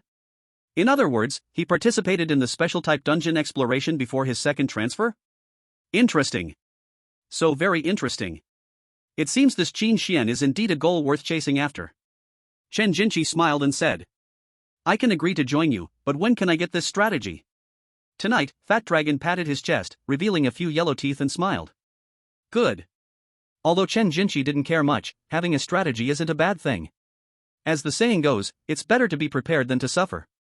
And after solving the issue of Chen Jinchi's joining, Fat Dragon's mood also improved a lot. Ha ha. I'll report this to President Qin Xian when I get back. With Chen Jinchi, who the hell still cares about that damn apprentice magician? Thinking of Lu Xingzhou, a hint of malice flashed in Fat Dragon's eyes. Stinky kid, just wait to die.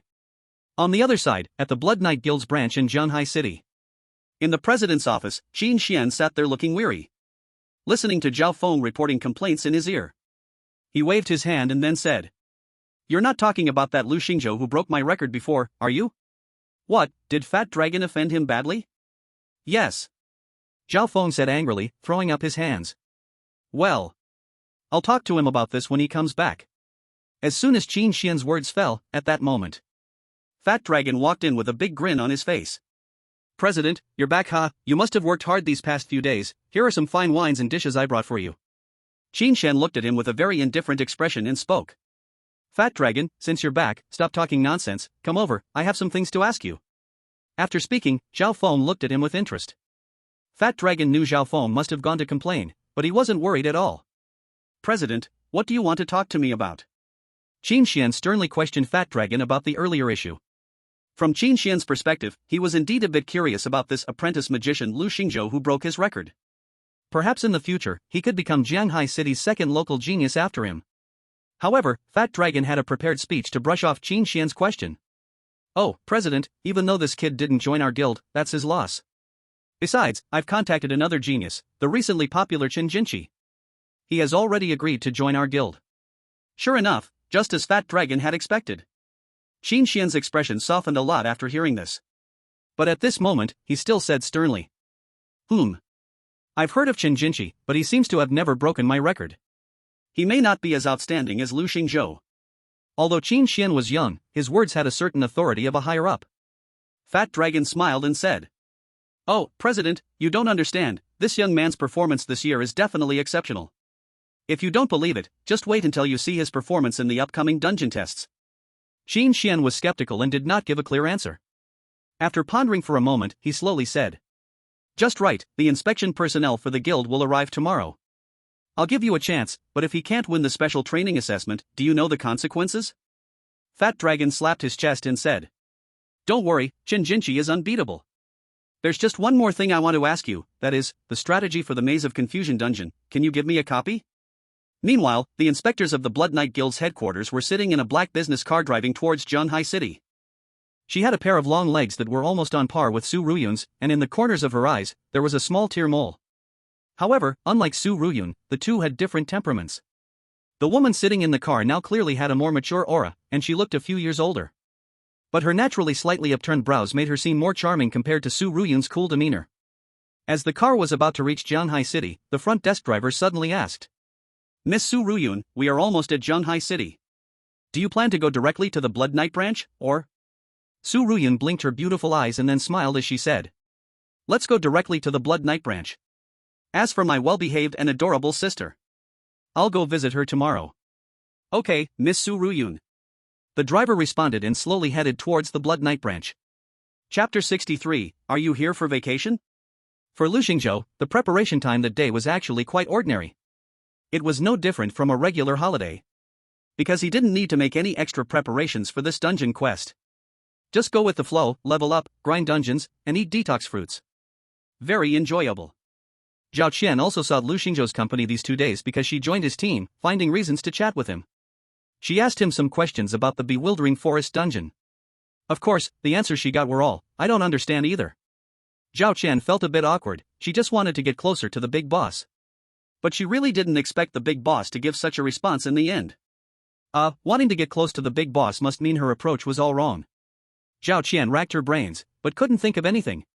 In fact, Lu Xingzhou simply didn't care. The next day, on the day of the dungeon assessment, the entire Zhanghai City seemed livelier than usual, even street vendors out early in the morning were noticeably more than usual. The streets had quite a festive atmosphere. For the many guilds in Zhanghai City, today was indeed a lively day. Because they were very much looking forward to how this year's talented young boys and girls would perform.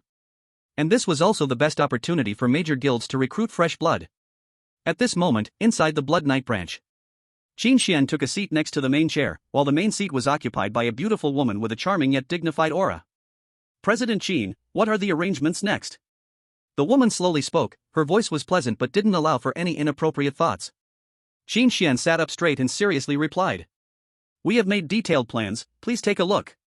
Qin Xian pushed over a checklist and continued. Miss Su, next we will take you to the training assessment site to watch this year's genius contests in Zhanghai City. And the super genius named Jinchi has already accepted our invitation to join. In the future, we also plan to cultivate him well. Su Ruyun nodded slightly, then stretched her long body and yawned. Then let's set off. Outside the dungeon, both Jinchi's and Lu Xingzhou's teams were already waiting outside the door. The host said to everyone. Next, we are about to begin today's assessment. First, I must state a few rules. First, this dungeon is a survival type, you don't need to confront each other. Your goal is to get as close as possible to the central safe zone of the entire dungeon. Of course, if conflicts arise between you, one-on-one battles are allowed. Second, the primary goal of this dungeon is survival and finding ways to live. Therefore, the 2 teams that accomplish this first will receive more score rewards. Third, if you encounter any dangers that threaten your life, please exit the copy immediately. Although this will be considered quitting the competition, it is still better than losing your life. That is all I wanted to say. Do you have any doubts? Everyone shook their heads. The host had basically covered all the necessary information. There was nothing else to inquire about. However, at this moment, Jinchi slightly raised his hand. Calmly, he spoke up. I have one more question. Upon hearing this, everyone's gaze on the live broadcast camera instantly focused on Chen Jinqi beside them. Please go ahead. Chen Jinqi looked at everyone, then smiled and said. Actually I have nothing serious, I just want to ask, if I accidentally kill someone, how is that counted? He said this naturally, completely without any sense of guilt. He did not think he had said anything shameful. He maintained a smile, speaking with utmost calmness. The host looked to the organizers, who nodded in acknowledgement before the host spoke. Since this is a special training assessment, everyone must take responsibility for their own safety. Since you are entering the copy, be prepared for death. As long as there is no situation of multiple people being attacked, we will not pursue further responsibility. Hearing this, Chen Jinqi smiled, his smile growing even brighter. Then, that light and airy gaze swept over every member of Lu Xingzhou's team. Threat, a naked threat. Damn, what does this kid mean? Does he really think I'm scared of him? Sun Qi spat. Beside him, Xin Yuntao's expression grew serious, a bit defensive. Because after he had a confrontation with Chen Jinqi, he knew that this guy's strength was not something he could compare to. Naturally, his threat was taken very seriously. However, Lin Yixue, Zhao Qian, and Lu Xingzhou appeared completely unaffected. They were extremely calm. This left Xin Yuntao somewhat puzzled. Aren't you afraid? Afraid of what? Zhao Qian pouted, dismissively saying. Xin Yuntao then looked at Lin Yixue, knowing her reputation as the strongest practitioner under the stars. But now it seemed that dealing with a top rare practitioner like Chen Jinqi would still be very challenging. Yet, she appeared completely unconcerned, fearless. Lin Yixue, what do you think? Me? She instinctively turned to look at Lu Xingzhou beside her, then nonchalantly said, I'm not worried. He originally wanted to ask Sun Qi, but seeing Sun Qi's nose in the air, completely dismissive, he swallowed the words that were on his lips. Forget it, no need to ask. At this moment, the competition was about to begin. The dimensional portal slowly opened, and both teams walked slowly into the copy under everyone's gaze. Go for it, boys. Chen Jinqi. Make sure to win, I've put all my fortunes on you, Chen Jinqi. The best in Shanghai, Chen Jinqi. When Chen Jinqi fully stepped into the dimensional portal, the cheers at the scene abruptly stopped. As his team turned to look back, they found themselves in a dense jungle. The surrounding trees were enormous, their lush branches intertwining, almost covering the entire sky. Though they were still in broad daylight, the tree's canopy cast an indescribable gloom over the jungle, creating an oppressive atmosphere. Only the sunlight that trickled through the gaps in the leaves allowed them to know it was sunny outside. Seeing this, Zhao Jinhu slowly said. It looks a bit dark, but I don't feel any danger around. The others around also had been very vigilant before. However, at this moment, he slightly nodded, feeling that it was indeed the case. Looking around, they truly did not feel any danger. What should we do next? Zhao Jinhui and Shi Xiuhu and the others all looked at Chen Jinqi in front of them. Chen Jinqi revealed a signature smile and then calmly said. Often, the things you cannot see are the most dangerous. Follow me, I will ensure to lead you out of here. Having seen the strategy, he was very clear about the mechanism of this instance. He also understood where the danger here came from. Chen Jinqi's own strength was already quite impressive, and now he also possessed the strategy created by Qin Xian. It could be said that at this moment, he was almost equivalent to the two strongest geniuses that Shanghai City had seen in recent years being together in this instance. For this instance, he could be said to handle it with ease. Chen Jinqi's team quickly got into a state and began to act within the instance. This made the audience watching the live broadcast very excited. Hurry, look, Chen Jinqi and their team have already started moving. As expected, a genius is indeed a genius, gold will shine wherever it is, this judgment is amazing. Hey, look over there, what are those people doing? On the other side, it was naturally referring to Lu Xingzhou and their team. At this moment, the 5 people who just entered the instance had no sense of crisis at all. Touching this, looking at that. It seemed like they were very curious about everything here.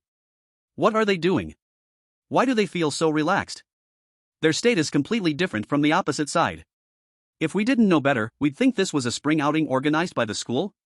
I'm speechless, how long do they plan to look before it's over?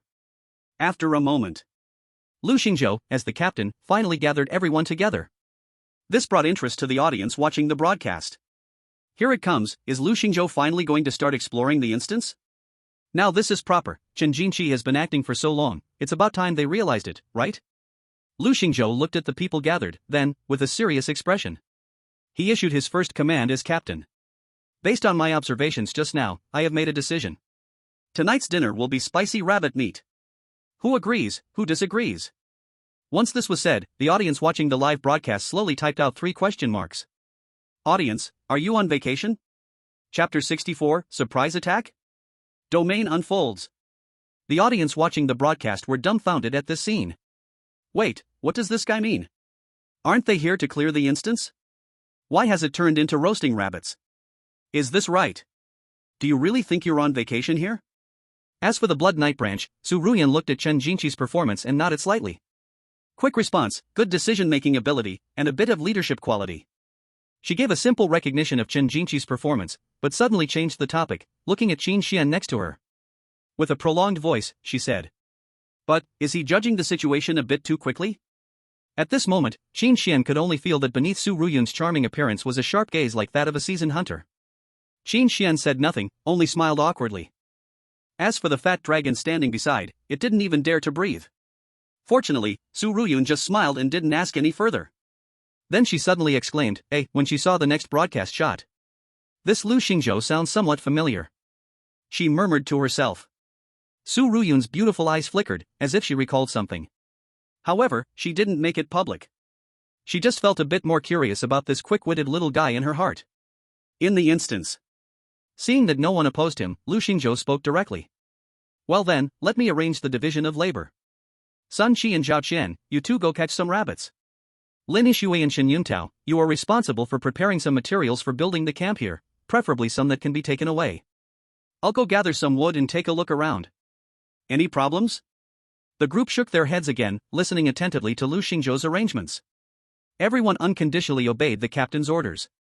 Even the least informed Shen Yuntao had no complaints and immediately began to act. Because, as the captain, Lu Xingzhou must have absolute authority.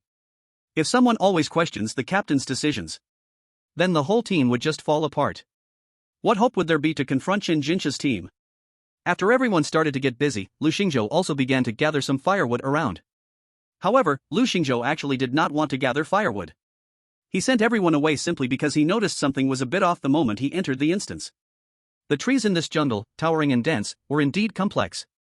They were intertwined and twisted, branches entangled, but within them hid some trees with special attributes. Item name, Millennium Ginseng. Item rank, rare. Level restriction, none. Cooldown time, 60 seconds. Usage effect, its spiritual core can increase the character's experience by 1000 points, its roots can restore 2000 health points and 2000 mana points. He knew about the spiritual core of the Millennium Ginseng. That item belonged to the rare consumables that could increase experience, often fetching a good price at the auction house. Around 30,000 gold coins each, almost equivalent to a low-level boss crystal core. Because items that can directly increase experience are exceptionally rare. To increase experience directly means no risks, no need to enter any instances. You can level up just like that. And 1000 experience points is no small amount.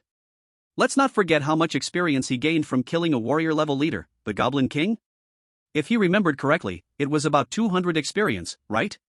Eating one of these Millennium Ginseng spiritual cores would be equivalent to defeating the Goblin King 5 times at the warrior level. The cost-effectiveness is quite good. The roots of the Millennium Ginseng would be cheaper, about 4,000 gold coins each. But, Lu Xingzhou looked up at the tree in front of him, which was as thick as 3 people embracing, and at the countless branches and twigs. Lu Xingzhou fell silent. This is far more than the usual roots of Millennium Ginseng. If this is really the root of the Millennium Ginseng, then would he not be making a fortune? Even if he can't sell it, he could use it himself. Saving is earning. Thinking of this, Lu Xingzhou went straight to it, grabbing a branch of the great tree, and then pulling hard. Although Lu Xingzhou was a mage, his level here meant his strength wasn't bad. Pulling hard, he directly snapped a thick root. Just at that moment, a mournful howl suddenly echoed from the trunk of the giant tree. A whoa! Then, the tree seemed to come alive. Its other branches and roots gradually began to retract. Then, there was actually a faint trend to stand up. Lu Xingzhou was stunned, tilting his head to look at the giant tree before him. Oh, it's alive? The giant tree ignored Lu Xingzhou's words. It looked at the boy, as if he were an ant that could be crushed at any moment. Then, it extended its branches, preparing to smash Lu Xingzhou down hard onto the ground. Die, human. It was clear that this giant tree was furious with Lu Xingzhou. And the key point was, this fellow was just a mere magic apprentice. How dare he be so arrogant? Isn't this just too underestimating of himself? Isn't this like stirring up trouble on the head of a powerful being? Amidst the roaring, the giant tree's palm directly came crashing down. The audience watching the live broadcast, at that moment, many people even closed their eyes. Because they felt that Lu Xingzhou was doomed. How could someone withstand the attack of such a terrifying giant tree? But at this moment, they suddenly noticed that the enormous, raging tree-like monster's attack had suddenly stopped. In that instant, it seemed as if its body was controlled by something, freezing in midair. The giant tree didn't know what was wrong with it. Its body's movements instantly became so stiff, as if being grasped by invisible giant hands. What it didn't know was, this was Lu Xingzhou's domain unfolding. 9th tier skill, Universal Forest. Chapter 65, shocked Su Ruyun, could this be forbidden? When this skill unfolded, Lu Xingzhou could completely control all the flowers, grasses, and trees within the range of his domain. Of course, it also included the humanoid giant tree before him. At this moment, Lu Xingzhou calmly lifted his head to look at the gigantic figure in midair. Then, he softly said, "Hey, it was just pulling out one of your roots, why get so excited? I just wanted to taste it." As he spoke, he put the pulled-out wooden strip into his mouth and chewed a few times. The giant tree watched Lu Xingzhou's bizarre behavior, its eyes wide open. It was as if saying, "What the hell? Dude, is your taste this strong?" But in the next second, a glint appeared on Lu Xingzhou's face. "It's quite good." Because he felt the pure medicinal power of the 1,000-year spirit ginseng slowly entering his body. His life points and magic points were rapidly replenished. Although he had no significant consumption, the feeling of this energy entering his body and nourishing him was still very refreshing. At this moment, Lu Xingzhou stroked his chin, since the root of this 1,000-year spirit ginseng was as described. Then what about the spirit core of this 1,000-year ginseng? Could it also increase 1,000 experience points? Thinking of this, Lu Xingzhou's smile instantly turned cold. Then, he manipulated his domain, directly making the giant tree pierce its own heart. Boom!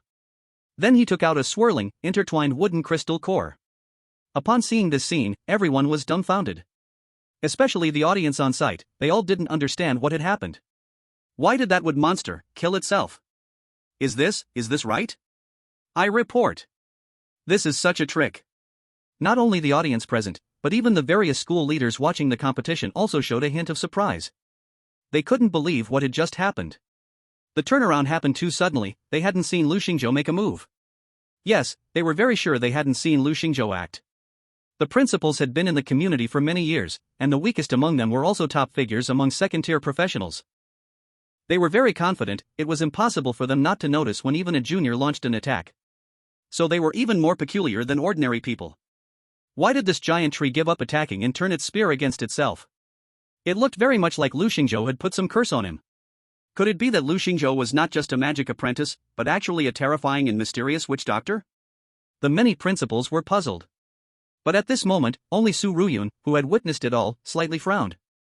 She looked thoughtfully at the boy in the scene, as if she was recalling something. If I remember correctly, I once saw a similar skill description in some ancient ruins. That description seemed to say that a professional who mastered a certain forbidden spell would have powers similar to ancient gods, capable of manipulating all plants within a certain range? Su Ruyun's expression slightly changed. Because judging from Lu Xingzhou's earlier performance, the two did indeed have some similarities. Could it be that this magic apprentice had mastered some terrifying forbidden spell? No. When this thought popped into Su Ruyun's mind, she found it a bit absurd. Because it is well known that before completing the second transition, all professionals could only master skills at most of level 4. Even for second transition professionals, at most they could master level 6 skills. Forbidden spell? Don't make me laugh. That is simply not something at their level can touch. A forbidden spell, the reason why it has the word forbidden, is because the effects and power of such astonishing skills can unleash terrifying might. Even looking at the entire system of the Human Federation, it could be called a taboo existence. Because Su Ruyun was relatively in a high position. So she had access to much more information than Jiang Hai, a low-level professional in this small city. Thus, she also understood the terror of forbidden spells more. Su Ruyun's delicate eyebrows slightly knitted, but then she smiled. She revealed a smile that could make any man in the world fall for her. Instead of worrying if a teenager would master a forbidden spell, it would be better to think about what to eat tonight, which was more realistic. An apprentice who had not yet completed the second transition really had a hard time relating to the words forbidden spell. But even so, Su Ruyun couldn't help but look at Lu Xingzhou a few more times. Lu Xingzhou in the instance did not pay attention to what the outsiders were saying. He slowly stepped forward and took the giant tree's crystal core into his hands. Normally, such a common monster's crystal core is not worth much. But in Lu Xingzhou's eyes, this was not just an ordinary monster crystal core, but the spirit core of 1,000-year spiritual ginseng. Item name, Spirit Core of 1000-year spiritual ginseng.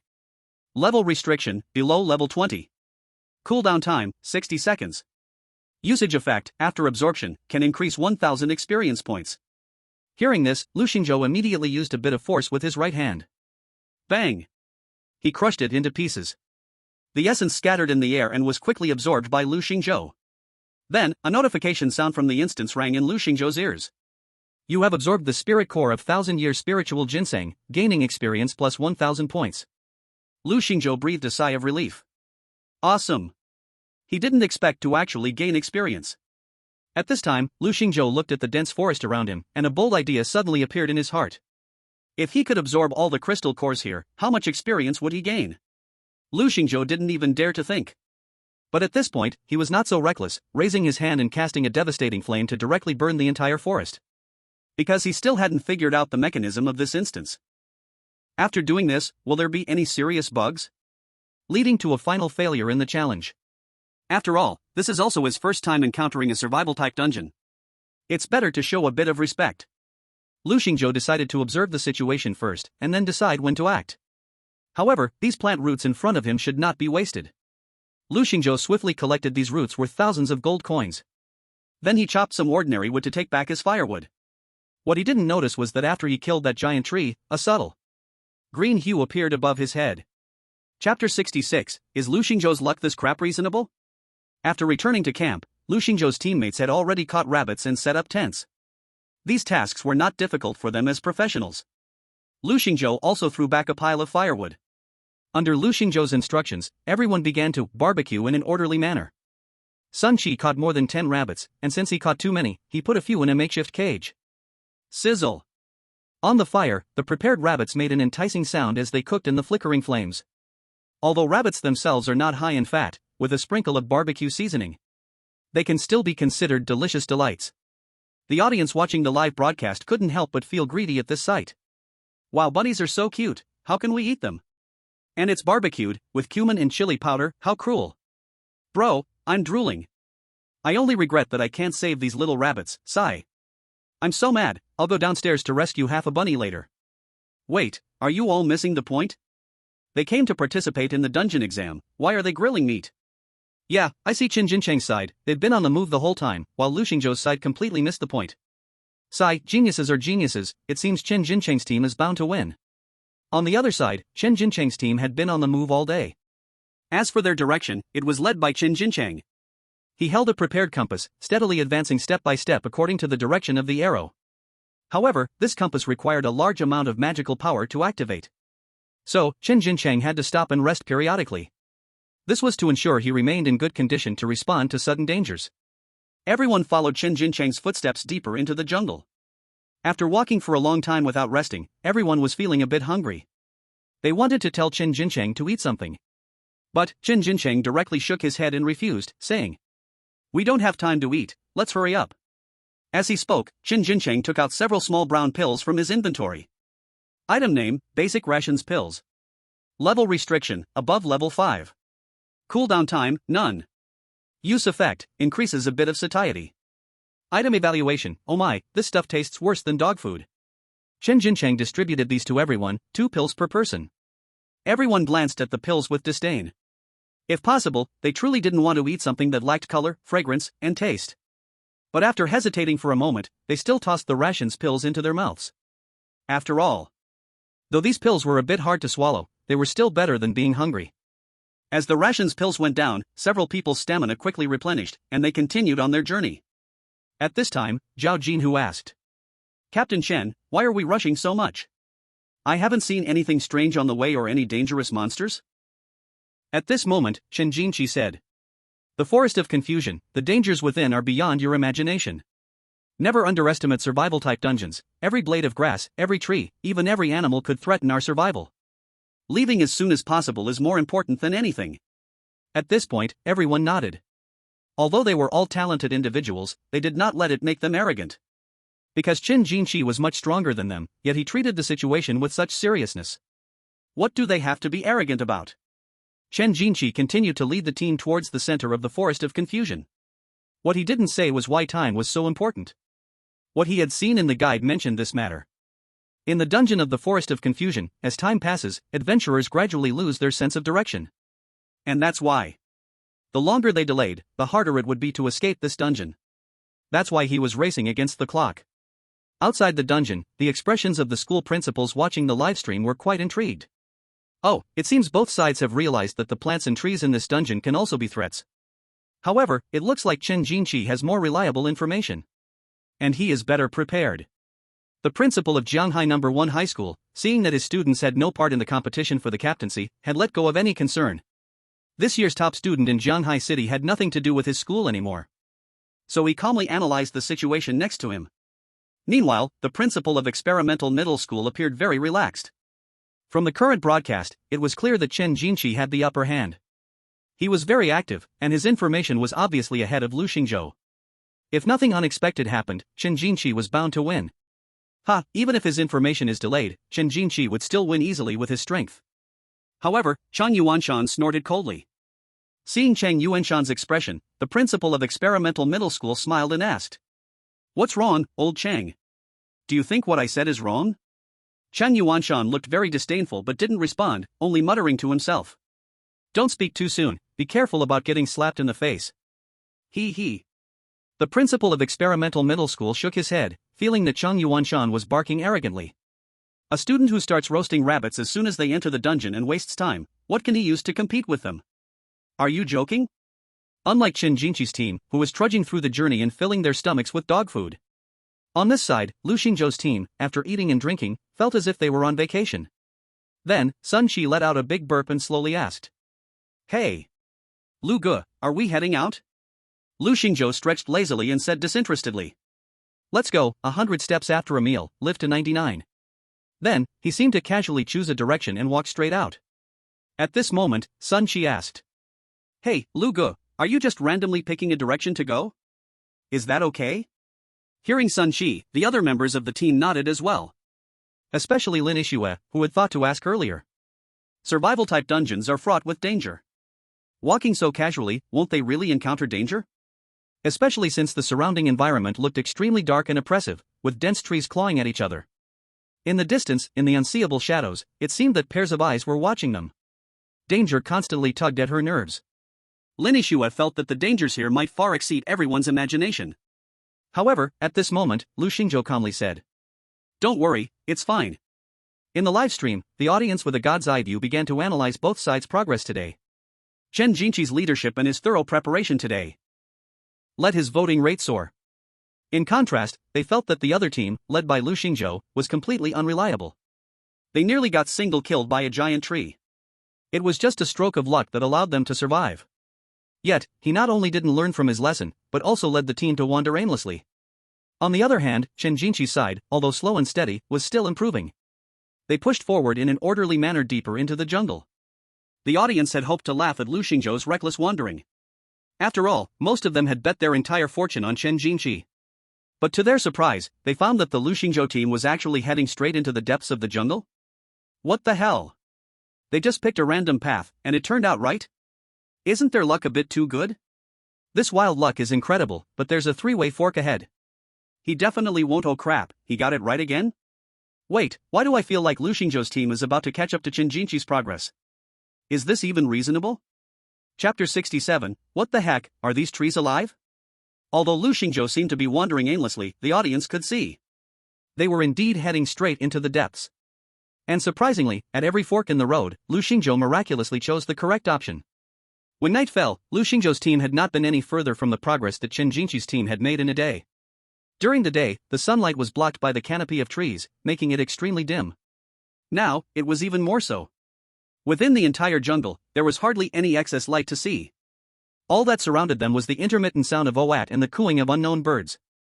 Most importantly, an inexplicable fog had enveloped the entire jungle. Lu Xingzhou made a few makeshift torches, then used a tiny spark to ignite them.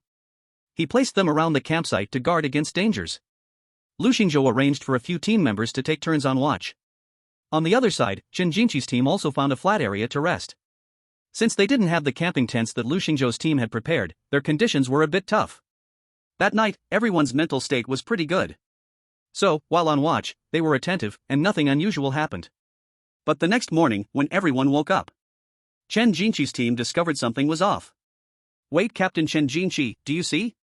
Isn't the surrounding environment different from yesterday? Shi Xiuhu, after surveying the area upon waking, suddenly spoke up. He clearly remembered making marks on the surrounding trees before sleeping to avoid getting lost. But when he opened his eyes now, he found not a single mark left. Moreover, the entire environment had become even more unfamiliar than before. It seems the environment here is indeed a bit different. I recall there were only 2 paths when we came through. Zhao Jinhu also stroked his chin, pondering as he spoke. Chen Jinqi's team was composed of elites among elites, and they instantly became alert. However, at that moment, Chen Jinqi, as the captain, spoke up. No need to worry, I have a way. After saying this, he took out that compass from his item pouch again. Then he consumed some mana to activate the compass. The compass needle spun quickly for a few circles before finally wobbling to a stop in one direction. Chen Jinqi focused for 2 seconds, then reacted and pointed in that direction, saying, "Let's head that way." Seeing Chen Jinqi's calm approach, the few people in the team were quite at ease. This is the feeling of safety. Then everyone continued to move forward in the direction pointed by Chen Jinchang. The audience watching the broadcast in front of the television felt incredibly relieved to see that Chen Jinchang was still so reliable after just waking up in the morning, bringing immense joy to their hearts. It seemed that this scenario was not a tough challenge for him at all. But the viewers watching the broadcast, and even Chen Jinchang himself, did not notice one thing. The time Chen Jinchang spent looking at the compass to identify the direction had increased a bit. On the other hand, after waking up, Lu Xingzhou's team also found that the surroundings, including the trees, had changed. Something's not right. How come I remember there were only 2 big trees next to my head when I was sleeping? Why are there now 4? Sun Shi scratched his head, a bit puzzled, and spoke up. At this moment, Lu Xingzhou explained to everyone. Some of these trees have life, they quietly moved a bit when we weren't paying attention. Alright, let's quickly roast 2 more rabbits, then hit the road. Hearing Lu Xingzhou casually mention that some of these trees were alive, the expressions of a few people in the team froze. Wait, what did you just say? These trees are alive? Some of them are. Lu Xingzhou calmly took a sip of water, rinsed his mouth, and then spoke. Sun Qi and Lin Yixue were both stunned. After digesting this statement for a long time, they finally asked. Oh my god, Lu Ge, why didn't you tell me about such a dangerous thing earlier? I didn't think it was dangerous, these tree monsters aren't strong, it's fine. Lu Xingzhou waved his hand, still unconcerned. No worries, good, I'm definitely not worried. I don't care, anyway, if the sky falls, there's someone tall to hold it up. Sun Qi grumbled as he ran to the side, preparing to get some rabbit breakfast for everyone. But at that moment, he suddenly voiced his confusion. Why do I feel like these rabbits I caught yesterday seem to be fatter today? Is it an illusion? He scratched his chin but didn't think much of it. At this time, Lu Xingzhou prompted, saying, Forget it, let's handle these rabbits completely today and turn them into jerky for easy carrying. This was a survival skill Lu Xingzhou learned from Uncle D. Focusing on convenience, deliciousness, and high protein. After enjoying a hearty meal, Lu Xingzhou and the others prepared to move on. Lu Xingzhou casually chose a path and set off. Yet, he was still on the right track. Unbeknownst to others, once Lu Xingzhou's domain unfolded, he could almost dominate everything within that range. Lost? That did not exist at all. As long as Lu Xingzhou wished, he could even make the trees open a path for him. But for now, moving steadily was just fine, progress seemed necessary without engaging in exhausting tasks. Both teams had a fast pace, far exceeding the organizers' expectations. Whether it was Qin Jinchang or Lu Xingzhou, their speed had already surpassed everyone's original expectations. The next day, nothing significant happened. Neither team suffered any casualties or faced dangers. However, Qin Jinchang's team appeared a bit fatigued after 2 days of non-stop travel without food or water. In contrast, Lu Xingzhou's team was much more relaxed overall. Moreover, everyone was in great spirits because they were well-fed and hydrated. That night, both Qin Jinchang and Lu Xingzhou's teams continued the practice of taking turns on watch from the previous day. However, on Lu Xingzhou's side, he voluntarily let everyone rest first and took the first half of the night watch himself. Everyone felt touched and did not refuse Lu Xingzhou's good intentions. He thought he was just hoping the team members would have a good rest, showing his grace as a captain. But when everyone fell into a deep sleep and entered the dreamland, Lu Xingzhou took out his gear from the props bar, along with his eye of the stars. Then, he spoke to the surroundings. Those not afraid of dying, come out, why the hesitation? As soon as he finished speaking, a rustling sound of leaves echoed in the dark jungle around him. Then, countless pairs of blood-red eyes suddenly opened. Chapter 68, It's okay, get up and sleep again. The audience in the livestream who had not yet fallen asleep were instantly terrified by this scene. What the hell, what is that? So damn scary, is this a horror movie? Oh my, if I were stared at by so many eyes, I would probably frighten to death. Wait, why isn't Lu Xingzhou running away? Did he know this would happen? Wake up your teammates already, stop acting cool, damn it. He wouldn't want to face so many monsters alone, right? That's just foolish. Let him get eliminated quickly, then our Chen Jinqi will surely win. Everyone felt that Lu Xingzhou, a magic apprentice, facing so many monsters at once. It was like turning on the light in the restroom, looking for death. They couldn't even understand where Lu Xingzhou's confidence was coming from. However, Lu Xingzhou remained completely untroubled. Slowly lifting the wooden stick in his hand, he looked around with indifference. Come on, let's finish this quickly. The blood-red eyes gradually revealed their forms from the dark jungle. Name, Bloodthirsty Demon Rabbit. Level 10. Combat power, 13 stars. Skills, Life and Death Bite, High-Speed Movement, Frenzy. Talent, Reproduction. These rabbits were completely different from their daytime state. Not only had they grown more than twice in size, but their fur also appeared to be exploding. They revealed sharp fangs, letting out deep growls from their mouths. Seeing them reveal their bodies, Lu Xingzhou pondered slightly. Although their combat power isn't very strong, their numbers are overwhelming. It seems they have undergone some kind of mutation due to the influence of the bewildering forest. Will this mutation increase with the passage of time? Still needs further observation. While Lu Xingzhou was deep in thought, the bloodthirsty demon rabbits launched a group attack. Their numbers were astonishing. Altogether, there were at least 30 of these rabbits. If the whole team of 5 faced them together, each person would have to deal with 6. Although everyone present was renowned genius from various top universities, after all, 2 fists can't fight 4 hands. Moreover, even with equipment, each of their combat powers was only around 20 stars. Facing 6 bloodthirsty demon rabbits with a combat power of 13 stars each, the pressure was unimaginable. But at that moment, Lu Xingzhou was alone. As the group of bloodthirsty demon rabbits attacked him, the viewers of the livestream could hardly imagine any possibility of Lu Xingzhou surviving. And the event organizers were also very tense, ready to cut the livestream at any moment. They couldn't let 2 adult bloody scenes be broadcasted. But just as the group of bloodthirsty demon rabbits approached Lu Xingzhou, the tip of his staff slowly ignited with a tiny flame. The audience knew that Lu Xingzhou mastered fire magic. In the official introduction, it was stated that Lu Xingzhou had a level 1 skill, a tiny flame.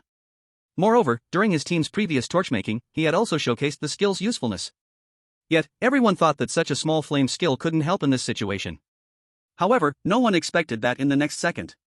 A terrifying and blazing fire burst forth. What the hell is this tiny flame? This is simply a world-ending fire dragon. Boom! The terrifying flame, upon touching the surrounding bloodthirsty demon rabbits, directly turned it to ashes. The power of the extinction flame is not at all on the same level as the bloodthirsty magic rabbits. That blazing fire is like an incurable cancer. As long as one is touched even slightly, it will be instantly devoured. Those bloodthirsty magic rabbits didn't even have time to let out a scream before they were burned to death. Lu Xingzhou, witnessing this scene, showed no surprise and was very calm and serene. At the same time, he heard a notification sound from the game instance in his ear. Ding dong, you killed a bloodthirsty magic rabbit, stage 1, gained experience points plus 110. Ding dong, you killed a bloodthirsty magic rabbit, stage 1, gained experience points plus 110. Ding dong, you killed a bloodthirsty magic rabbit, stage 2, gained experience points plus 180. Lu Xingzhou slightly nodded, feeling quite satisfied. His killing efficiency was still good, and even the other members of the sleeping team nearby were not awakened. In fact, since Sun Shi said this morning that the rabbits seemed to have gotten bigger than yesterday, he had already had some doubts. In the evening, Lu Xingzhou directly expanded his domain, and further sensed something was wrong around him. Too many creatures were gathering near him. Therefore, he also guessed a rough idea in his heart. At this moment, combining the game notifications of the bloodthirsty magic rabbits, stage 1, and stage 2, he could basically confirm. As time progresses, perhaps more stage 2 or even stage 3 creatures might appear. It seems that survival-type instances really live up to their name. If not respected, it is still very dangerous. But Lu Xingzhou also began to ponder why the living giant trees did not participate in tonight's siege. Could it be that these giant trees would not actively attack humans? Thinking back, that previous giant tree suddenly came alive and attacked him because he acted first. The basic mechanism of this instance was gradually becoming clearer in Lu Xingzhou's mind. Alright, it's about time to sleep. According to the schedule, it was now Xin Yuntao's turn to take over. So Lu Xingzhou woke him up. Your turn. The moment he was awakened, Shin Yuntao sprang up with a start, looking around with great caution. Since entering the instance, he had always maintained a high level of tension. Because he didn't believe that this instance, banned by the official, would actually be so safe. 2 days passed without any accidents. Moreover, his trust in Lu Xingzhou was actually not very high. What are you so nervous about? Seeing his tense appearance, Lu Xingzhou casually joked. At that moment, Shin Yuntao finally looked around. He suddenly realized that the air seemed to be filled with the aroma of barbecued meat. The unextinguished flames around and the ashes faintly shaped like rabbits confirmed this point. In an instant, he thought of a possibility.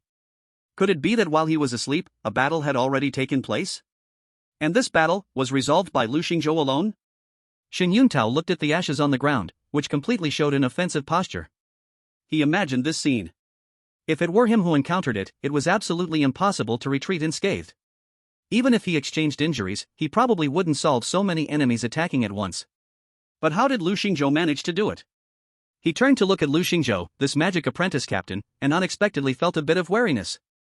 At this moment, Lu Xingzhou was completely unconcerned, covering his mouth with his hand to yawn, then waved his hand and said, I'll sleep for a bit, call me if there's anything. He walked to the center of the camp, and seeing Sun Shi asleep, he kicked him gently. Sun Shi groggily opened his eyes and lazily said, What's going on, brother Lu? I was sleeping so well. Lu Xingzhou found it a bit amusing to see this kid so unguarded. You are so laid back, completely different from Shin Yuntao. Isn't this a bit too casual? It's nothing, just woke you up to sleep more. Oh, huh?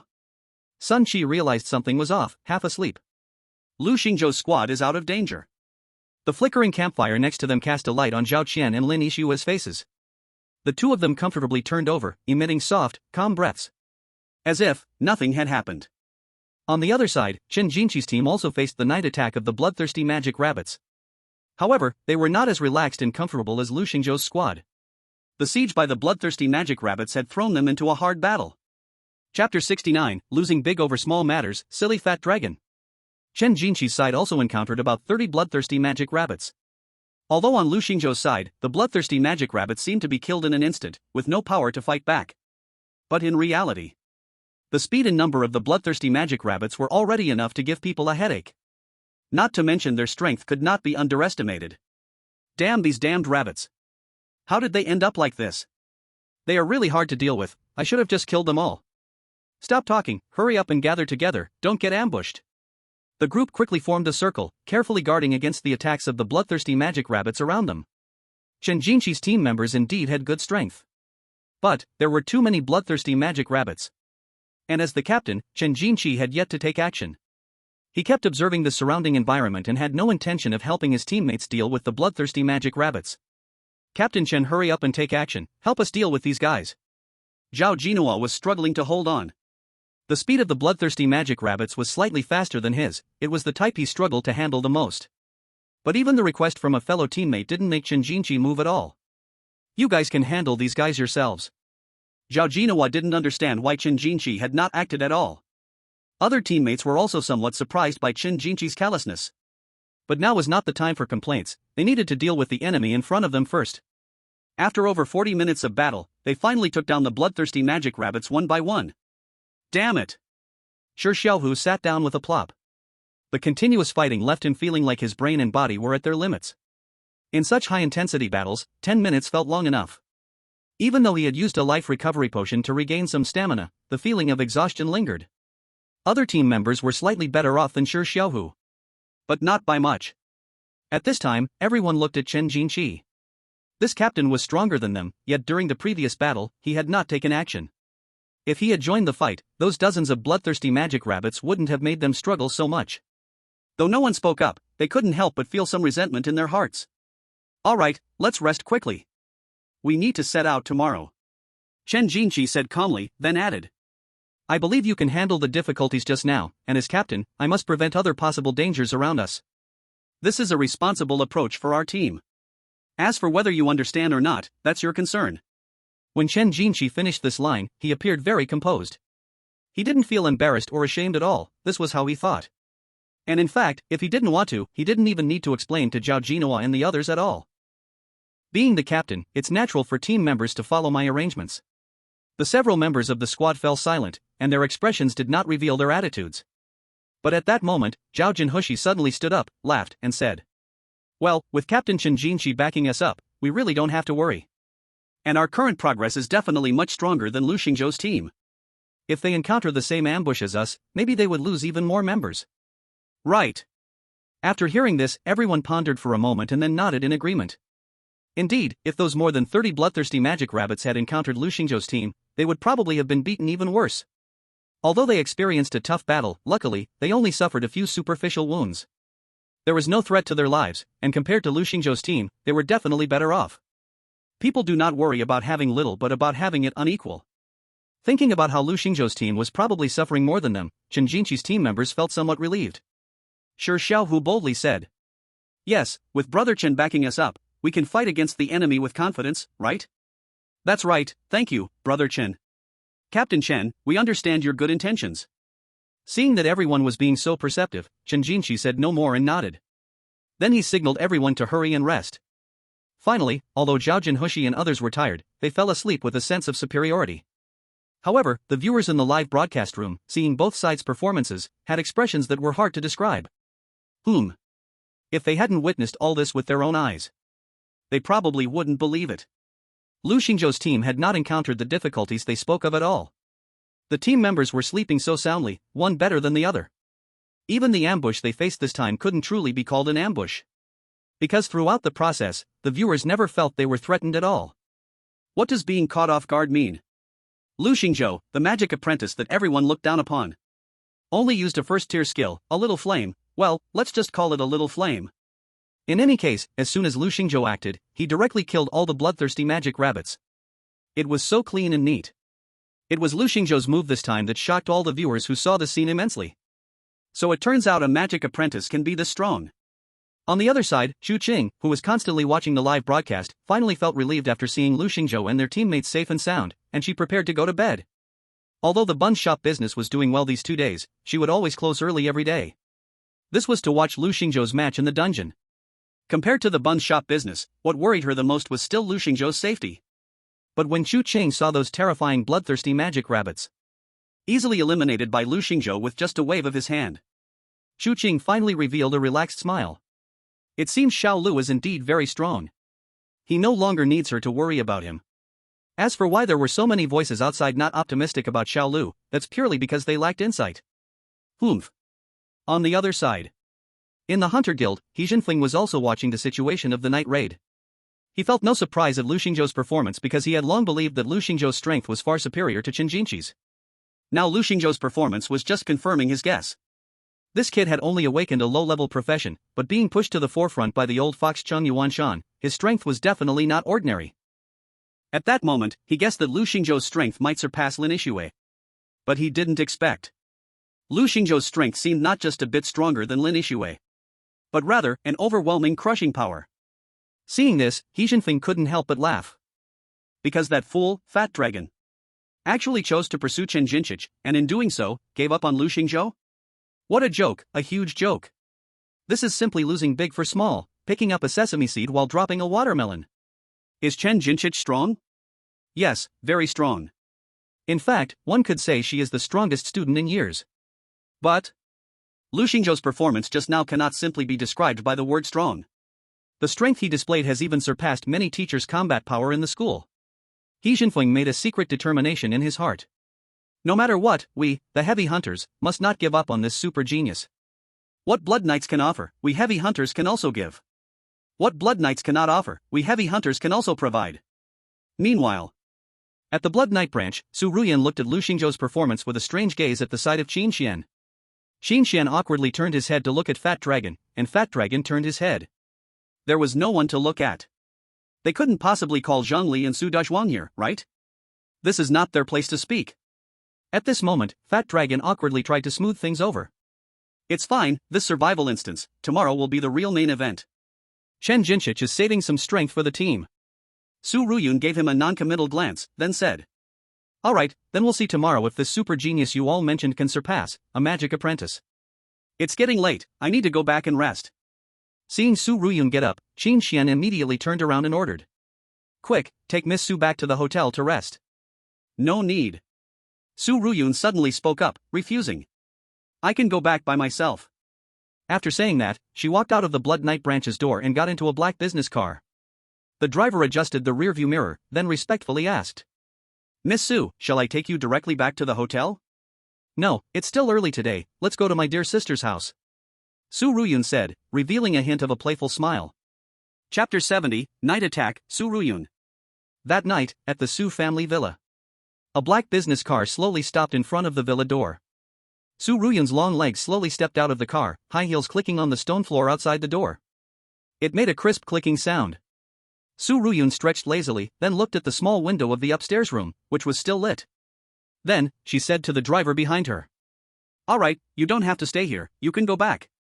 Yes, the driver responded neatly. After the business car left, Su Ruyun did not press the villa's doorbell, nor did she call her sister. She slightly exerted her legs, and in the dark night, a figure easily arrived outside the second-floor window. Inside the room, Su Ruyun was wearing a cool black nightgown, lying on the bed watching a television broadcast. Her pretty little feet swung behind her constantly. From time to time, her feet bumped together, making a pada sound. This was somewhat inconsistent with her usual cool persona. And at her chest, the already developed softness, under the pressure of the pillow she was holding, seemed quite under pressure. The faint whiteness formed a stark contrast with the thin black nightgown. What she was currently watching was the situation of Lu Xingzhou in the instance broadcasted on TV. Luckily, when she saw Lu Xingzhou being attacked by over 30 bloodthirsty rabbit demons. That is fake. But when she saw the terrifying power unleashed by Lu Xingzhou's extinguishing flame, Su Ruyun felt much more at ease. However, with that ease came a moment of contemplation for Su Ruyun. What level of strength had Lu Xingzhou reached now? In this small city of Jianhai, there should be no one who could match him. But what about the entire Jianhai province? If looking at those prodigies from the top families in Beijing and Yunhai, Su Ruyun naturally believed that Lu Xingzhou was the one and only. But she also had her doubts. With his current performance, did Lu Xingzhou really possess the right to converse with the Su family? Perhaps he could, perhaps. Su Ruyun's eyes dimmed slightly, if Lu Xingzhou was willing to accept her help. Then, with the resources of the Su family, his growth speed would absolutely exceed expectations. But she also knew Lu Xingzhou's character would not allow him to accept help from the Su family. Just as her thoughts were flying wildly, suddenly, a very faint sound from outside the window made her instantly alert. In an instant, Su Ruyun leaped up from her bed. With an extravagant backflip, as she landed, she drew two exquisite one-handed daggers that sparkled with a cold light from her prop column. Holding the swords in both hands, she lowered her body and took a stance ready to push off the ground and accelerate, her expression serious as she stared outside the window. Once Su Ruyun entered her battle stance, half of her delicate face was covered by a black mask with ghostly patterns. This was the fearsome battle state of the Jade Rakshasa. At this moment, the air seemed to fall silent. But the next second, the window opened, and a shadow rushed in with an incredibly ghostly pace. Su Ruyun instantly reacted, her dual swords cutting through the night. With lightning speed and in a strange angle, she stabbed towards the intruder. The two swords sliced through the night, creating a fierce sound of wind. If it were any student in Jianhai City at this moment, they would probably meet their end with this strike. Even Chen Jinqi. But just at this moment, the shadow's right hand flicked into the air, and several vine-like whips flew out from all directions. In an instant, they grabbed Su Ruyun's wrists and ankles. Then, with a slight tug, the vines completely restrained her limbs. Just like that, she was directly suspended. Ding dang. Su Ruyun's swords fell to the ground. Her lightweight nightgown, under gravity, revealed glimpses of holy light. The opponent's power was far too strong, Su Ruyun couldn't even retaliate. Yet, she did not feel any panic at all. Instead, at this moment, she shouted angrily in embarrassment. Sister, what are you doing again? I am your own sister. At this moment, the shadowy woman who burst into the room chuckled and said in an enticing voice. Own sister? No, of course, it is better to call you my foster sister. You quickly put me down. Su Ruyun felt her face get a little hot, mainly due to the position. It was just too embarrassing. However, Su Ruyun had no intention of stopping. Aren't you afraid he will find out? I always thought this name sounded a bit familiar, it seems I was right. Lu Xingzhou, interesting. Su Ruyun's voice kept flowing in. At this moment, she seemed like a captivating enchantress, every word pierced the heart deeply. Right now, Su Ruyun's face was blushing, even though he tried to maintain a serious expression. But at this moment, she looked like a cooked crab, even her originally fair thighs were tinged with a hint of red. What do you want to do? Hurry, hurry, and put me down. Su Ruyan maintained the last bit of her seriousness and spoke. However, Su Ruyan had no intention of letting him go. She softly whispered in her ear. When I'm done playing, I'll let you go. You? I'm going to tell Mom. It won't matter who you tell, today you only belong to me, Shayan. Su Ruyan chuckled, her fingertips already sliding up that long thigh. Don't, mmm. The next day, several distinct red marks appeared on Su Ruyan's fair skin. There were even some signs of beating. Well, one can only imagine what a fierce battle took place last night. Su Ruyan was utterly humiliated and furious, yet she couldn't speak of last night's events. She knew her sister's personality, she was a bit wild and had some slight tendencies.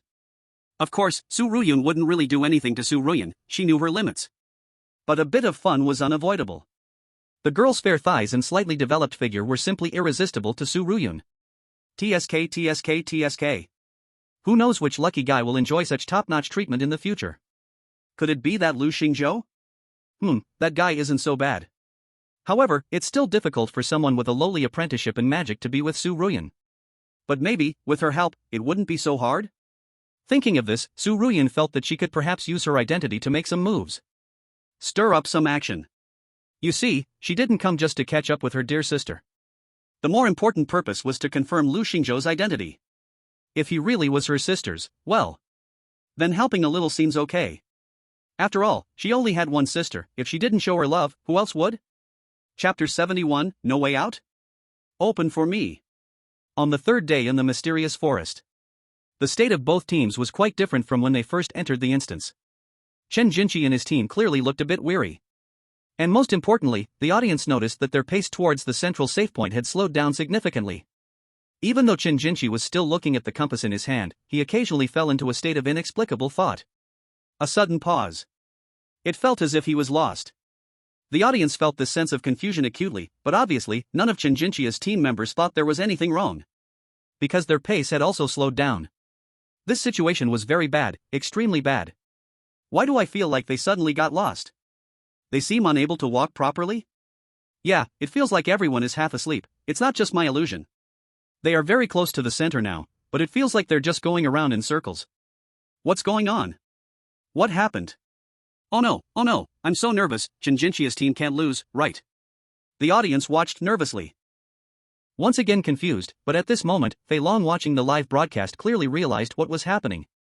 It seems they have already been affected by the forest of confusion, and obviously, after being affected, their speed towards the center has slowed down significantly.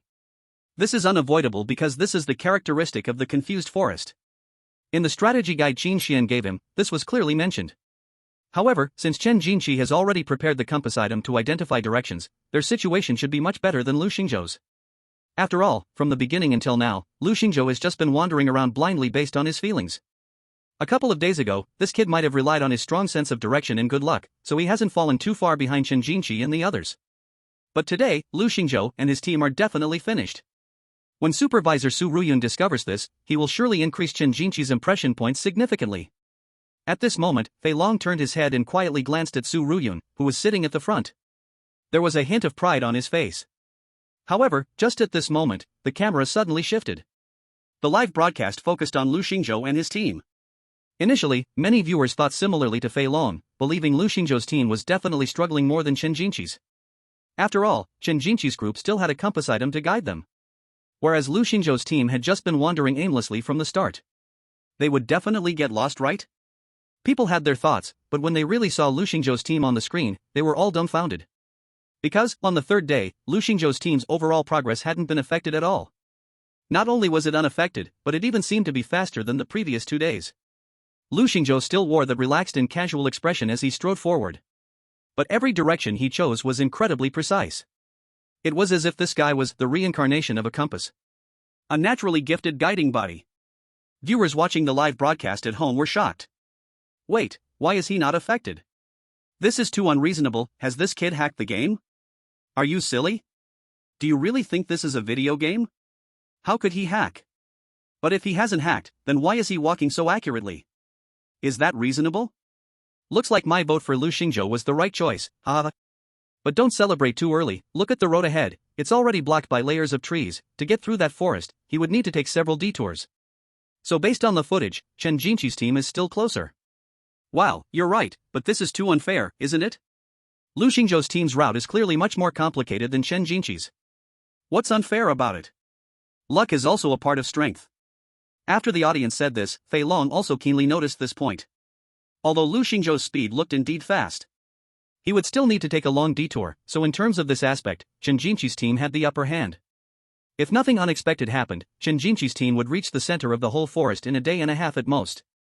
As for Lu Xingzhou's detour, it would take at least nearly 2 days to reach. And that's assuming Lu Xingzhou wouldn't get lost while going in circles. With this in mind, Fat Dragon began to secretly gloat. If that scoundrel Lu Xingzhou had focused a bit more the other day, not wasting time on useless barbecues and setting up tents, then, perhaps he would have truly been the one winning right now. However, just as he sighed in relief, mocking Lu Xingzhou for his ignorance and arrogance, the broadcast suddenly showed Lu Xingzhou's team coming to a halt. Seeing this scene, both Fat Dragon and Qin Xian were taken aback for a moment. After a brief pause, Fat Dragon burst into laughter and instinctively teased. Why did this kid stop? Wasn't he so cocky just a moment ago? I guess he must be lost, right? Ha ha. Qin Xian has always maintained a neutral view on Lu Xingzhou. From the beginning, he was curious and interested in this young man who had broken his own records. But when he saw the usually confident Lu Xingzhou abruptly stop, Qin Xian couldn't help but start to wonder. Could he really be lost? In the instance, Sun Qi, upon seeing Lu Xingzhou stop, quietly asked. What's wrong? Brother Lu, you aren't lost, are you? It's fine, if you really are lost, just quietly tell your brother, and we'll figure out a way together. However, at that moment, Lu Xingzhou calmly stroked his chin and then spoke up. Not quite, I just find these few trees in front of me a bit bothersome. When Lu Xingzhou said this, he didn't lower his voice, so the other teammates nearby heard him. They all turned to look in the direction he was pointing. It was a dense row of massive trees, tightly intertwined. The characteristic of this maze-like forest is exactly this. If the forest doesn't want you to walk a certain path, it will tightly connect massive trees together to block you, forming a tree wall. It is impossible to forcibly break through. And Lu Xingzhou naturally understood this. He also realized why these tree spirits didn't attack actively but only retaliated when attacked. It should be to guide the adventurers involved in the instance to follow the path they set without thinking of shortcuts. If ordinary adventurers were to learn of this, they would likely avoid taking such great risks again. Provoking those massive trees would be out of the question. But Lu Xingzhou was different. Within his realm, he could control everything he wanted. And under everyone's watchful eyes, Lu Xingzhou slightly raised a hand. Then, facing the dense and twisted forest ahead, he coldly issued a one-word command. Open. Chapter 72, The Importance of the Future Brother-in-Law. In the next second, the ground around trembled violently. Boom. It was like waves parting to both sides, a huge roaring sound surged up. These massive trees seemed to understand his command, obediently parting to create a wide path several meters wide. Seeing this scene, everyone on the scene was frozen in place. Because the spectacle was truly grand, truly shocking. What kind of magic is this? As a mage, Lin Yixue knew best just how terrifying such terrain-altering magic could be. This was completely out of the league of skill she possessed. Although everyone in the world claimed their companion magic was incredible, Lin Yixue was very clear that if she wanted to gain such advanced magic that could control the weather or alter the environment, she would need to wait until she reached level 40. That is to say, the third-class transfer. Only then would her companion skills have a chance to evolve to that stage. So, how on earth did Lu Xingzhou achieve such an outrageous skill? At this moment, the expressions of several people in the team, including Shen Yuntao, were filled with shock. Except for the bald man in the crowd. Sun Qi glanced at everyone's expressions with a hint of disdain. Humph, what a bunch of ignorant country bumpkins. He secretly scoffed in his heart. Isn't this just basic skill for Brother Lu? Meanwhile, the viewers watching the live broadcast were even more shocked. They all thought that Lu Xingzhou would have to take several big detours, but who knew this guy was so outrageous? He actually made those tree demons clear a path for him directly? Is this a joke? At this moment, Su Ruyun, witnessing this scene, felt even more curious about Lu Xingzhou. I have to say, this really resembles the descriptions in the ancient forbidden spell I learned about. The more I look, the more it resembles. And this kid has a good chance of becoming my brother-in-law in the future, I need to pay more attention. Thinking of this, Su Ruyun recalled last night, when her sister was all soft and limp but still put on a tough face. Indeed, her sister is really cute. At this moment, Lu Xingzhou's importance in her heart had far exceeded that so-called super genius, Chen Jincheng. What are you all standing there for? Hurry up and follow. In the instance, Lu Xingzhou led his team further down this road. Yet the others in the team hesitated a bit. Because this road was just too straight and wide. It was completely different from the twisted, eerie, and narrow jungle paths they had taken earlier. This change left the team feeling somewhat uncomfortable for a moment. What's wrong? Why aren't you moving? After walking a few steps, Lu Xingzhou noticed the others hadn't followed and turned back to ask. Zhao Qian chuckled awkwardly and explained, "Boss, it's just that this road is too spacious, and we're a bit unaccustomed."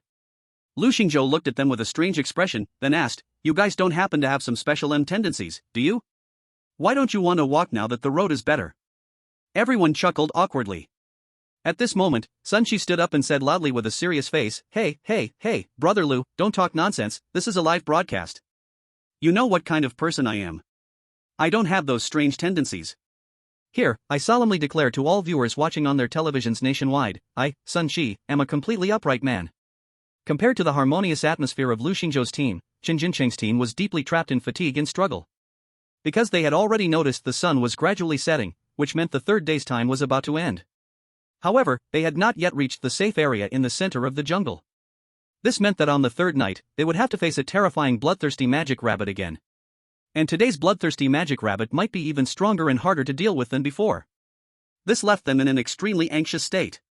But after traveling day and night for the past few days, the members of their team were already very exhausted.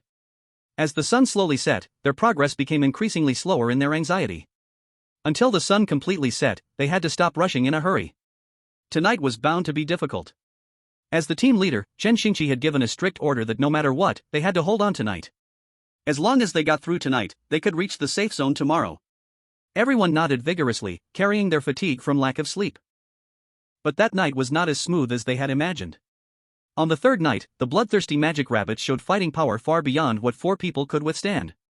Even though Zhao Jinhua and others fought hard to resist, they still could not deliver a fatal blow to these bloodthirsty magic rabbits. On the contrary, after long fatigue, everyone gradually realized they could no longer hold back the attacks from over 30 bloodthirsty magic rabbits. At this time, compared to the injuries they suffered, everyone found that their minds were becoming gradually unclear, and their consciousness became a bit blurry. After holding on for a moment longer, Chen Jinqi also realized that his teammates really couldn't solve this battle alone.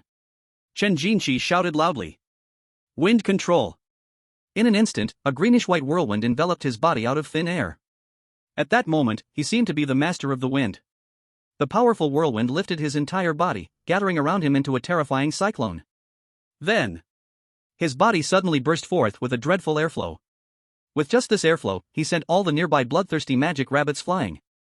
At this moment, Chen Jinqi's strength, revered as the strongest in Jianhai, was fully displayed. With the boost of this wind control ability, both his speed, strength, and agility increased significantly. At this moment, Chen Jinqi was like a sharp scalpel. He rushed directly into the chaotic and furious bloodthirsty magic rabbits, killing without mercy. "Don't daze, let's work together to take down these guys." Seeing Chen Jinqi finally take action, everyone couldn't help but feel a little relaxed. But just as everyone was preparing to work together and take down the bloodthirsty magic rabbits, suddenly, a scream came from Shixiouhu's side. Ah! He was kneeling on the ground with a pained expression, pressing his hands tightly against his head. When everyone looked at him, they suddenly discovered that Shixiouhu's eyes had turned blood red. Just like the crazy bloodthirsty magic rabbits. At this moment, the viewers who saw this scene screamed in shock. Even the members of Chen Jinqi's team stepped back in surprise and fear. At this moment, Chen Jinqi spoke calmly as if he had expected it. "Has he gone berserk, really useless? Then you can, go to sleep first." 4th tier skill Hurricane Blade. The moment Chen Jinqi acted, a terrible hurricane blade unleashed a powerful whirlwind. It directly sent the recently berserk Shixiouhu flying. His body was torn by the sharp wind, crashing heavily against the giant tree behind him. Boom! The giant tree was shattered in half, and Shixiouhu instantly fell unconscious. The members of the team were all shocked. They didn't expect Chen Jinqi could be so ruthless to his own people. Although Shixiouhu was not the biggest contributor in the team, he had been diligent and committed. During these days, they had built a certain bond of camaraderie. Yet when Chen Jinqi made his move, there was not a hint of hesitation. Is Chen Jinqi really that cold-blooded? After a moment of silence, Chen Jinqi's indifferent voice came. "Split the battlefield, let's take down these rabbits first." "Okay." Everyone responded, then charged forward.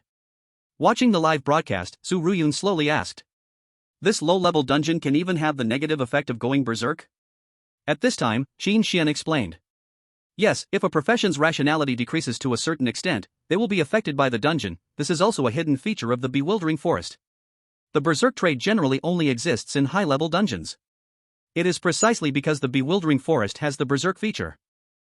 So, when Qin Xian was pioneering, the death rate of his team was so high. This was also the main consideration for the federal government to close this dungeon. As for this demonic transformation characteristic, Qin Xian had also clearly stated it in his guide. That is, to minimize the time spent in the dungeon and hurry on the journey. In this way, they could maximize the avoidance of demonization. Chen Jinqi did the same, but obviously, even with such a day and night rush, he still couldn't prevent his teammates from being corroded. After much hardship, Chen Jinqi's team finally dealt with the attack of the bloodthirsty demon rabbit that had evolved to the third stage. Go, tie up Shi Xiuhu and give him some life recovery potion, Chen Jinqi ordered. Because the survival rate of his teammates was also a very important part of his assessment as captain. He wanted to ensure his teammates could safely pass through this dungeon. After recovering some health, Shi Xiuhu awakened again. However, his eyes were still bloodshot, and he occasionally let out growls. Chen Jinqi's team spent another night in fear and tension. Especially after realizing that their teammates could still backstab them from time to time, everyone was too scared to sleep all night. But during this moment of unrest, Chen Jinqi comforted everyone, saying, "Tomorrow we will be able to get out, and our team will definitely reach the goal before Lu Xingzhou's team. If nothing unexpected happens, they are probably still struggling on the outskirts. As long as we enter the central area first, then we can get a special item from this dungeon, Spirit Essence. This item can remove the demonic state, so don't worry." After hearing this, everyone's spirits lifted. Their expressions were like they had seen hope. Really? That's great. Shi Xiuhu is saved. I thought he could only leave the dungeon early. I didn't know it could be like this. Then let's not hesitate, let's set off early tomorrow. It's still our captain Chen Jinqi. It seems that this time in the dungeon, we will surely be able to take the lead.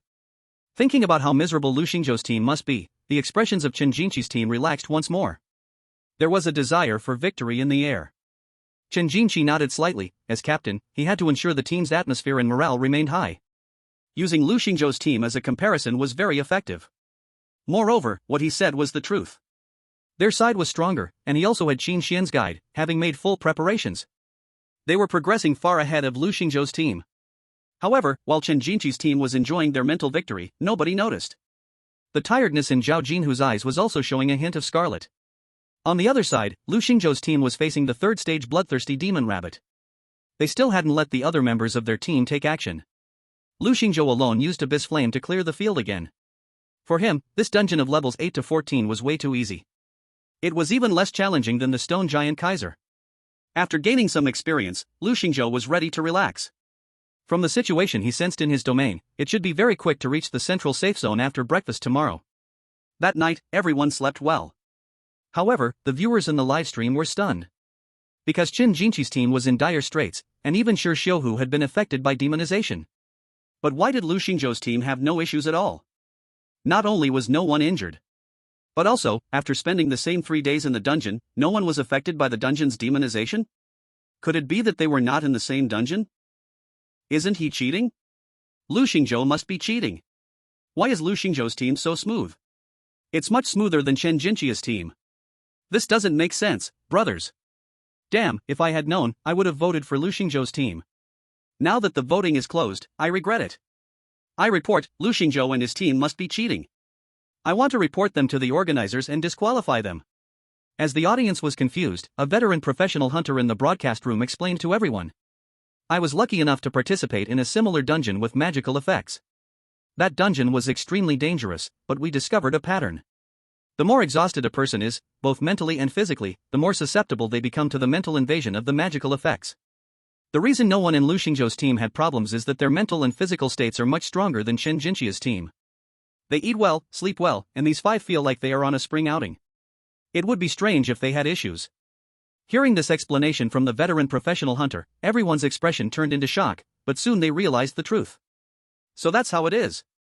Are you saying that the reason Lu Xingzhou made so many operations we couldn't understand was to maintain his teammates' mental state? Incredible. I thought Chen Jinqi's team had strong execution, but now I realize Lu Xingzhou is playing a big game. Damn. Why do I feel like I need to reassess this magic apprentice? I'll trade 1,000 votes for Qin Jinchi for 500 votes for Lu Xingzhou. Is anyone willing to trade? Add me, verified users. What a pipe dream.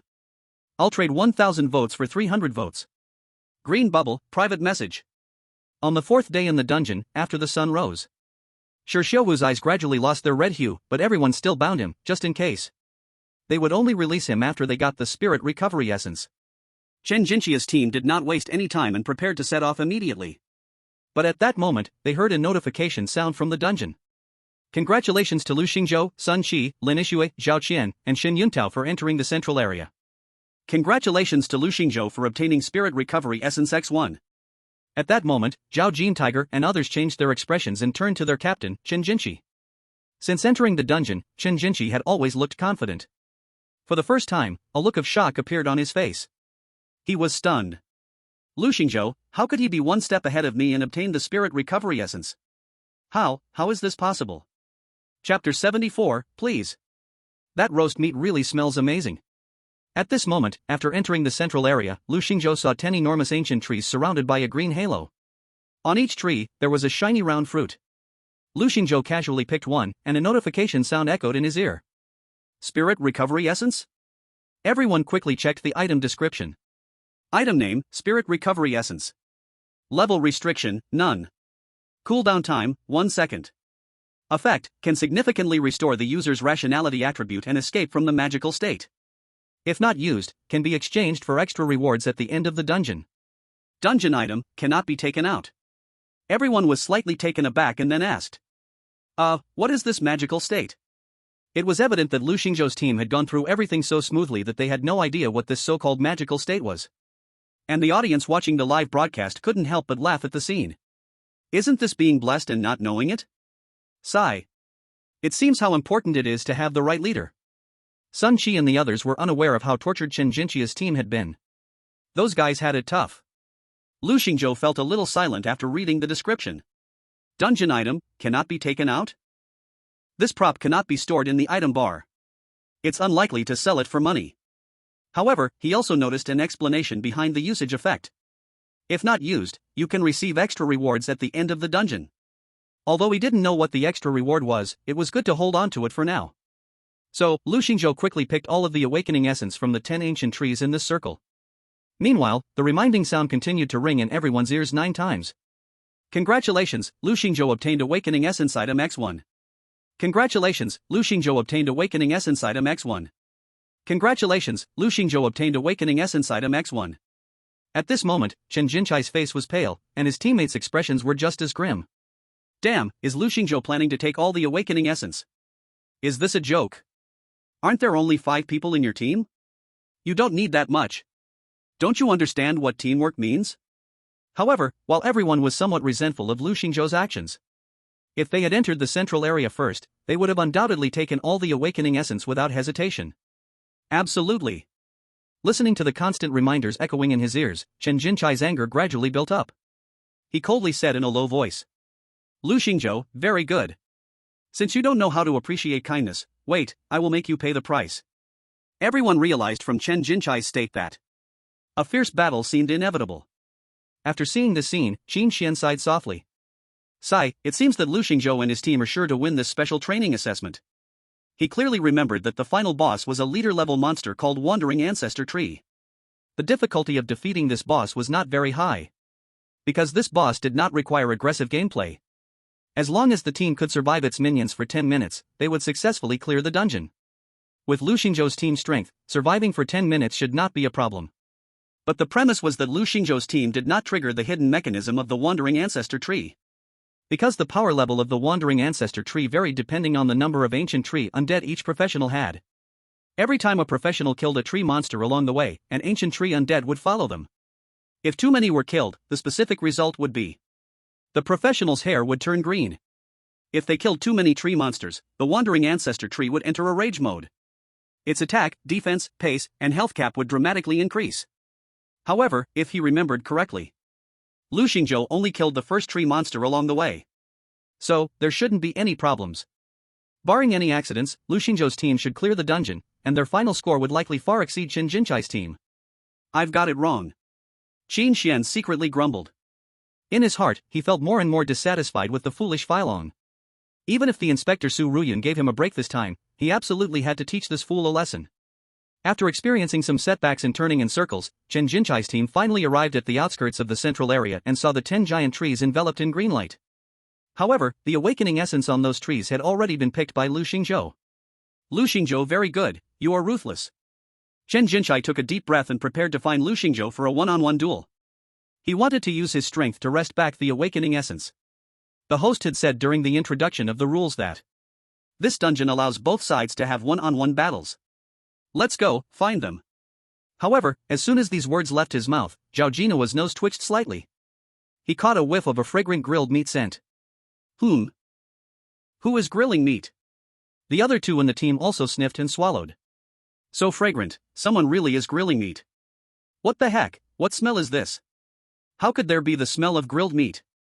Could it be that we've been hungry for too long and are hallucinating? It's possible, who can stand eating military rations every day? Although Chen Jinchi smelled this delicious scent of grilled meat, he instinctively swallowed. But, he quickly controlled his emotions. I am someone who seeks revenge, how can I be shaken by a bit of grilled meat? When they followed the smell and found the source of it, they suddenly discovered. At this moment, Lu Xingzhou and Sun Qi's team were indeed surrounding a fire, comfortably grilling rabbit meat. When they looked over, Lu Xingzhou was fanning the flames vigorously with a fan made of leaves. Oh, Chen Jinchi? You guys came too. Want to eat something? It's just grilled. Lu Xingzhou and the others were completely relaxed and had no idea that the others were here for a duel. In fact, they even invited the others to join them for grilled meat. Zhao Jinhui had unresisting tears at the corners of his mouth and instinctively said, really? It's no wonder their willpower was weak, it was really because Lu Xingzhou's grilled meat smelled too good. Cumin, chili powder, and a little 5-spice powder. Wow, even though it was grilled rabbit meat jerky, taking a bite was simply heavenly. What's there to doubt? We eat this every day, we're tired of it already, come on. Lu Xingzhou waved his hand dismissively. This left Chen Jinchi's team members speechless. Every day? They could eat such fragrant grilled meat every day? At this moment, Zhao Jinhui and the others thought about the military rations they had eaten for 3 days, immediately feeling incredibly frustrated. Comparing people makes one die, comparing goods makes one throw away. Just as Zhao Jinhui was about to blurt out a "then thank you very much." At this moment, Chen Jinchi suddenly stepped forward and shouted. Lu Xingzhou, drop your fake kindness, don't think you can win over my teammates with such tricks. We are here today to duel with you.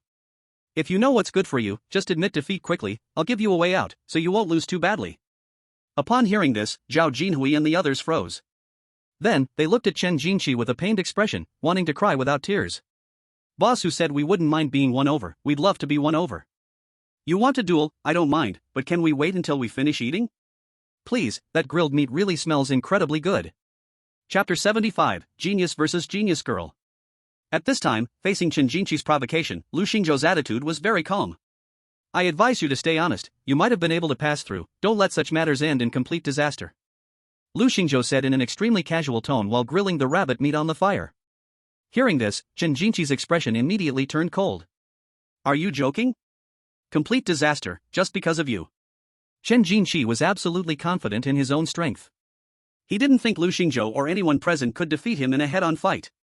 Even in a 2-on-1 situation, he didn't think he would lose.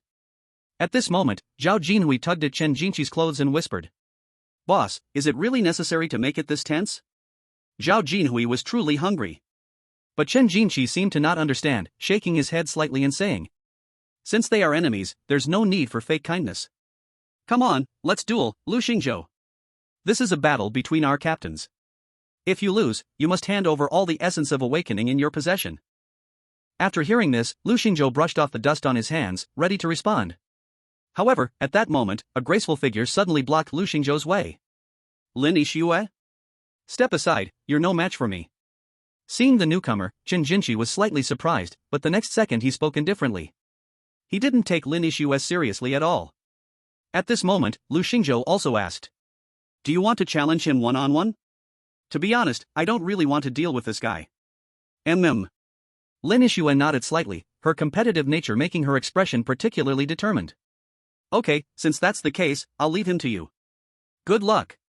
After Lu Xingzhou lightly said this, he really just sat aside, starting to eat skewers of meat. Seeing this scene, both the crowd on site and the viewers watching the broadcast were stunned. Is Lu Xingzhou really trusting the goddess Lin to take on that weirdo Chen Jinqi one-on-one? What if Lin Yixue loses?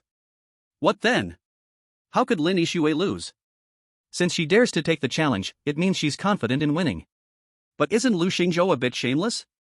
How could he let such a lovely girl fight? Hey, the people above, you're just a bunch of lovelorn idiots.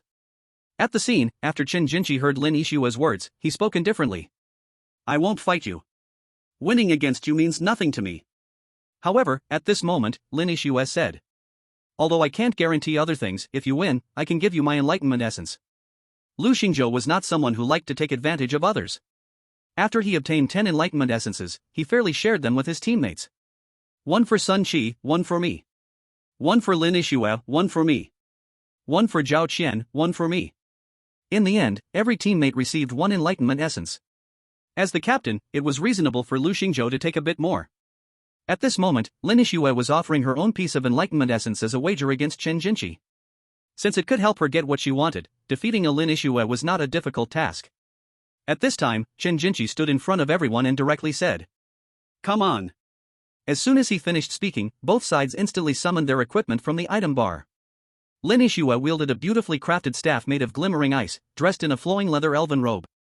Her entire demeanor exuded a wild and fierce aura. On the other side, Chen Jinqi was equipped with lightweight cloth armor. In an instant, both sides clashed in battle. Boom! Lin Yixue launched an attack in an instant. Terrifying frost magic bombarded like it was free. Blizzard. Extreme ice piercing. Exploding snowman. In an instant, the temperature of the entire venue dropped a few degrees. Sun Qi touched his head and felt an extra chill. So he unconsciously huddled closer to Lu Xingzhou's campfire. Lu Good, Lin Yixue's attacks are so fierce? I really didn't see that coming. After seeing this scene, Lu Xingzhou smiled slightly. She's also a very competitive person. Ah? Sun Qi touched his head, expressing a hint of confusion. Lu Xingzhou didn't intend to explain, waving his hand. Go eat your skewers. In fact, Lu Xingzhou knew very well. The once strongest girl who competed with him at Zhenghai No. 2 High School had her own pride. Ever since he rose to prominence, he must have brought her a lot of pressure. Lin Yixue needed an outlet to vent her feelings. And unfortunately, Chen Jinqi became this person. Boom! Boom! Boom! Chen Jinqi continuously dodged, although it seemed effortless, he secretly felt a trace of fear in his heart. Is this woman a madman? Only attacking and not defending, this kind of fighting style is simply brainless and completely chaotic. Chen Jinqi didn't want to waste too much time on Lin Yixue. So, he slowly opened his mouth and said, Wind control. This is a buff-type ability. At the moment Chen Jinqi released the skill, his body became a bit faster. He had used this skill when battling the bloodthirsty demon rabbit before. With the enhancement of wind control, Chen Jinqi's speed could even surpass the bloodthirsty demon rabbit. Whoosh, whoosh. After using the skill, Chen Jinqi moved much faster. At this moment, he didn't even want to move his body much to dodge Lin Yixue's attacks. Every time, he only slightly shifted his body. Almost brushing against the edge of the skill's range, he flashed past. Then, he charged towards Lin Yixue with increased speed. Oh no, Lin Yixue is a mage, if it goes to close combat, it's certain defeat. Too terrifying, Chen Jinqi's speed is too terrifying. There's no way Lin Yixue cannot stop him from approaching, the outcome is decided. It seems that in this so-called genius battle, Chen Jinqi is clearly superior. The audience watching the broadcast all showed a hint of regretful expressions. Goddess Lin is about to be defeated. Around, Zhao Jin Tiger and others were already prepared to shout Chen Jinqi is amazing. But at that moment, Lu Xingzhou suddenly had a smile on his face and said, Oh, you've been tricked. As soon as Lu Xingzhou spoke, Lin Yixue's gaze instantly changed. Her feet spread apart, taking a fighting stance, then, a terrifying ice storm covered her body.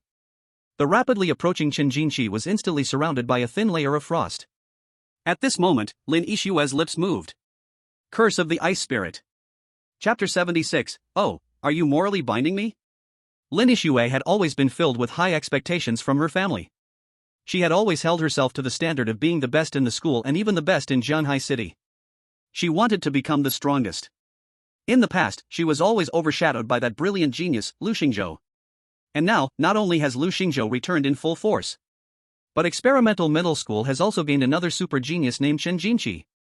It seemed that the harder she worked, the further away she got from her goal. Lin Yixue clenched her fists, she had to prove herself. proved that her efforts over the years were not in vain. Curse of the Ice Spirit. In an instant, a terrifying ice storm howled toward them. And above Chen Jinqi's head, a mark of ice and snow unexpectedly appeared. No matter how fast he accelerated, he couldn't escape the control of this mark. You want to end this quickly, huh?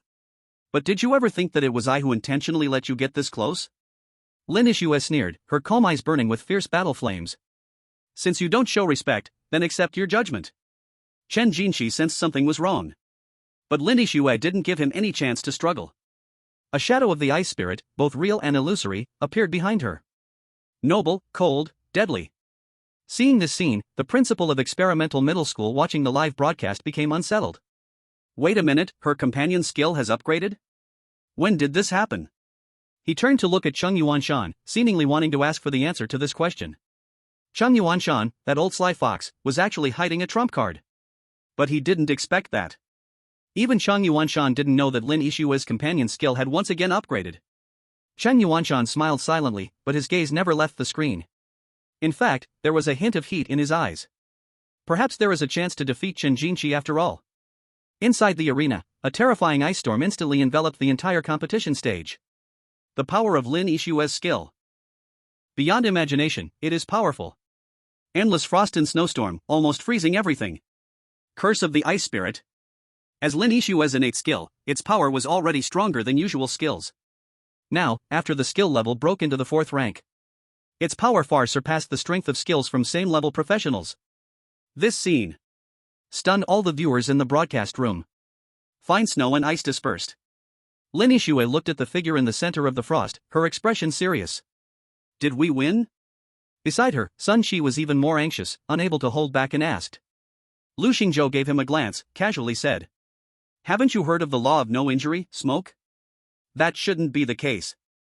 Sun Shi expressed doubt. After all, this ice storm power was almost the second most terrifying strength he had ever seen. With such terrifying power, even Chen Jinqi shouldn't be able to escape unscathed, right? But what he didn't expect was that figure slowly appeared, surrounded by a thick wind shield protecting Chen Jinqi. 4th rank skill, turning wine whirl. Boom! The next second, that spiraling wind shield instantly exploded, scattering the last trace of ice mist. Chen Jinqi's face remained indifferent. Although it didn't inflict any obvious harm on him just now, it still left him somewhat flustered in defense. He didn't expect that fighting these guys in Jianghaishi would be so awkward. Lin Yixue, I admit I underestimated you before. But now, I'm serious. After saying that, Chen Jinqi suddenly gathered strength in his legs and prepared to push off the ground. Lin Yixue's expression turned cold, also taking a battle stance. But at that moment, the situation unexpectedly changed. The originally somewhat rational Shi Xiaohu's eyes turned red again, accompanied by a roar. Seeing this scene, Chen Jinqi realized his time was running out, and he must quickly end the battle. Otherwise, when facing the final boss, he would also have to deal with the potentially demonized Shi Xiaohu. That would be backstabbed, making it even more difficult. At this moment, his thoughts were very clear: first defeat Lin Yixue in front of him, then obtain a mind-awakening essence. After that, go challenge the boss. But just as he thought of this, his peripheral vision caught Zhao Jinhu beside him. At this moment, Zhao Jinhu's eyes had also turned a bit blood-red. Captain, I feel like there are chaotic voices constantly coming into my ears, my head seems to be about to crack. What's wrong with me? Captain? Chen Jinqi opened his eyes wide. He muttered in his heart. Could it be that this is already the limit? Having one Shi Xiaohu being demonized was already troublesome enough. If, in addition to Zhao Jinhu and others, then even if he cleared it solo, the final score wouldn't be high. Thinking of this, Chen Jinqi decisively made a decision. The matter of the competition, let's talk about it next time. Lu Xingzhou, I hope you, as another captain, can uphold the spirit of the competition and free Shi Xiaohu from demonization. Let us compete fairly in the boss duel. What do you think? Keeping so much mind-awakening essence for yourself is meaningless. I know you are a principled professional, and I believe you wouldn't want to rely on such underhanded means to win the competition, right? At this moment, Chen Jinqi had already placed Lu Xingzhou at such a high level. Sure enough, no matter what era. Standing on the moral high ground, this kind of attack is always the most lethal. Standing on this moral high ground makes it impossible for people to refute. Even at this moment, it seemed that a majestic brilliance radiated from Chen Jinqi's back. Lu Xingzhou even pretended to shield his eyes with his hand. Damn, it's so dazzling.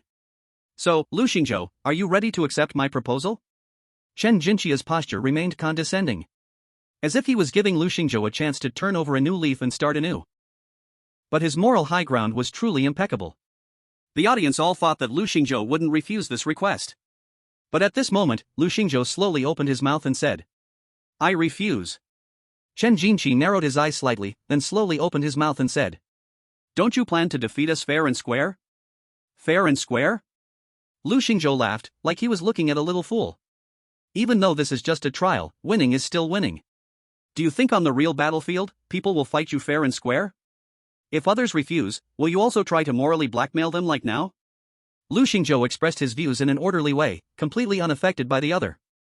And at this moment, the mood in the live broadcast room suddenly changed. It really made sense. Everyone realized that what Lu Xingzhou said was very reasonable, very smart. Even though this is just a match, it's still a preparation to pick warriors for future battlefields. If it's in a dungeon without any supervision, who would still care about fighting fair and square? The winner becomes king, the loser a bandit. Winning is everything. Even though I bet on Chen Jinqi to win, honestly, I think what Lu Xingzhou said makes more sense. I feel the same. I support his words. Say no to moral blackmail, starting with me. Seeing Lu Xingzhou not following his rhythm, Chen Jinqi wanted to argue more. But then, Lu Xingzhou spoke again. Honestly, Chen Jinqi, let me give you a sentence. There are 10 lotus flowers in the pond, and I take only one. The rest are all for you. Hearing this, Chen Jinqi and everyone else at the scene were stunned. The viewers watching the broadcast were also a bit confused. What does that mean? Are the 10 lotus flowers a hint at the 10 awakening essences? Could it be that after saying all this, Lu Xingzhou still plans to help the other side? Chen Jinqi thought for a moment and asked, Lu Xingzhou, what do you mean exactly? At that moment, Lu Xingzhou spread his thumbs, put his palms together, and pushed them forward. He made that classic gesture and said in a very calm tone, "Pick 9 lotus flowers, bro." The next second, the old brothers in the livestream forum were the first to react. Then came a wave of loud laughter. "Ha, I'm dying laughing, pick 9 lotus flowers. Damn, you can't tell, but Lu Xingzhou is actually so witty. This is him mocking Chen Jinqi for being weak, right? If you don't want to help, just don't help. But you even stab the heart? Ha, Lu Xingzhou is too ruthless, I love it." Chen Jinqi's team also understood the hidden meaning in Lu Xingzhou's words. He was saying, if you're weak, just go practice more. Chen Jinqi's face turned extremely dark, like water was about to drip from it. But Lu Xingzhou looked completely relaxed, as calm as a breeze, and asked, "Still not leaving? Looks like your teammates can't hold on much longer." Chen Jinqi turned his head, and met the bloodshot eyes of Zhao Jinhu and the others. Just like Lu Xingzhou said, they didn't have much time left. Damn it all. Chen Jinqi clenched his fists, and in his heart, he cursed all of Lu Xingzhou's ancestors. But he only let out a cold snort, and gave the order. Go! Even though he was angry, he didn't lose his mind. There was no time to argue with Lu Xingzhou now. They had to force a boss challenge, and try to clear the dungeon in 10 minutes before his teammates lost control. Seeing Chen Jinqi's team heading straight to prepare for the boss challenge, Zhao Qian and the others also asked anxiously, Big bro, where are we going now? Are we also going to challenge the boss?" Everyone thought the final showdown was here. Even the principals watching the broadcast from different schools, and the big shots from the Zhanghai City guilds, thought so too. Everyone thought that both sides were about to engage in their final showdown, preparing for the ultimate strategy against the dungeon boss. However, at this moment, Lu Xingzhou said something unexpected to everyone. "What's the rush? I'll go roast some fire first." Everyone was taken aback, their expressions frozen in slight confusion. They didn't understand his meaning. Roast fire, was that some sort of signal? Seeing the puzzled looks on everyone's faces, Lu Xingzhou pointed at the vast forest in front of them. "Don't you think it's a waste of experience not to farm these many tree demons?" After understanding his meaning, Sun Qi opened his mouth, looking bewildered. "Brother Lu, are you serious? With so many tree demons, when are we going to finish farming?" "Very soon." Lu Xingzhou smiled slightly and then gently raised his hand. A flicker of blazing fire instantly appeared at his fingertips. Then, with a gentle flick, whoosh. Chapter 77, The Confidence of Chen Jinqi's Trump Card. To be honest, after Lu Xingzhou's skill level for God's destructive fire was enhanced by 1 level, he found his control over it much more exquisite. He could manipulate the size of the flames with relative ease. Under everyone's watch, Lu Xingzhou gently flicked the flame from his fingertip. Although the flame was small, its power was astonishing. As the closest tree demon was touched by Lu Xingzhou's fire, it let out a painful wail. The tree demon desperately stretched its branches, as if raising them a bit higher could escape the flame's onslaught. But all this was just a delusion. That flame, like a parasite, gradually engulfed its entire body. Then, the tree demons surrounding it started to catch fire too. At this moment, many viewers in the livestream finally understood why they said, setting fire to the mountains, the jail term is eternal. Because this flickering flame quickly spread into a line of fire within mere seconds. Only then did everyone realize the sheer terror of Lu Xingzhou's flames. Moreover, wasn't there an overwhelming number of tree demons in the bewildering forest? Meanwhile, the viewers watching the livestream could only marvel at the terrifying power of Lu Xingzhou's flames. But at this moment, Qin Xian exclaimed in shock. I swear, has this guy gone crazy? Others might not know about the existence of the ancient tree undead, but Qin Xian certainly did. The strength of the bewildering ancestor tree was already enough for these lower-tier profession players to handle. Is Lu Xingzhou really trying to wipe out all the tree demons in the bewildering forest? Then, that means Lu Xingzhou was about to face a monster he couldn't even imagine? On the other side, Chen Jinqiai's team had entered the final boss room. The bewildering ancestor tree was a giant ancient tree that almost reached the sky. As it slowly opened its eyes, the ground trembled. Upon seeing the enemy, Chen Jinqiai slowly spoke to his teammates beside him. Control Shi Xiuhu, do your best, don't let him interfere with me. You guys hold on for 10 more minutes, after that, leave it to me. With this dominating declaration, everyone understood that their captain was going to face the bewildering ancestor tree alone. At that moment, the notification sound of the dungeon echoed in their ears. Detecting the number of ancient tree undead. Detection complete. The number of ancient tree undead carried by Chen Jinqiai's team is 0, triggering the bewildering ancestor tree's rage, phase 1.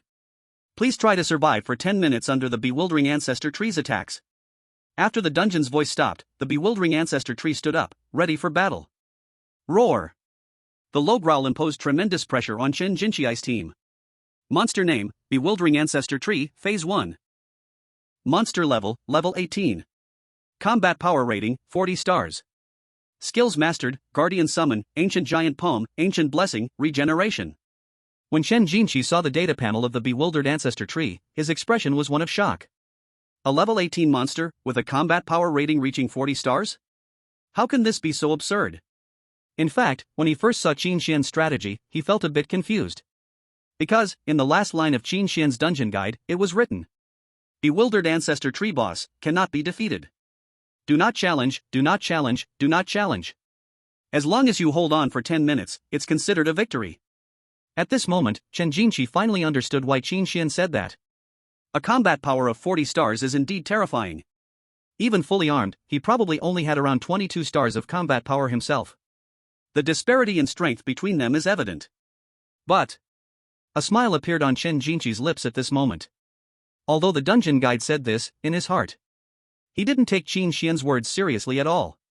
Finally, I've met an opponent that can make me go all out. Then, I will defeat you. He wanted to prove. So-called Qin Xian, so-called cannot be defeated. In the face of his absolute power, all of that is insignificant. Fully armed, Chen Jinqi took out his weapon at this moment. It was a pair of wind-conquering gloves. He lowered his body's center of gravity, placing it on his back leg as he slightly twisted backward. Then, he suddenly burst forth. Bang! In that instant, Chen Jinqi kicked the ground, even causing the ground to crack like a spider web beneath him. Wind Conquer. In midair, Chen Jinqi used the Wind Conquer skill again, his speed soaring once more. Even though his size was quite different from the bewildered ancestor tree, his momentum was not weak at all. The audience on site was exhilarated. Wow, Chen Jinqi is too fierce, he dares to charge like this? This monster's combat power rating is 40 stars. This is called high skill with boldness. Do you understand what is the strongest genius of Zhenghai City? The dungeon's objective is to hold on for 10 minutes, but I see Chen Jinqi wants to defeat the bewildered ancestor tree directly. Wow, this makes my blood boil, burn, my second-rate soul. This is the genius we imagine and love, go for it, Chen Jinqi. In the dungeon, upon seeing this human charging toward it, the bewildered ancestor tree did not dodge at all. Its massive branch, as thick as two people hugging, shot directly toward Chen Jinqi. If hit by this attack, he would not die but would definitely be heavily injured. As the crowd's hearts tightened, Chen Jinqi, however, laughed contemptuously. Too slow. A powerful cyclone erupted around him, actually changing his route in mid-air, dodging this strike. Then, he came directly before the bewildered ancestor tree. Hurricane Blade. A terrifying cyclone erupted, a powerful wind blade condensed in his hand. With a solid blow, it struck directly at the trunk of the bewildered ancestor tree. Boom! A huge explosion kicked up a cloud of dust. The viewers watching the broadcast felt a surge of excitement. Did it hit? The plump dragon of the Blood Knight Society was also visibly delighted, with a broad smile saying, "Oh, Shinjinshi is indeed impressive." He came in and gave the bewildered ancestor tree a strong warning. This was originally said to let Su Ruyun know how excellent his judgment was. However, Su Ruyun shook her head at this moment, speaking calmly. Too naive. As soon as her words fell, the bewildered ancestor tree showed no signs of being affected, turning around and slamming down another palm. Chen Jinchi's expression chilled, a bit surprised. After dodging this attack again, he quickly closed in and launched a series of attacks. Boom boom boom. He did not believe he could not break through the defense of the bewildered ancestor tree. But while he was going all out, the bewildered ancestor tree was clearly infuriated by this non-painful attack. It suddenly slammed its hands down on the ground. Then, four dry wooden guardians wielding shields and swords slowly emerged from the ground and stood up. Monster name, Drywood Guardian. In an instant, they surrounded Chen Jinchi. At first, Chen Jinchi didn't take it seriously, but he soon paid the price for his underestimation. The speed and strength of the Drywood Guardians were far beyond his imagination. The sudden attack nearly pierced through his arm. Damn! After creating distance, the strike from the bewildering ancestor tree arrived right after. Boom! In an instant, Chen Jinchi found himself in a passive position, taking hits. It was only at this moment that he understood what Qin Xian meant by invincible. With super high defense, terrifying destructive power, and a vast attack range, the battle strength rating of the bewildering ancestor tree was only low but never high. Even the summoned Drywood Guardians were far stronger than typical elite monsters. This was not a boss that a practitioner of his level could handle. Chen Jinchi squinted his eyes slightly, but then, he clenched his fists. Invincible? That's only true for ordinary people. He refuses to believe it. Hoof. Let you see my trump card. Chen Jinchi took his stance. He was going to use his skill that completed transformation to defeat the guy in front of him. Die. Nike explosion. Chapter 78, Brother Lu, why does your hair look a bit green? Nike explosion. Everyone was stunned when they saw Chen Jinchi's previous move. This is actually a 5th tier skill, my god. How is this possible? Wasn't it said that first transformation practitioners can only master skills below the 4th tier? I got it. Could this be the legendary skill transformation? Wow! Chen Jinchi actually completed skill transformation. That's just outrageous. It really is outrageous. It's hard to believe. I thought skill transformation only existed in Legends, and no one could achieve it. But you know, with a 5th tier skill, Chen Jinchi could really deal a heavy blow to the bewildering ancestor tree. The audience was buzzing, and at this moment, the president of the Heavy Hunter Guild, He Jinfeng, was also exceptionally surprised. Never expected this kid actually mastered a 5th tier skill?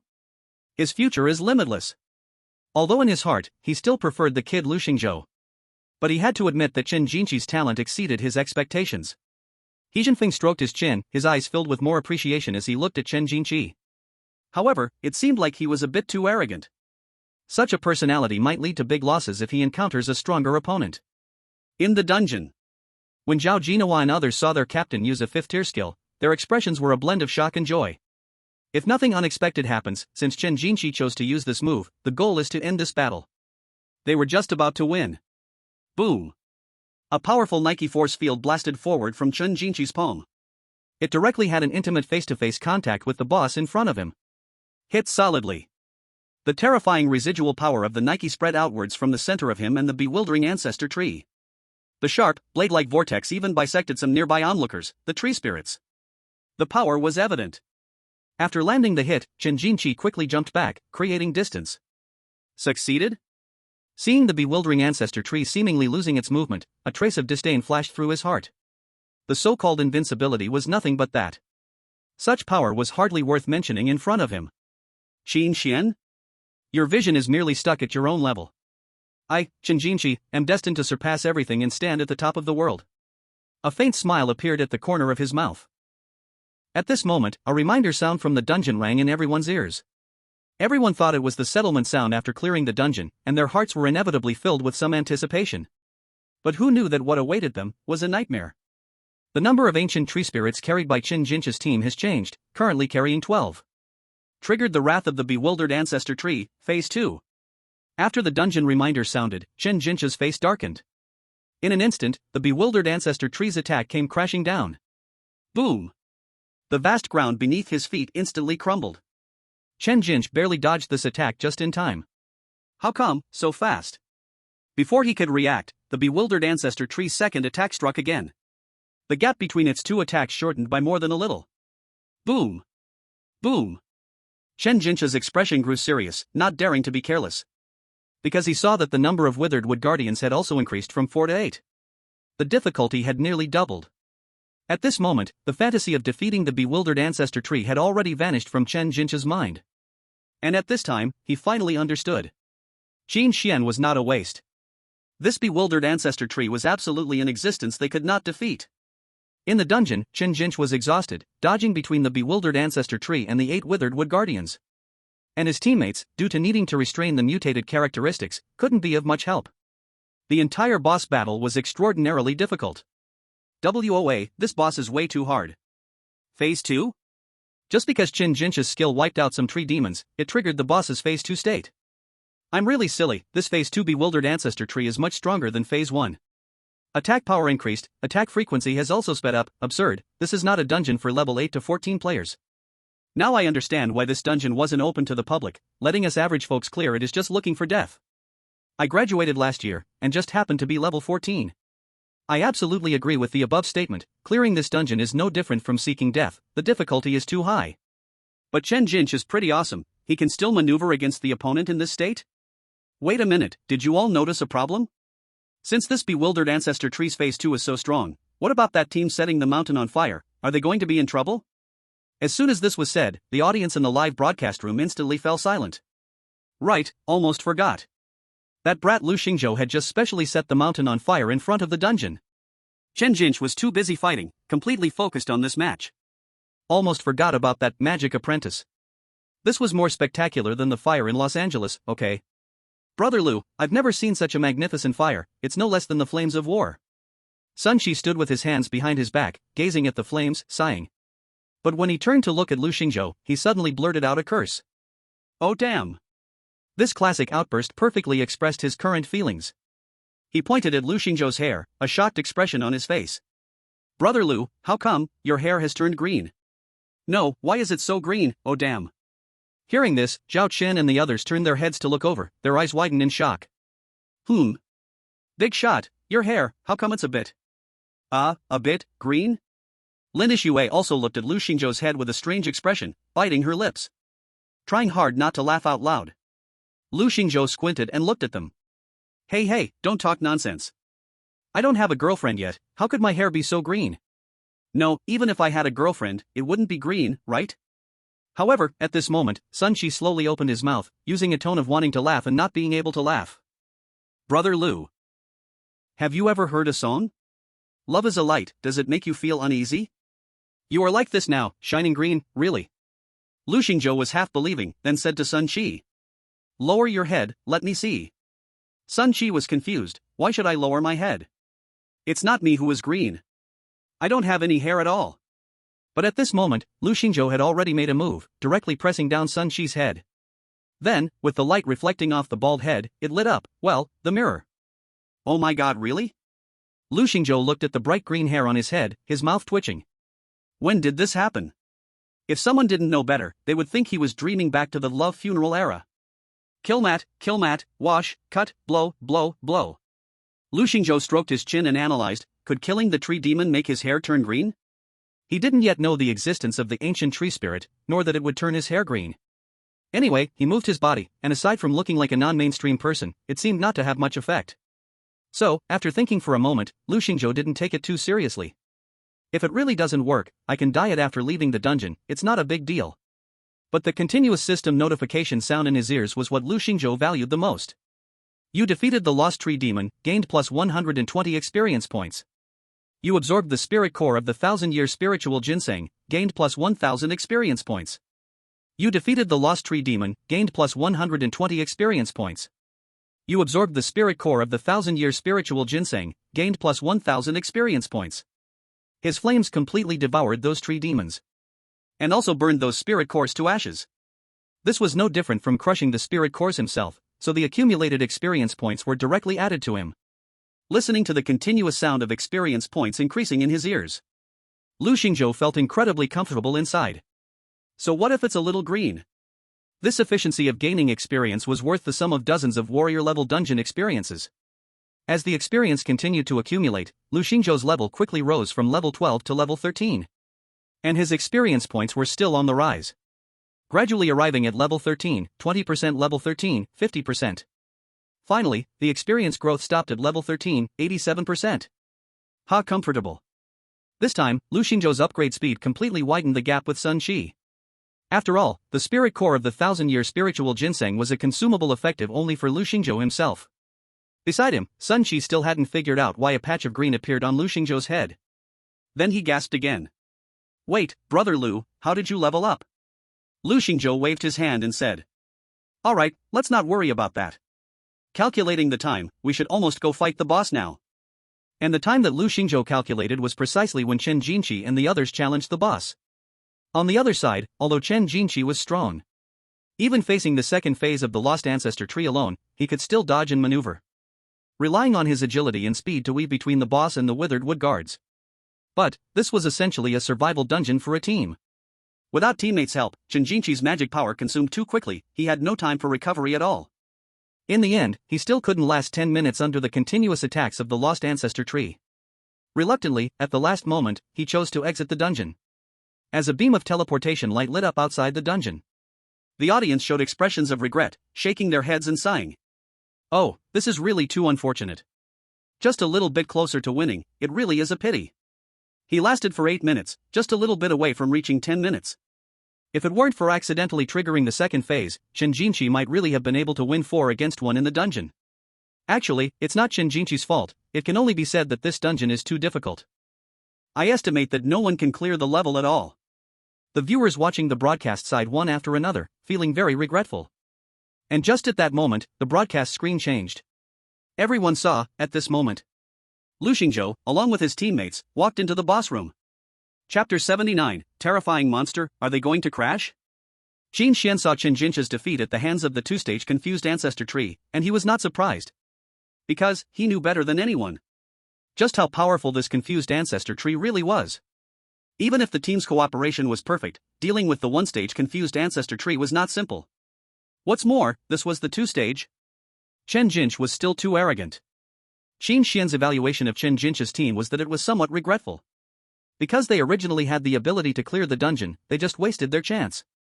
But as for Lu Xingzhou and the others, well, Qin Xian could only say, isn't this just asking for death? Setting fire to the mountain, this is simply insane. In his heart, Qin Xian had already sentenced Lu Xingzhou and their team to death. He couldn't even imagine how terrifying the confused ancestor tree they were about to face would be. At this moment, the audience also noticed a blind spot. Oh no, when did Lu Xingzhou's team bring so many ancient tree spirits? Aren't they going to explode? Then, wouldn't they barely last even a second? Sure enough, the moment Lu Xingzhou and Sun Qi and others stepped into the boss room, the confused ancestor tree noticed their 5 people. Its state was completely different from when it faced Chen Jinqi's team. The expression of the confused ancestor tree looking at Lu Xingzhou and them could almost be described as enraged. At this time, the ears of Lu Xingzhou's team also heard the game dungeon's reminder sound. Detecting the number of ancient tree spirits. Detection complete, Lu Xingzhou's team carries 200 ancient tree spirits, triggering the confused ancestor tree's anger, 9 stages. Please survive for 10 minutes under the attack of the confused ancestor tree as much as possible. The moment the dungeon's voice fell, everyone in the broadcast room was shocked. 9 stages? Holy crap, it's insane, this will definitely kill people. Lu Xingzhou can die, but don't let my goddess Lin go down with him. Just now, Chen Jinqi struggled against the 2-stage confused ancestor tree, Lu Xingzhou's team has to face a 9-stage monster? I can't even imagine. Damn, don't say they will last 10 minutes, even 10 seconds would be impressive. No need to think, Lu Xingzhou will definitely be seconds away from failure. If he lasts 10 seconds, I'll eat history live. What the hell, isn't this just a scam for food and drink? After Chen Jinqi and others gave up the dungeon challenge, they also came to the waiting room to rest. In the waiting room, the big screen in the broadcast was showing Lu Xingzhou's team challenging the boss. Chen Jinqi was originally worried about whether Lu Xingzhou's team would clear the level. But when he heard that Lu Xingzhou's team triggered the 9-stage anger of the confused ancestor tree, he was completely stunned. 9 stages? What on earth did he do to provoke such wrath? The typically calm Chen Jinqi suddenly showed a deep look of shock.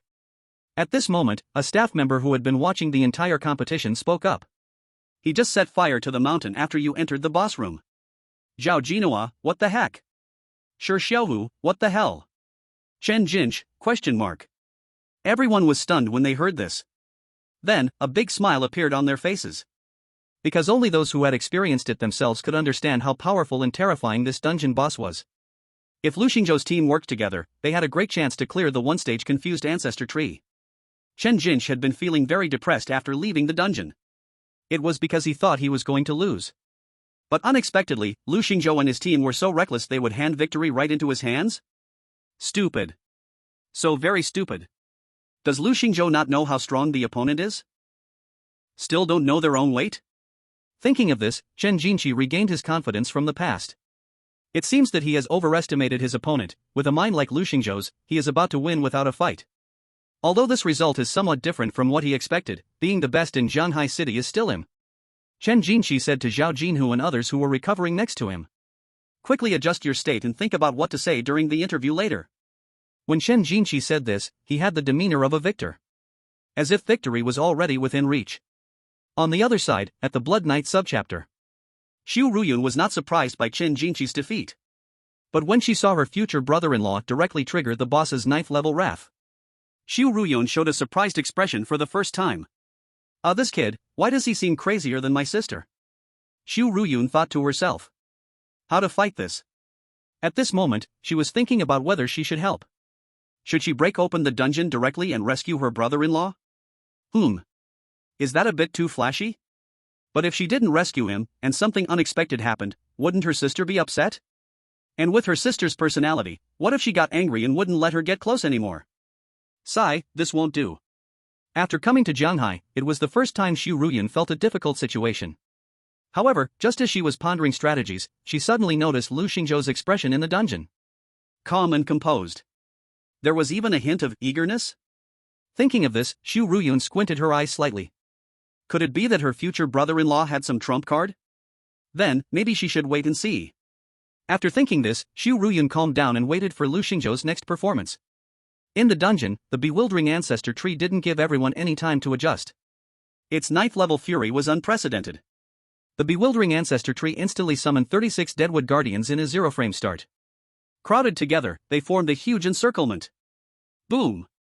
After summoning the Deadwood Guardians, the bewildering ancestor tree's 2 massive hands came crashing down on Lu Xingzhou's team.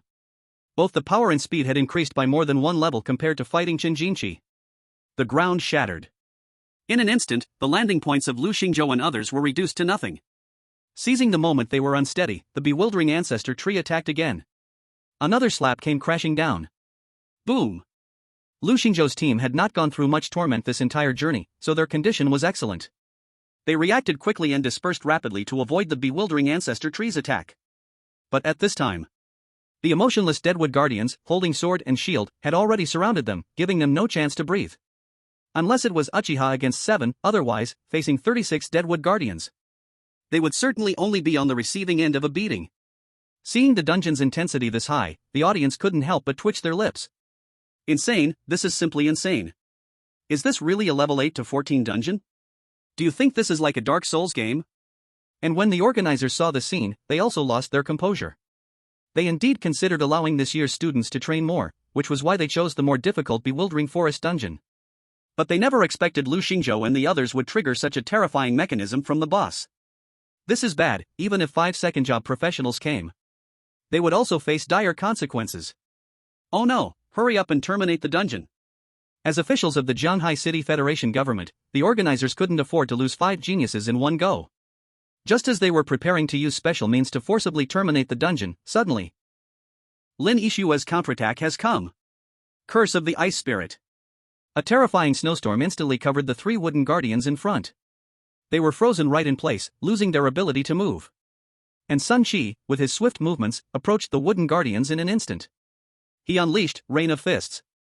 Bang bang bang. In an instant, he shattered 2 wooden guardians before him into pieces.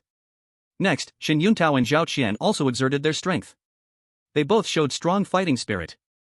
However, when the bewildered ancestor tree roared again, the wooden guardians seemed inspired. Their power and speed were enhanced once more. The Lu Xingzhou team fell into a bitter battle again. At this moment, the hope just kindled in the audience was again shattered. Oh my, it's still too difficult. They shouldn't hold on to fantasies. If even Chen Jinchi can't do it, they can only lose even worse. Sigh. Organizers, hurry up and save them, otherwise, they will only be collecting their bodies soon. In front of the television, Chu Qing's hands unconsciously clenched tightly. Out of nervousness, beads of sweat appeared on her palms. Come on. She silently prayed in her heart. Lin Yixue did not seem too nervous against the enhanced wooden guardians. Instead, she repeatedly used her Curse of the Ice Spirit skill, continuously restricting the enemy's movements while striking at the wooden guardians. Yet, each time her skill could only restrain 3 wooden guardians. Her magical recovery speed couldn't keep up with their speed to break free from control. Soon, Lin Yixue was pushed to the brink. The expressionless wooden guardians were getting closer to her, like tireless, unfeeling war machines. Lin Yixue's heart grew gradually tense, but she did not admit defeat. She pulled out a crimson pill from her inventory. This was a rare quality item made by an alchemist. Dragon Blood Pill. After taking it, it could greatly increase her 4-dimensional attributes for a duration of 3 minutes. It was precisely because of this pill that Lin Yixue dared to face Chen Jinchi in their one-on-one duel earlier. She was not unprepared. However, the side effects of this pill were quite obvious. It would lose her current level's experience. So, she would only use this pill when absolutely necessary. But the current situation was not optimistic. There was no choice, she had to use it. Thinking this, Lin Yixue was about to put the pill in her mouth. But just then, suddenly, the wooden guardians before her became frozen. Boom! Lin Yixue was slightly taken aback, unable to believe the scene before her. And it wasn't just her side. Even Sun Shi, Zhao Qian, and Shen Yuntao, while in fierce combat, found that the ferocious wooden guardians before them had suddenly turned into frozen popsicles by the terrifying frost. Everyone turned to look, only to see Lu Xingzhou standing like a fixed artillery on the shoulder of the bewildered ancestor tree. With an expressionless face, he unleashed fearsome ice storms in all directions. Chapter 80, Is this something a human can do? Lu Xingzhou's freezing attack immediately froze the wooden guardians. Moreover, at the same time, it dealt terrifying damage. Even for the rare class ice archer. It seemed that it wasn't this powerful, right? On the ground, wooden guardians one by one were frozen by Lu Xingzhou's extreme ice storm. Furthermore, compared to Lin Yixue's Curse of the Ice Spirit, Lu Xingzhou's freezing effect was clearly of a higher level. Once the wooden guardians were frozen, they couldn't even struggle. Goodness, they had directly become decorations. The audience, witnessing this scene, was left dumbfounded. Wait, is this right? How can Lu Xingzhou, a magic apprentice, have ice skill stronger than Lin Yixue's innate skill? How powerful is this? At this moment, the lost ancestor tree also noticed something was off here. Damn it, why is there always ice-type attacks on my shoulder, attacking my guards? Turning around, he finally saw that at some point, a human was actually standing on his shoulder. This is a damn insult. Roar! The lost ancestor tree was already filled with rage, and at this moment he wished he could slap this human to death. But who would have guessed? Lu Xingzhou just glanced at him and casually shot an extreme ice storm right in the lost ancestor tree's face. Boom! In an instant, terrifying frost froze half of the lost ancestor tree's face. Even the tremendous impact of the frost caused his almost 10-story high body to topple in the opposite direction. So noisy, I'll take care of you after I finish with your guards. Lu Xingzhou spoke nonchalantly, then continued freezing the surrounding withered wood guards. At this moment, the audience was completely dumbfounded. This guy is a bit too relaxed, right? A single shot like that? Can you show a little respect? After all, that is a damn 9th-tier boss. In the lounge outside the dungeon, Chen Jinchi was immediately taken aback. He saw that the Ice Frost skill Lu Xingzhou had casually cast seemed to have broken through the lost ancestor tree's defenses. This is simply outrageous. After all, even his evolved 5th-tier skill, Thought Energy Burst, couldn't do that. Lu Xingzhou, how does he have that ability? And the most crucial point is that the speed at which Lu Xingzhou used that ice skill is almost indistinguishable from a normal attack. There was no skill windup, nor skill cooldown. If one didn't know better, they would think he was just releasing a magic projectile. How did this guy do that?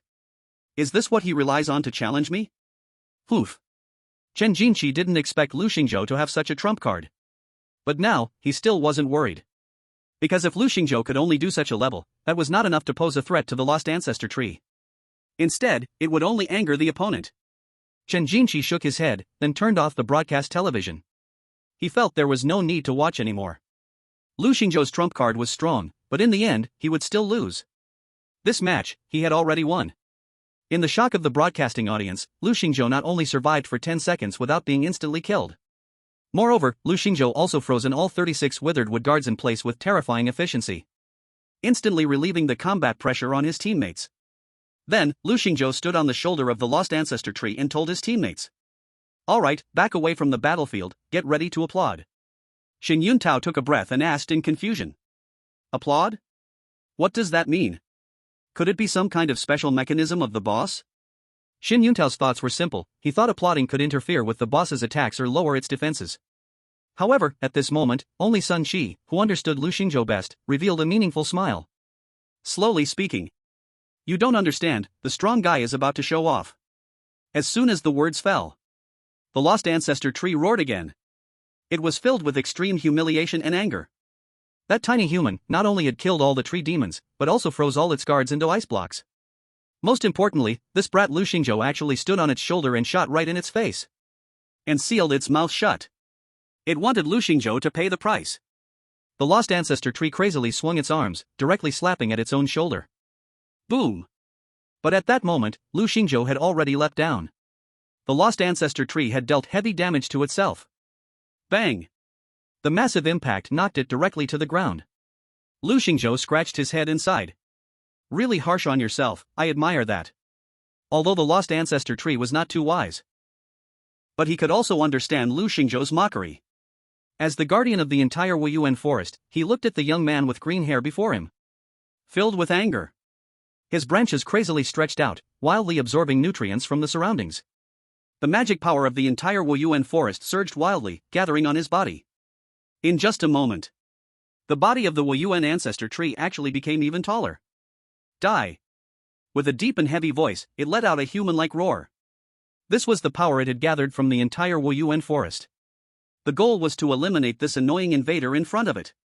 Seeing this scene, Lin Yixue, not knowing why, instinctively shouted without regard for her image, "Get away, it's very dangerous.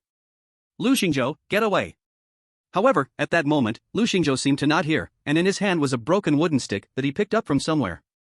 Then, he slowly spoke. "I'm a bit tired, so let's call it quits. Destruction, flame." In the next second, a towering flame surged out. Boom! Lu Xingzhou knew that the Wuyuan ancestor tree had high defenses, so this time he held nothing back. All-out firepower. At this moment, Lu Xingzhou directly infused all his magic power into this strike. Boom boom boom. This time, it refreshed all the spectators' understanding of Lu Xingzhou's flames. This was no low-level skill or little flame. This was simply the hell of extreme flames. Roar! The moment the Wuyuan ancestor tree touched the flames, it let out a painful roar. But its anger to kill Lu Xingzhou overcame the pain it felt in its body. It continuously reached forward, its gigantic palm still swiping down at Lu Xingzhou. And its massive body, engulfed in flames, flashed bursts of green light through the wooden textures. It was absorbing the power of the entire forest to heal itself. Die! Die for me! The Wuyuan ancestor tree constantly repaired its burned wounds while still swiping at Lu Xingzhou. But Lu Xingzhou remained completely unafraid. The tip of the starry eye burst forth with flames capable of burning everything. The vitality and defense that the Wuyuan ancestor tree was proud of. At this moment, they completely broke down. Even that dazzling green energy kept repairing its wounds. But it still couldn't withstand the terrifying damage caused by the destruction flame. In the end, with a desperate and unwilling roar, the Wuyuan ancestor tree fell. That huge hand close to Lu Xingzhou finally fell powerless to the ground. Bang! The flames dissipated, leaving only a ground covered in black ashes. Beside them, Xin Yuntao and Lin Yixue stood in shock. The scene before them, like an apocalypse, had given their young hearts a massive shock. Was this something a human could do? Chapter 81, How could the defeated still have the face to sit here? At that moment, the scene before them was like an image from the end of the world. The flames burning fiercely looked like they had come to hell. Just when they were mesmerized, Sun Qi poked everyone and said, "Applaud." At this moment, they finally understood why Lu Xingzhou had said to applaud earlier. It turned out he had long anticipated he could defeat the boss in one move. What tremendous confidence! Lin Yixue and Xin Yuntao extended their hands, hesitated for a moment. They clapped. Both of them appeared a bit awkward. However, Sun Qi and Zhao Qian had changed, as they had been carried by Lu Xingzhou for so long. The way they slid to their knees was incredibly practiced. Without needing a reminder, they sincerely started to applaud. Clap clap clap. It must be said, as the atmosphere builders. The two were remarkably on point. In the midst of cheers and applause, the players also heard the reminder sound from the dungeon. Defeated the boss-level monster, the Bewildered Ancestor Tree, Stage 9, and gained 12,000 experience points. Congratulations to the professional player Luxingzhou for triggering the hidden mechanism of this dungeon for the first time, activating the Stage 9 boss state. Congratulations to the professional player Luxingzhou for triggering the hidden mechanism of this dungeon for the first time, and for clearing the dungeon by defeating the Bewildered Ancestor Tree. Now issuing your unique hidden rewards. Congratulations, you have obtained the item, 3 Life Flowers, Starlight level. Congratulations, you have obtained consumables, Fog of Bewilderment, rare level, X10. Congratulations, you have obtained the weapon, Abyssal Wand of Bewilderment, dark gold level. Detected that you are leaving the dungeon while holding the Essence of Awakening, which has been exchanged for a Wood Attribute Crystal Core, level 15. Reward settlement is complete, you can choose to teleport out of the dungeon. Hearing the continuous system reward notifications in his ears, Luxingzhou nodded with great satisfaction. Not bad, this harvest is quite substantial. Items, equipment, consumables, all in one go. Especially the Starlight level quality 3 Life Flowers reward, which surprised Luxingzhou the most. This was the second Starlight level item he had ever seen, the first one was the Clear Moon Spring. But now that I think about it, the Clear Moon Spring doesn't really count. Because that's just a detoxification fruit worth more than 100 gold coins. The effect of this 3 Life Flowers, I must study it carefully when I go back. And just a moment ago, defeating the Bewildered Ancestor Tree directly granted him 12,000 experience points, which also surprised Luxingzhou. Because the Stone Giant King, which was a higher level than it, only awarded 1/10 of that experience. However, thinking it over, it makes sense. Because this is a survival-type dungeon. From the start, this dungeon was never expected to have someone defeat the Bewildered Ancestor Tree. So, granting more experience for defeating such an almost invincible boss of the same level is understandable. However, just as Luxingzhou was admiring his upgraded stats, he suddenly noticed something surprising. His Tri-Elemental Rebirth skill was actually in a usable state. You must know that ever since he mastered this skill, it had always been in a gray disabled state. And now, it had indeed become usable. This made Luxingzhou feel both surprised and delighted. He was already curious about this skill full of questions. Now, through a stroke of luck, had it been unlocked? How wonderful, how wonderful! But he was still unclear about what this skill actually did. So, Luxingzhou decided not to use it recklessly. He planned to examine it carefully when he returned home. As for the consumables and equipment, if he couldn't use them, he could sell them at the auction house later. That would also be a considerable income. The others didn't bother to clean the battlefield, as it looked like it had been bombed by an atomic bomb. There was nothing left, and there was no need to clean or tidy up. So Luxingzhou took everyone and teleported out of the dungeon. Outside the dungeon, the staff and medical personnel, ready and waiting, were stunned when they saw Luxingzhou and his team coming out unharmed. They had been waiting to provide help as soon as these students left the dungeon, so they hadn't watched the live broadcast of the competition. You guys didn't get hurt?" the leading staff member asked in shock. After hearing this, Sun Shi scratched his chin and then asked, "Hey, what do you mean? Not getting hurt is a good thing." No. The staff member was clearly stunned, realizing his expression was off, and hurriedly explained. "I was just a bit surprised because when Chen Jinqi's team came out, they were not doing well." In fact, what the staff member said was very euphemistic. How could Chen Jinqi's team state be so bad? Out of those 4 damn team members, 2 have already been corrupted, and the other 2 are on the brink of corruption. Their mental state is as if they have been awake for days, extremely fragile. Even the captain, Chen Jinqi's, has suffered serious injuries. So in the minds of the staff, they already had their assumptions. If Luxingzhou's team came out, they probably wouldn't be much better, right? However, the reality was vastly different from what they had envisioned. Where was Luxingzhou's team with anyone injured or looking haggard, or even corrupted? Every face was filled with excitement and joy, making someone think they had just returned from a spring outing. At that moment, Zhao Qian also spoke up. "How can Chen Jinqi's team compare to us? We have big shots in our team." As she spoke, her eyes secretly glanced towards Luxingzhou's side. Her gaze was full of admiration. And the first thing Luxingzhou did after coming out was to hold up Sun Shi's head and check himself in the mirror. "Hey, would you look at that? My hair color has returned? Brother Lu, could you please have some respect for us bald people?" Sun Shi defended his last bit of male dignity, saying.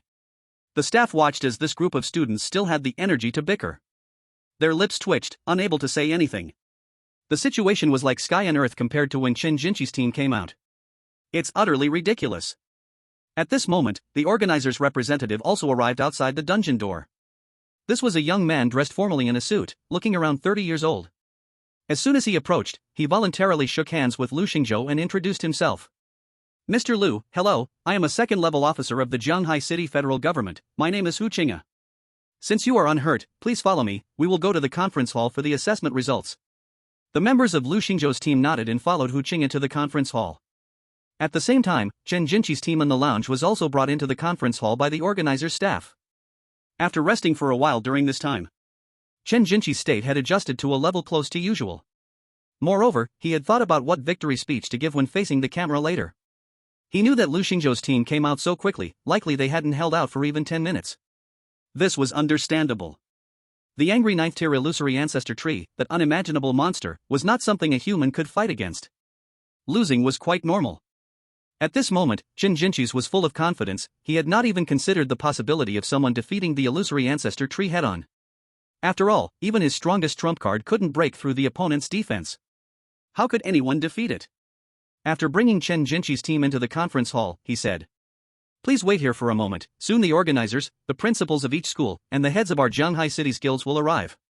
At that time, we will summarize and score this special training assessment." Chen Jinqi's nodded with a smile, and the other members of his team also nodded with slight anticipation.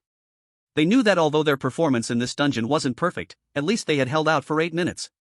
They should have won. And not long after they sat down. Lu Xingzhou's team also, under Hu Qing'a's lead, entered the conference hall. They sat right across from Chen Jinqi's. At this moment, it was unknown what Shi Xiuhu was thinking. Looking at Zhao Qian and Lu Xingzhou sitting opposite him, he suddenly blurted out, "How can the loser still have the face to sit here?" Chapter 82, He is barely worthy of his sister. As soon as these words were spoken, the entire meeting hall quieted down a bit. Zhao Qian and Shi Xiuhu were both students of Jianghai No. 1 High School. However, Shi Xiuhu always had his own pride. As the heir of a wealthy family, oh no, as the successor of a professional family, the Shi family had invested heavily in him. They spent nearly 2 million on his equipment alone. And what about Zhao Qian? Though her family was better off compared to Lu Xingzhou's family, it was still not as rich. Thus, he could never accept it. Why should the hard work of 3 generations of his family be caught up by her? Adding to that was Lu Xingzhou. That damn guy, who stole his equipment and made him look bad. A poor loser who runs a steamed bun shop, has barely awoken to a low-level profession, actually thinks he can step on his head? Why should it be? Actually, everyone has a problem, which is they see their own class as a matter of course. Once someone tries to squeeze into the same class from below, they will feel infinitely enraged. Because they feel their rightful benefits are being infringed upon.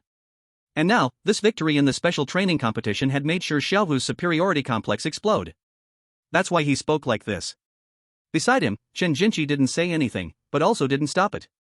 He had an expression of watching the fun, looking at Lu Xingzhou who was sitting across from him. At this moment, just as Zhao Qian was about to retort, suddenly, a big hand was placed on her shoulder. Lu Xingzhou pressed her down and then suddenly spoke out. "I think what he said makes sense. Losers indeed shouldn't sit here." Hearing this, the members of Chen Jinqi's team were slightly taken aback. This kid, does he really have such self-awareness? Now Shi Xiuhu was rendered speechless. Just when he wanted to say something more. In the conference hall, an old man with a weathered but determined face, dressed in a gray-black, sharp military uniform, walked in with a group. The moment Lu Xingzhou saw this old man, he felt a familiar feeling. He seemed like a character from an anime he had seen before. After pondering for a moment, Lu Xingzhou remembered. It was that guy known as the Silver Feng, Bangu. But this similarity wasn't in appearance, rather, it was in temperament. Beneath his weathered and calm exterior hid sharp, eagle-like eyes. And most importantly, Lu Xingzhou sensed a dangerous aura from this old man. As this white-bearded old man walked in, representatives of various major guilds, school principals, and journalists responsible for broadcasting all entered the venue in unison. Immediately, the entire meeting hall became lively. The white-bearded old man unceremoniously sat in the center chair of the hall, then he spoke in a deep voice. "Everyone take a seat, let's hurry up and complete the evaluation results of this special training." Lu Xingzhou looked around and suddenly locked eyes with a pair of eyes in the crowd. Those captivating eyes, adorned with graceful lashes, had a small beauty spot at the corner of the brow. Su Ruyan? Lu Xingzhou instinctively thought of that cold girl, but when he took a closer look, he realized it was not her. Not Su Ruyan, just someone who happens to look quite similar? Lu Xingzhou secretly glanced a few more times. The owner of those eyes did resemble Su Ruyan quite a bit. Although a few years older, she was just right. If Su Ruyan was a cold iceberg, then this one was a perfectly ripe peach. Different styles, but both were ones Lu Xingzhou had seen before. The kind of top beauty that is impeccable. However, Lu Xingzhou did not understand the gaze directed at him. Why is it so meaningful? Su Ruyan examined Lu Xingzhou a few times, silently giving him a score in her heart. Not bad, in person he looks better than on the television broadcast. It barely matches up to my sister. At this moment, Hu Qingge took the microphone and slowly began to speak. Please remain quiet, now we will start the summary of the special training assessment. Based on the performance of both teams in the instance, we will rate them. After the ratings, we will rank the performance of students from each school this year, as well as the school rankings. This will be used to determine the allocation of educational resources for next year. Finally, if any guilds have students they are optimistic about, they can issue a cultivation contract at the meeting, which will be backed by our Jianghai City federal government to ensure its effectiveness. Now, let's begin the scoring. As soon as the voice fell, the cameras of the reporters on both sides of the conference hall clicked rapidly. At this moment, Shi Xiaohu let out a cold snort. Lu Xingzhou, since the winners will be ranked, you might as well leave early. Don't end up embarrassing yourself in front of everyone, I'm afraid you won't be able to handle it. Upon hearing this, the reporters' cameras instantly turned towards this side. Oh, it seems there's actually a rivalry among these young geniuses? What a headline story. Facing Shi Xiaohu's provocation, Lu Xingzhou's expression remained as usual. Calmly, he slowly replied. Hey, just joking, how do you know you have one? How would I not know? If it's not me winning, then could it be you? Shi Xiaohu laughed, a mockery in his smile. Then, Shi Xiaohu slowly spoke, deliberately elongating his voice. You entered the boss room for just over a minute. You didn't even last 10 minutes. We also failed, but at least we lasted 8 minutes, so who else could win if not us? Don't forget, this is a survival type instance, just because you challenged a 9th tier boss doesn't mean you get extra points. Whoever survives longer will have a higher score, right? After this, the other members of Chen Jinqi's team also wore proud smiles. They all agreed with Shi Xiaohu's words. At this moment, Sun Qi and Zhao Qian looked at them with strange expressions. That expression looked like they were watching a fool. Sun Qi couldn't hold back anymore, just about to confront them. However, Lu Xingzhou reached out to stop him. To be honest, he hadn't seen enough of this foolish son's performance yet. Why the rush to expose him? So, Lu Xingzhou directly spoke, smiling as he asked. You didn't finish watching the broadcast, right? How do you know we didn't win? TCH, so what if I didn't watch? A minute isn't enough for anything, do you think you could defeat the boss and clear it? Shi Xiaohu looked disdainful. At that time, they were adjusting their condition and actively treating their injuries. So they simply turned off the TV that would distract them. Didn't watch. Lu Xingzhou shook his head and smiled, it was just as he guessed. They really were quite arrogant. At this moment, even Chen Jinqi couldn't help but speak. Lu Xingzhou, I know your strength is good, but admitting your defeat is also a stage everyone must experience in life. Weakness isn't scary, what's scary is not having the courage to face failure. Like me, although I lost to the bewildered ancestor tree, I have the courage to face failure, I am willing to acknowledge my shortcomings. And within a week, I will challenge this instance again, even if I face the second stage of the bewildered ancestor tree, I will last 10 minutes. This spirit will make me stronger and, while you will find the distance between us growing larger. There is still a gap even among geniuses. Lu Xingzhou quietly watched them show off. He said nothing. The reporters' cameras broadcast every word of their statements without missing a beat. The viewers who watched the whole broadcast wore expressions of excellence.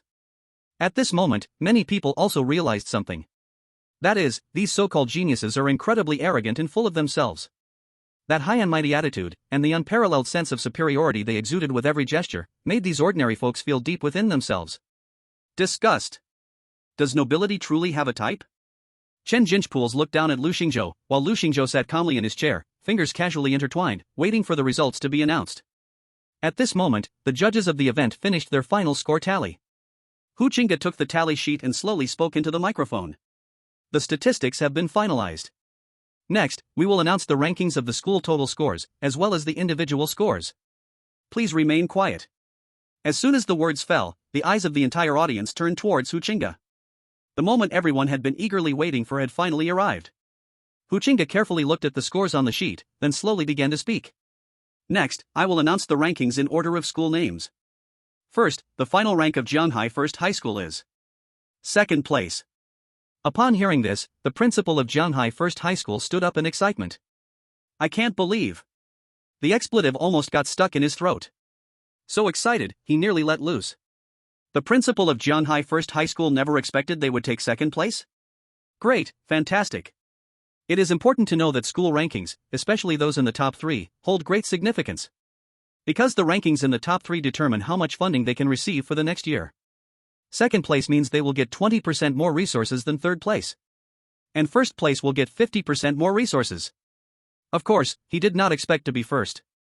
Getting second place was already a delightful surprise. At this moment, Chen Jinch turned to speak with a smile. I originally thought you would get second, but now it seems you can only take third. What a pity, Lu Xingzhou. Chen Jinch clearly still believed his performance was good. At this point, Lu Xingzhou calmly replied. Don't rush, listen to the results. The next second, Hu Qingge directly announced the rank of Jianghai Second High School. First, the final rank of Jianghai Second High School is first place. Let's give them a round of applause. Principal Chang Yuanshan stood up excitedly, his eyes full of undisguised joy and excitement. Facing the applause of the crowd, he thanked everyone with his hands clasped together. Thank you all. Ha ha. Some were joyful, while others were glum. Naturally, the face of the principal of the experimental high school turned dark. He knew exactly that Lu Xingzhou had defeated the confusion tree in stage 9 anger mode with absolute destructive power. And the many show-off comments made earlier by Chen Jinch only left the principal of the experimental high school feeling both awkward and furious. He wanted to step up and cover Chen Jinch's mouth, telling him to stop talking. Wasn't it embarrassing enough? But, in front of so many people, he could not do something so unseemly. He could only quietly listen as Chen Jinch continued to mock. Is that enough to slap people in the face now? Just when the principal of the experimental high school thought this matter had come to an end and prepared to grit his teeth and offer his congratulations, Chen Jinch suddenly stood up, slammed the table, and shouted. Wait. I am not convinced, I suspect there is a problem with your scoring. Jianghai number 2, how could it possibly be the first? Then what about our experimental school? Even if we are not first, how could we possibly be worse than Jianghai number 1? Chen Jinchi never even considered anything other than being first. But he also never thought that his words would offend everyone around him. Young man, what do you mean? How could Jianghai number 1 possibly be better than us? The principal of Jianghai number 1 crossed his arms and asked with a frown. Young man, how could Jianghai number 2 not be the first? At this moment, Chang Yuanshan also put away his smile and became very serious. And Hu Qingge lowered his voice to say. Chen Jinchi, please show some respect. Are you questioning the authority of our Jianghai municipal government? Hearing this, Chen Jinchi did not back down. On the contrary, he stood up and confronted everyone directly, saying, I refuse to accept this. I need an explanation. How come we clearly performed better, yet Jianghai number 2 was ranked first? Upon hearing this, Hu Qingge also got fired up. He glanced at the old man with a white beard beside him. Seeing the old man's calm face and no intention to stop him, he spoke up. Since you want a clear answer, I will tell you. Lu Xingzhou, Sun Shi, and Lin Yishua's individual scores are ranked first, third, and second respectively. While your scores, Chen Jinchi and Zhao Jinhui, are ranked 9th and 6th respectively. If it weren't for Zhao Jinhui's decent performance, your experimental school wouldn't even make the top 3 this year. Upon hearing this, Chen Jinchi was completely shocked. He was actually ranked 9th out of 10 people. How could this be possible? Chen Jinchi naturally couldn't believe it. He was the pride of Jianghai City. He was a super genius who had undergone a skill transformation. He was supposed to stand at the top of the profession. How could he lose so embarrassingly? Why is my score so low? Chen Jinchi clenched his fists, unable to control his volume. Even though he had just bragged to Lu Xingzhou that he could accept defeat. But in fact, for a proud person, admitting failure is against human nature. Just as Hu Qingge was about to state the basis for his judgment, the old man with the white beard, sitting in the main seat, suddenly spoke. Young man, since you want to ask how we scored, I will answer you. I admit you are one of the most promising talents I have seen in these years, but your performance among everyone can only rank 9th, which is not surprising. First of all, as a team leader, your performance is far behind that of Lu Xingzhou sitting across from you. In your mind, you always feel that your teammates are not as good as you, that you can solve all problems with your own ability, right? This is your problem. If your personal ability was really enough to solve everything, we wouldn't care how you express yourself. After all, geniuses have their own pride. But you are not as strong as you think you are. On the contrary, that Lu Xingzhou, whom you look down upon, crushed the final boss with his own strength. So, do you still want to ask me why he got first? As the old man spoke, everyone present listened quietly. No one wanted to refute him. At this moment, Chen Jinchi had a face full of disbelief, asking. What did you just say? Lu Xingzhou, he defeated that monster head-on? To know that he only fought against the second stage bewildered ancestor tree. However, it was extremely difficult for him to withstand 10 minutes under its attack. That guy, Lu Xingzhou, actually defeated the stage 9, bewildered ancestor tree head-on. But Lu Xingzhou and his team came out in just 1 minute. Could it be that they defeated the boss in just 1 minute?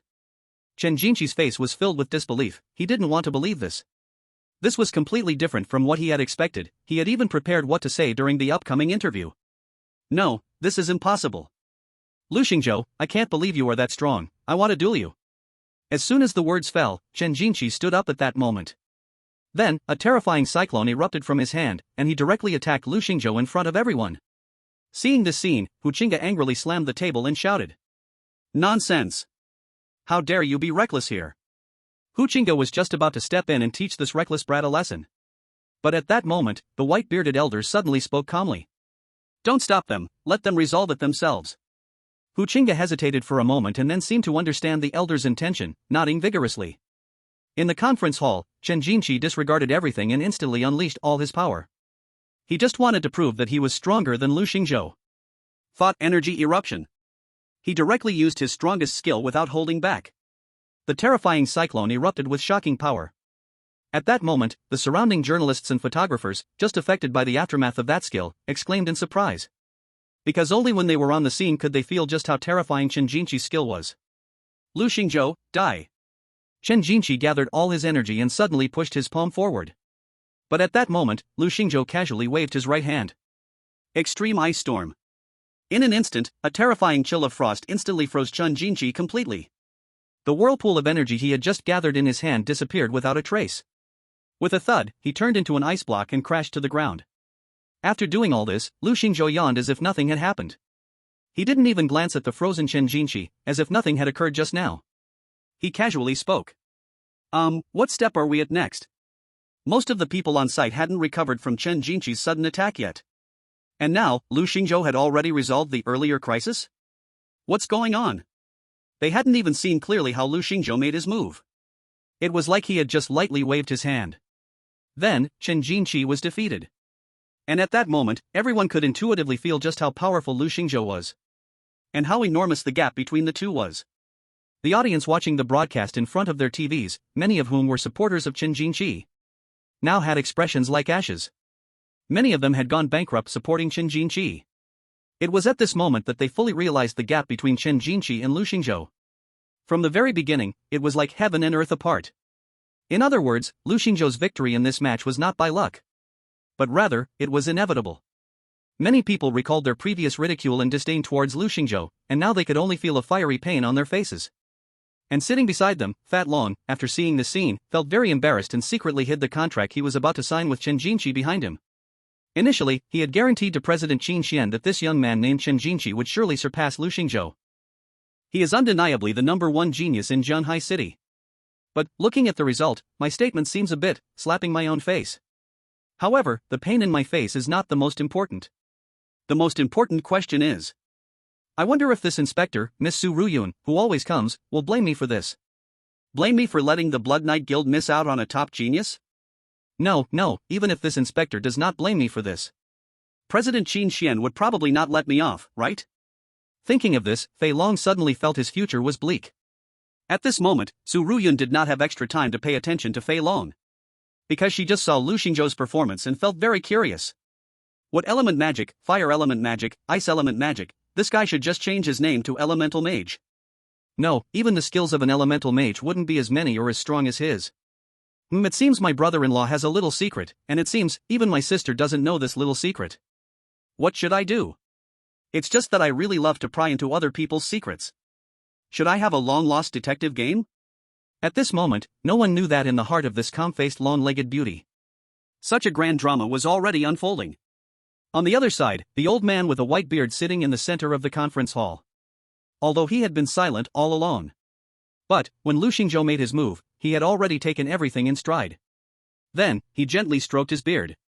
Then he called Hu Qingge over and whispered a few words to him. In fact, many of the controversies had already been resolved after Lu Xingzhou's move. What ranking is high or low? To put it bluntly, put you all together. Could you all defeat Lu Xingzhou?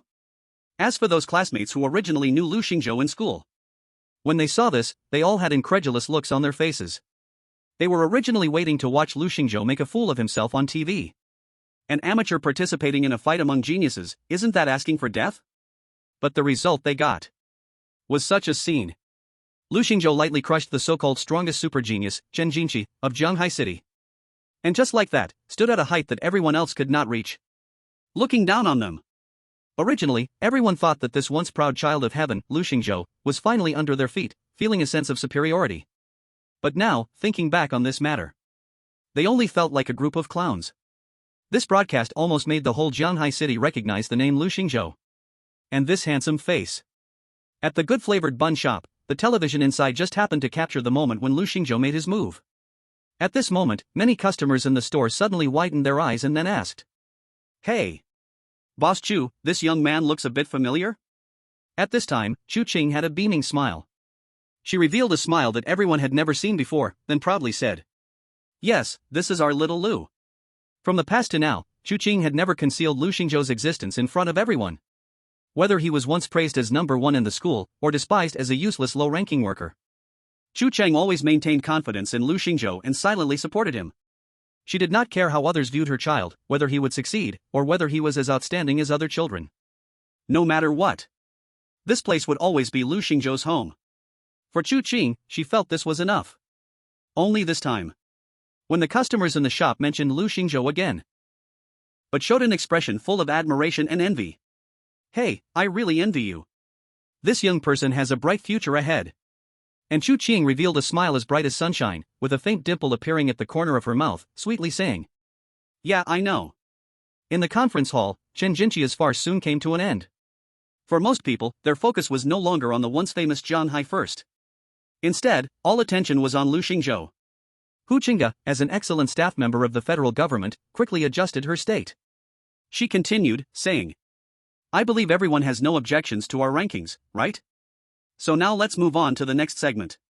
We will award training rewards to the top 5 students who performed the best in this competition, and sign exclusive reward contracts. After the federal government's awards are issued, each guild can choose to sign their own training contracts with them. Now, please come to the stage, Sun Qi, Lin Yixue, Zhao Qian, and Xin Yuntao." As soon as the words fell, everyone was slightly stunned. Especially Sun Qi, who was quite straightforward, thought someone was targeting Lu Xingzhou again. So he directly spoke. "Wait a minute, I want to ask about Brother Lu. Didn't we agree to reward the top 5 students? If there are rewards, why isn't Brother Lu's name included?" Upon hearing Sun Qi's words, Hu Qingge did not get angry at the other's bluntness, but instead smiled and said, "Regarding Lu Xingzhou's award, our General Bai has other arrangements." Upon hearing this, the eyes of the important figures in the room all turned to the old man with white hair in the center of the venue. In fact, Lu Xingzhou was also quite curious, as he had not heard anyone introduce General Bai's identity since entering the venue. However, from his every move and the reactions of others, it was clear that General Bai held an extraordinary status. After hearing this, Sun Qi did not ask more questions. Everyone then stepped onto the stage to receive the awards issued by the Zhanghai City federal government. The special training rewards were very generous. Even Xin Yuntao, who ranked 5th, received rewards worth 2 million gold coins.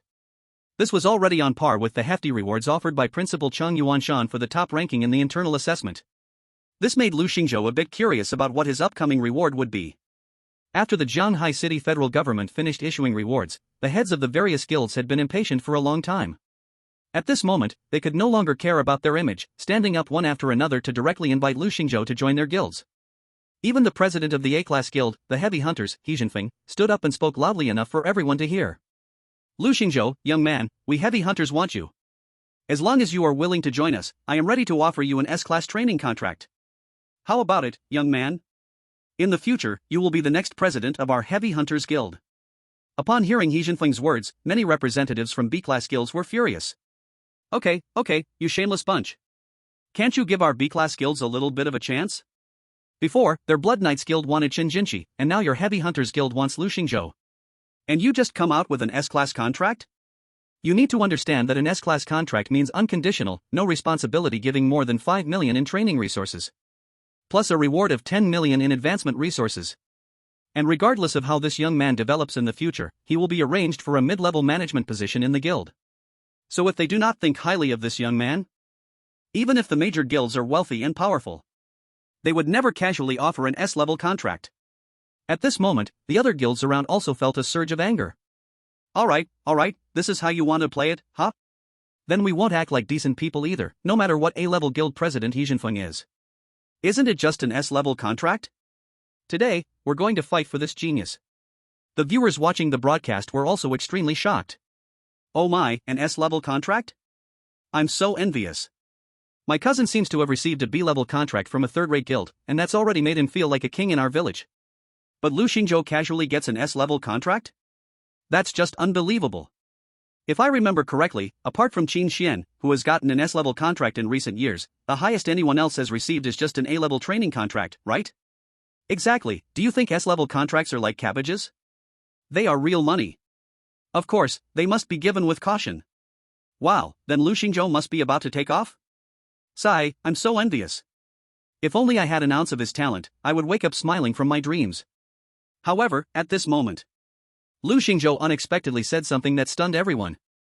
Thank you all for your kindness, but I don't plan to join any guild. Including your so-called S-level contract, I am not interested in the position of president. At the scene, everyone was dumbfounded. The various guilds had originally planned to compete for him. No one expected Lu Xingzhou would say such a thing. And at this moment, He Jinfeng's eyes narrowed slightly.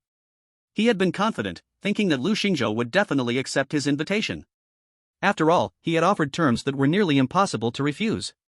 Lu Xingzhou, may I ask why you don't plan to join a guild? This is clearly an opportunity that many people dream of but cannot obtain. Lu Xingzhou shrugged and spoke casually. Because I think all the guilds present are trash. Then he glanced towards the direction of Fat Dragon and casually added. By the way, that includes you too, Blood Knights. As soon as these words were spoken, the entire conference hall was filled with dead silence. Chapter 85, I give you two choices. When Lu Xingzhou said this, representatives from the major guilds felt a surge of anger. Although you indeed have good strength, you are a bit too arrogant. Even Shen Jinchang wouldn't dare to speak like you. All the guilds present are trash? Damn it, that's a bit too presumptuous. Especially the Blood Knights Guild, which was specifically mentioned last. At this moment, both Qin Xian and Fat Dragon looked very displeased. Kid, I advise you to take back that statement, or else I'll make you regret it. Fat Dragon couldn't hold back anymore and jumped out to speak. But Lu Xingzhou's expression remained calm as he met Fat Dragon's gaze and said, I'm just stating what I believe to be the truth. Fat Dragon's chest heaved violently as he stared at this arrogant kid, his teeth gritting in anger. He turned to the side and complained to Su Ruhua, who was sitting elegantly in her chair. Miss Su, look at him, this brat actually dares to disrespect you like this. Fat Dragon was trying to find an opportunity to teach Lu Xingzhou a lesson. Now, he found the perfect chance to report him, hoping to use Su Ruhua's authority to give Lu Xingzhou a lesson. However, Su Ruhua now showed an indifferent expression and calmly replied. It's fine, I don't mind. You, what did you say? Fat Dragon was slightly taken aback. No way? This inspector from the headquarters isn't even angry? But since Su Ruhua had already said so, Fat Dragon found no reason to be angry and could only shut his mouth quietly. Hu Qingge saw the major guilds being scolded by Lu Xingzhou like this.